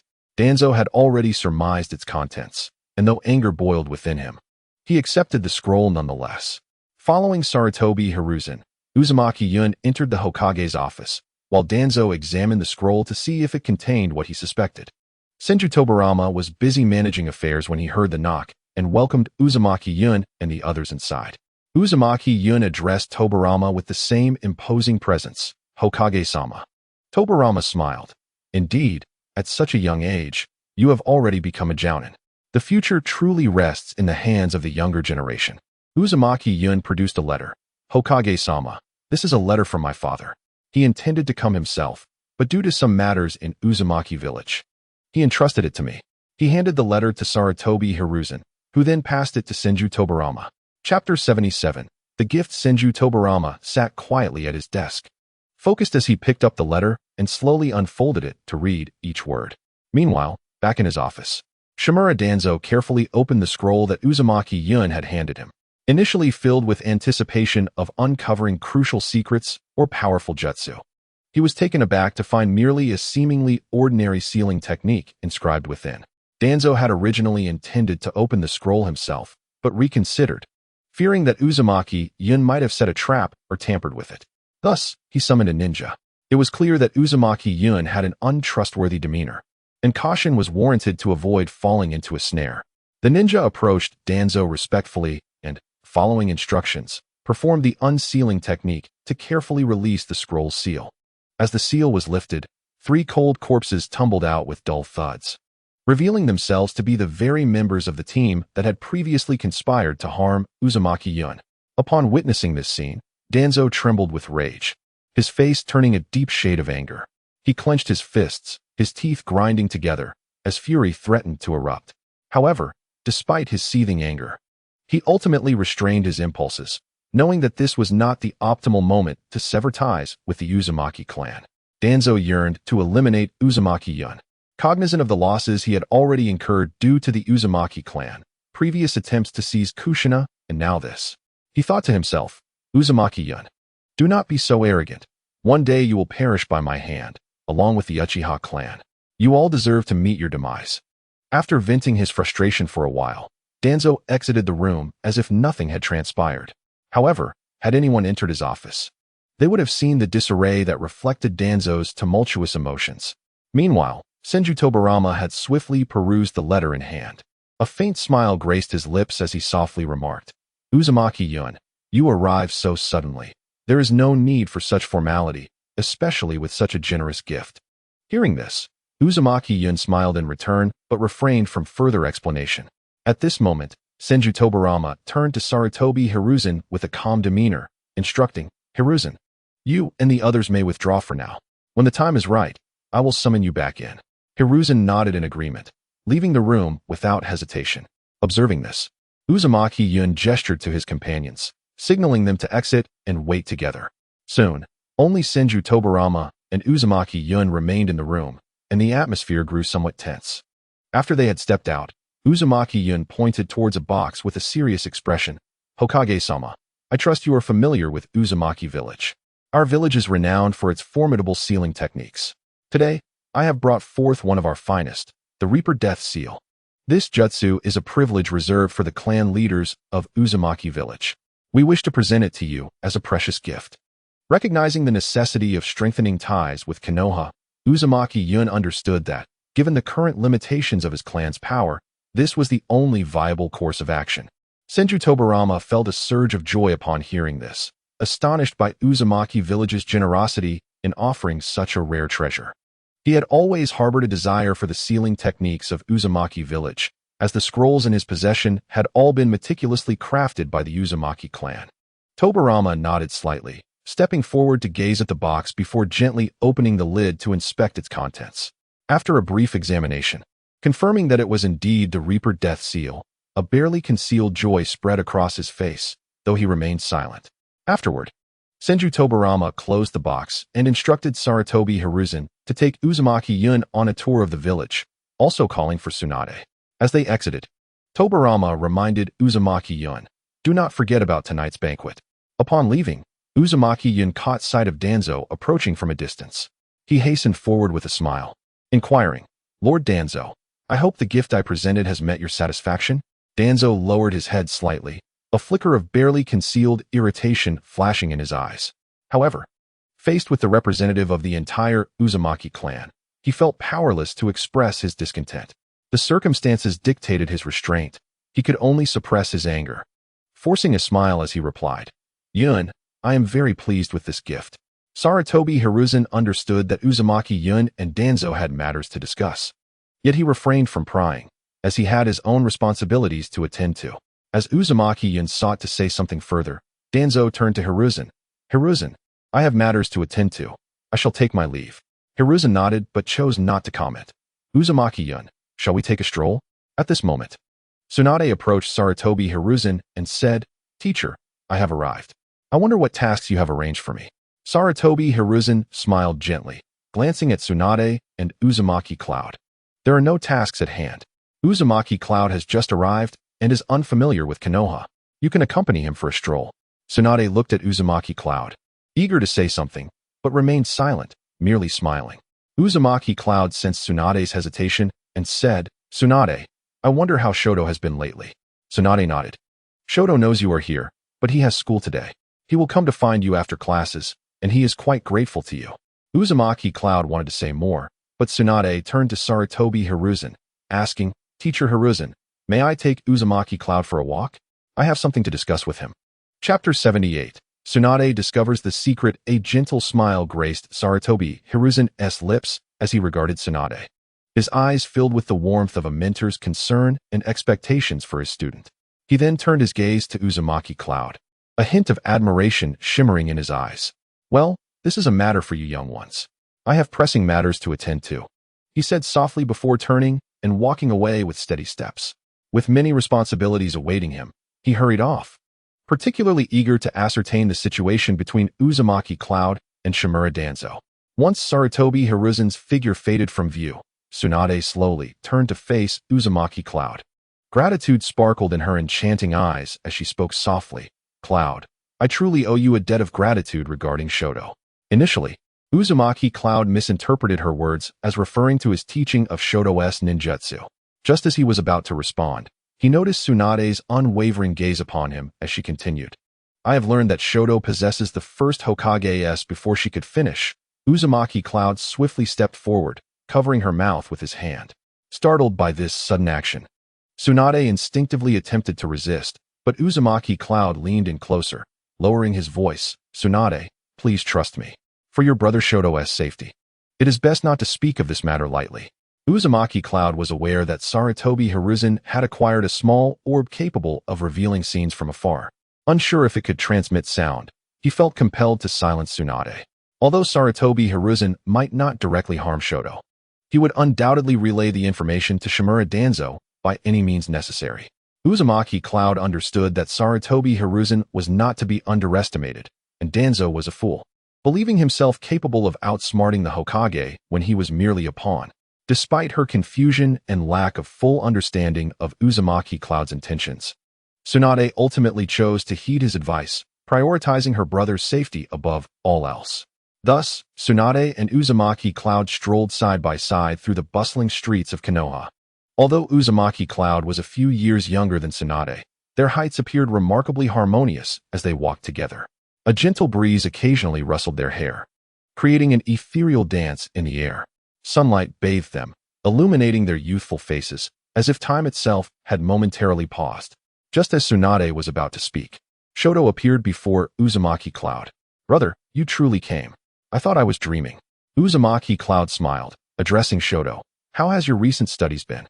Shoto nodded vigorously, his eyes filled with anticipation. "Brother, in just a couple of days, I have my graduation exam. It's an important moment. Will you come to watch?" With bright, hopeful eyes, he eagerly awaited an answer. Uzumaki Cloud, initially not in a hurry to return, smiled and replied, "As for that, I fear I cannot make the decision. Ultimately, it is up to your sister."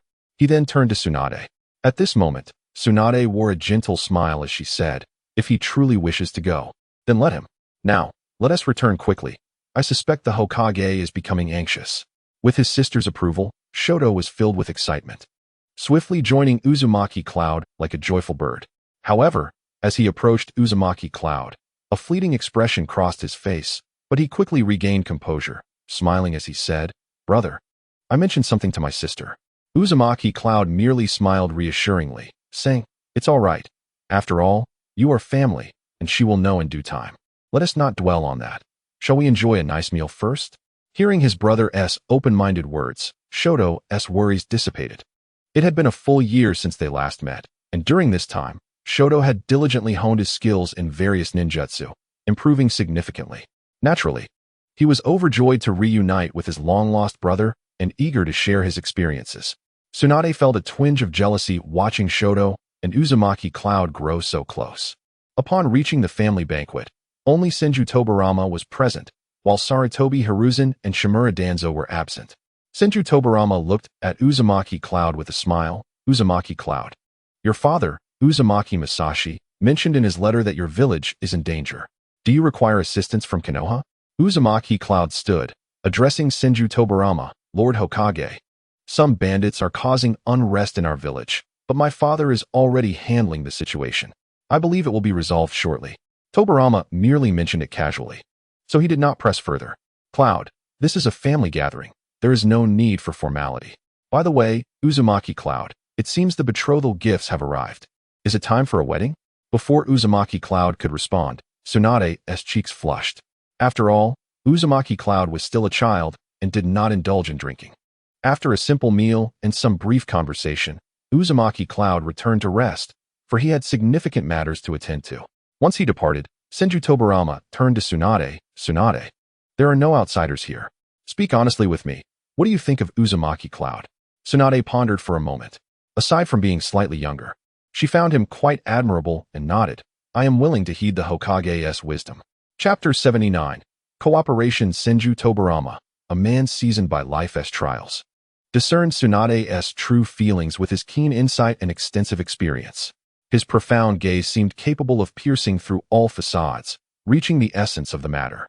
He recognized that Tsunade had genuinely come to appreciate Uzumaki Cloud, which was beneficial in preventing any potential strife between their villages.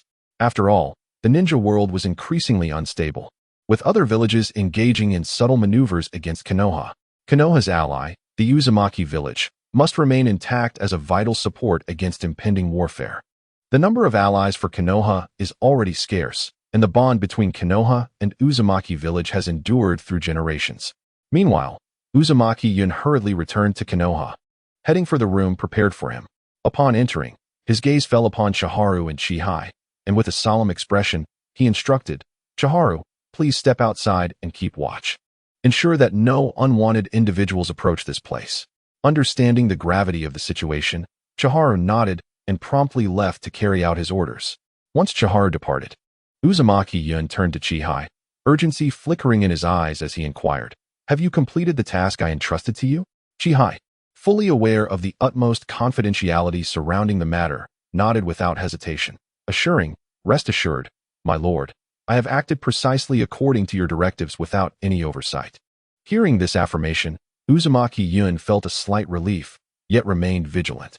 Subsequently, Uzumaki Yun signaled for Chihai to remain and guard him, then swiftly formed hand seals while reciting incantations. Suddenly, a radiant light enveloped him, and in an instant, Uzumaki Yun vanished from the spot. When he reappeared, he found himself in a completely unfamiliar room, inhabiting a body that did not belong to him. The powers he could wield were reduced to a mere third of his original strength, and his attire clearly indicated he was a ninja from the Sand Village. This situation reminded him of a previous mission where he had slain a rogue ninja, capturing his soul, as he was close to meeting the criteria set by the god of death. Earlier, during his meeting with Uchiha Fugaku, Uzumaki Yun had shared the details of his upcoming operation and outlined potential scenarios and countermeasures. Thus, it was likely that Uchiha Fugaku had grasped the deeper significance behind his actions. Following the path indicated on the mysterious map given by Uchiha Fugaku, he cautiously proceeded until he arrived at the prearranged secret location, where he found Uchiha Fugaku standing serenely under the moonlight. Without hesitation, Uzumaki Yun forcefully tossed the gift that Fugaku had entrusted to him, grumbling slightly, Fugaku, why are you still wandering about at this hour instead of resting? Uchiha Fugaku caught the incoming gift with precision, his gaze fixed intently on the ninja before him. Although this individual bore no resemblance to Uzumaki Yun, the presence of the gift unmistakably revealed his identity. He softly remarked, so it is truly you, Yun. Uzumaki Yun nodded slightly in affirmation. Indeed, without a doubt. I am Uzumaki Yun. As for the reason behind my current appearance, I shall explain it at a more opportune time. While Uchiha Fugaku was filled with questions, he refrained from pressing further and instead addressed the matter at hand. Then, Yun, could you enlighten me as to the purpose of your visit to Konoha? A faint smile graced Uzumaki Yun's face as he met Fugaku's gaze, slowly articulating, I come to Konoha bearing two significant missions. First, to represent my clan in forging an alliance with Konoha and present a generous token of goodwill. Second, to discuss potential collaboration with the Uchiha clan. It is important to note that, at this stage, it is merely a personal endeavor for me, Uzumaki Yun, to seek cooperation with you. Uchiha Fugaku's lips curled into a subtle smile, his demeanor softening as he regarded Uzumaki Yun. I am but the junior clan leader of the Uchiha. Such monumental matters are beyond my jurisdiction. Uzumaki Yun responded with a gentle laugh. While you may be merely the junior clan leader, had it not been for your timely intervention today, a fierce battle would have been unavoidable. He gazed at Fugaku with admiration. Meeting Uzumaki Yun's eyes, Uchiha Fugaku spoke softly. Uzumaki Yun, with your astuteness, I trust you have discerned the rather precarious position of our Uchiha clan within Konoha. Uzumaki Yun, fully aware of the circumstances, fixed his gaze on Uchiha Fugaku and candidly stated, "Precisely for this reason, I have come to propose collaboration with your clan. What say you? Are you inclined to join forces for a greater cause?" Uchiha Fugaku appeared momentarily taken aback, pondering before responding, "Yun, as far as I know, your visit was intended for a marriage alliance with Tsunade, so what leads you to seek cooperation with our Uchiha clan?" Uzumaki Yun smiled, began to explain the situation, but was interrupted by the approach of others. He looked at Uchiha Fugaku and said, "You may kill me, it matters not." Uchiha Fugaku, aware of the newcomers, swiftly dispatched Uzumaki Yun just as Uchiha Kagami arrived. Upon recognizing Kagami, Uchiha Fugaku's expression fell. "Kagami, why are you here? Are you monitoring me?" Understanding the Uchiha clan's strained relations with him, Uchiha Kagami refrained from retorting but queried, "Junior clan leader, what brings you here?" Reaching the lifeless body, Uchiha Kagami observed, "This individual is a rogue ninja from the Sand Village. How audacious of him to come to Konoha." Uchiha Fugaku remarked, "He is merely a corpse. Is there truly need for such alarm? Since you are here, I have matters to discuss with you." Chapter 80. Framing. Uchiha Kagami was acutely aware that despite being a student of the Hokage, his current standing was exceedingly awkward. He was uncertain why the Hokage had chosen him as a pupil, initially suspecting ulterior motives to extract secrets from the Uchiha clan. However, since becoming the Hokage's student, the Hokage had never inquired about the Uchiha clan's affairs, leaving Kagami increasingly bewildered about his purpose. What Uchiha Kagami desired most was for the Uchiha clan to integrate more smoothly into Konoha, as this was his foremost aspiration. However, on the other hand, it seemed the Hokage lacked sufficient trust in him. Even though he was nominally still the Hokage's student, his status was vastly inferior compared to Sarutobi Hiruzen and Shimura Danzo. This evident disparity in treatment left Uchiha Kagami feeling disheartened and helpless. Currently, Sarutobi Hiruzen had begun engaging with the Umbu, while Shimura Danzo had taken command of the route, and other students were occupied with their respective duties. In contrast, Uchiha Kagami remained without a role, merely serving as the Hokage's guard. It was evident that the Hokage, being powerful, had no need for his protection, indicating a lack of confidence in him.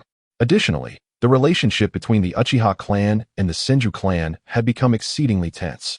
Upon learning that Uchiha Kagami was the Hokage's student, many in the Uchiha clan regarded him as a traitor, further isolating him within his own clan and complicating his circumstances.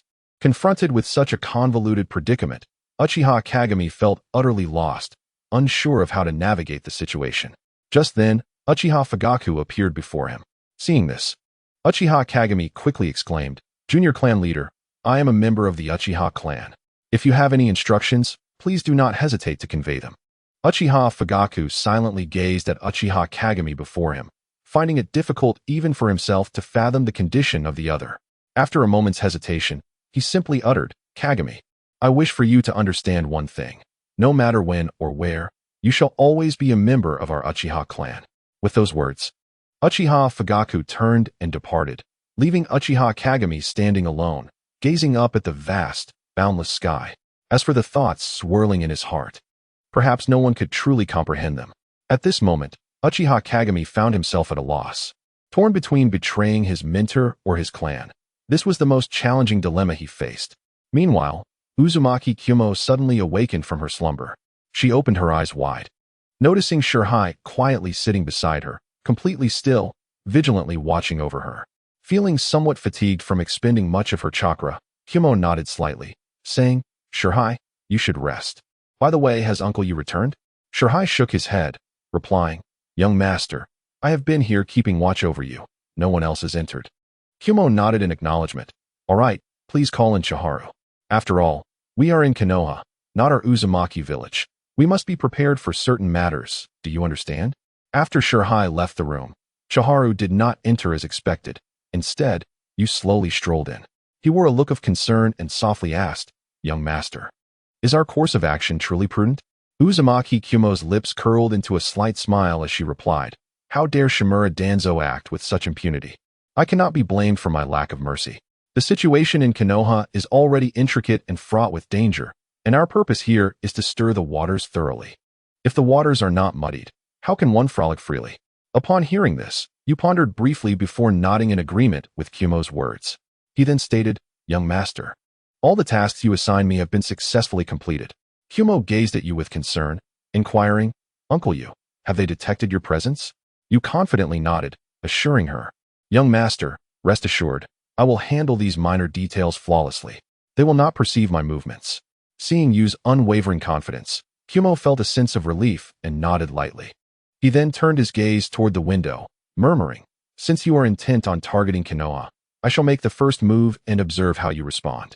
As Kumo concluded, Yu bowed and excused himself to rest. However, a thread of doubt stirred within Kumo's heart. He contemplated, Uncle Yu is indeed quite mysterious, possessing such familiarity with Konoha. Surely, there are matters unknown to me. But at this moment, Kumo had no time for further inquiry, as numerous affairs awaited his planning and handling.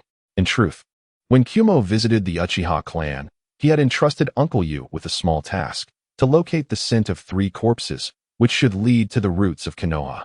Following Kumo's instructions, Yu transformed himself into a Kumo ninja and stealthily made his way toward the designated location by tracking the scent. At that moment, Uncle Yu noticed he was being followed. Recognizing the presence of Konoha's Umbu, he refrained from acting hastily, uncertain of their intentions. Upon reaching the roots, he placed the letter from young Master Kumo at the entrance before picking up something from the ground and departing. The 2 Umbu members trailing him exchanged glances. Captain, should we apprehend him? Asked one. The other shook his head. How could a Kumo ninja have ties to the roots? He might be one of them. Let's continue to follow and see what they intend to do. Thus, the 2 continued to follow you. Although Yu intended to shake them off as Kumo had instructed, he suddenly remembered his desire to visit the Hokage building. The Umbu decided to report this matter to the Hokage. Senju Tobarama gazed outside, commanding, Capture him. I wish to see what connection exists between Shimura Danzo and the Kumo ninja. One of the Umbu asked, Should we inform Lord Sarutobi Hiruzen? Senju Tobarama shook his head. No need to trouble Lord Sarutobi with such trivial matters. Go and bring back this Kumo ninja. At that moment, the door to the Hokage's office swung open, and you walked in uninvited. Chapter 81. Shocked to the Hokage, Senju Tobarama gazed at the unexpected visitor with astonishment, pondering how this individual possessed the audacity to intrude so brazenly. He scrutinized you with sharp, penetrating eyes, muttering, Why does it feel like I have seen you before? Although Senju Tobarama wished to take action, he recognized the familiarity of the figure before him, yet could not place him. He had begun to harbor suspicions, watching you intently without making a move. Before him stood you, a ninja from the Uzumaki village. A slight smirk tugged at his lips as he replied, It seems you are living quite comfortably. Not only do you enjoy a carefree life, but you have also ascended to the esteemed Hokage's seat. I have come merely to see this renowned Hokage for myself. You had many questions swirling in his mind, but knowing his true identity had not been detected, he felt at ease. He continued to observe Senju Tobarama, while outside, others contemplated rushing in, only to halt at the Hokage's command.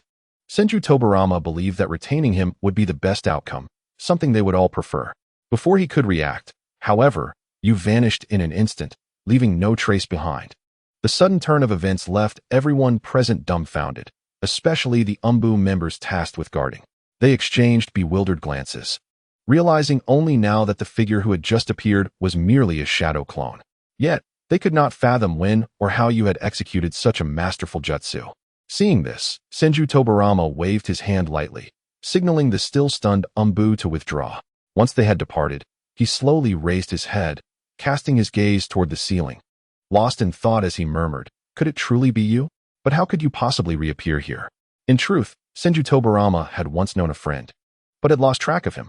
He had inquired with the friend's parents, who claimed he was no longer alive. Although Senju Tobarama found this hard to believe, he felt helpless. At that moment, an Umbu member quietly entered the room and respectfully reported to Senju Tobarama, Lord Hokage, regarding the ninja from Uzumaki village. We have conducted thorough surveillance and found no unusual activities. So far, only the headmaster from their village has not left, while the other ninjas show no signs of movement. Upon hearing this report, Senju Tobarama nodded slightly, indicating that he felt somewhat reassured regarding Uzumaki village for the time being. However, his brow furrowed involuntarily as he pondered. Though the situation in Uzumaki village appears stable, what are Shimura Danzo's true intentions? After all, Shimura Danzo was familiar with him. Did the Shimura clan assist him in surviving? If so, why did he not seek him out? It seemed he still harbored resentment. Watching the Umbu depart, Senju Tobarama gazed outside, reflecting. It seems this situation is becoming increasingly intriguing. On the surface, the Hidden Leaf Village appears tranquil, yet beneath this serene facade lie countless secrets and conspiracies unbeknownst to most. Sunlight filters through the gaps in the leaves, illuminating a corner of the village, but the stories lurking in the shadows remain deeply buried. Uzumaki Yun gradually opened his eyes, the first rays of morning light casting upon his somewhat weary face. Although a dull ache still throbbed in his head, he had long grown accustomed to such sensations. Even on days devoid of assigned missions, he would rise punctually and immerse himself in rigorous daily training. For Uzumaki Yun, this was not merely a way of life. It was the sole means of survival in a world rife with peril and challenges. He understood that without formidable strength to back him, thriving in this ruthless ninja realm would be nearly impossible. Especially burdened with the significant mission of the Uzumaki clan, he could not afford even a moment's complacency. Thus, despite his rapid progress and strength, Uzumaki Yun felt he lacked a systematic approach. If he did not strive to alter the course of history, he would be left as a mere spectator to the downfall of his clan. Having experienced so much here, he knew he must exert several times the effort of others. Just then, a commotion shattered the tranquility. It was Senju Rope Tree, who, filled with exuberance, rushed over early in the morning. Even before he arrived, his voice had already echoed into the courtyard. "Brother, what are you doing? Surely you're not still in bed." Hearing his brother's call, Uzumaki Yun couldn't help but smile faintly. He mused that Rope Tree's personality mirrored that of Uzumaki Naruto. Both were so lively and carefree. At that moment, Senju Chikage emerged from the house, and, upon seeing Senju Rope Tree at the door, hurriedly approached him, saying, "Young Master Rope Tree. Young Master Yun is training in the backyard. You may go directly to him." Rope Tree nodded in acknowledgement, mumbling, "My brother sure wakes up early. He is already training at dawn." As he spoke, he quickened his pace towards the backyard, contemplating how to surprise his brother. Senju Rope Tree arrived at the backyard, where Uzumaki Yun had already been aware of his presence. He looked at Rope Tree and asked, "Rope Tree, aren't you worried your sister will find out you're skipping school to come here?" Rope Tree smiled at Uzumaki Yun, replying, "Brother, I took the day off from my teacher. Although I haven't graduated yet, I find graduating quite easy since you've taught me so much. So now that you're here, let us enjoy a day in Konoha." Just as Uzumaki Yun was about to respond, Rope Tree added with a grin, "You don't need to look for my sister. She has an important mission today and won't be back until tomorrow. So today, it's just me keeping you company." Uzumaki Yun understood that Rope Tree had misconstrued his intent. In fact, Rope Tree's company was preferable, ensuring that the higher-ups in Konoha would not suspect anything amiss. Uzumaki Yun nodded.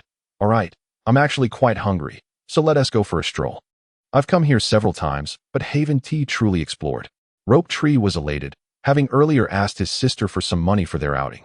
Chapter 82. Hataki Sakamo. Uzumaki Yun had been planning a solitary excursion when he was suddenly confronted by Yu, who obstructed his path. "Young Master Yun, this is not our Uzumaki village.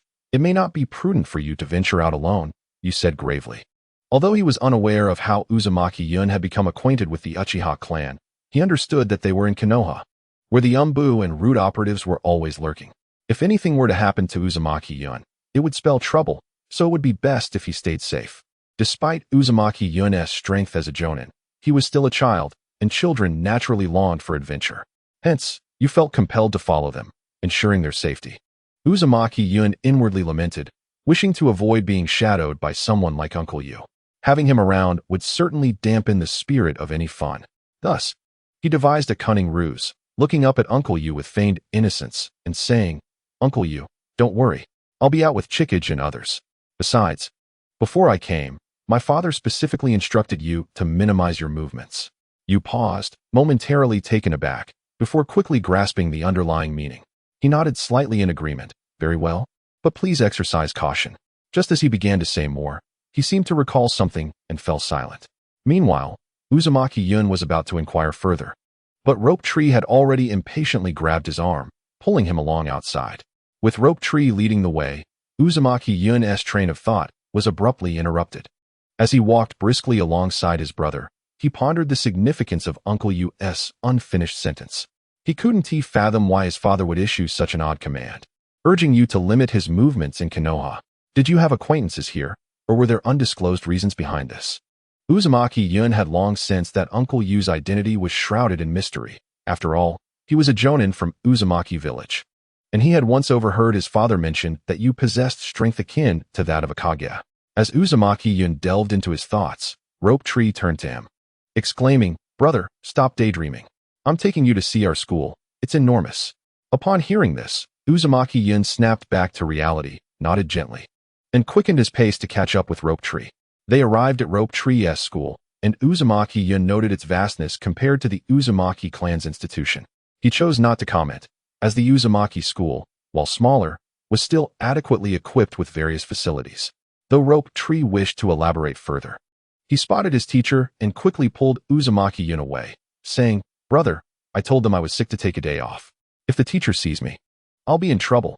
Uzumaki Yun nodded, remaining silent, for it was of no concern to him. The sun shone brightly, and a gentle breeze rustled the leaves, creating a soothing sound. Rope Tree joyfully led Uzumaki Yun through the streets of Konoha. Suddenly, a familiar figure appeared ahead, Hatake Tsukumo, walking alone. Uzumaki Yun's attention was immediately captivated, an exhilarating thrill surging within him. He had admired Hatake Tsukumo's unparalleled swordsmanship during their previous chance encounter, though he regretted not witnessing it firsthand. At this moment, he felt as if fate had granted him an extraordinary opportunity. Turning to his eager brother, Uzumaki Yun exclaimed, "Let us go, brother. We must seize the chance to meet this elite ninja of Konoha." With that, he strode purposefully towards Hatake Tsukumo, while Rope Tree followed closely behind. Filled with curiosity, unable to comprehend how his brother Uzumaki Yun had come to know such a formidable swordsman. Before long, Uzumaki Yun stood before Hatake Tsukumo, a smile gracing his face, his gaze steady and confident as he addressed him. "Hatake Tsukumo, might you remember me?" Hatake Tsukumo halted, scrutinizing the young man before him intently. After a moment of contemplation, a faint smile graced his face as he responded, "Of course I remember. You are the young and talented clan leader of the Uzumaki clan, the renowned Uzumaki Yun." Upon hearing this, Uzumaki Yun nodded in satisfaction, acknowledging the remark. He then unabashedly expressed his inner desire, continuing, "To be candid, I was profoundly impressed by your exceptional swordsmanship when we first met, lamenting that I did not have the opportunity to witness your true skill at that time. Today presents a fortuitous occasion, and I dare to challenge you, hoping to experience your remarkable technique firsthand. Might you grant me this wish?" With that, Uzumaki Yun clasped his hands in a gesture of respect and bowed deeply to convey his sincerity. Konoha Shikamaru initially had no intention of agreeing. Yet understanding the relationship between the Uzumaki and Senju clans, he regarded Uzumaki Yun and replied, "Very well, but it seems there is no training ground here. How about we head to my home instead?" Uzumaki Yun, eager to uncover the source of Konoha Shikamaru's formidable swordsmanship, did not hesitate, replying, "Excellent. I am eager to witness the prowess of your blade." As Konoha Shikamaru began to leave, Chiharu approached, cautioning, "Young Master Yun, we are in Konoha. You cannot go to the Konoha clan. If he intends to make a move against you, it would not bode well." Uzumaki Yun chuckled lightly, "You are overthinking it. Setting aside my status as the clan leader of the Uzumaki, Konoha Shikamaru's character would not permit such actions. I have faith in him." Konoha Shikamaru overheard their conversation and, though puzzled by Uzumaki Yun's unwavering trust, felt a sense of joy nonetheless. He guided Uzumaki Yun to his residence, leading him to the training ground situated behind the house. Although the Konoha clan occupied a considerable area, their numbers were few, and Uzumaki Yun noticed the absence of many individuals upon his arrival. Chapter 83. Konoha Shikamaru's swordsmanship. Uzumaki Yun felt a surge of curiosity, his lips parting as if to inquire about something. But realizing that he was encroaching upon the private matters of the Konoha clan, he restrained himself, swallowing back his words. At that moment, he appeared somewhat ill at ease, his hands fidgeting with the edges of his clothing. Uzumaki Yun contemplated how to discuss collaboration with Konoha Shikamaru, for although the Konoha clan was not numerous, Konoha Shikamaru was a contender for the title of 4th Hokage. He pondered why he ultimately failed, perhaps due to having a family, while Namake's Minato seemed to be a solitary orphan. In this context, Sarutobi Hiruzen might have deemed Namake's Minato more manageable, thus favoring him. As for Uzumaki Yun's reflections, He believed that even if Namikaze Minato became the fourth Hokage, he could not wield control over the Umbu, let alone the rude organization. Meanwhile, Konoha Shikamaru observed Uzumaki Yun and Shinju Rope Tree, as if he could discern their innermost thoughts. A slight smile graced his lips as he spoke. I trust you have noted that our clan is indeed small. Currently, many clan members are away on important missions, and since this is the main clan's residence, it may appear less populated. Afterward, he turned his gaze toward Uzumaki Yun, his eyes reflecting a blend of warmth and understanding. The Konoha clan had given rise to two notable figures, the present Konoha Shikamaru and the future Konoha Kakashi. Upon hearing these words, Uzumaki Yun nodded thoughtfully, acknowledging the explanation, and followed Konoha Shikamaru in silence toward the training ground, occasionally glancing around at the surroundings. Upon reaching the training ground, Uzumaki Yun halted, fixing his gaze intently on Konoha Shikamaru, and earnestly stated, Konoha Shikamaru, I have heard of your illustrious swordsmanship, and today provides the perfect opportunity for me to seek your guidance. However, I must stipulate that I will not employ any ninjutsu during this match. With that, he drew a remarkably sharp long sword from behind, adopting a posture of readiness. Uzumaki Yun was eager to learn Konoha Shikamaru's swordsmanship, as he did not wish to develop solely in one aspect, but aspired to excel in various domains. Observing his intent, Konoha Shikamaru calmly unsheathed his own sword, a smile gracing his face as he replied, Feel free to unleash your full potential. However, I must caution you that in a contest of swordsmanship alone, you may not be my equal. At that moment, Chiharu and Chihai could no longer contain their emotions. Chiharu glared at Konoha Shikamaru, teeth clenched, and shouted, Stop boasting. Let us truly measure our skills and see who is superior. Without waiting for a response, Chiharu dashed toward Konoha Shikamaru. In Chiharu's heart, her master was the greatest existence, believing even the legendary Senju Tobarama could not rival him. Before Chiharu could act further, Uzumaki Yun swiftly turned and admonished, Step back. This unexpected command startled Chiharu, who halted begrudgingly, though she continued to glare at Konoha Shikamaru, muttering complaints under her breath. Uzumaki Yun regarded Konoha Shikamaru with a smile, warmth and camaraderie evident in his eyes, as he softly remarked, This individual is my closest companion, though I must admit his temper can be somewhat fiery. He then playfully winked. Turning to Chiharu, Uzumaki Yun added, You are unaware of Konoha Shikamaru's prowess. Soon, you will comprehend his true capabilities. Konoha Shikamaru listened quietly, a gentle smile gracing his lips, yet he did not elaborate further. After a brief silence, he inquired, Do you happen to have a katana with you? His tone was calm and steady. Upon hearing this, Uzumaki Yun's face flushed slightly, feeling a bit embarrassed. He scratched his head and replied sheepishly, I apologize. We originally came out for leisure and did not bring my long sword with me. Konoha Shikamaru merely shook his head, indicating it was of no concern. He then deftly produced a gleaming blade from behind him and offered it to Uzumaki Yun, saying, If you do not mind, why not use this sword to engage in a friendly spar with me? Uzumaki Yun quickly extended his hands to carefully accept the sword. As he grasped the hilt, a chilling sensation coursed through his fingertips.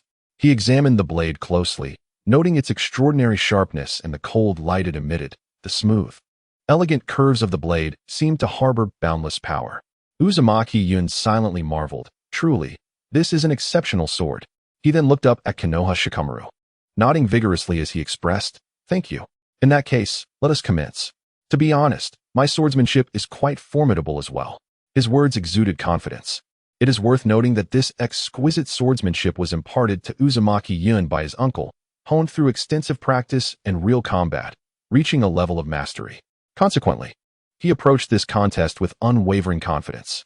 No sooner had he finished speaking than Uzumaki Yun vanished from sight, charging at Konoha Shikamaru like a tempest. Simultaneously, he arced his long sword through the air, producing a sharp whistle as it aimed directly at his opponent's vital points. In the face of this fierce assault, Konoha Shikamaru remained unperturbed. With a light push against the ground, he advanced rather than retreated, meeting Uzumaki Yun with his own drawn blade. In an instant, the two swords clashed, producing a resounding echo that reverberated through the surroundings. Although Uzumaki Yun understood that Konoha Shikamaru was merely testing his strength, he could not help but feel the exquisite finesse and overwhelming pressure emanating from his opponent's technique. However, the more the situation intensified, the more it ignited the fighting spirit within him.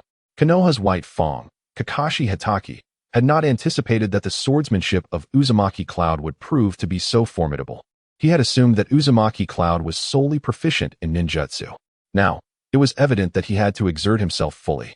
The two began to engage in combat. Initially, Uzumaki Cloud handled the encounter with ease, but once Kakashi discerned his techniques, the tide began to turn against him. Inwardly, Uzumaki Cloud mused, truly, he is the white fang of Konoha. He could only start to manage Kakashi's relentless assault with increasing caution. Chapter 84, Heartfelt in Truth. It was not only Uzumaki Cloud who felt an overwhelming shock. Even Kakashi was taken aback, his mouth agape. The reason was simple. Kakashi had starkly realized that the swordsmanship exhibited by Uzumaki Cloud bore a striking resemblance to his own. However, it must be noted that although Uzumaki Cloud's sword technique had undergone a degree of refinement, it was clear that he had yet to grasp the core essence of this art. Should there come a day when Uzumaki Cloud could fully comprehend and integrate it? Without a doubt, his prowess would surpass that of Kakashi Hitaki. Kakashi yearned to inquire about Uzumaki Cloud's techniques, but was aware that they were in the midst of battle and that words should be kept to a minimum. At that moment, Kakashi abruptly halted his offensive, as his blade was poised against the slender neck of Uzumaki Cloud. Kakashi had not anticipated that he would need to employ numerous techniques to defeat Uzumaki Cloud. Fortunately, he emerged victorious. Otherwise, being bested by Uzumaki Cloud would have been quite undesirable. Uzumaki Cloud fixed his gaze upon Kakashi and slowly spoke, "I admit defeat." His voice tinged with an unmistakable sense of disappointment. Kakashi, likewise, regarded Uzumaki Cloud intently and said earnestly, "While your swordsmanship is indeed remarkable, the issue lies in your mechanical adherence to the techniques, entirely neglecting the necessity of infusing your own heartfelt insights into them.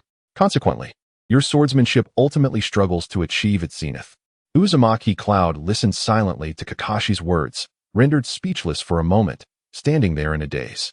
Observing this, Kakashi refrained from urging him on, instead choosing to remain quietly by his side, seemingly waiting for Uzumaki Cloud to absorb and reflect upon the counsel he had just received. As Uzumaki Cloud contemplated Kakashi's words, it was as if a light had dawned upon him, finally understanding why certain techniques had always felt somewhat disjointed. Simultaneously, Kakashi's mind continued to ponder the origins of Uzumaki Cloud's unique sword style. Why did it bear such similarity to his own? What hidden secrets lay beneath? It appeared that this matter warranted thorough investigation. With that thought, Kakashi furrowed his brows. Just as Chiharu was anxiously preparing to rush forward, Kakashi swiftly intervened, blocking him with a hand. Chiharu looked at Kakashi in confusion, his eyes filled with questions. Jihai also approached, aware that while his swordsmanship paled in comparison to Kakashi's, his ninjutsu far surpassed it. As Chiharu was about to unleash his ninjutsu, Kakashi, understanding that they were friends of Uzumaki Cloud, refrained from making a move. "If you do not wish for Uzumaki Cloud to progress, you may approach." Jihai halted Chiharu, gazing at Kakashi and asking, "What does Kakashi mean by that?"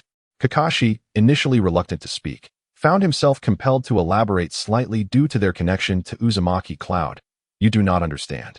Uzumaki Cloud is currently in contemplation. If he can come to an understanding, his swordsmanship will undoubtedly improve." Kakashi left the remainder of his thoughts unspoken and simply observed.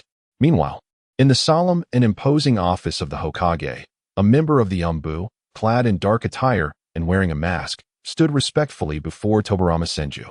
He lowered his head slightly, eyes fixed on the floor, seemingly hesitant to meet the gaze of the illustrious second Hokage. "Hokage-sama, Uzumaki Cloud and Kakashi Hitaki have proceeded to the Hitaki clan. As they are within the confines of the Hitaki family, we cannot recklessly intrude." The Umbu member's voice was low, laced with a hint of regret and helplessness. Tobarama Senju sat quietly in his chair, nodding gently in understanding upon hearing the report. He then gestured for the Umbu member to withdraw. Once the individual exited the room and closed the door, Tobarama leaned back against his chair, deep in thought. He held a considerable degree of trust in Kakashi Hitaki. To him, Kakashi was merely a man devoted to martial discipline, devoid of complex schemes or intentions. Such a pure and focused character rendered Tobarama feeling quite reassured. Meanwhile, Uzumaki Cloud remained within the Hitaki family, the words of Kakashi echoing in his mind. The more he reflected, the more entranced he became, as if he had entered another realm. Gradually, once nebulous concepts began to sharpen into clarity, and memories of the past surged forth like a tidal wave. Time slipped by unnoticed, and before he realized it, 2 hours had elapsed. When Uzumaki Cloud opened his eyes once more, the sky outside had been painted an orange hue by the setting sun. Though he still felt an eager desire to match skills with Kakashi, the advancing twilight ultimately quelled his impulsiveness. Uzumaki Cloud rose slowly and approached Kakashi. Upon nearing, he paused, a smile gracing his face as he said, "Kakashi, I am truly grateful for your guidance today. Without your insights, I would likely have wandered in the fog for much longer. The hour is late, so I shall take my leave." With that, he stepped toward the door. Kakashi, seeing this, quickly rose to accompany him. Yet, just as Uzumaki Cloud was about to cross the threshold, he could not summon the courage to voice the question that had been lingering in his mind. With a resigned nod, he silently watched Uzumaki Cloud depart. As Uzumaki Cloud's figure was on the verge of vanishing outside, he suddenly turned back, arms sweeping forward as a shadow shot forth like lightning toward Kakashi. Kakashi, quick-witted, caught it, discovering it to be a finely crafted chess piece. "This piece is for you, Kakashi. You are both my teacher and a trustworthy friend. Thank you for your assistance. Should the opportunity arise in the future, I shall seek your guidance again," Uzumaki Cloud declared loudly, before turning and striding away. Kakashi held the chess piece in his hand, gazing in the direction of Uzumaki Cloud as he faded into the distance, lost in contemplation. Once outside, Chiharu looked at Uzumaki Cloud. "Brother, you stood there for quite a while. What were you thinking?" "Kakashi told us not to call you." Uzumaki Cloud smiled, reflecting on the day's events. His swordsmanship had advanced significantly, and he envisioned a future where he could become a true swordsman, which was indeed an exciting prospect. Chapter 85. Tsunade inquires. Subsequently, Uzumaki Cloud and Chiharu strolled leisurely through Konoha village, basking in the sunlight that cast long shadows of the two. Villagers bustled about, some hurriedly, while others ambled leisurely. Along their way, they exchanged stories of recent happenings and dreams for the future. Uzumaki Cloud felt he had gained immensely from this experience. Resolved to challenge Uncle Yu in earnest next time, eager to surprise him with his progress. However, just as they prepared to return, Uzumaki Cloud, caught up in his excitement, intended to practice his swordsmanship at home. Yet, fortuitously, he spotted Tsunade. Tsunade turned to Chiharu and said, "Chiharu, you may head back. I have a few things to discuss with Uzumaki Cloud privately." Upon hearing these words, Senshu Naruko displayed a hint of hesitation on his face, as if he had more to say. However, he ultimately only opened his mouth and silently turned away. At that moment, Uzumaki Kyumo had already grasped the significance of Tsunade's conversation with him. Therefore, he hastily instructed his companions, including Chikage, to return without waiting for him, assuring them that he would be back shortly after finishing his discussion with Tsunade. Chikage nodded gently and led the others away. Once they departed, Uzumaki Kyumo turned his gaze towards Tsunade and softly inquired, "Might I ask what you wish to discuss?" Tsunade's beautiful eyes fixed intently on him, and after a brief pause, she spoke, "I would like to ask about your relationship with the Uchiha clan." Upon hearing this question, Uzumaki Kyumo immediately understood. It must have been the third Hokage, Sarutobi Hiruzen, who instructed Tsunade to inquire. However, he refrained from answering her directly and instead countered her question, "What prompts this sudden inquiry?" Tsunade furrowed her brow slightly, gazing at Uzumaki Kyumo as she slowly explained, "It is my teacher who has sent me to inquire about this matter.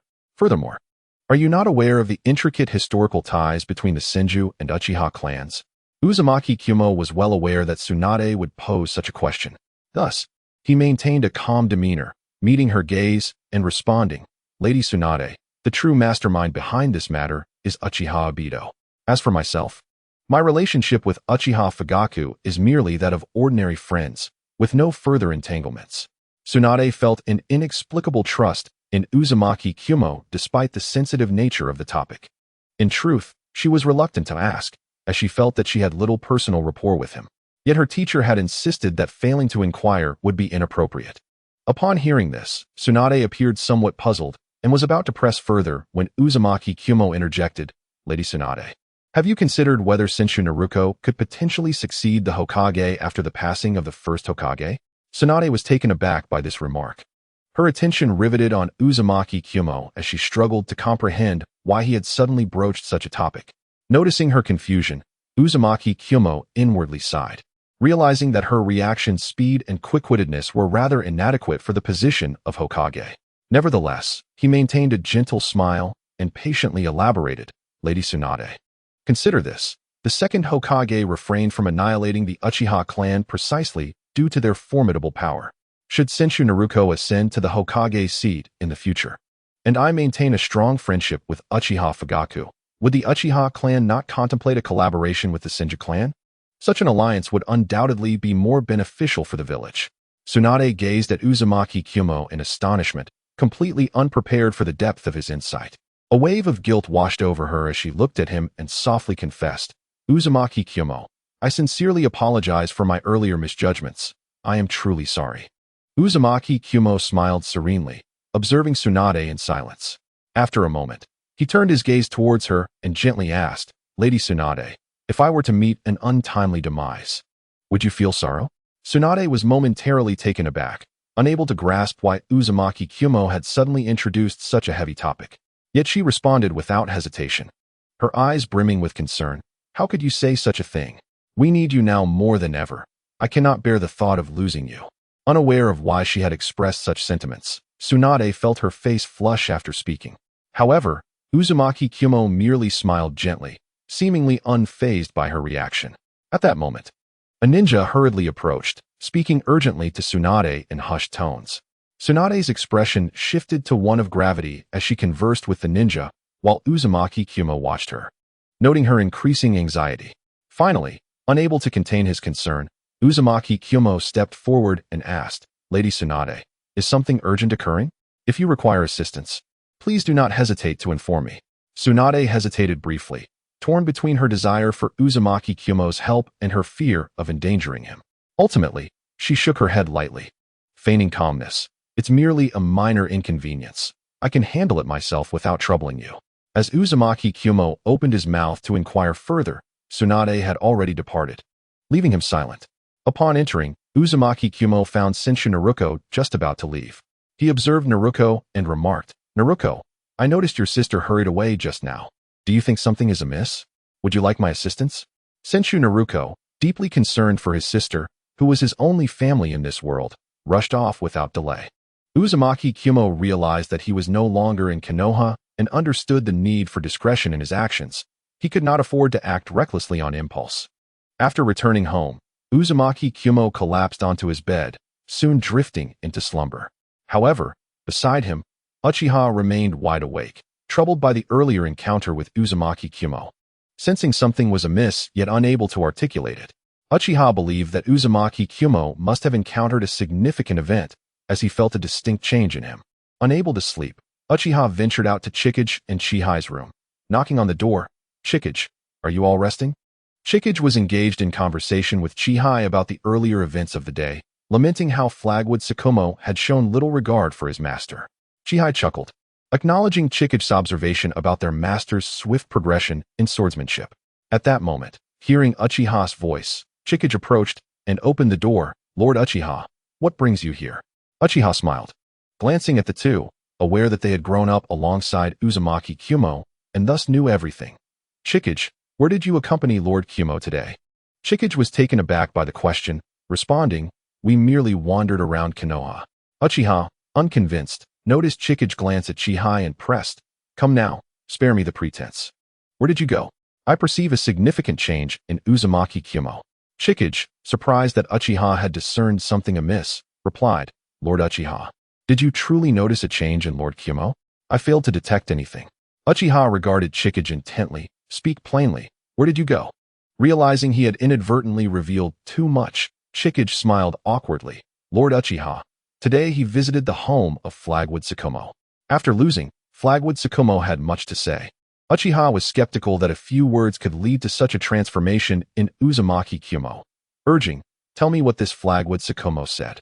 Chikage recounted the conversation with Flagwood Tsukumo in detail, leaving Uchiha in contemplative silence. Uchiha departed, astonished by Flagwood Tsukumo's prowess, recognizing that even in their first encounter, he had discerned Uzumaki Kyumo's weaknesses. In truth, you had long been aware of this matter. However, due to Vortex Yun's lack of formidable opponents, It was only when Vortex Yun came to her own realizations that the true benefits would manifest. The encounter with Kakashi Tsukumo presented an opportunity for Vortex Yun. Yu, knowing of Kakashi Tsukumo's residence, ventured out, having made acquaintance with the Hitaki clan upon arriving in Konoha. Meanwhile, in the Hokage building of Konoha village, Sarutobi Hiruzen sat in his spacious and dignified office, a document detailing the previous conversation between Vortex Yun and Tsunade laid before him. His brow furrowed as he muttered to himself, I never expected Vortex Yun to contemplate such profound matters. Yet, when did the affairs of Konoha become her concern? At this moment, Sarutobi Hiruzen was acutely aware of the rapid development and growing power of the Vortex clan. What troubled him further was the historically close relationship between the Vortex and Senju clans. Should their expansion continue unchecked, it could significantly hinder his aspirations to ascend to the position of Hokage. Sarutobi Hiruzen was well aware of the capabilities of his three disciples, Jiraiya, Orochimaru, and Tsunade. He contemplated that, should he need to select the next Hokage from among them, only Orochimaru might be deemed worthy of such a role. Just as Sarutobi Hiruzen's thoughts wandered, the door to his office was abruptly pushed open, and Tsunade burst in with great enthusiasm. Fortunately, Sarutobi Hiruzen reacted swiftly, shielding a mysterious small orb on his desk. Tsunade, how many times must I remind you to knock before entering? You cannot just storm in like this. Sarutobi Hiruzen scolded, somewhat irritated. Tsunade, who had originally trained under Senju Tobarama to learn ninjutsu, had later become a disciple of Sarutobi Hiruzen for certain special reasons. With a smile, Tsunade replied, Master, I knocked several times outside. Who knew what you were contemplating in here? Sarutobi Hiruzen, fully aware that Tsunade must not discover his understanding of the situation, feigned ignorance and asked, Did I not grant you a leave? Is Senju Rope still nearing graduation? Tsunade nodded in agreement and was about to continue when she suddenly locked eyes with him and said, Master, today I visited Vortex Yun and learned that she and Uchiha Fugaku are merely acquainted on the battlefield. Tsunade intended to say more but refrained, as her relationship with Vortex Yun was presently tenuous. After all, it was best not to say too much. Her teacher would likely comprehend her silence. With that, Tsunade ceased her words, while Sarutobi Hiruzen merely smiled gently and responded, The future undoubtedly belongs to your vibrant generation. Many affairs shall naturally require your management. After a slight nod, Tsunade turned to leave, as she had Senju Rope eagerly awaiting her return at home. She planned to take Senju Rope to a highly secretive location, unknown to the outside world, where they could study the enigmatic wood-release techniques without anyone being aware of their endeavors. Watching Tsunade's retreating figure, Sarutobi Hiruzen remained silent. Yet he could not help but ponder why Tsunade had withheld certain matters from him. He realized the necessity of nurturing his own talent. For the Sarutobi clan was not as formidable as the Senju and Uchiha clans. Competing with the Hitaki clan was the extent of his ambitions, and thus, Sarutobi Hiruzen recognized the challenges he would face in becoming Hokage, if not outright impossibility. Word had spread throughout Konoha that the next Hokage would likely be Senju Rope, with Orochimaru and Jiraiya serving as protectors for the next Hokage. Initially skeptical, Sarutobi Hiruzen began to believe it, particularly since his mentor, Senju Tobarama, had introduced his best disciple, Tsunade, to the Vortex clan's Vortex Yun. Everyone understood the implications, yet Sarutobi Hiruzen knew he must remain discreet and silent. Meanwhile, you arrived at the doorstep of the Hitaki residence, unnoticed by anyone. Without hesitation, you strode through the front door, prompting Kakashi Tsukumo inside to sense the presence of an intruder. Drawing upon years of combat experience, he discerned that this unexpected visitor was not to be underestimated. To protect his family from danger, he quickly instructed them to remain indoors, then approached the entrance alone. After all, anyone bold enough to enter the Hitaki clan would not be an ordinary individual, and his family lacked the means to fend off any threats. You had no intention of violence, so he simply observed as the members of the Hitaki clan retreated. Kakashi Tsukumo scrutinized the masked youth. Noting his imposing stature and the air of mystery that surrounded him, he inquired in a deep voice, Who are you to dare intrude upon the Hitaki clan? Though Kakashi Tsukumo found the stranger's eyes familiar, he could not place them. Yu's lips curled into a faint smile as he fixed his keen gaze upon Kakashi Tsukumo, marveling inwardly. This man bears a striking resemblance to someone from my memories. However, Rather than responding to Kakashi Sakumo's inquiry, you suddenly dashed forward like a gust of wind. Kakashi Sakumo, undeterred, shouted as he propelled himself forward with great force, akin to an arrow released from its bow. In an instant, the two were engaged in combat. Upon their first clash, Kakashi Sakumo immediately sensed the ferocity of Yu's assault and the masterful swordsmanship displayed. To his astonishment, the masked figure's sword technique bore many similarities to the Hitaki clan's ancestral sword style. As Kakashi Sakumo struggled to fend off his opponent's attacks, he urgently shouted, "Who are you? How do you know the unique sword techniques of the Hitaki clan?" The masked individual wielded his long sword with precision while maintaining a cold gaze upon Kakashi Sakumo, retorting, "Let us see how well you have mastered the Hitaki clan's swordsmanship. Do not tarnish the honor of your lineage." Realizing the prowess of his opponent, Kakashi Sakumo concentrated fully as they engaged in a fierce duel, aware that this masked individual was certainly his equal in swordsmanship. After a fierce exchange, they momentarily separated, with Yu remarking, "I did not expect your sword skills to be quite commendable at such a young age. I must inquire, is Sora your father?" Kakashi Sakumo, with a smile, replied, "Sora is my father. Do you know him?" Now aware that this masked figure bore no ill intent, Kakashi Sakumo felt comfortable sharing his thoughts. Eager to uncover the stranger's identity, Yu observed Kakashi Sakumo, noting the resemblance to Sora, and smiled. "I have yet to meet your father. Is he away on a mission? At his age, still undertaking missions. Could it be due to financial constraints?" Kakashi Sakumo, sensing that this person was not from Konoha, lowered his head and replied, "My father perished while on a mission." Yu stared in disbelief at Kakashi Sakumo, struggling to accept this revelation. After all, Kakashi Sakumo's father was a formidable figure of great renown. Yu murmured to himself, "Impossible. Your father possessed such immense power. How could he have met such a fate?" Alas, perhaps this is simply his fate. Others may be unaware of Kong's true strength, but Yu is well aware that Kong's abilities are on par with Sarutobi Hiruzen's. How could he possibly perish? Yet, Yu found himself at a loss for words, as one cannot question the sincerity of another's son. Thus, he refrained from pursuing the matter further. Hitaki Sakumo opened his mouth, seemingly wishing to say more, but Yu interrupted him. With a piercing gaze, Yu slowly remarked, "Your swordsmanship is indeed quite remarkable. However, it still bears a hint of immaturity, lacking the refinement and depth that comes with experience. Yet, with time and diligent practice, your skills shall undoubtedly soar to astonishing heights, akin to a bird taking flight." Upon hearing this assessment, Hitaki Sakumo tightened his grip on the long blade, his gaze resolute as he inquired, "Who exactly are you? How do you know so much about my family's affairs?" In response to Sakumo's inquiry, Yu merely smiled, offering a cryptic reply, "When the day comes that you can defeat me, you shall naturally come to understand my true identity." Yu was aware that now was not the time to reveal his strength, for he had much to accomplish in Konoha. If he failed to do so, the consequences would be dire. Senju Tobarama would undoubtedly seek him out, especially since he had yet to uncover the truth of past events, why those who accompanied him had met their demise. Yu was determined to investigate these matters, for they had long haunted him.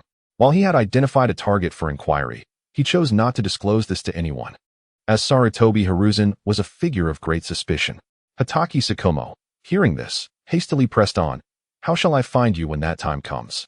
Yu chuckled softly, exuding confidence as he replied, "Fear not. When the time is right, I shall come to you unbidden. However, during this interval, you must not become complacent or lazy. Should your skills regress instead of advance, do not blame me for being merciless." With that, he turned and departed, leaving Sakumo standing alone, filled with confusion and dissatisfaction. Although numerous questions lingered in his mind, he could only watch as Yu gradually vanished from sight. Yu returned home, and Uzumaki Kyumo, aware of his uncle's absence, chose not to comment, recognizing the kind of person Yu was. Kyumo felt reassured about Yu, especially since even his own father deemed him trustworthy.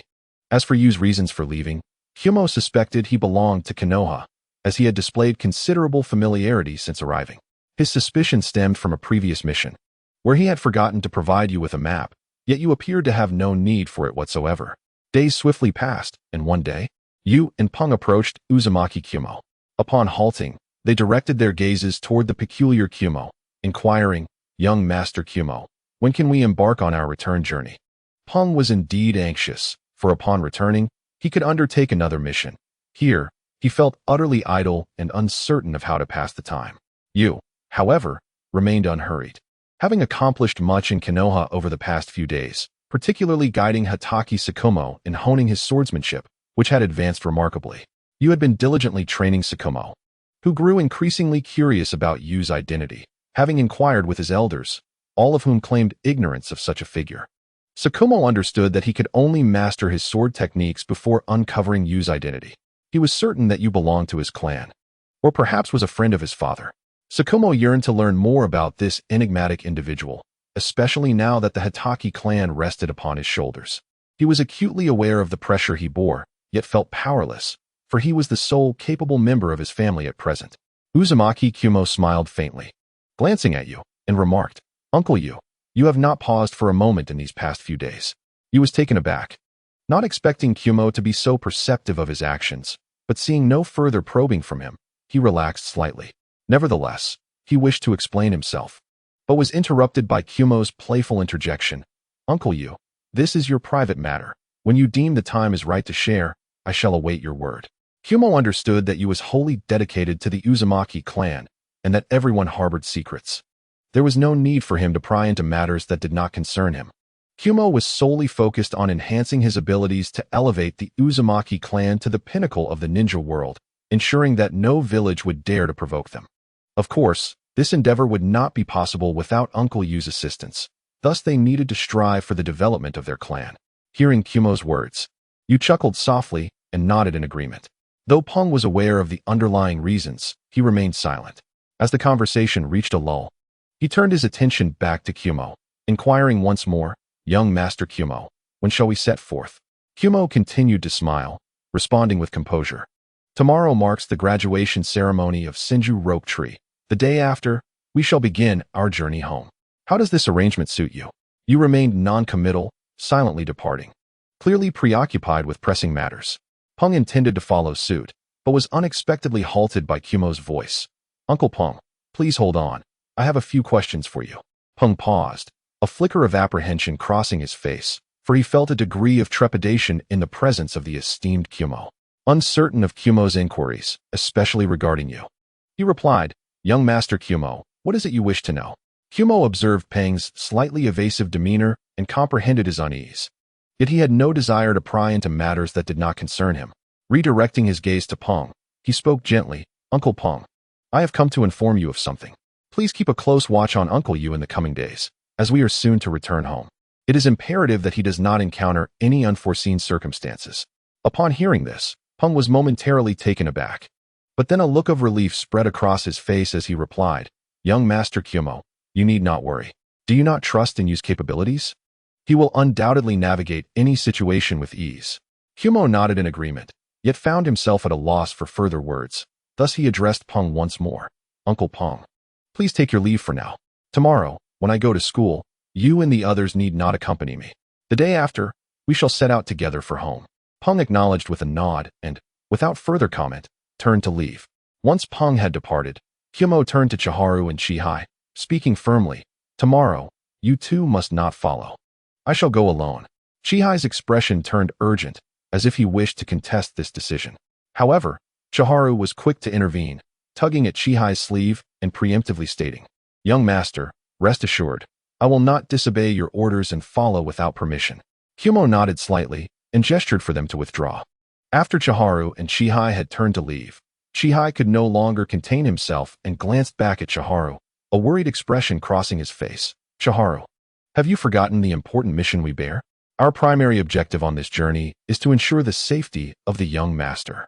Upon hearing this, Qianshun couldn't help but smile gently and replied, "How could I be unaware of that? However, there is something you must clarify first.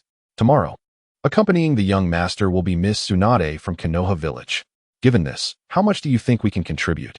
Chihai furrowed his brow, seemingly wishing to argue further, but Qianshun's unwavering gaze silenced him. She continued, "Therefore, we should simply remain behind the young master and refrain from any reckless actions." Realizing Qianshun had made up her mind, Chihai reluctantly nodded in agreement before silently returning to his room to rest. Meanwhile, Uzumaki Yun stood alone by the window, gazing out at the scenery while pondering the true intentions of Yu. It was not that Uzumaki Yun was unwilling to follow and monitor him. Rather, he felt that his current abilities were insufficient to keep pace with you.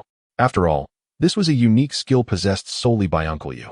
And if he were intent on evading pursuit, it would be nearly impossible for others to catch up. Aware of the futility of success, Uzumaki Yun resolutely abandoned the thought of continuing his surveillance. As Uzumaki Yun prepared for sleep, he remained oblivious to Tsunade, who was observing Senju Rope Tree.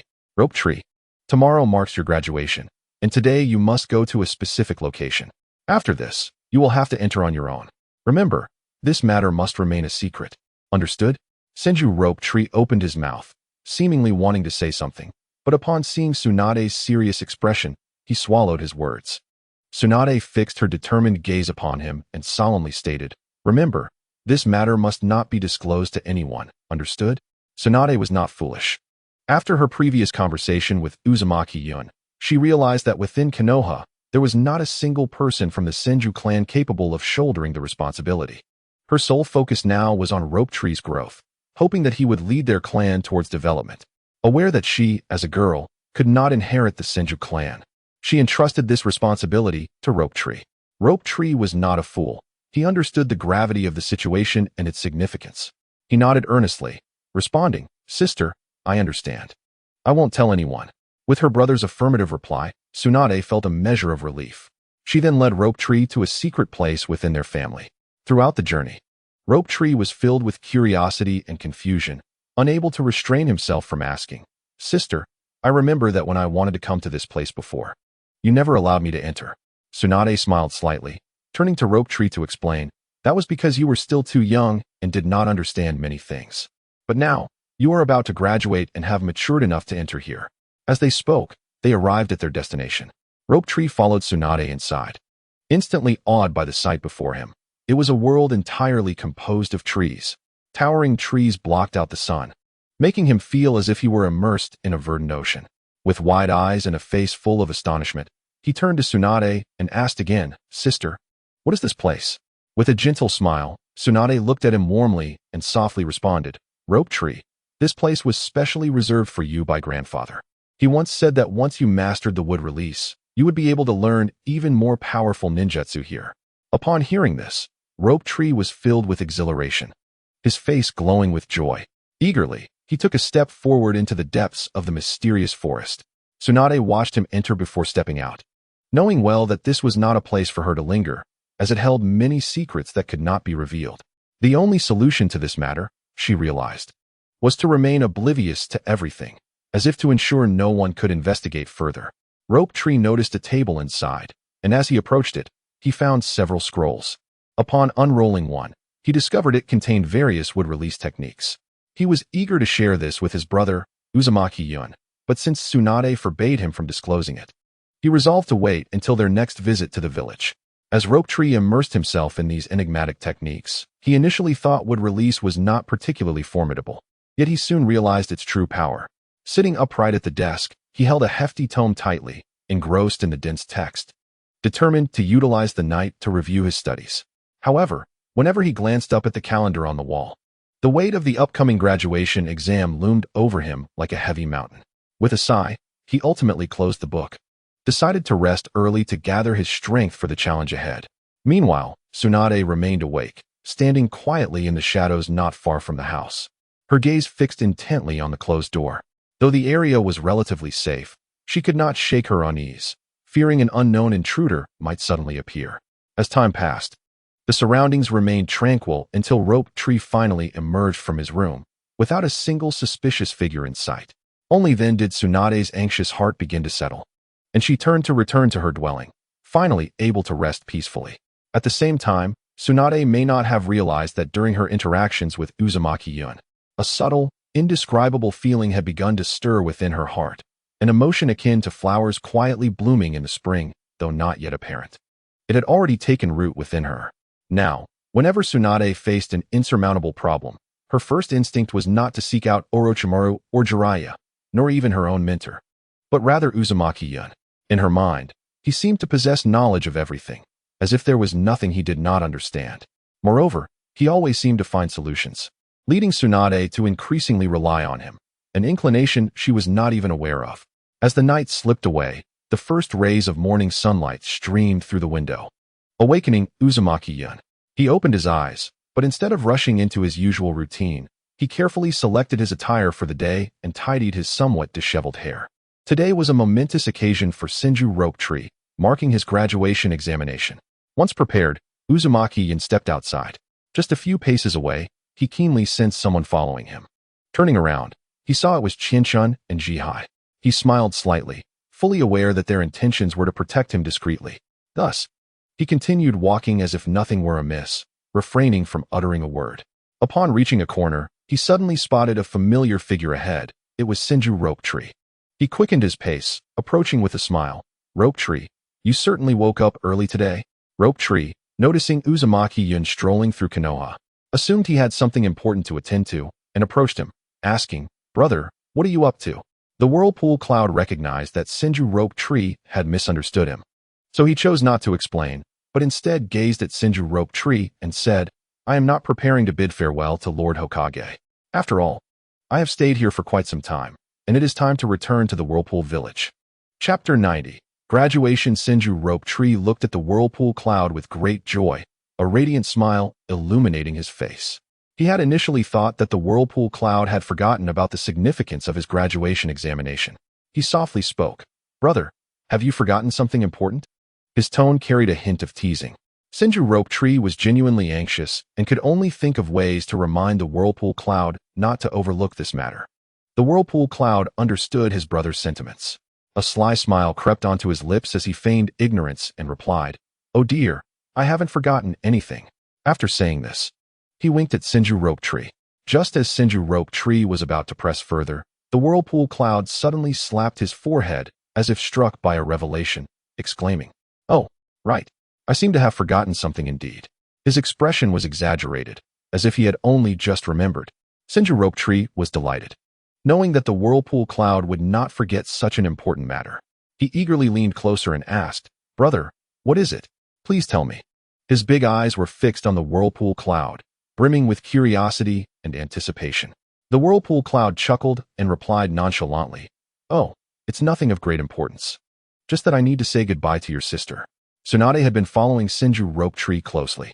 After all, he had rushed out in a hurry that morning, leading Tsunade to believe that something significant had occurred. She did not want Senju Rope Tree to encounter any trouble in Konoha. Since hearing the Whirlpool Cloud's words, Tsunade had resolved to protect her brother's safety while in Konoha. Upon hearing the Whirlpool Cloud's comment, she felt a bit flustered, unsure why he would say such a thing, just as she was contemplating stepping out. Upon hearing the answer, Senju Rope Tree felt a tinge of disappointment and pouted, muttering, "Brother, is that all?" His eyes revealed a hint of dissatisfaction. However, when he saw the Whirlpool Cloud's half-smile and the glimmer of humor in his eyes, he suddenly realized that his brother was merely teasing him. At this thought, Senju Rope Tree nearly felt like crying from indignation. Fortunately, the Whirlpool Cloud sensed the right moment to relent. He patted Senju Rope Tree's shoulder and reassured him, all right, little brother, don't be upset. I was just joking. In fact, I have been prepared to attend your graduation examination for quite some time. By the way, does your sister have any other plans today? If she does, we should notify her in advance." Upon hearing this, Senju Rope Tree's disappointment vanished, and he joyfully exclaimed, "That's wonderful. Brother, my sister said she would be coming over shortly. I was just about to look for you. I didn't expect you to arrive first. Let us head out quickly." Saying this, he grabbed the Whirlpool Cloud's hand, eager to rush towards the examination venue. Tsunade had thought that the Whirlpool Cloud had genuinely forgotten, but upon realizing he had not, she refrained from stepping out and simply left. The Whirlpool Cloud had noticed Tsunade's intention and, after she walked away, led Senju Rope Tree onward. Upon arriving at Senju Rope Tree's school, it was evident that although the Whirlpool Village had established a school as per the Whirlpool Cloud's design, it was still smaller than that of Konoha. This was, of course, partly intentional on the Whirlpool Cloud's part, for he feared that if the people of Konoha discovered that the Whirlpool Village had its own school, they might create unnecessary trouble. While Konoha collaborated with the Whirlpool clan, they did not wish for the Whirlpool clan to surpass them in strength. If the Whirlpool clan flourished, it would inevitably impact Konoha. Thus, Konoha preferred that the Whirlpool clan remain a mere frontline. The Whirlpool Cloud had long been aware that Konoha had planted some spies in the Whirlpool village, but he had uncovered them all. Those he could sway, he swayed. Those he could not, he sought to eliminate. Presently, the Whirlpool village was genuinely under the control of the Whirlpool clan. However, the people of Konoha had sensed something amiss. Yet due to the current instability in the ninja world, they had not taken any action. At this moment, Senju Rope Tree gazed resolutely at the Whirlpool Cloud, confidently declaring, "Brother, just wait and see my splendid performance." The Whirlpool Cloud nodded slightly, offering his approval and encouragement. Just then, Tsunade approached with light footsteps. Her expression one of surprise as she looked at the Whirlpool Cloud and said, "I never expected you would truly come here." The Whirlpool Cloud smiled gently, responding, "Having promised you, I would naturally follow through. However, I must return to the village tomorrow. I initially intended to bid you farewell in person, but it seems that has become unnecessary." Tsunade opened her mouth, clearly wishing to express more, but for some reason, the words caught in her throat, and she merely nodded without saying anything further. The Whirlpool Cloud understood that something significant was looming closer, and with a serious expression, he earnestly advised Tsunade, "You must ensure Senju Rope Tree's safety. As for whether we shall meet again in the future, that remains uncertain." Upon hearing this, Tsunade's heart tightened.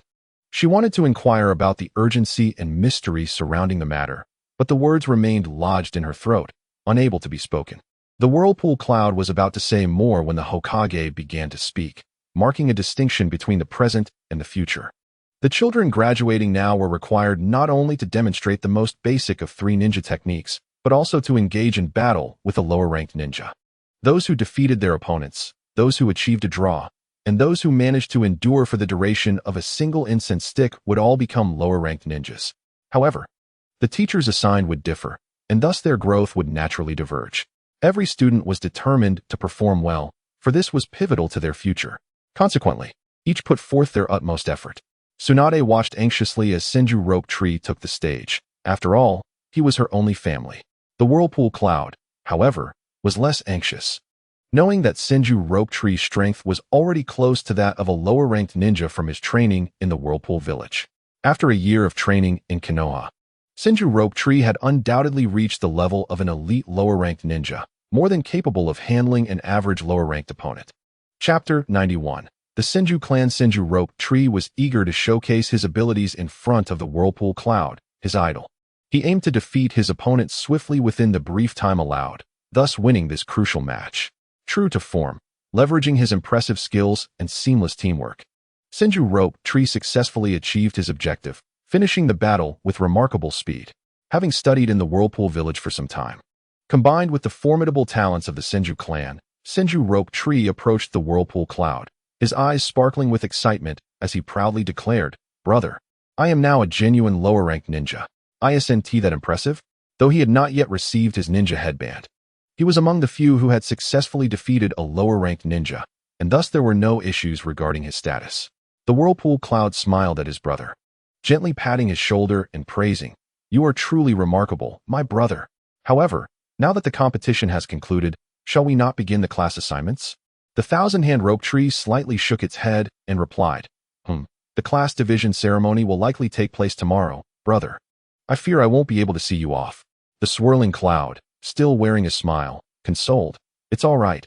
It's not as if we'll never meet again. Now, today is a day worth celebrating, so let us go and unwind together." Thus, the 3 of them walked side by side, engaging in lively conversation and laughter along their journey. Suddenly, the swirling cloud turned to the thousand-hand rope tree, suggesting, "Rope Tree, why don't you call over those 2 little tailing pests who have been following us? Let us all joyously celebrate your promotion to a lower ninja." The thousand-hand rope tree cheerfully nodded in agreement and turned to run towards the back. Meanwhile, the swirling cloud continued to walk alongside Tsunade and inquired, "Tsunade, how about we go for some barbecue?" Without hesitation, Tsunade nodded in approval. "Sure, let's go for barbecue." Thus, the swirling cloud and Tsunade led the way, and soon the thousand-hand rope tree returned with Chiharu and Chihai in tow. However, who could have anticipated that this seemingly ordinary day would mark a brand new beginning for them all? As the swirling cloud and Tsunade approached the barbecue restaurant, a ninja arrived at Tsunade's side, saying, "Lady Tsunade, the clan elder has summoned you back." Tsunade glanced at the swirling cloud. initially reluctant to leave, but knowing that the clan elder must have something significant to discuss. Otherwise, they would not have sent for her. She approached the swirling cloud and said, "Swirling cloud, I had intended to treat you today, but it seems I have urgent matters to attend to. Rest assured, I will return shortly." The swirling cloud understood that Tsunade, as a high-ranking ninja of Konoha and the person in charge of the Thousand Hand clan, needed to return. Although she was not the clan leader, she effectively acted as one, given that Hashirama was preoccupied with Konoha's affairs. The swirling cloud nodded, looking at Tsunade. "It's just a small celebration. I can inform the Thousand Hand rope tree. You go handle your matters." After Tsunade nodded in acknowledgement and departed, the Thousand Hand rope tree approached. Puzzled by Tsunade's sudden exit, "Brother, what is going on?" The swirling cloud casually explained to everyone, "Do not worry. Lady Tsunade has urgent business to attend to, but assured me she will return soon to join us." Upon hearing this, the previously anxious atmosphere calmed somewhat. However, the Thousand Hand rope tree, being a young child, initially displayed a slight frown at Tsunade's departure. Yet, a child's emotions are fleeting, and soon he shook off his displeasure. Puffing out his chest with bravado, "It's all right. Since Sister Tsunade isn't here, I'll treat everyone to this meal." Chiharu was about to voice a concern, but was interrupted by the swirling cloud. With a gentle smile, the swirling cloud reassured, "Come now, Chiharu, we are brothers. There is no need for such formality. Let us eat while the food is hot." Chiharu understood he should not have followed the young master, but he felt it was essential for the young master's safety, which is why he had come along. Just as everyone was preparing to indulge, Tsunade hurried back to the Thousand Hand clan's territory. Upon entering, the sight before her made her gasp. 3 of her clansmen lay lifeless. Tsunade's eyes widened in shock and fury as she demanded, "What on earth happened? Who is responsible for this?" Before anyone could respond, a frail elder stepped forward from the crowd. His serious countenance and hoarse voice conveyed the gravity of the situation. "Tsunade, our Thousand Hand clan has suffered a heavy loss. In a short span, we have lost 4 esteemed clansmen, and thus far, only 3 bodies have been recovered, floating on the water's surface. In my opinion, this clearly indicates an intentional attack against our clan." Before Tsunade could reply, another individual stepped forth, indignant, "Indeed, I believe this must be the work of the Uchiha clan. Historically, their relationship with us has been strained. Such a calamity could only stem from them." Faced with the allegations and suspicions of the crowd, Tsunade harbored her own doubts about the Uchiha clan, but she was constrained by the absence of concrete evidence to substantiate the claims. Taking a deep breath, she endeavored to maintain her composure and resolutely stated, "Everyone, please remain calm. We must not jump to conclusions without irrefutable evidence. Our immediate priority is to uncover the truth and seek justice for our fallen kin." The elder who had spoken previously regarded Tsunade, "Lady Tsunade, shall we inform the Hokage about this matter?" Understanding his implication, Tsunade nodded, "Very well, I will speak with the Hokage. In the meantime, you must find the remaining individual.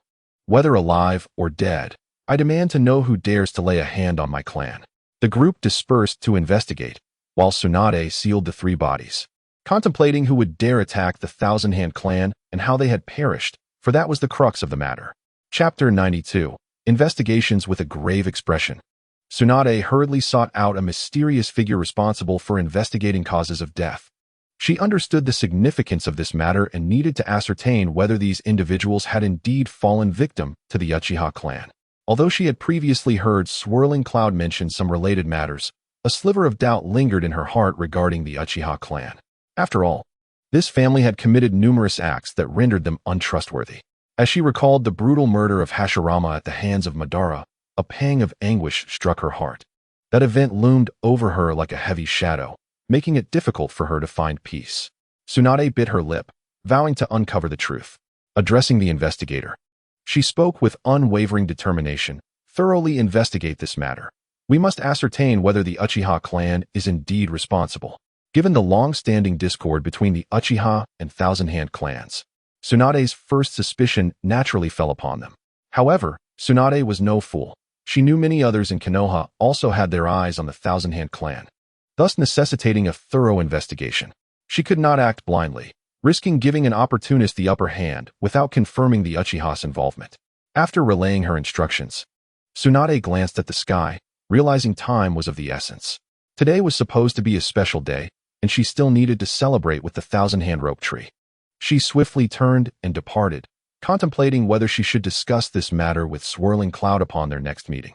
Before long, Tsunade arrived at the familiar barbecue restaurant's entrance. As she pushed open the door, a rich aroma wafted toward her. The restaurant was bustling with noise and excitement, with most patrons having already enjoyed their fill. At that moment, Swirling Cloud, seated in a corner, spotted Tsunade entering and quickly rose to greet her, asking with concern, "Tsunade, have you resolved the situation?" Tsunade nodded slightly, indicating that preliminary arrangements had been made, but she chose not to elaborate. The astute Swirling Cloud immediately grasped her meaning. He then turned to Chiharu, quietly instructing, "Chiharu, please escort the thousand-hand rope tree home. I will return shortly." Chiharu nodded in understanding, smiling as he and the thousand-hand rope tree made their way outside. Although the Senju rope tree did not wish to leave, it understood the necessity of providing them with space. Thus it departed, acknowledging that its presence was no longer required.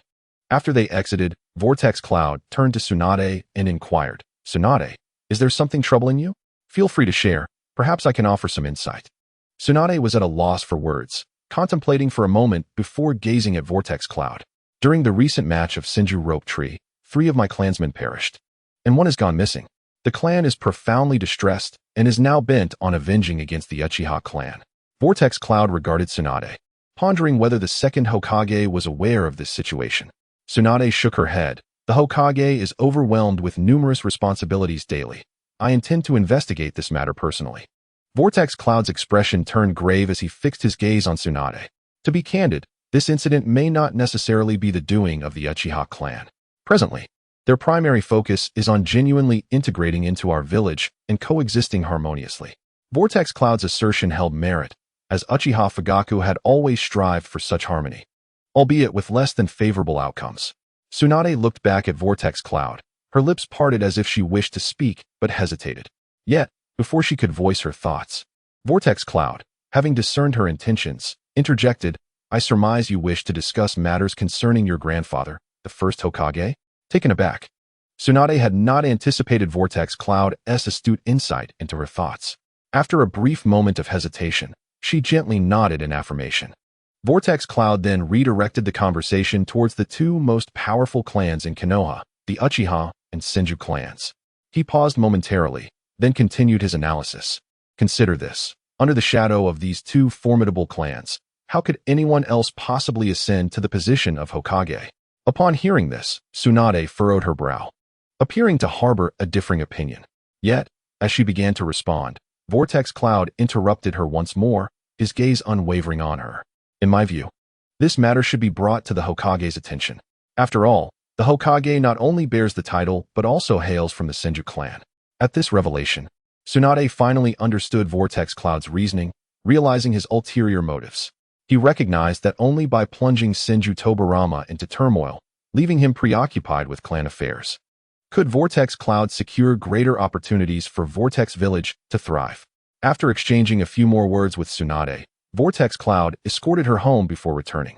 Unexpectedly encountering Uchiha Fugaku in a hurried state, clearly troubled by some urgent matter, Vortex Cloud surmised that the Uchiha clan must have suffered losses as well. For those orchestrating the chaos sought to incite disorder within Konoha. The deaths of a few Senju clan members were inconsequential. It was the Uchiha clan's losses that would truly incite chaos. However, this affair bore no relevance to Vortex Cloud. Upon returning, he found Senju Rope Tree had already arrived. He turned to Chikuru, saying, "We shall return tomorrow. I find myself yearning for home." That night, Vortex Cloud was plagued by uncertainty, grappling with the pivotal question of whether turmoil in Konoha would herald trouble for Vortex Village. It marked the first night he had not rested, consumed by the mystery of who was truly behind the chaos. At that moment, Uchiha Madara remained dormant, and Vortex Cloud was unaware of the presence of Uchiha Obito, leaving him in the dark regarding the orchestrators of the unfolding events. Unknown to Vortex Cloud, within a small, dark wooden cabin, 2 individuals were engaged in conversation. "I have dealt with matters concerning the Senju clan. I wonder how things stand with the Uchiha." The other person gazed outside. "I have handled the Uchiha clan. But will our actions provoke chaos in Konoha?" The initial speaker's lips curled into a sinister smile as he declared, "What I desire is for Konoha to descend into complete chaos. Only then can we uproot the so-called Uchiha clan with ease. The second individual nodded resolutely, replying, agreed, before swiftly departing, eager to execute their plan. For him, success in this endeavor would render him one of the greatest beneficiaries. As the individual left, the once vibrant cabin fell into silence, leaving the initial speaker alone, watching the departing figure, silently cursing, humph. This fellow merely seeks to reap the rewards without taking action. What a despicable character. Yet, time was of the essence. The operation must commence, or all his plans would falter, leaving no room for regret. Meanwhile, Tsunade solemnly recounted the recent inexplicable deaths within the Senju clan to Senju Tobarama.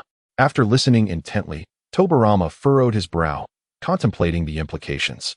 This matter is likely more complex than it appears. It surely conceals secrets yet to be unveiled. However, contrary to his perspective, other members of the Senju clan did not perceive any underlying conspiracy. They firmly believed that the Uchiha clan was responsible, as they held the Senju clan accountable for the current predicament. Oblivious to these developments, Vortex Cloud was on his way home, reflecting on the myriad experiences he had encountered during his visit to Konoha while strategizing his future actions. The journey was relatively smooth, devoid of obstacles or threats, allowing him to return to Vortex Village in just a few days. Upon entering the village, the townsfolk cast curious and concerned glances in his direction. Nevertheless, Vortex Cloud did not linger, making his way directly home. Upon seeing his father, Vortex Seiichi, he recounted everything he had witnessed and experienced in Konoha without reservation. However, Vortex Seiichi merely nodded in acknowledgement, offering little commentary, and gently advised, "My child, you have worked hard. Take some time to rest." After Vortex Cloud departed, Vortex Seiichi gazed outside, muttering, let it be chaotic. The more turmoil, the better my Vortex clan can thrive." Upon returning to Vortex Village, Vortex Cloud hurriedly made his way to the residence of his elder sister, Yuki. He gently knocked on the door, which was promptly opened to reveal her gentle and beautiful visage. "Yuki, I'm back," Vortex Cloud exclaimed joyfully.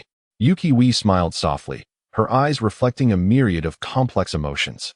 She was acutely aware of Vortex Cloud's motives for visiting Konoha, yet she understood her own identity and circumstances, choosing to remain silent. Seemingly oblivious to Yuki's unspoken sentiments, Vortex Cloud excitedly retrieved a package from his pocket, presenting it to her. "This is a special gift I brought back for you." As Yuki unwrapped the package and beheld the exquisite ornaments within, a look of surprise illuminated her face. Despite the tumult of thoughts swirling in her mind, her delight was unmistakable in that moment. Afterward, Vortex Cloud and Yuki engaged in light conversation, during which he shared amusing stories to bring a smile to her face. Time slipped away unnoticed. "All right, Yuki, I must return to rest now. I shall visit you again in a few days." With a wave of his hand, Vortex Cloud turned to leave. Shuehui gazed at the retreating figure of Yuan, utterly at a loss for words, for the disparity between their statuses was indeed vast. However, just as Yuan had begun to relish a rare moment of tranquility after a brief respite, a sudden knock echoed at the door. "Come in," Yuan lazily beckoned. In rushed Qianshun, urgency etched across his face, his gaze fixed intently on Yuan as he spoke. "Young Master Yun, we have received crucial news from the Grass Ninja Village." At the mention of this, Yuan immediately straightened, inquiring, "Oh, what news? Pray tell." Since participating in the Chunin exam in Konoha, the responsibility of liaising with the Grass Ninja Village had fallen to Qianshun. As Yuan was aware that he was being shadowed, taking a deep breath, Qianshun cautiously extracted a letter from his bosom and presented it to Yuan, continuing. The letter states that the only elite jonin of Grass Ninja Village has unfortunately passed away. Currently, the village is left with merely 2 ordinary jonin and several chunin, presenting us with an unparalleled opportunity. Yuan had harbored plans for the Grass Ninja Village for some time, recognizing it as an excellent base for development, especially given the sparse presence of ninja within its confines. With the prospect of collaboration, he contemplated that even with just the 3 of them, they could effortlessly handle the situation. Thus, he turned to Qianshun, saying, "Qianshun, take on a mission to leave the village tomorrow. The 3 of us shall venture to Grass Ninja Village and stir things up. By then, it will become our first stronghold." Although Jihai had more to say, he understood that eloquence was not his strong suit, so he simply nodded and exited. Qianshun, grasping the implications of young Master Yun's words, followed suit. The next day, Yuan Shui Yun accepted a mission to procure weapons in the land of the craftsmen, and he approached Kushina, embracing her gently. Kushina, be sure to listen to your mother while I'm away. I shall bring you a gift upon my return. Kushina never cried when Yuan Shui Yun held her close. After exchanging a few words with his mother, he departed for Grass Ninja Village, a place he was visiting for the first time, filled with a sense of excitement. During their journey, the trio remained diligent, studying advantageous jutsu, for according to Yuan Shui Yun, war was imminent, and preparation was paramount. 5 days passed, and at last, they arrived near Grass Ninja Village. Yuan Shui Yun did not rush to enter, as he was unfamiliar with the environment within. He called upon Qianshun to summon 3 Chunin for an in-depth understanding of the current situation in Grass Ninja Village. Cognizant that such an opportunity was singular, failure could lead to dire consequences. Chapter 94. Encountering their teacher after a prolonged and anxious wait. Mere minutes later, 3 figures swiftly approached. Upon closer inspection, they were 3 Chunin clad in green ninja attire, adorned with forehead protectors. Yuan Shui Yun recognized their arrival. They had made significant progress over the year, having covertly learned numerous jutsu, ensuring their efforts were not in vain. Yuan Shui Yun had entrusted them with many secrets, and while they remained Chunin, they were indeed valued confidants. With his guidance and their willingness to invest, they had become quite renowned within Grass Ninja Village. Upon spotting Yuan Shui Yun, their faces registered surprise as they hurried forward. Bowing respectfully, "Young Master Yun, what brings you here in person?" Yuan Shui Yun's gaze was piercing as he scrutinized the 3, his expression grave. "Enough with pleasantries. Swiftly inform me of the current state of affairs in Grass Ninja Village." A swirl of confusion and concern filled Yuan Shui Yun's mind as he anxiously sought to comprehend the circumstances surrounding the elite Jonin's untimely demise. What formidable foe had bested him? Or was there a shadowy force lurking in the background? After exchanging glances, one of the Grass Ninja stepped forward and respectfully replied, "Young Master Yun, the situation is as follows. About a week ago, this elite Jonin was dispatched on a covert mission, the details of which remain unknown to us. Upon his return, he was gravely injured, and despite our utmost efforts to save him, we could not preserve his life. For a large village like Konoha, the loss of a low-ranking ninja might be inconsequential, but the death of a Jonin, especially an elite one, weighed heavily on the village. The implications were dire. Such a loss could spell doom for Grass Ninja Village, plunging its inhabitants into a state of fear and trepidation." Yuan Shui Yun furrowed his brow, deep in thought. This matter was far more complex than it appeared, necessitating thorough investigation. After all, if they were unaware of the mission undertaken by the elite Jonin, how could they uncover the true cause of his death? With a slight nod, he solemnly stated, "I understand the situation." At that moment, another Chunin hesitantly raised his head, looking at Yuan Shui Yun with pleading eyes. "Young Master Yun, may I request something, though I am uncertain if it is appropriate to voice it?" Yuan Shui Yun turned his gaze upon the individual and replied with a hint of curiosity, "Speak freely. Let me hear your request." Relieved by Yuan Shui Yun's response, the Chunin's expression brightened, and he offered a somewhat ingratiating smile. "My teacher is a kind-hearted and righteous individual. I implore you, young master, to show mercy and spare his life, considering the loyalty of our brotherhood in serving you." His earnest plea was accompanied by a look of desperation directed at Yuan Shui Yun. Yuan Shui Yun's lips curved into a slight smile. "Fear not, do not rush. Allow me to clarify my intentions. I did not come here to sow discord. As long as you all comply with my directives and management, all shall remain well. However, should anyone dare to defy me, the consequences would be unfathomable." With that, his gaze intensified, surveying the assembled crowd, and an invisible pressure permeated the air. Yuan Shui Yun held their words in high regard, as he needed a strong and loyal individual to manage the village in his absence, especially as he intended to head to the Whirlpool Village. While these 3 were merely Chunin and unfit to govern the village, he found himself without suitable candidates, until now. The Chunin hastily nodded in agreement. "Your words ring true, young master. We shall adhere to your guidance and harbor no rebellious thoughts." Pleased, Yuan Shui Yun continued, "In that case, I kindly request that you summon your master to join us here for a discussion." The trio exchanged glances before responding in unison, "Young master, rest assured. We shall fetch him immediately." With that, They turned and hurried away. As Yuan Shui Yun watched their retreating figures, he mused, for now, they seem to grasp the gravity of the situation and should not betray me. With a slight nod of approval, he declared, I grant you half an hour. We have many matters to address. He called out to their vanishing forms. Time passed swiftly, and true to his expectations, the trio returned with their master in tow. The eldest disciple, brimming with excitement, pointed towards Yuan Shui Yun and remarked to his teacher, Look, master, they await us there. Young Master Yun has promised to provide Grass Ninja Village with steadfast protection and comprehensive support. Their teacher observed the three of them, nodding in understanding. It was no wonder that since returning from the last Chunin exam, not only had their abilities progressed rapidly, but their efficiency in completing tasks had also significantly improved. It turned out that they had the guidance of a master behind them. They had anticipated that their teacher would be upset, yet he did not appear to be angry. Thus, they inquired, Teacher, are you not angry with us for acting this way? Their teacher shook his head, confessing, Initially, I was indeed quite upset. However, considering that our village of grass is not strong enough, if you can obtain external help, it would be for the best. At the very least, I am reassured that the intentions of the three of you are pure. The three exchanged glances, speechless, as they had not expected their teacher to see through their actions. Uzumaki Yun, noticing the youthfulness of their teacher, smiled and introduced himself. Allow me to introduce myself. I am Uzumaki Yun from the village of Whirlpool. I hope that your village of grass can submit to us. This request is not too difficult, is it? The middle-aged man regarded Uzumaki Yun and replied, I am Turi. This is how it shall be. You may seek to conquer the village of grass, but I have one small request. You must earn my approval, otherwise, I do not believe you can manage the village well. Uzumaki Yun nodded, responding, Very well, let us find a quiet place.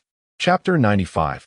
Conquering the village of grass. Uzumaki Yun pondered how to smoothly conquer the village of grass without stirring up too much commotion. He was keenly aware that Konoha was closely monitoring external developments, and any excessive action could attract unnecessary trouble. At that moment, Turi gestured for Uzumaki Yun to follow him. Chiharu, standing nearby, seemed to have more to say, but fell silent when he noticed that the young master had already stepped forward. Thus, the three silently followed Turi. Uzumaki Yun felt increasingly assured, as the fate of these three individuals now lay firmly in his hands. Soon, they arrived at a rather secluded location. Observing the scene, Uzumaki Yun smirked and teased, Are you planning to ambush me here? However, to his astonishment, as soon as he finished speaking, Turi suddenly knelt before him. The other three quickly followed suit, pleading, Young Master Yun, please spare us. We are willing to follow you, but we implore you to treat our village of grass kindly. Turi knew he was no match for Uzumaki Yun, and thus he sought only to ensure the safety of the village of grass. Especially given the current unrest in the ninja world, it dawned on Uzumaki Yun that everything that had transpired earlier was merely a test of his resolve. With a light chuckle, he said, Haha, please rise. In that case, allow me to be forthright. Both the title of Lord and the affairs of the village shall be managed by you. As long as you are willing to cooperate and collaborate with our village of Whirlpool, would that be a satisfactory arrangement? With a flicker of light, Uzumaki Yun summoned a self-imposed sealing mark, which swiftly embedded itself within Turi's body. His gaze was cold yet resolute as he slowly stated, I hope to have the opportunity to meet your lord. There are important matters I wish to discuss with him. Turi pondered deeply. Given the internal strife and division within the village of grass, perhaps this was an opportunity to unite them under the banner of the village of Whirlpool. He nodded slightly, agreeing to take Uzumaki Yun to the lord's residence.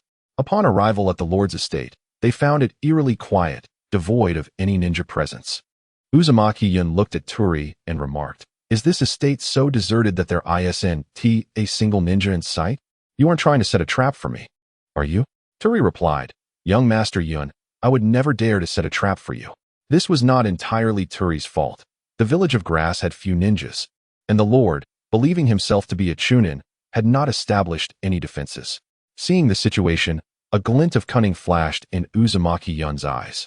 He moved like lightning, closing the distance to the lord and delivering a swift blow that knocked him unconscious. He then expertly infused the precious self-imposed sealing mark into the lord's body, his final one. After completing this, Uzumaki Yun gently clapped his hands and roused the slumbering lord. Upon awakening, the lord was filled with terror, ready to scream, only to realize that his mouth was tightly bound, rendering him voiceless. Uzumaki Yun wore an eerie smile as he whispered, "Do not attempt to speak. If you even think of uttering a word, I will ensure you experience a pain worse than death until you perish from suffering. Do you understand? If you do, nod quickly." The lord of the village of grass felt a sharp pain in his heart, as if countless steel needles were piercing him simultaneously. His eyes widened in terror, beads of sweat cascading down his forehead. Faced with such a terrifying threat, he dared not entertain any thoughts of resistance. Desperately nodding to indicate his understanding of Uzumaki Yun's intentions. Subsequently, Uzumaki Yun removed the cloth from the lord's mouth, assuring him, "Rest assured, I am not here to kill you. I wish to assist your village in its development. However, should you dare defy me, I would not hesitate to replace you with another lord." The lord was no fool. The moment he contemplated killing Uzumaki Yun, he felt an unbearable pain, as if thousands of needles were stabbing at his heart. He even feared that should he issue a command for Uzumaki Yun's death, he might die from the pain himself. Looking at Uzumaki Yun, the lord questioned, "Why should I trust you? After all, you seem like mere children."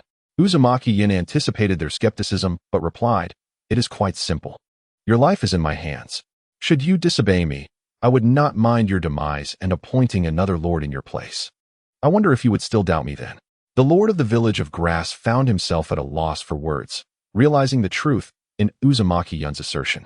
He could not afford to oppose him any longer, merely stating, "Then we will heed your guidance. What do you propose?" Uzumaki Yun made a brief self-introduction before summoning Turi. The lord then realized he had been betrayed, but was at a loss for words, resigned to follow Uzumaki Yun's directives. Uzumaki Yun made a simple arrangement. Publicly, the lord would retain his title, yet privately, all affairs would be under Turi's command. After all, Uzumaki Yun thought it wiser to entrust the village of grass to Turi rather than the lord, who was far less capable. With his arrangements made, Uzumaki Yun prepared to journey to the land of crafts to fulfill his mission, as he could not return without completing his task. Just as he was about to depart for the land of crafts, Chiharu approached him, saying, "Young Master Yun, I have come across troubling news regarding our village of Whirlpool." Uzumaki Yun regarded him. "Speak." Chiharu, glancing around to ensure no one was listening, nodded, "Young Master, there are rumors circulating among the various ninja villages that our ninjas can easily seal-tailed beasts.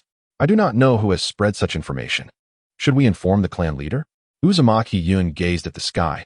"It appears my plans must be accelerated." Qianshun was momentarily perplexed as he gazed at the swirling clouds. "Young Master Yun, what plan needs to be expedited?" Chapter 96. News Vortex. Yun was acutely aware that if this matter were to spread, it would undoubtedly incite a wave of panic. A faint smile graced his lips, exuding a sense of reassurance as he softly replied, "Very well. Some matters are celestial secrets that should not be carelessly divulged." He understood that this issue was one he must bear alone. Even if he confided in another, they would likely find it hard to believe. Would he really claim to have traversed through time? If someone were to claim such a thing, he would undoubtedly consider them deranged and dismiss their words. Standing beside him, Qianshun understood this implicitly. He was aware that if the young master deemed it necessary to inform him, there would be no concealment. Thus, despite his curiosity, Qianshun obediently kept his silence and refrained from further inquiries. Thus, Vortex Yun, accompanied by Qianshun and Jihai, journeyed tirelessly until they finally arrived in the land of craftsmen, successfully accomplishing the arduous task assigned to them. On their return journey, the path was tranquil, devoid of any obstacles. However, this tranquility felt somewhat peculiar, perhaps excessively serene.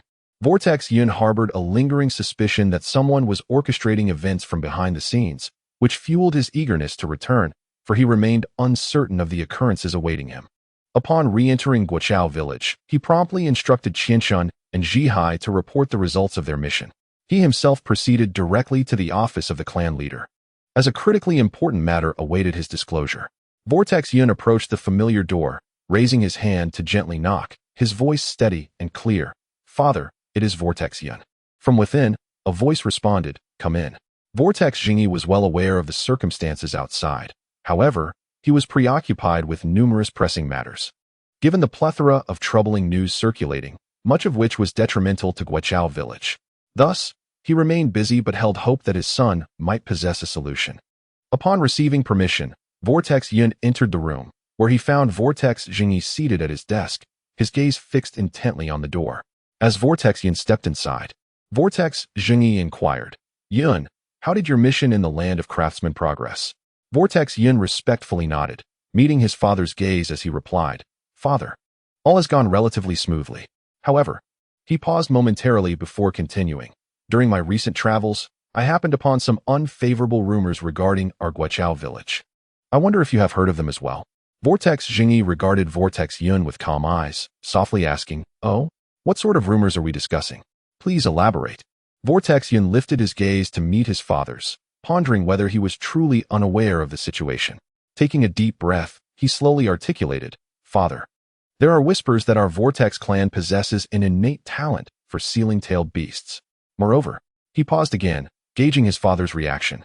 However, Vortex Jingyi maintained his composed demeanor, merely nodding slightly for him to proceed. Encouraged, Vortex Yun continued, "Some even assert that our clan is unfit for battle. And there are those who believe Guoqiao village has lost its reason for existence, viewing us merely as a subsidiary of Konoha." Vortex Yun surmised that these rumors originated from Konoha, yet felt it essential for his father to be informed. Upon hearing these words, Vortex Jingyi furrowed his brow but quickly relaxed, a faint smile gracing his features. He laughed heartily. "Huh? They claim we possess no combat prowess. Very well. Let those who spread such rumors come forth and witness our true strength." He then turned to Vortex Yun, a glimmer of anticipation and scrutiny in his eyes. "Yun, who do you think is behind these malicious fabrications?" Vortex Yun understood that his father was testing his analytical skills and insight at this moment. He steadied himself, casting his gaze out the window, and after a moment of contemplation, responded, "Father, in my humble opinion, those who are familiar enough with our clan to disseminate such rumors must be intimately acquainted with us. I suspect this individual has close ties to other villages, aiming to undermine Guoqiao village's status and influence." Vortex Jingyi was taken aback by Vortex Yun's perceptive analysis, despite his youth. He regarded Vortex Yun and asked, "Yun, who do you think is responsible?" Realizing that keeping secrets was futile, Vortex Yun replied, "Father, I believe it to be the work of Konoha, considering the tumultuous events they have faced recently." Vortex Jingyi remained silent, gazing at the ceiling. "What do you think? How is my son's analysis?" Just as Vortex Yun pondered whom he was addressing, a figure clad in black descended from the ceiling, addressing Vortex Yun. "Brother, while I appreciate your keen insights, there is no need to show off to me." Vortex Yun instinctively reached for his weapon, but upon hearing the individual refer to his father as brother, he realized this was his uncle, whom he had never met, leaving him momentarily speechless. Vortex Jingyi, recognizing his son's silence, introduced, "Allow me to present my younger brother, Vortex Jingxiong. He has been concealed in the shadows, and few are aware of his existence." Vortex Yun hesitantly addressed him, "Uncle," but found himself at a loss for words. Vortex Jingxiong chuckled at Vortex Yun's demeanor. "There is no need for formality. Yun, I have watched you grow since childhood." As Vortex Yun struggled to find words, Vortex Jingxiong continued, "Indeed, you are not mistaken. Although I am unsure of the reasons, these rumors have certainly originated from Konoha. Yet, I am still unclear about Konoha's true intentions, given that we are allied villages." Vortex Yun, shedding his shyness, replied, "Uncle, Father, this matter is quite straightforward. From Konoha's perspective, they likely view Guoqiao village as their subservient entity." Chapter 97. The plan. Vortex Yun's indignation swelled as he spoke with fervor, his gaze aflame with anger directed at the two men before him. "But the ninja world is in utter chaos. In my view, Konoha seeks only to incorporate a select few of our kind, desiring the disappearance of those who are harder to control and pose greater risks." Vortex Yun understood that Konoha's only interest lay in the children of the Vortex clan, regarding the adults as expendable. After all, under their tutelage, the children would gradually pledge their allegiance to Konoha, which was the very essence of their scheme. He was resolute in preventing such an occurrence. Upon hearing his words, Vortex Jingxiong experienced an epiphany and turned his gaze to Vortex Jingyi, stating, "Elder brother, I concur wholeheartedly with Vortex Yun's assertions." Realization dawned on Vortex Jingyi, as he comprehended the situation was far more dire than he had imagined. He regarded Vortex Yun with a grave expression and slowly declared, "Indeed, your insights strike at the heart of the matter. Thus, we must earnestly seek our own growth and strength. The trio continued to deliberate fervently within the confines of the somewhat cramped room, oscillating between heated debates and whispered conversations. Ultimately, Uzumaki Masahiro rose from his seat and walked toward the door. His steps were slow yet resolute, as if he had never been there at all. And soon he vanished beyond the threshold. Uzumaki Kumo gazed at Masahiro's retreating figure, aware that this course of action would tarnish his uncle's reputation. However, it was the best plan available at present. Once Masahiro departed, only Kumo and Uzumaki Sei remained in the room. Kumo fixed his gaze upon Sei, his eyes filled with confusion and curiosity. Sei, fully cognizant of Kumo's unspoken thoughts, preemptively spoke. "Kumo, do you wish to understand why your uncle Masahiro made such a decision?" Without hesitation, Kumo nodded in affirmation. Sei sighed deeply, observing his young yet inquisitive descendant, and gently elucidated. "Ah, my child. You must understand the formidable power possessed by our Uzumaki clan. While our village of Uzumaki houses numerous kin, resources are inherently limited. If we cannot effectively control and channel our strength, it will inevitably lead to internal strife and even external threats. Therefore, for the village of Konoha, they prefer to accept those they can command and utilize. Members of our clan, who cannot be fully subservient, may be viewed as potential liabilities. Thus, your uncle Masahiro's actions stem from a place of necessity." Kumo had not anticipated whether his arrival had altered the course of history or if this had been a premeditated discussion.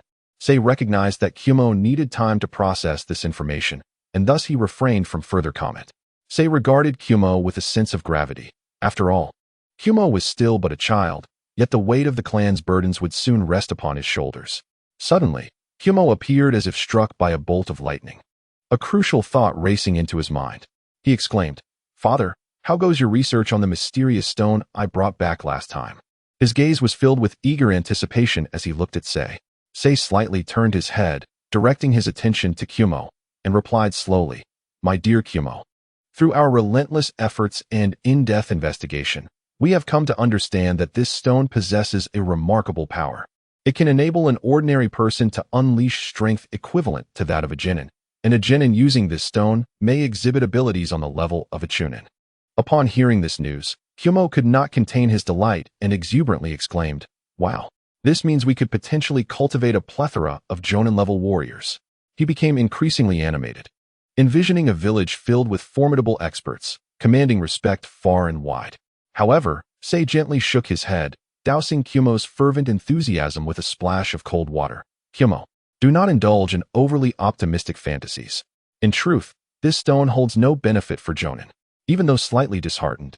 Kumo quickly adjusted his mindset and nodded in agreement.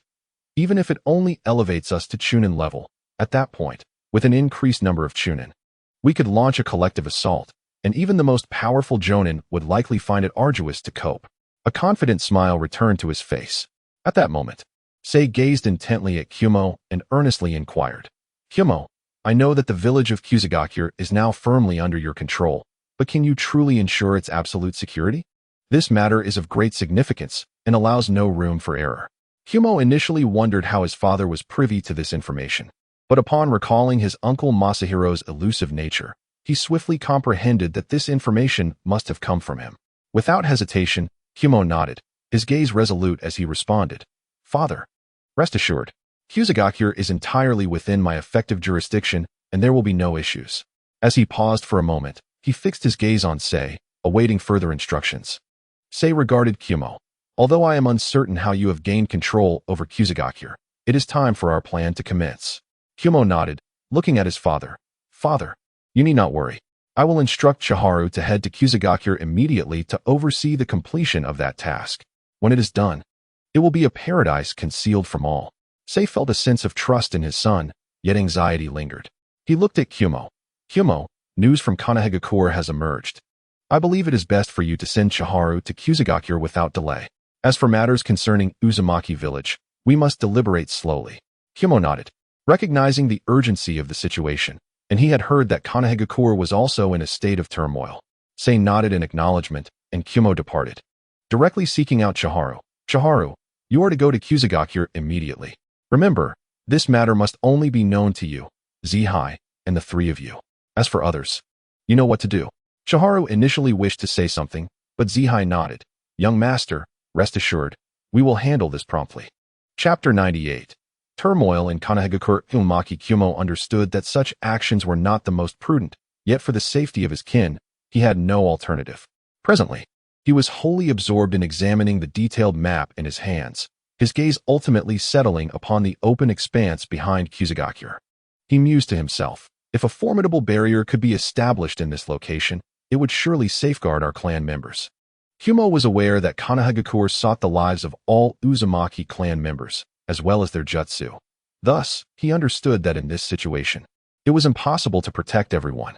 However, it was vital to preserve some of the clan's elites, as they were the foundation for future standing within the ninja world.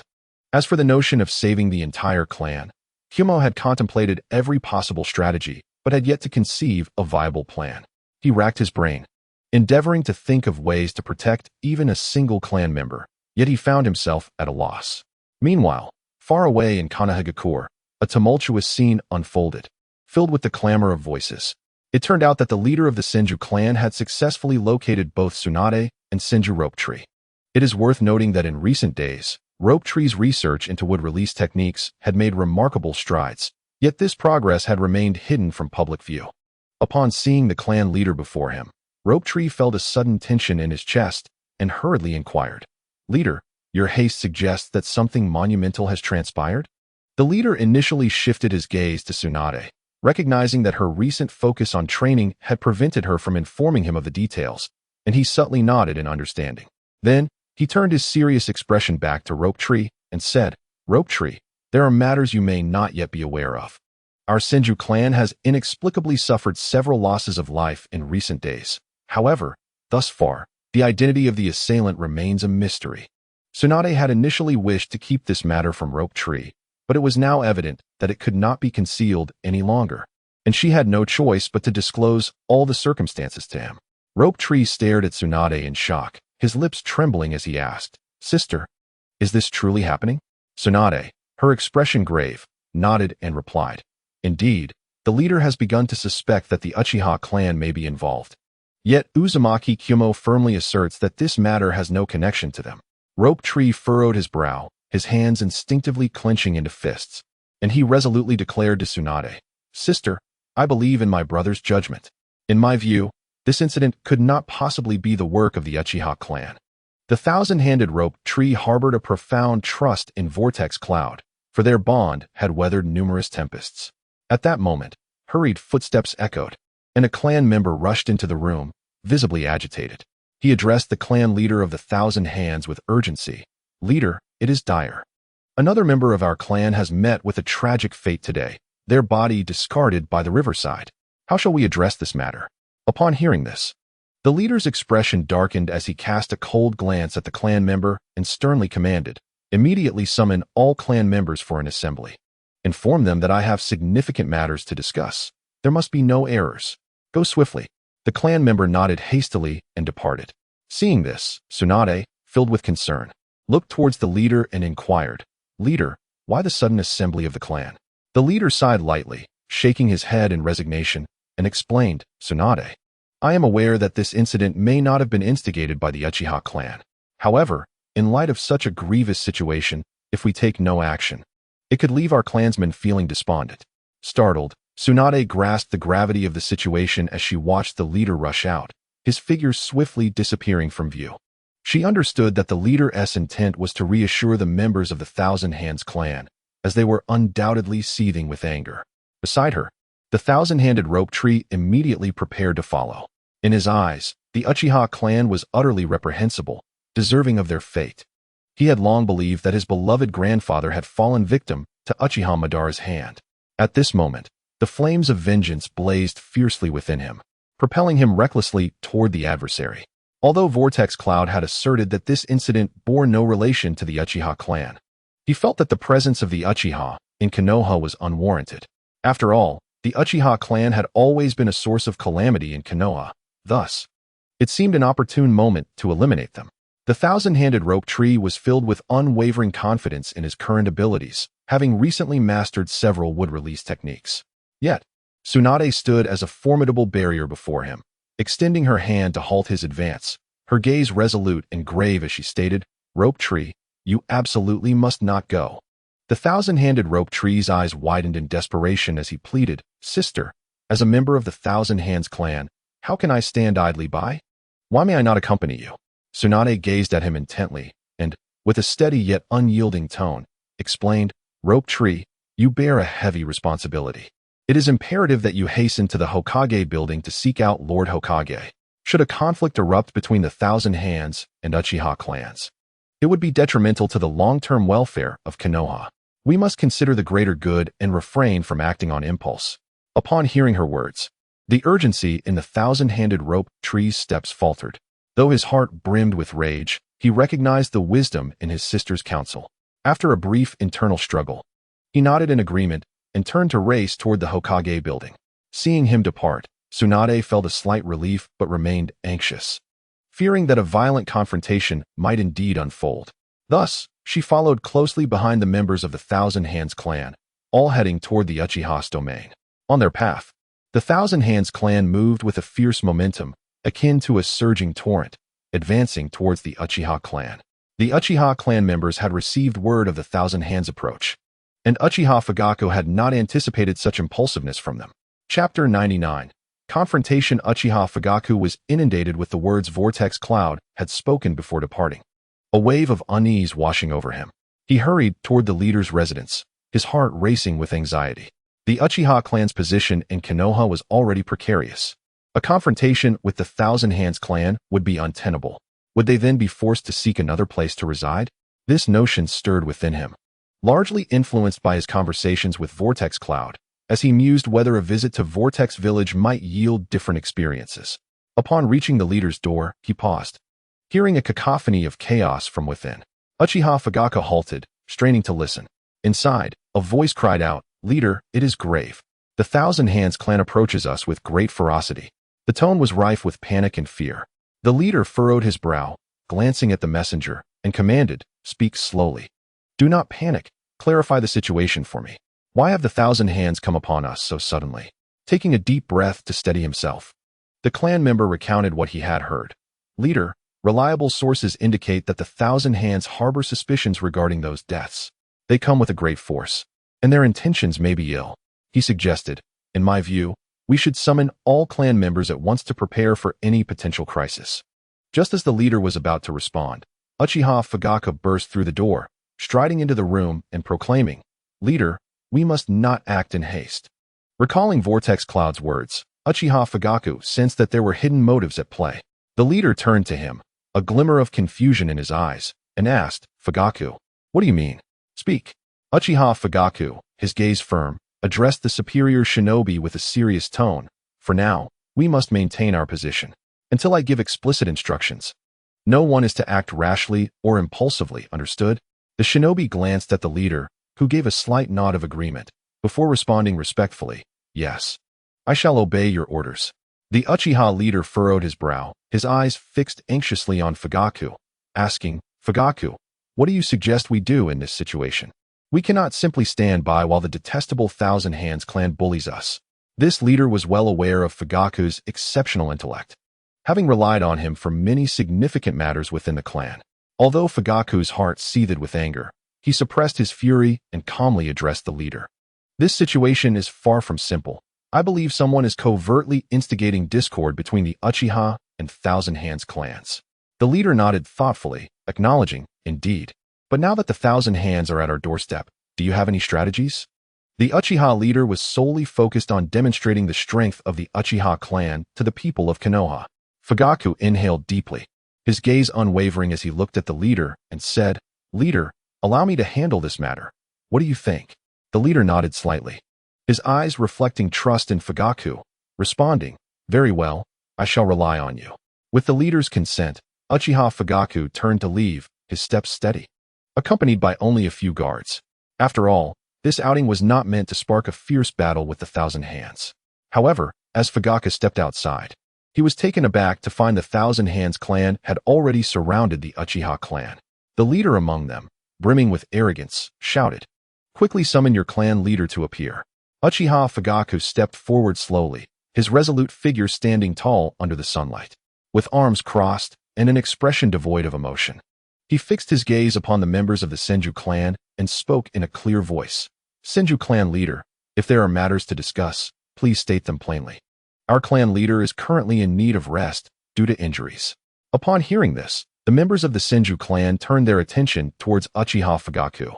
One individual smirked slightly, a hint of mockery in his tone as he remarked, "Look at your Uchiha clan in such a state, sending a mere boy to confront us.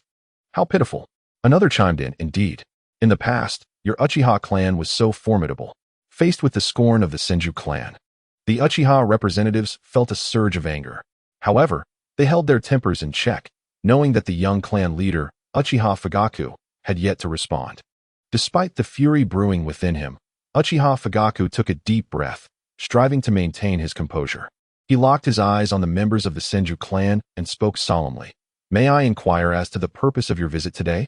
If it is to incite war, know that the Uchiha clan will not retreat an inch." As he spoke, his eyes suddenly glowed a vivid crimson, and 3 Tomo patterns rapidly materialized within his pupils, revealing his activation of the 3 Tomo Sharingan. At that moment, Tsunade, who had been observing quietly, stepped forward. Her gaze sharpened as it swept over Uchiha Fugaku, and she proclaimed loudly, "Hand over the culprit responsible for the deaths of our Senju clan members. Otherwise, do not blame us for being rude." Tsunade understood that she must intervene, as time was of the essence. Senju Rope Tree was likely already at the Hokage's office. Uchiha Fugaku was about to counter when he noticed the subtle signal from Tsunade and instantly comprehended her intent. Accordingly, he adjusted his words. "Our Uchiha clan has always acted with integrity and has never engaged in such despicable acts. There must be someone who has intentionally slandered us, seeking to incite conflict between our clans." Tsunade regarded Uchiha Fugaku and asked pointedly, "Then who killed our clan members?" "Indeed, your Uchiha clan is known for its martial nature." Another added. Uchiha Fugaku quickly grasped Tsunade's implication. While this incident had nothing to do with them, if the Senju refused to acknowledge it, there was little they could do. Tsunade gazed at Uchiha Fugaku, her heart in turmoil, unsure of how to proceed. She reluctantly turned her attention to the Senju clan leader, hoping for some guidance or insight. Tsunade was loath to resort to violence, as they were all from the same village, and conflict would inevitably lead to casualties. At the same time, the Senju clan leader understood that, despite the current evidence suggesting no direct link to the Uchiha clan, this was not the time to retreat.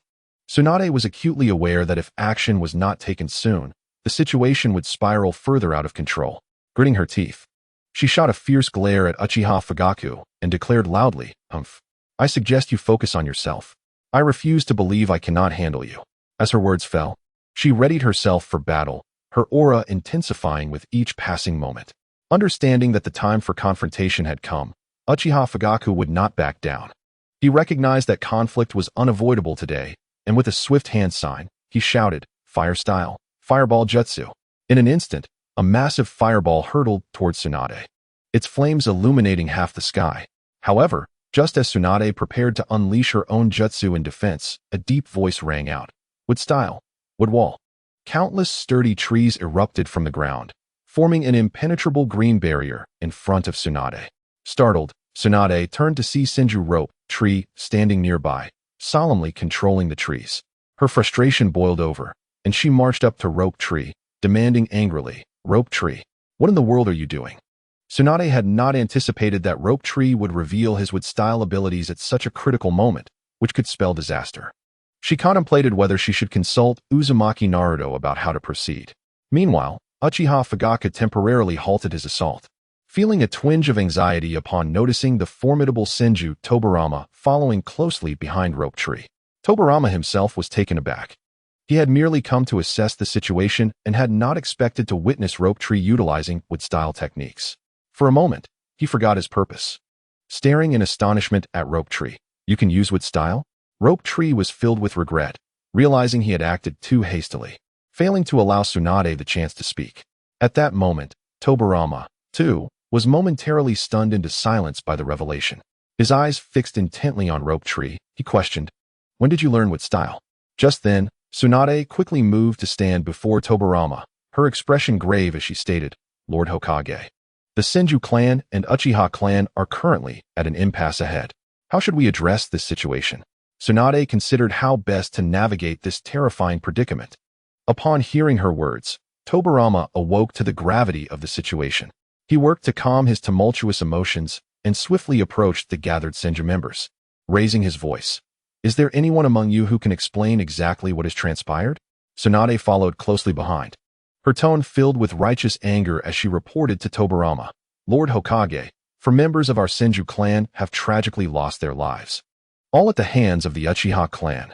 As soon as the words left her lips, Uchiha Fugaku stepped forward, vehemently refuting, "Lord Hokage, that is preposterous. Why would our Uchiha clan attack the Senju clan? Moreover, they cannot provide any evidence to support their claims." Faced with Uchiha Fugaku's unwavering stance, Tobarama turned to Tsunade, pressing, "Do you possess any solid evidence to substantiate that this indeed was the work of the Uchiha clan?" In an instant, silence enveloped the scene, the members of the Senju clan bowing their heads in silence. Observing this, Tobarama, as Hokage, quickly discerned the underlying dynamics at play. With a stern expression, he addressed them slowly, "Very well, let this matter rest for now. You may all return. We will conduct a thorough investigation regarding this incident and provide everyone with an explanation." His voice was not loud, yet it carried an undeniable authority. While Tobarama felt sorrow for the fallen members of the Senju clan, he recognized that the revelation of Rope Tree's wood style was of even greater significance. The Senju members, though still displaying signs of dissatisfaction, seemed to understand that further argument would be futile upon witnessing the Hokage's serious and resolute demeanor. Ultimately, they could only nod in resignation before turning to leave. Tobarama then focused his piercing gaze upon the Uchiha clan, stating with a sharpness akin to a blade, "Though there is presently no conclusive evidence linking you to this matter, I request that you refrain from leaving Konoha in the near future to avoid unnecessary complications and misunderstandings." Uchiha Fugaku furrowed his brow, his lips parting as if to protest. However, after a moment's contemplation, he inhaled deeply and replied, "Your words are indeed wise, Lord Hokage. Given the current situation, such a course of action is undoubtedly the most prudent. Rest assured, the Uchiha clan is willing to assist you in uncovering the true culprit." Senju Tobarama shook his head and said, "Never mind, I shall investigate this matter myself. You need only refrain from venturing outside." Although Uchiha Fugaku felt somewhat discontent with the Hokage's attitude, he recognized that this issue had finally been resolved. At that moment, Tobarama had more pressing matters to attend to, leaving him little time for further conversation. He swiftly approached Senju Rope Tree and spoke in a grave tone, "Senju Rope Tree, you and Tsunade must accompany me. There are matters we need to discuss." Rope Tree understood the significance of the Hokage's summons and, aware of the urgency, followed Tobarama without hesitation. This astonishing news spread through Konoha like wildfire. In his office, Shimura Danzo listened to his subordinates' reports with a countenance shifting between dark and light, fixated on the documents before him. "What did you say?" His subordinate dutifully reiterated, "Senju Rope Tree executed would release," and everyone present witnessed it. His speed was remarkable.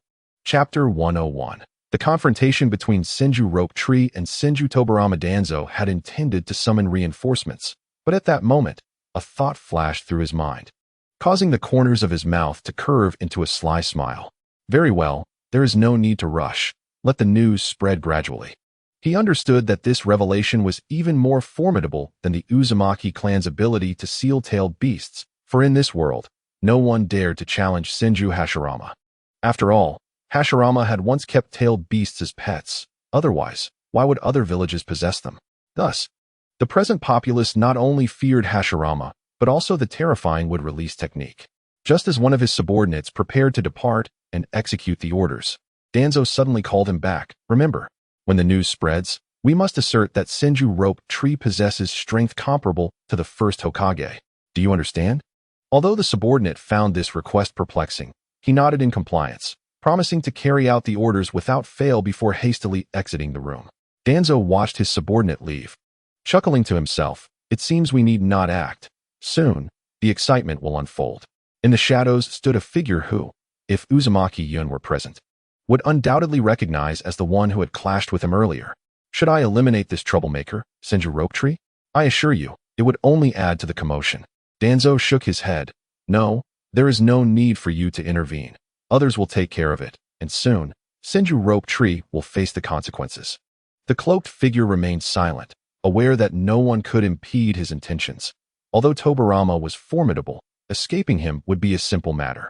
On the other side, Tobarama fixed a piercing gaze upon Senju Rope Tree and Tsunade, asking gravely, "Rope Tree, tell me truthfully, when did you master the wood release technique?" The abrupt inquiry startled Rope Tree, leaving him momentarily at a loss. He instinctively glanced at Tsunade, seemingly seeking her support or a hint. Tsunade intended to offer an explanation for Rope Tree, but before she could speak, Tobarama's sharp eyes fell upon Rope Tree once more, reiterating, "Rope Tree, clarify this yourself." Feeling the weight of his uncle's authority, Rope Tree nervously scratched his head, stammering before finally responding, "Actually, I began learning wood release about 10 days ago." He then explained that he had acquired the technique during training, with only his sister Tsunade being aware of it. Tobarama's gaze remained fixed on him as he pressed, "If that is the case, why did you keep this from me?" At this moment, Tsunade quickly interjected with a smile, "Uncle, we concealed this matter out of concern for Rope Tree's safety. If others learned too soon of his mastery over such a powerful ability, it could lead to unforeseen dangers." Tobarama furrowed his brow, contemplating Tsunade's words, and reluctantly conceded that she had a point. However, he maintained a facade of feigned anger, raising his voice. "This matter is of great importance. Why did you not consult me beforehand?" Tobarama was not entirely indifferent to Rope Tree's safety. It was simply that this situation was too significant. Since the passing of his brother, Senju Hashirama, Konoha had not seen anyone capable of wood release. Meanwhile, Rope Tree was racking his brain for a suitable response when Tobarama suddenly broke into a smile, his expression akin to the warm sun melting winter's ice, evoking a sense of comfort and familiarity. He gently patted Rope Tree on the shoulder, speaking in a light-hearted tone, "Haha, my boy. I did not expect you to have learned wood release. Come, follow me." Rope Tree was taken aback by this sudden shift in Tobarama's demeanor. Unsure of how to respond, he obediently trailed behind Tobarama, his heart racing with apprehension about what was to come. Before long, Tobarama led them to a spacious training ground, surrounded by tranquility, where only the gentle breeze rustled the grass. Tobarama halted, turning to face Rope Tree with a serious expression. "Now that we are undisturbed, Rope Tree, you shall demonstrate your wood release technique against me. I wish to see the extent of your mastery." Rope Tree nodded solemnly, indicating his understanding. However, as he prepared to act, Tsunade appeared hesitant, biting her lip and revealing a glimmer of concern in her eyes. Tobarama noticed her unease and smiled reassuringly. "Do not worry, Tsunade. While I may not employ wood release myself, I possess some understanding of its intricacies." Upon hearing this, Tsunade released a slight sigh of relief but remained vigilant, her focus unwavering on the impending confrontation. She knew that with the knowledge of Rope Tree's abilities now public, it was her duty as his sister to ensure his safety. Tsunade understood that since the secret was already out, it was essential for Rope Tree to practice diligently. As long as he grew strong enough, no issues would arise. With Tobarama's permission, Rope Tree took a deep breath, centered himself, and swiftly formed hand seals. With a low shout, several robust trees erupted from the ground, hurtling towards Tobarama like arrows. He deftly evaded the onslaught, carefully observing Rope Tree's movements while occasionally pointing out errors in his technique. Tobarama felt satisfaction. While Rope Tree was still young and lacked abundant chakra, he possessed great potential, reminiscent of his brother, Senju Hashirama. Tobarama believed that the glory of Konoha was on the horizon, yet he knew he must protect Rope Tree's safety first. Chapter 102. Astonishment. Although Senju Rope Tree had mastered the wood release technique, making him formidable against ordinary ninjas, it was crucial to remember that he was still just a child. The jutsu of the ninja world was intricate and diverse. A moment's lapse in caution could lead to peril. Therefore, Senju Tobarama fully comprehended that the most crucial matter at present was to ensure the absolute safety of Senju Shoju. After a period of observation, he was astounded to discover that Shoju's hand seal speed was remarkably swift. It is worth noting that even he himself could achieve such speed only after forming a contract with the vast ocean. Thus, this phenomenon warranted thorough investigation. With curiosity brimming in his heart, Tobarama approached Shoju and gently inquired, "Shoju, while your understanding of wood release may still be somewhat limited, your speed in forming hand seals is indeed extraordinary. Have you perhaps received guidance from a master? Might you share this with me?" Faced with Tobarama's inquiry, Shoju hesitated. unsure whether to reveal the truth. Instinctively, he glanced towards Tsunade, seeking some hint or guidance from her. Tsunade, understanding that there was no longer any need for concealment from the Hokage, nodded subtly in agreement, permitting Shoju to disclose the truth. She knew that sooner or later, Tobarama would uncover this matter, and besides, her association with the impudent Uzumaki Yun was orchestrated by the Hokage himself. For reasons unknown, Tsunade found herself missing Yun a little, as what posed a challenge for her seemed trivial to him. Should Yun be aware of her thoughts, he would undoubtedly be at a loss for words, given his familiarity with the original narrative. However, since his arrival, history had been altered, and many events diverged from the original tale. Seeing Tsunade's nod, Shoju finally felt a sense of relief and smiled before speaking. In truth, it was my elder brother, Uzumaki Yun, who imparted these techniques to me while I was in the village of whirlpools. The learning process was indeed fraught with hardships. At this moment, Tobarama's sole concern was how to better protect the young Senju Shoju before him. As for other matters, they were temporarily relegated to a secondary position in his mind. Shoju had articulated all his questions, and while Tobarama absorbed some of the information, Tsunade took in everything.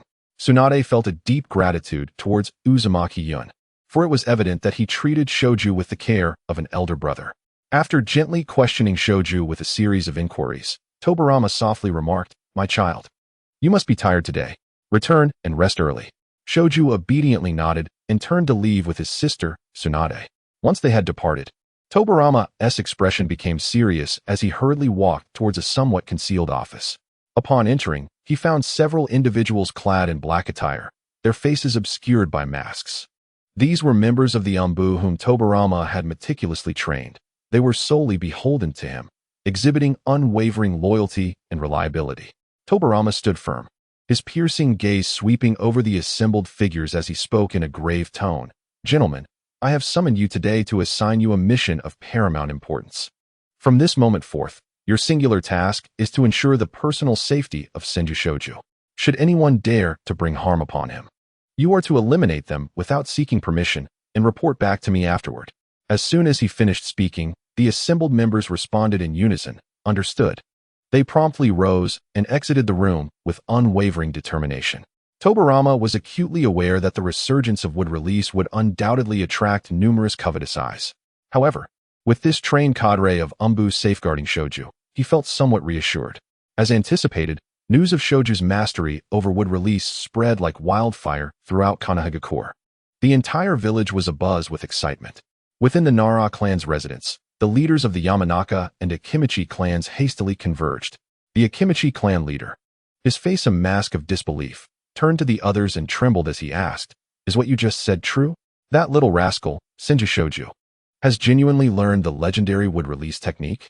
The Nara clan leader nodded, affirming, "There is no doubt. I witnessed it with my own eyes. I never anticipated that a child could wield wood release with such magnitude." The Akimichi clan leader merely made this statement, indifferent to the veracity of Shoju's abilities, as it held no direct relevance to him. However, the Yamanaka clan leader shook his head, remarking, "It appears that changes are afoot in Konoha." Just as the Akimichi clan leader was about to inquire further, the Nara clan leader cleared his throat, leading the trio to shift their conversation to other matters, with the remaining two clan leaders understanding the implications and choosing to drop the topic. Meanwhile, Tsunade noticed the presence of individuals outside but, concerned for her brother Shoju's awareness, smiled and said, "Shoju, it would be wise for you to refrain from going out for the time being, understand?" Initially unaware, Shoju soon grasped the situation and responded to Tsunade, "Sister, I am aware of the people outside. They are dispatched by the Hokage. What could possibly be amiss?" Tsunade wished to say more, but seeing how capable Shoju had become, she refrained from further comment. Uchiha Fugaku, too, was taken aback by the revelation of Shoju's prowess in wood release, knowing well that the Uchiha clan had long harbored disdain for this technique. After the Senju clan members departed, Fugaku made his way to the clan leader's chamber, mindful that the leader might be in a foul mood, and knocked gently on the door. The Uchiha clan leader, having guessed the identity of the visitor, coughed lightly and said, "Very well, at this hour. You are the only one brave enough to come. Come in." Fugaku entered to find the leader engaged in drinking. "Leader, I never anticipated that Senju Shoju would possess wood release," he remarked. The Uchiha clan leader regarded Fugaku thoughtfully and replied, What do you propose we do about this? Our relationship with the Senju clan has always been strained, maintaining a precarious balance. But now that the Senju clan possesses someone capable of wood release, the situation is indeed complicated.